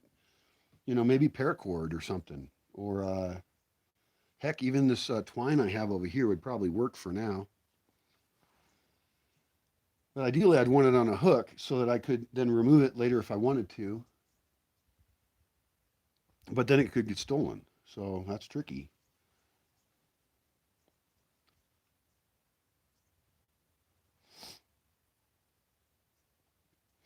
I should pay attention to when the bell rings in town, either Ranga or Yotatiro, but preferably Yotatiro, and ring the bell at exactly the same time they do. And what I can do to do that is uh, um, note it, like record it, and write it on the calendar. I have a calendar. I did have calendars printed out, and I was pretty organized, but I haven't been doing that lately. It really helps me to print things out. Maybe I could actually access Google Calendar on my phone, but it's also true that I often am in remote locations and I don't have Wi-Fi, and I want to note something in that location. Like, for example, we need to know when we switch sides on the bathroom. The composting toilets, you switch sides every 6 months or less or more. I haven't switched sides on this composting toilet for, I don't know. Well, I wasn't here. I was missing for about 9 months. The time to gestate a new type of Brian, I guess. 8.5 months, maybe, something like that. And then, hmm. So I didn't use it, and not a lot of other people did either. And then before that, no, after that, I used it for over a year, more than a year and a half, actually. And I had used it before that for quite a few years without switching sides, meaning that the chamber wasn't filling up a ton. And I do pee elsewhere. I pee in the forest, and I want to set up a pee garden. It's a whole separate system, and that lightens the load on the composting toilet. It's really smart. Um, but the truth is that if you dry a piece of shit out, you compost it. It's not. I mean, they're different processes, but it ends up dirt. And you're combining it with a bunch of sawdust. Although you know what I don't do, I don't follow the rules, and I don't know if people should or not. I think they should in shared toilets certainly. I've left that toilet without dumping sawdust in it for a long time. I had a fly problem one time with it, and I just dumped some more sawdust in and it went away. Um, that toilet does have cockroaches. That's bad. And I should have better sealed, um, much better sealed doors on the chambers. Nothing should be able to get in or out of them. Right now, they're made of plywood. It's stupid. It doesn't shut well. They need to be made out of metal, so I have to measure them exactly, have a metal door in a frame with a hinge that you open up and have a ability to lock it, and have it be measured very exactly on all sides, and have my best metalworking guys make something that we can nail in there with concrete nails, and or maybe we make it smaller and we actually cement in around it, concrete in around it. I don't know, but we retrofit it with a metal door on all of them, because composting toilets are so important here, and that's the current biggest flaw in them, is that people can open them and they can leave the door open.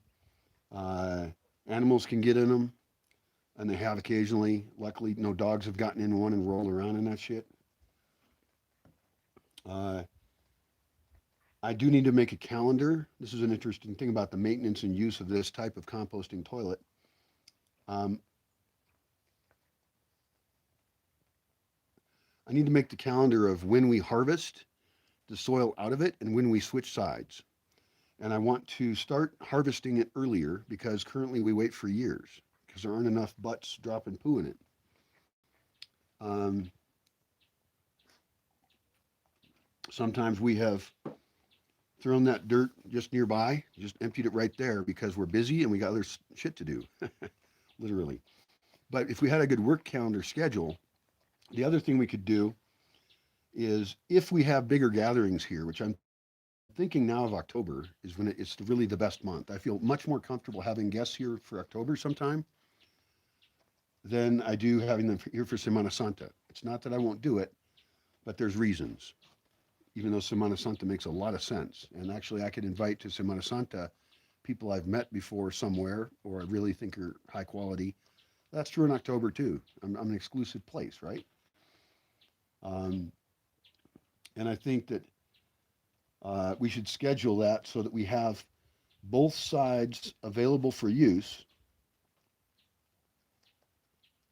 in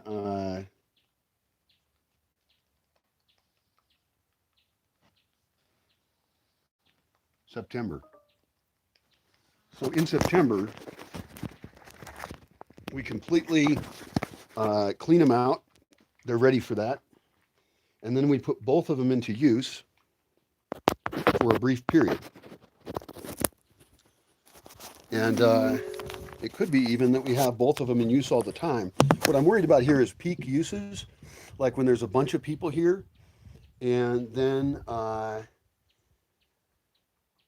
it can be more smelly. I had that happen one time where there was like 65 people here, and I think the most popular composting toilet, uh, and I forget which one it was. I think it was the one at the lodge.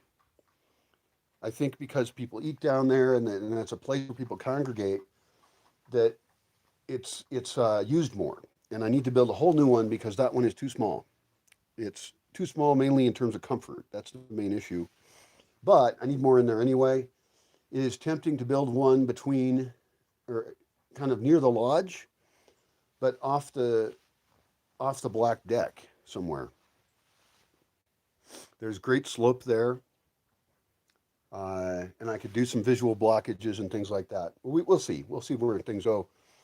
But I think building them bigger is worth it in a place like that. And that in general, they should be approximately 8 by 8 feet, and that each chamber then is a little bit smaller than 4 by 4 feet.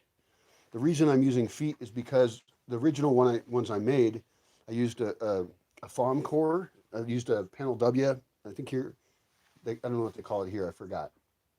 But it's like styrofoam with a wire mesh. And I did that because I didn't know how to build without that. And we can actually use tarimas to build the floor in and then fill in the lower section of the chamber, the door section, and then put the doors in. So we do that upper part first. We know exactly how big the holes should be. And I badly want a porcelain toilet bowl that is unlike one that I know of on the market. So this is an invention of something I want, and I don't know how to make it. But I'm sure that whoever makes porcelain toilet bowls would know how to do it. What I'm proposing is that we have something with exactly the fixtures that regular seats sit on, uh, fit into, that the ones you can buy. Pick the most standard size of distance of holes. I think there's different shapes of poo things, right? Pick the best one. And I might want one that's a little bit longer rather than too small. And I might want it to be stainless steel so that I can put it in there with bolts that need a special tool to take out because I don't want it to get stolen. Now, stainless steel because it's easy to clean and it won't get broken. I think it's ridiculous that many places in Mexico have toilets that do not have a seat on the porcelain toilet. That's ridiculous. Oddly enough, I don't need the back tank, the water tank part. That usually comes with a toilet, but maybe they would sell these without that. I mean, if they don't sell them without it, I can turn it into a planter. Fine. But these don't need a tank because they're built for composting toilets. They're built so that instead of a bowl under the seat, it's just a straight down tube. Kind of more big than small. And the back of the tube in particular is a little bit further out, and that does use up a little bit of extra floor space, but it makes it so that no matter what kind of God, I talk about just great shit, don't I? If you had explosive diarrhea and you shot it at a weird angle in there, I don't want that to be visible. I want that to not be visible. And, we can always have a special tool for cleaning that off if we want to, if we get to it. But I just really like building stuff so that you don't have to do things to it. Other than that, the toilets that I make are great. I think that's the number one improvement that my toilets need. The other one is that hand washing would be ideal. And so the toilets should always be near something, or if we build a toilet, we should also have rainwater capture to a place that is above that toilet. It's also quite tempting in fact, I could brainstorm really quick toilet locations. I got to make a wiki and put all this junk in it. This is all really important stuff. Damn, I'm on 8 hours, 21 minutes now of talking straight. So I want one, even though I'm confused about how things are going to develop at the gate over there. I probably want one. This would be easier to figure out. I want one that goes into the nook. It's at the side of this slope there. It's a place where if you were arriving and you really had to poo, you could pull your car over because I'm widening out the road right there. It's already kind of wide. And you could run over and poo. Now, I've already got one on this side of the Bronca, so it makes sense to put it further away, actually. It makes sense to put it at the north gate, put one at the southwest gate. And ultimately, this is going to be part of a comfort station. And I hesitate to even want to put in the toilet without knowing exactly where the comfort station gets built. And maybe they should be built at the same time. Comfort station is a small concrete room with a metal door, and then about 2 times bigger than that, a roof. And I want to put those in various spots, but I don't want to conflict with where I want to put buildings, and so that's why I hesitate. And I've talked about making some outhouses before, and those could be places to plant a tree. I don't know. We'll see. It's frustrating. Anyway, that seat, and the innovation is that this seat, I could actually draw up or work with somebody online to draw up the design. It's so simple, it is ridiculous. Super simple.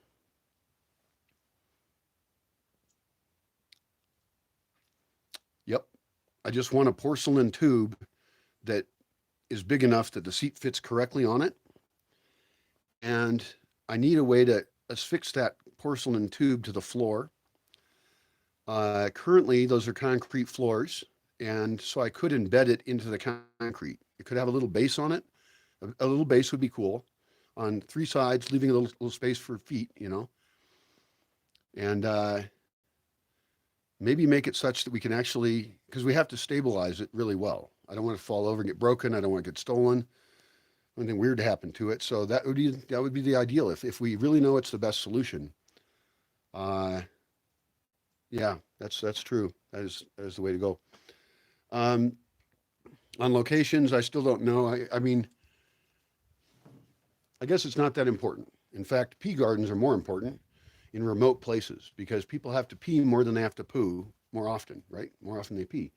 And so putting pea gardens in is actually better, and it should be sit down only ones, because women have different issues with peeing. And if I have groups of people going around, guys can usually just go pee, they can just turn their back to the group. And, I usually don't have the population density to need to make a stand up pee thing. But eventually the plan should be to put next to the sit down one, another one. And all this is tricky design problems, but I've been wondering about that for a long time, because right now we have brick seats that we carved tops for, and then there's a hinge on it, and they're not as comfortable. They just aren't as comfortable as a regular toilet seat. It is true also, I don't know to what importance it is that it be sealed or not. I would want to look at what the toilet seats are like in a cruise ship and in a military ship. How does that work? Maybe in planes as well. And think about well, I've been in planes, so I know that. But, what options are there for seating? Because because that's a bad attribute of my toilets right now. If people are going to use them, and it's the only one that they know of, I really want to make, and this is a huge project, a composting toilet that is fancy, has white tile, is well lit, has a shelf for your stuff. I think that I don't know, we might as well put hand washing in it, I guess, because having it outside of it, you would only do in a place hmm, where there was more activity and other things, and we don't know where those places will be. So that's a big one for me because I need to sell. I guess I need to sell the idea of composting toilets, and the more mine are just brick and stuff, just raw brick. The more they don't look like they're. I mean, I want to make them look like they're in a fancy hotel or an airport or something. I want them to be really nice.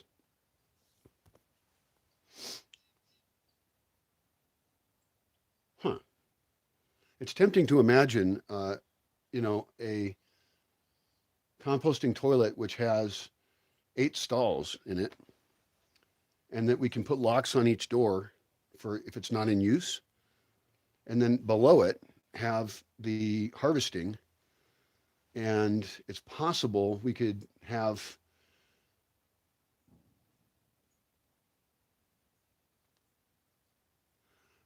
one problem with my plan of harvesting both of them. No, it wasn't harvesting both of them, it was opening both of them up. I harvest out of the toilets on both sides, and then both sides are available all year. No, here's the deal though. I can't do that because then I've got a side that's I've got shit in use. So you have to go 6 months on, 6 months off is the normal guesstimate on the schedule of this. Um, my system should actually work faster. And when we empty them, we should not fully empty them. That's a bright idea. That's because in there's worms and there's beetles, hopefully still. If we don't see worms and beetles in there, then we have to go to another toilet and harvest worms and beetles, probably a scoop of shit we can dump into a bucket that we don't put anywhere near where people are because it might smell bad. Or maybe we put in sawdust first. I don't know what we do. But we have to make sure that each toilet has the beetles and the worms in it because I think it'll make it faster. And also, if we don't empty it out fully, hopefully they survived anyway, and we just see them in there. And that works great. Don't fully empty out a composting toilet. I don't know why it took me years to think of that. And that's because I want all these microorganisms in there, in addition to the worms and the beetles, to absolutely attack anything new we put in there. So my advice is don't empty it fully. And in that case, we don't even really have to put down a big bed of, you know, straw or other stuff. I think what we should put in there actually is probably sawdust and it'd be fun to throw mushrooms of various kinds into those. And then when we do harvest it, maybe the mycelium will be active in some of the dirt. And this is a great idea. In terms of what mushrooms we would put in there, we would put in the ones that grow here already. And there is no downside to dumping in uh, any mushroom that we like, what it is, and how it grows. Most of the mushrooms I have here already do not grow on shit. They don't like it. That's not their thing. Some of them might grow on the pine chips, the sawdust. I could take and dump in their oak leaves or Tierra de Encino, or I could collect pine needles and dump those in there. I don't think that's the best idea. Uh, we could certainly try it in some, especially if for years we were collecting the most edible mushrooms, being very careful of identification of them. You know, there's like 5 best mushrooms here that grow natively. So the idea is that we can hypercharge this dirt that we don't find that valuable right now. We don't use the human manure very much. I hate to say that, but I don't have enough people pooing here to have a ton of stuff to make experiments with. But I think that should be the ideal use in the future of all. all of the human manure is to attempt to inoculate it with the native mushrooms. It's a really tricky problem. We could also go and look at places where there's cows around here and see what mushrooms grow on cow poo, identify them, and then see if we want to dump those in there. That might be a better idea because we already know that we've already identified the mushrooms and we know what they feed on, and it just isn't human manure. Some of them feed on, the roots of an oak tree. Some of them have a symbiotic relationship with certain kinds of trees here. Uh, and I'd still be willing to try it, especially if I get more people here in composting toilets in action. There's no reason not to try it. And the idea isn't necessarily that the mushrooms are likely to grow on the shit in the thing, but when we harvest the soil, the idea is that there's tons of mycelia in there, little, fungus in the dirt, and that wherever we dump that dirt, we can then see if mushrooms show up. And we could dump that dirt in a few places. Like we could dump it in a more moist place over in Zigzag or below Bliss in the oak forest over there, the oak grove. We could dump it at places within the barranca. I need to do a lot more experimentation with things in the barranca. We have tried some mushroom experiments down there and they utterly failed. But it was the wrong experiment and I don't know, it just wasn't done right. I currently have a big oak tree right over there that we fell. And I want to use that to make a whole bunch of things like mallets. But one of the uses that we could use it for is move the logs, cut the logs that are the best size. They're not too big for us to move. The exact size of the log isn't too important, actually. But we put those logs in a variety of places where we can have a variety of microclimates. And then we buy mushroom plugs in Sengio. It's a town over in Michoacan on the other side of Morelia. They have a mushroom fair there. Maybe we can get them cheaper or, maybe we can get them delivered even. Who knows? But mushroom plugs. And then we take a portable drill or a hand crank drill, either way, and we make holes in this log exactly according to their instructions. And we try that and put them in Mystico. We put it in the Carpinteria. We put it in the lodge. That doesn't seem like it would do well there, but we put them in every space we have.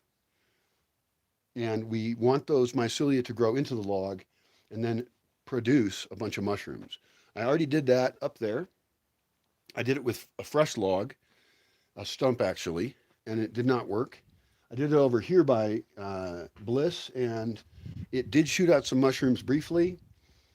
And then the tree kept living for a while, and then it died, and it was weird. I had a living tree that was partly infected with mushrooms for a while. It was really an odd experiment. But I can do better, and I think it's just a matter of reading up a little bit on Japanese styles of outdoor mushroom growing. And then obviously we can have shorter logs that we can have in various buildings, various climates, We could even have in the casita shower, there could be, a round of wood sitting in the corner that happens to have these mushroom plugs in it. We're trying to infect it with mushrooms. That's the attempt. Yeah, I should write that up. Oh my God, what bird is that? It is totally orange red. It's kind of orange. That is such an intense, deep orange. Attempts to go get my bird book. I'm probably bugging the birds because this is where I have water around here.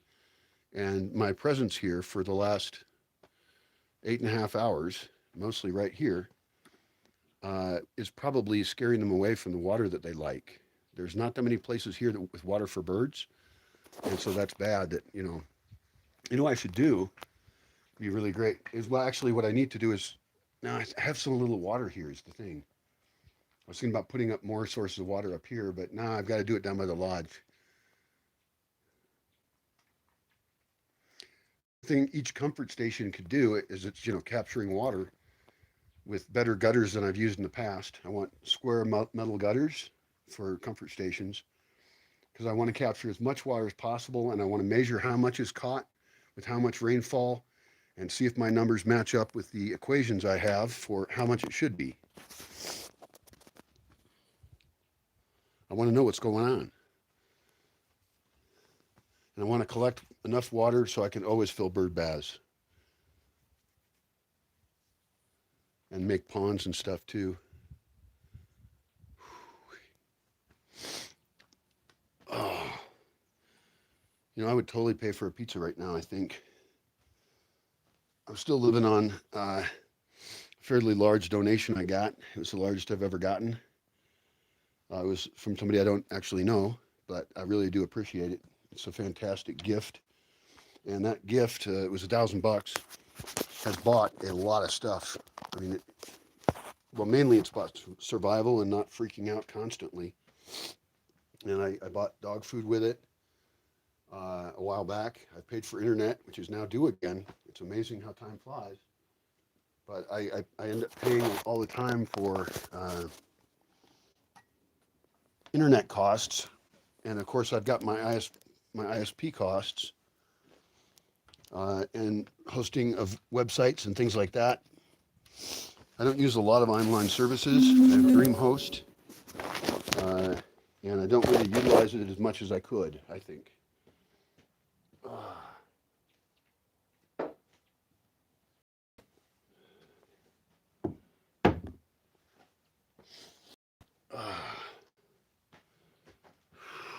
My most important task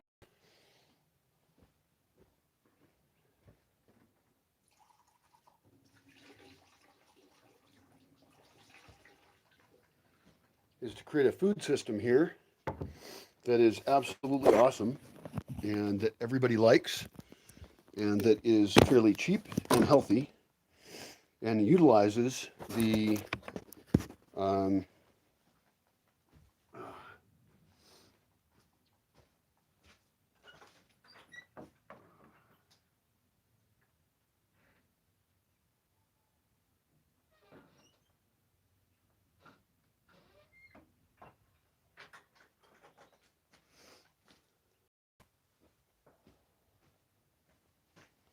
dang it, I lost my lime squeezer. I like little lime squeezers. They're awesome. Maybe I put it in here so that mice wouldn't jump all over it, because that's really disgusting. This kitchen sucks so much. Oh, I have 4 eggs. Holy Jesus, that's great. I'm going to eat something. I'm going to eat this onion, and I'm going to eat it with a packet, just one packet of little pasta shells, and my last jar, which is a kind of useful jar because it's reusable. This is actually a pizza sauce. This is a little weird. If it's too liquidy, I could always take pizza sauce and dump it on, you know, a tortilla and roll it up. So I'm not too worried if it's too aguado, too watery. Aguado. And actually, after I heat this up, I'll cook up the onion first and caramelize it. And then I'll dump the pizza sauce into a container with or without the onion. I don't care. I'm also going to put garlic in it. Got a head of garlic here, and I love to eat garlic. Sometimes twice I've eaten too much garlic, and it was also garlic that was fresh.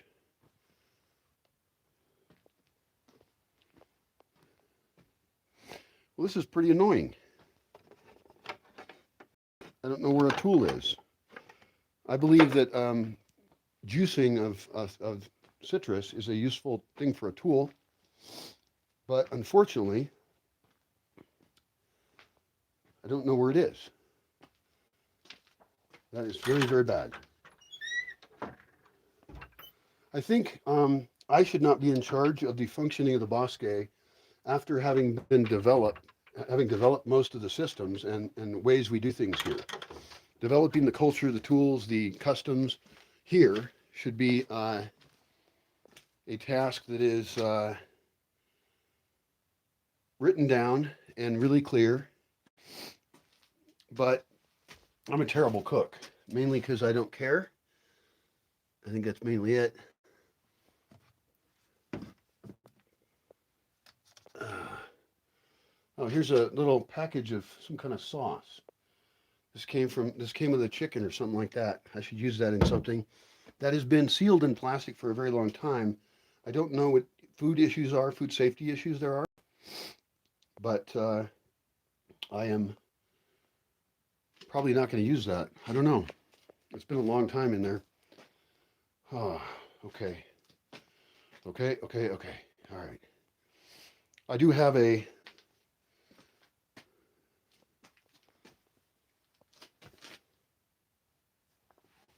I gotta look this one up.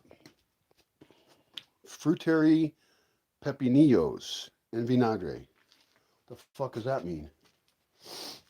I guess I should look it up online, find out what it is, and open it up and do a taste test. So my plan was to make a pasta-like thing, and then I'll dump eggs into it if I feel like it. Although we'll see how big it is, we'll see how much it makes, and I'll decide that at the end.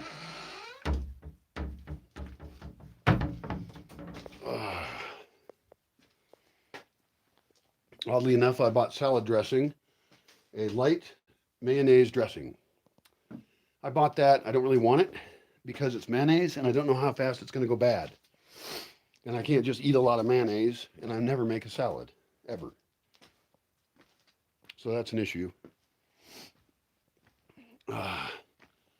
This is terrible. I can't get lime juice. Okay, screw it. I'm going to make fucking pasta. Yeah. Yeah.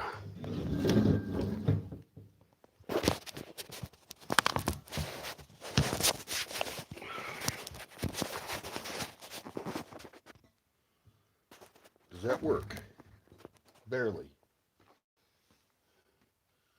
That's not too bad. Still need a tripod for the damn camera. I need space to work on cooking things. That's one of the reasons I suck at cooking. I also don't wash dishes much, and that is very annoying. All right, this is a semi-clean surface. You know, I could just squeeze these into my mouth. Let's see, I'm collecting the seeds in these.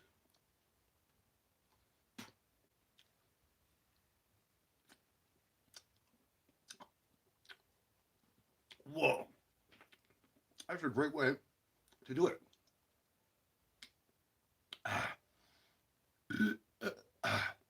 We should make sure the limes are kind of clean. And I actually, since I'm planting lots of limes, in many cases you could just take a lime off of the tree, cut it on your portable cutter, your portable cutting board, and whoa, boy, that is a huge amount of flavor.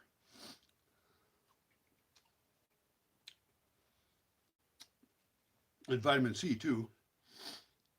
Although really the big vitamin C solution here should be pine needle tea. I believe I need to start making pine needle tea again. I have new thoughts on the ideal way to do that. I will tell you right now what they are in a second.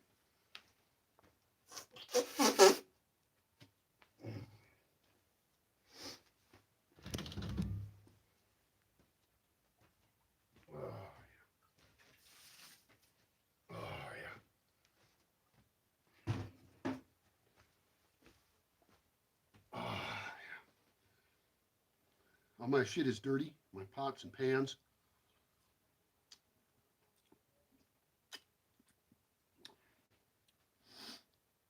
I guess I already de-seeded these ones. You know, imagine a day in the future when I've got all these mature trees planted in places that were selected and tested and specifically tried out to see if we can grow that plant there with no additional water or fertilizer. And maybe we do use the human manure as fertilizer sometimes, And I think that's another good idea, actually, is we could have two fruit trees that are right next to each other.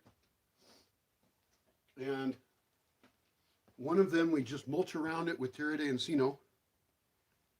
And the other one, we put humanure, and then we mulch it with terra de encino. Or maybe we also try one that only has humanure. So 3 trees, perhaps even 4, of the same size, apparently identical trees. And we could do this experiment in wherever citruses like to grow the most. So we're already picking a microclimate that we like and that we know is one of our good spots for citrus. The purpose of this experiment, which we could run in multiple spots, like I said, it's very important, because we don't want false conclusions. So we have 4 trees of control, terra de encino, which is composted oak leaves. You collect it from under oak trees.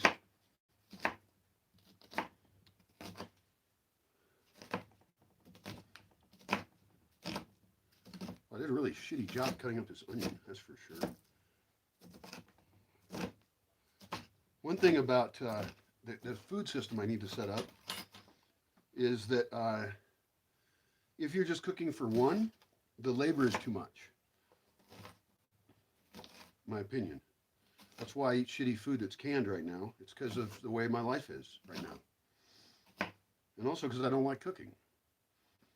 If somebody really does like cooking, I would welcome them to look into the Bosque Village and see if there are parts of the culture and what I'm envisioning here, the other parts of it, but the food philosophy as well.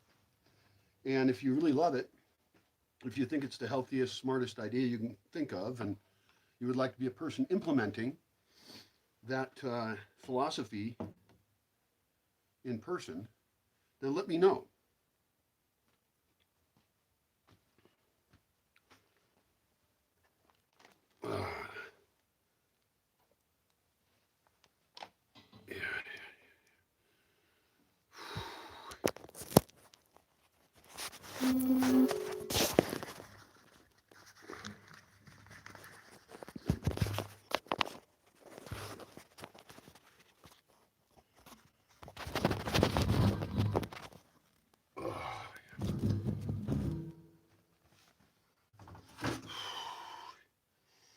Everything is fucking dirty here. It's very annoying.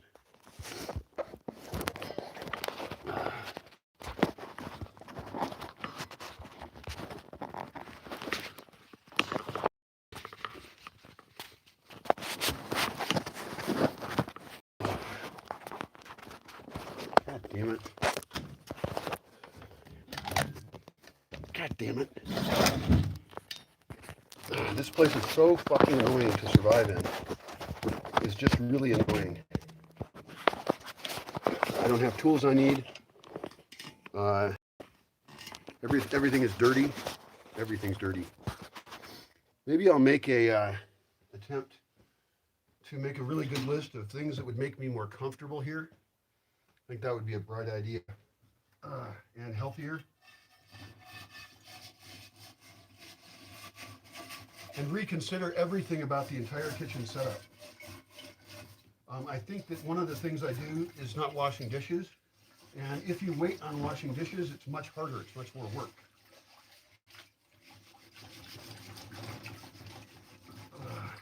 Have to use like a scrubby thing to get this crap off the dish. It's very annoying.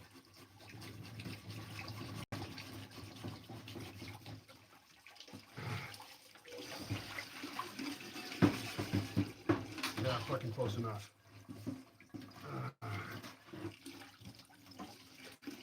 My whole infrastructure for everything I've got sucks. And I've largely checked out in reality to such a degree, shit,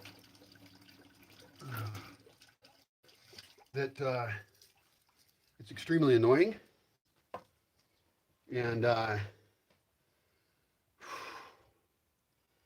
haven't maintained anything. And I had excuses a while ago for that.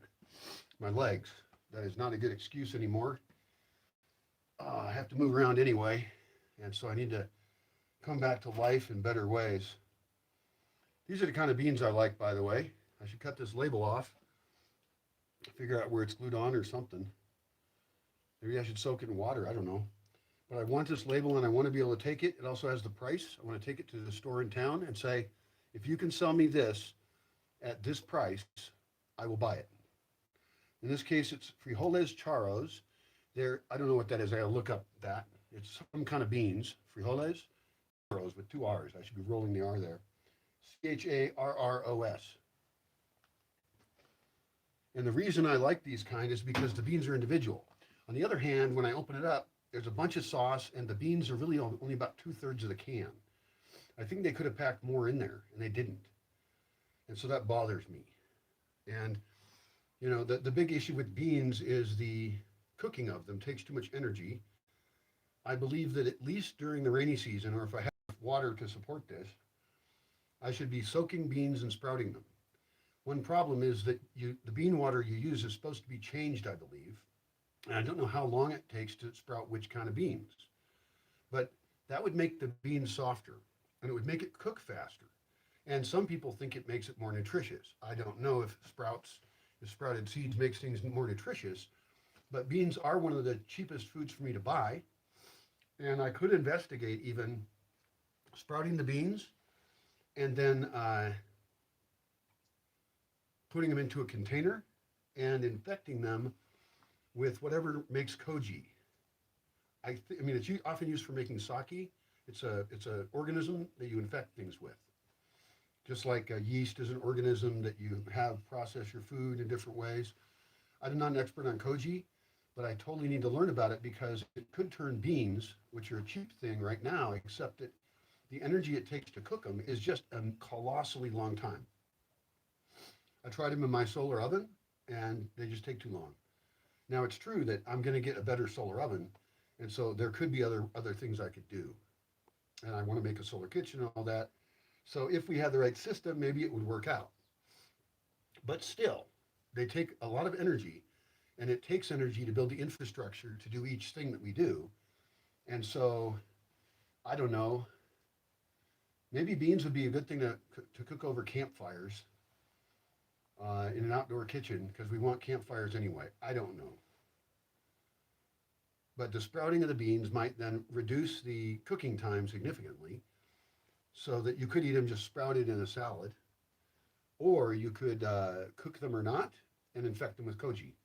Now they're going to keep growing if they don't get infected well enough, and I don't know how that would work out, but I want to try it. That solves two problems, and if that was done correctly, the problem is it's one more thing to do, right? It's just one more task that is needed to do, and that's kind of annoying.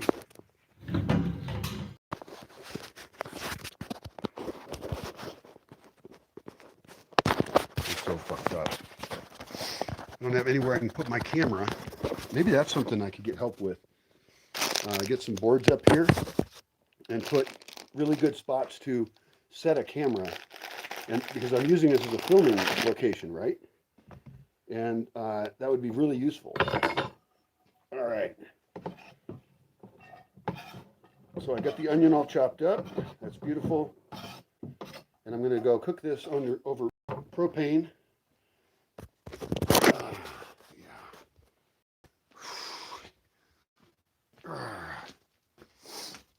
Ideally, onions are a great thing to put in a solar oven, even the one I have, which isn't really ideal. It's not an ideal oven.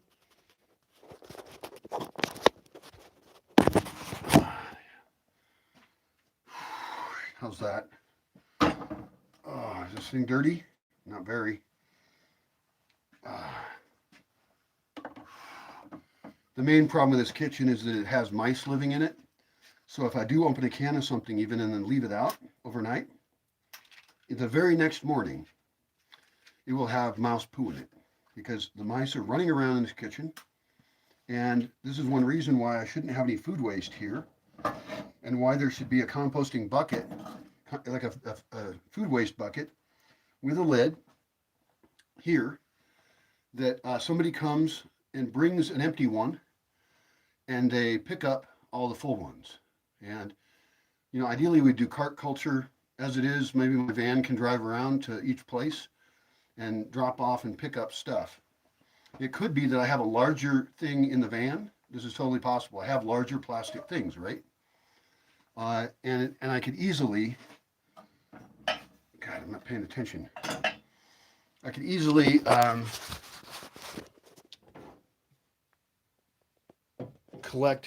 just dump the compost things into the bin. The problem is that there would still be food in that. It's not washed out.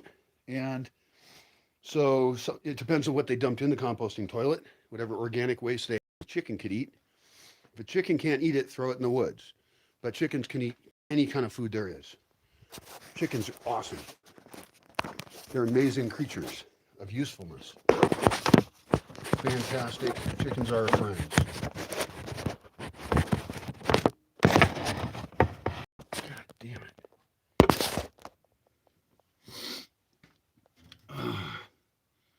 This pot is disgusting as well. And it does not have water in it. Oh, it looks like it's going to be pretty easy to clean. I do try and cook in ways that make it so I don't have as much trouble cleaning my dishes, but that is one of the factors that means it is why it is cheaper and more efficient to cook for many people rather than one. Two people, slightly more efficient if one person is cooking and the other is not. Or you take turns, that's fine. I don't give a shit. Oh. All right, well, let's see how this works out here. I'm going to take this package of shitty pasta, cut it open. Ideally, the system would be big enough to make it worth it to make fresh pasta and to be doing that for the needs of many people.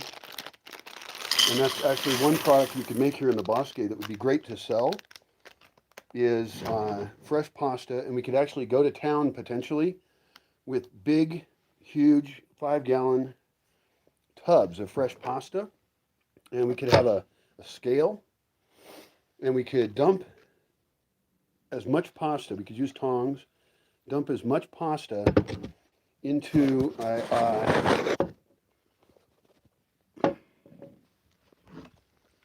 a person's container at their house, right?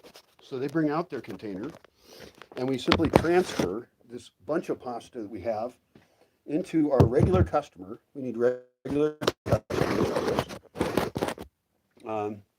Restaurants even, you know, they have refrigerators around here. Damn it.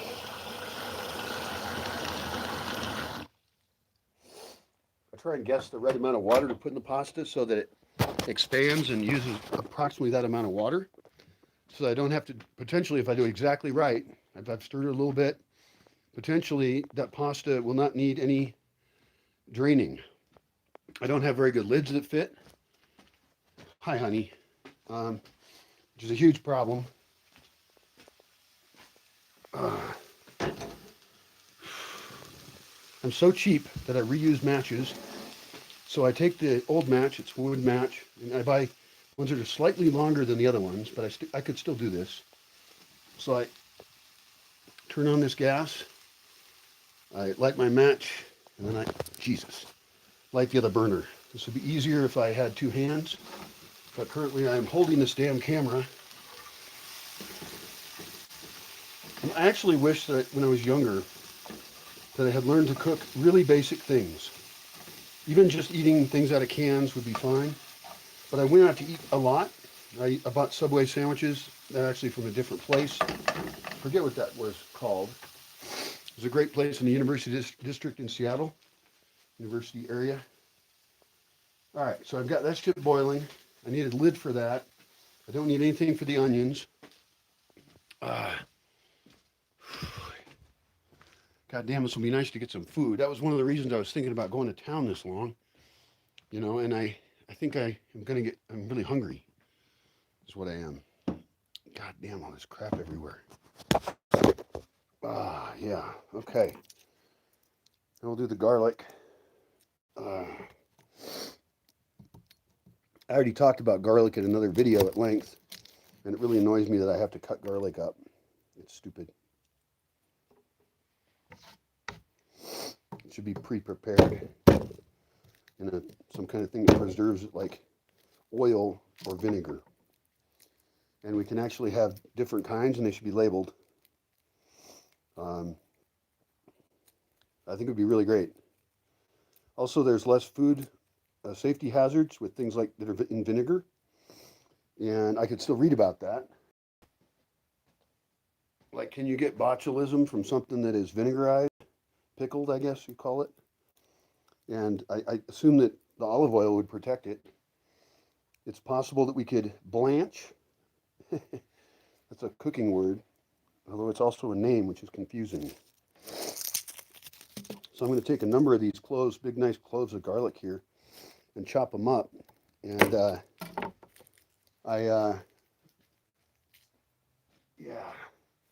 I think I eat so much garlic, my pee probably smells like garlic.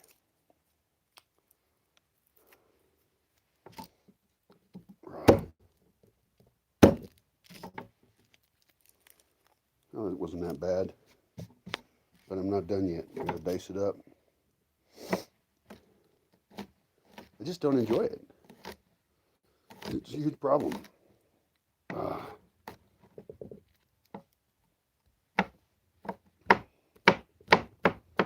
That's good enough. All right. All right, all right, all right. All right, all right, all right.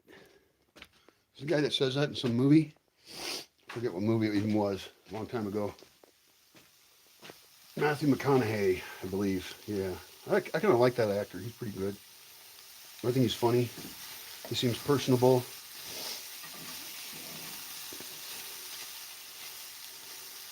He tries to be philosophical in some sense.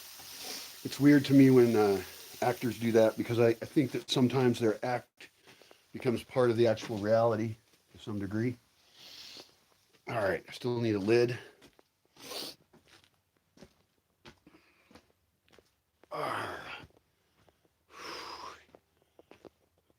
It doesn't help that all my shit is disorganized and separated from everything else.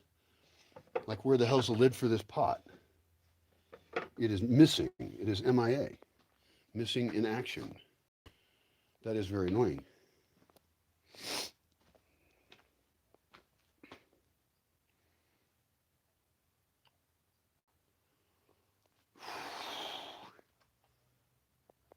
Oh, man. I got too many things I'm trying to do at the same time. And my phone is dying.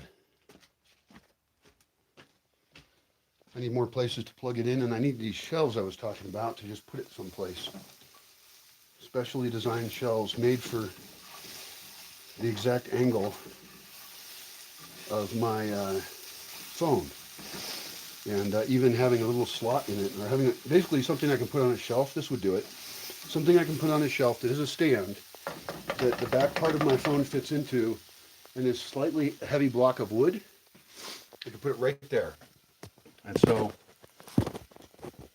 yeah, that'd be great. I could put a thing that goes up and slopes back, so it fits the curve of the phone exactly. With the little stand it has a stupid little stand. That would be a really handy thing. I should have the guys try and make me one of those. That's a potential product, actually. It's made out of wood. I don't know if all phones have the same angle of the stand thing. I would have to ask about that.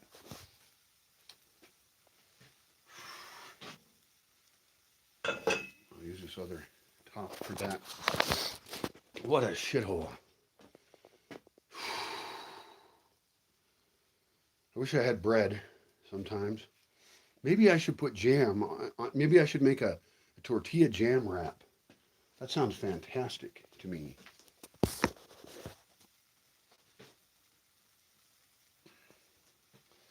I'm going to try and fit everything in a noodle pot.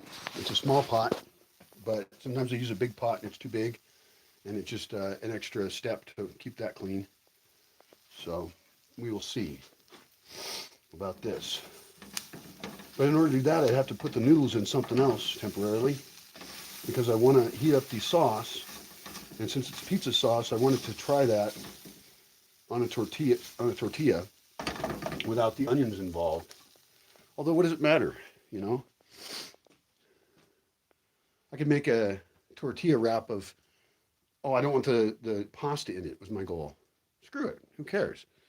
If I'm going to eat carbohydrates anyway, I could make a tortilla wrap with a pasta sauce mixture and make sure it's thick enough. And that is one reason to add egg. The egg would make it more gelatinous. That's a fun word. I'm going to dump these garlic in with the onions and then turn it off. So it'll be basically uncooked almost when I put it in with the sauce. Oh, yeah.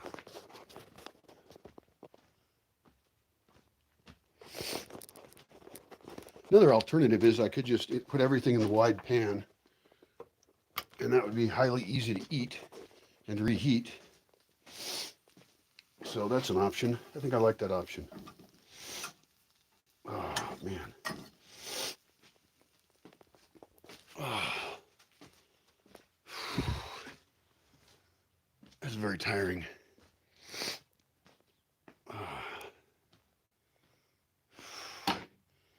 Dirty knife there.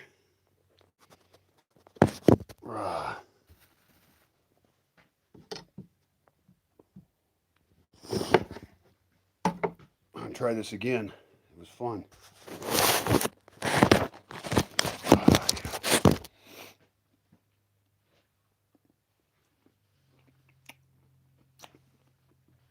Wow. That's like too much flavor. Seed came out. That's a good one.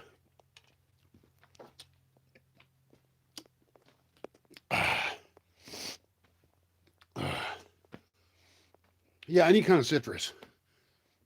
Screw it. When I have citrus seed beds, and I don't even know that I have to care what kind it is, because I'm going to grow them all to a certain height.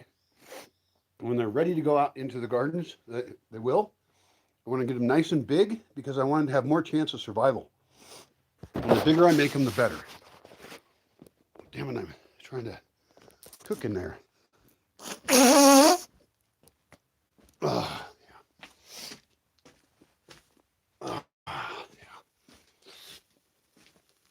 I forgot to turn the onions off too. Dang it.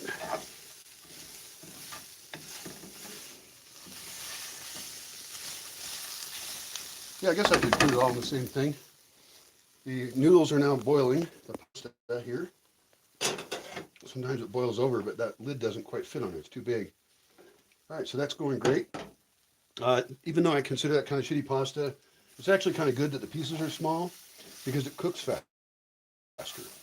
I do want to be right on top of that because I don't want to cook it too soft because then it gets gushy easily. And I often spend 2 days eating a type of food like this. It depends. I'm really hungry right now, so I'll just eat it all probably.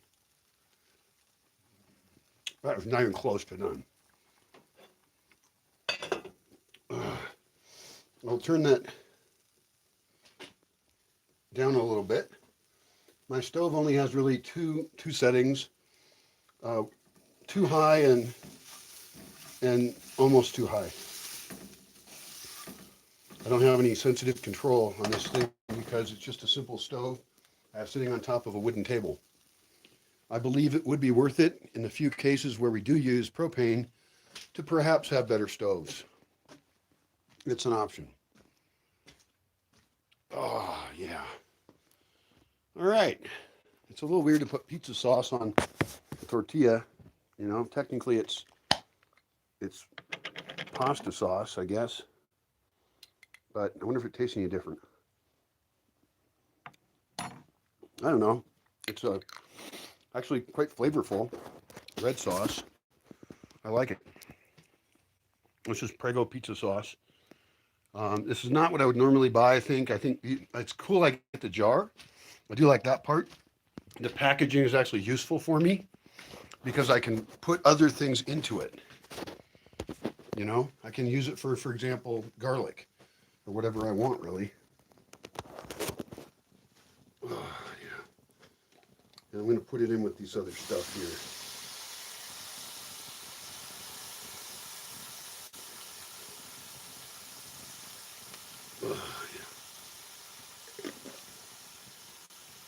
I think what I'll do is put a tiny bit of water in the jar and swish it around and then dump it in there. I don't have too much liquid at the moment.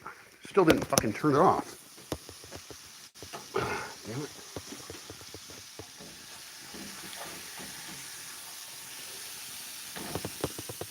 Looks like that. Very unimpressive. Yeah, in college I was working my ass off, and I think I just didn't understand that I would save so much money by just opening up a can of something and heating it up, producing very small amount of dishes because I didn't have water. I was living in basements. I lived in 2 basements in college. They were fine places to live, but neither one of them had a real kitchen. And so that made it very difficult to live in those places. But they were really, in my budget was the main thing. I was living pretty cheap at the time. And well,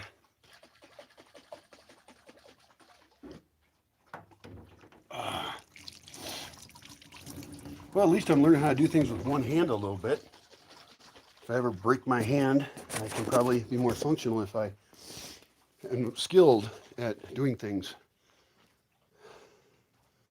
If I was going to break my hand or my arm, I'd rather break the left one, I guess, since I'm right-handed. But I like the idea of making myself be ambidextrous because I believe that that's actually better for your brain.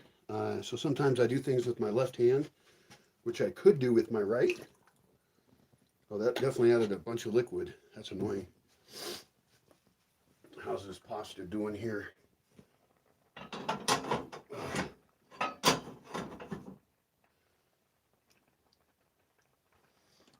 The main thing I don't like about how I cook is the food safety issue. I eat things that are old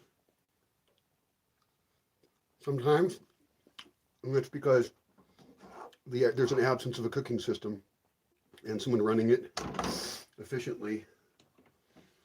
I do buy tortas from town. And turn this back up, the heat back up. I don't dump any salt or oil in with the pasta, and you wouldn't need to do that if it was fresh pasta either.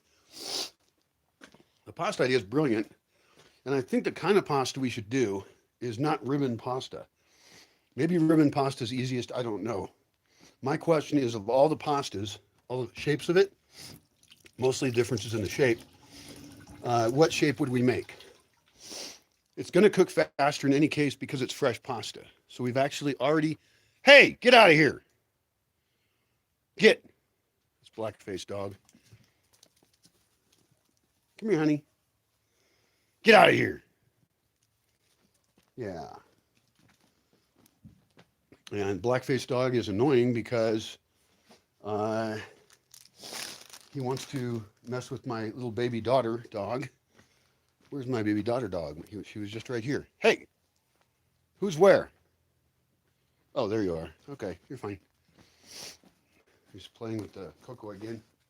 It's amazing that Coco puts up with her smashing her paws into his face, climbing on his head. I don't put up with that very much. Sometimes if I'm in a certain mood, I'll let her do it to me under certain conditions that hopefully she doesn't learn that she can do that anytime she wants. And occasionally I grab her and forcibly make her stop playing, which I should start using in a very mellow command, like no play, and a hand signal. And that would be very cool because that would be a good thing for her to learn as a training thing is knock the fuck off. That's close enough. I'll be right back. I got to dump the water out of this. I put in a little bit too much. Oh, fuck. I shouldn't have turned the burner off. Oh, well.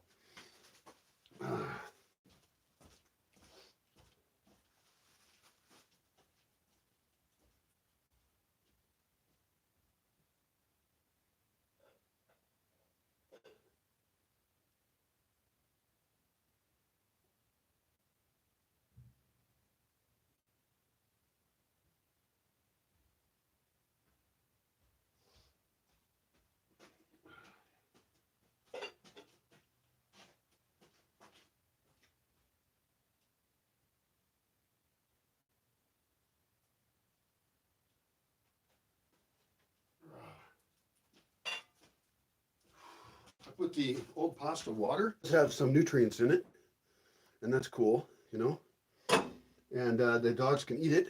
I may need to add something else, like a little bit of oil to make them do so. You know, but it is just, it's some nutrient in there, so I don't want to lose it.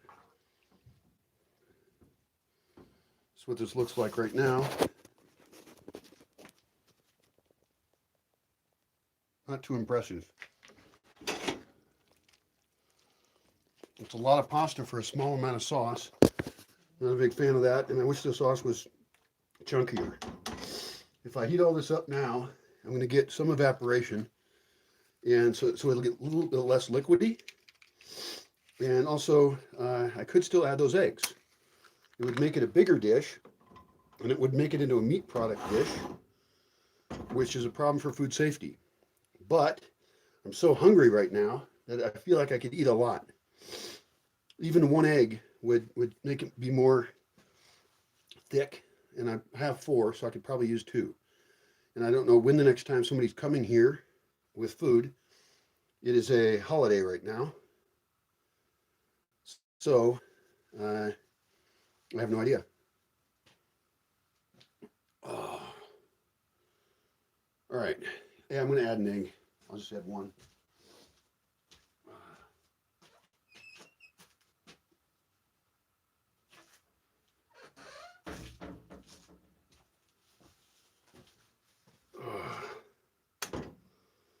So that's a great business idea, actually. It's one of the better ones I've had because it's quite easy to make pasta. And people like it. And if I'm selling to restaurants even, I mean, if they really want to buy it often enough, and if I can, you know, if they want to advertise that they have fresh pasta there and have pictures of people making pasta and have a pasta making workshop somewhere in town for locals and up here for visitors and people who are friends of the Bosque, you know, and or make videos of it. That's a great idea in English and Spanish about how to make fresh pasta. And it's not my ideal because I think people eat too much flour currently. So it's not my ideal for the Bosque. I'm tempted to not even do it or to just do it for ourselves. The problem is that the scale is really bad if things are small. It takes more time to do less stuff. And that is a sin. That's bad. I wonder how I can not cut citrus seeds in half. If they're cut in half, just throw them out.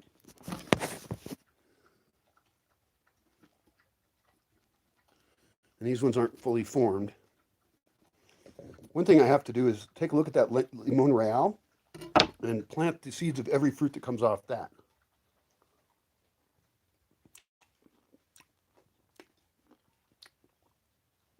Wow. That is actually amusing to me, that citrus seed, but I don't like it. It's too intense. I think we need to find my lime squeezer and then make juice, orange juice, every morning, and then squeeze the lime into the orange juice just to zing it up a little bit, and harvest, you know, off lime trees here.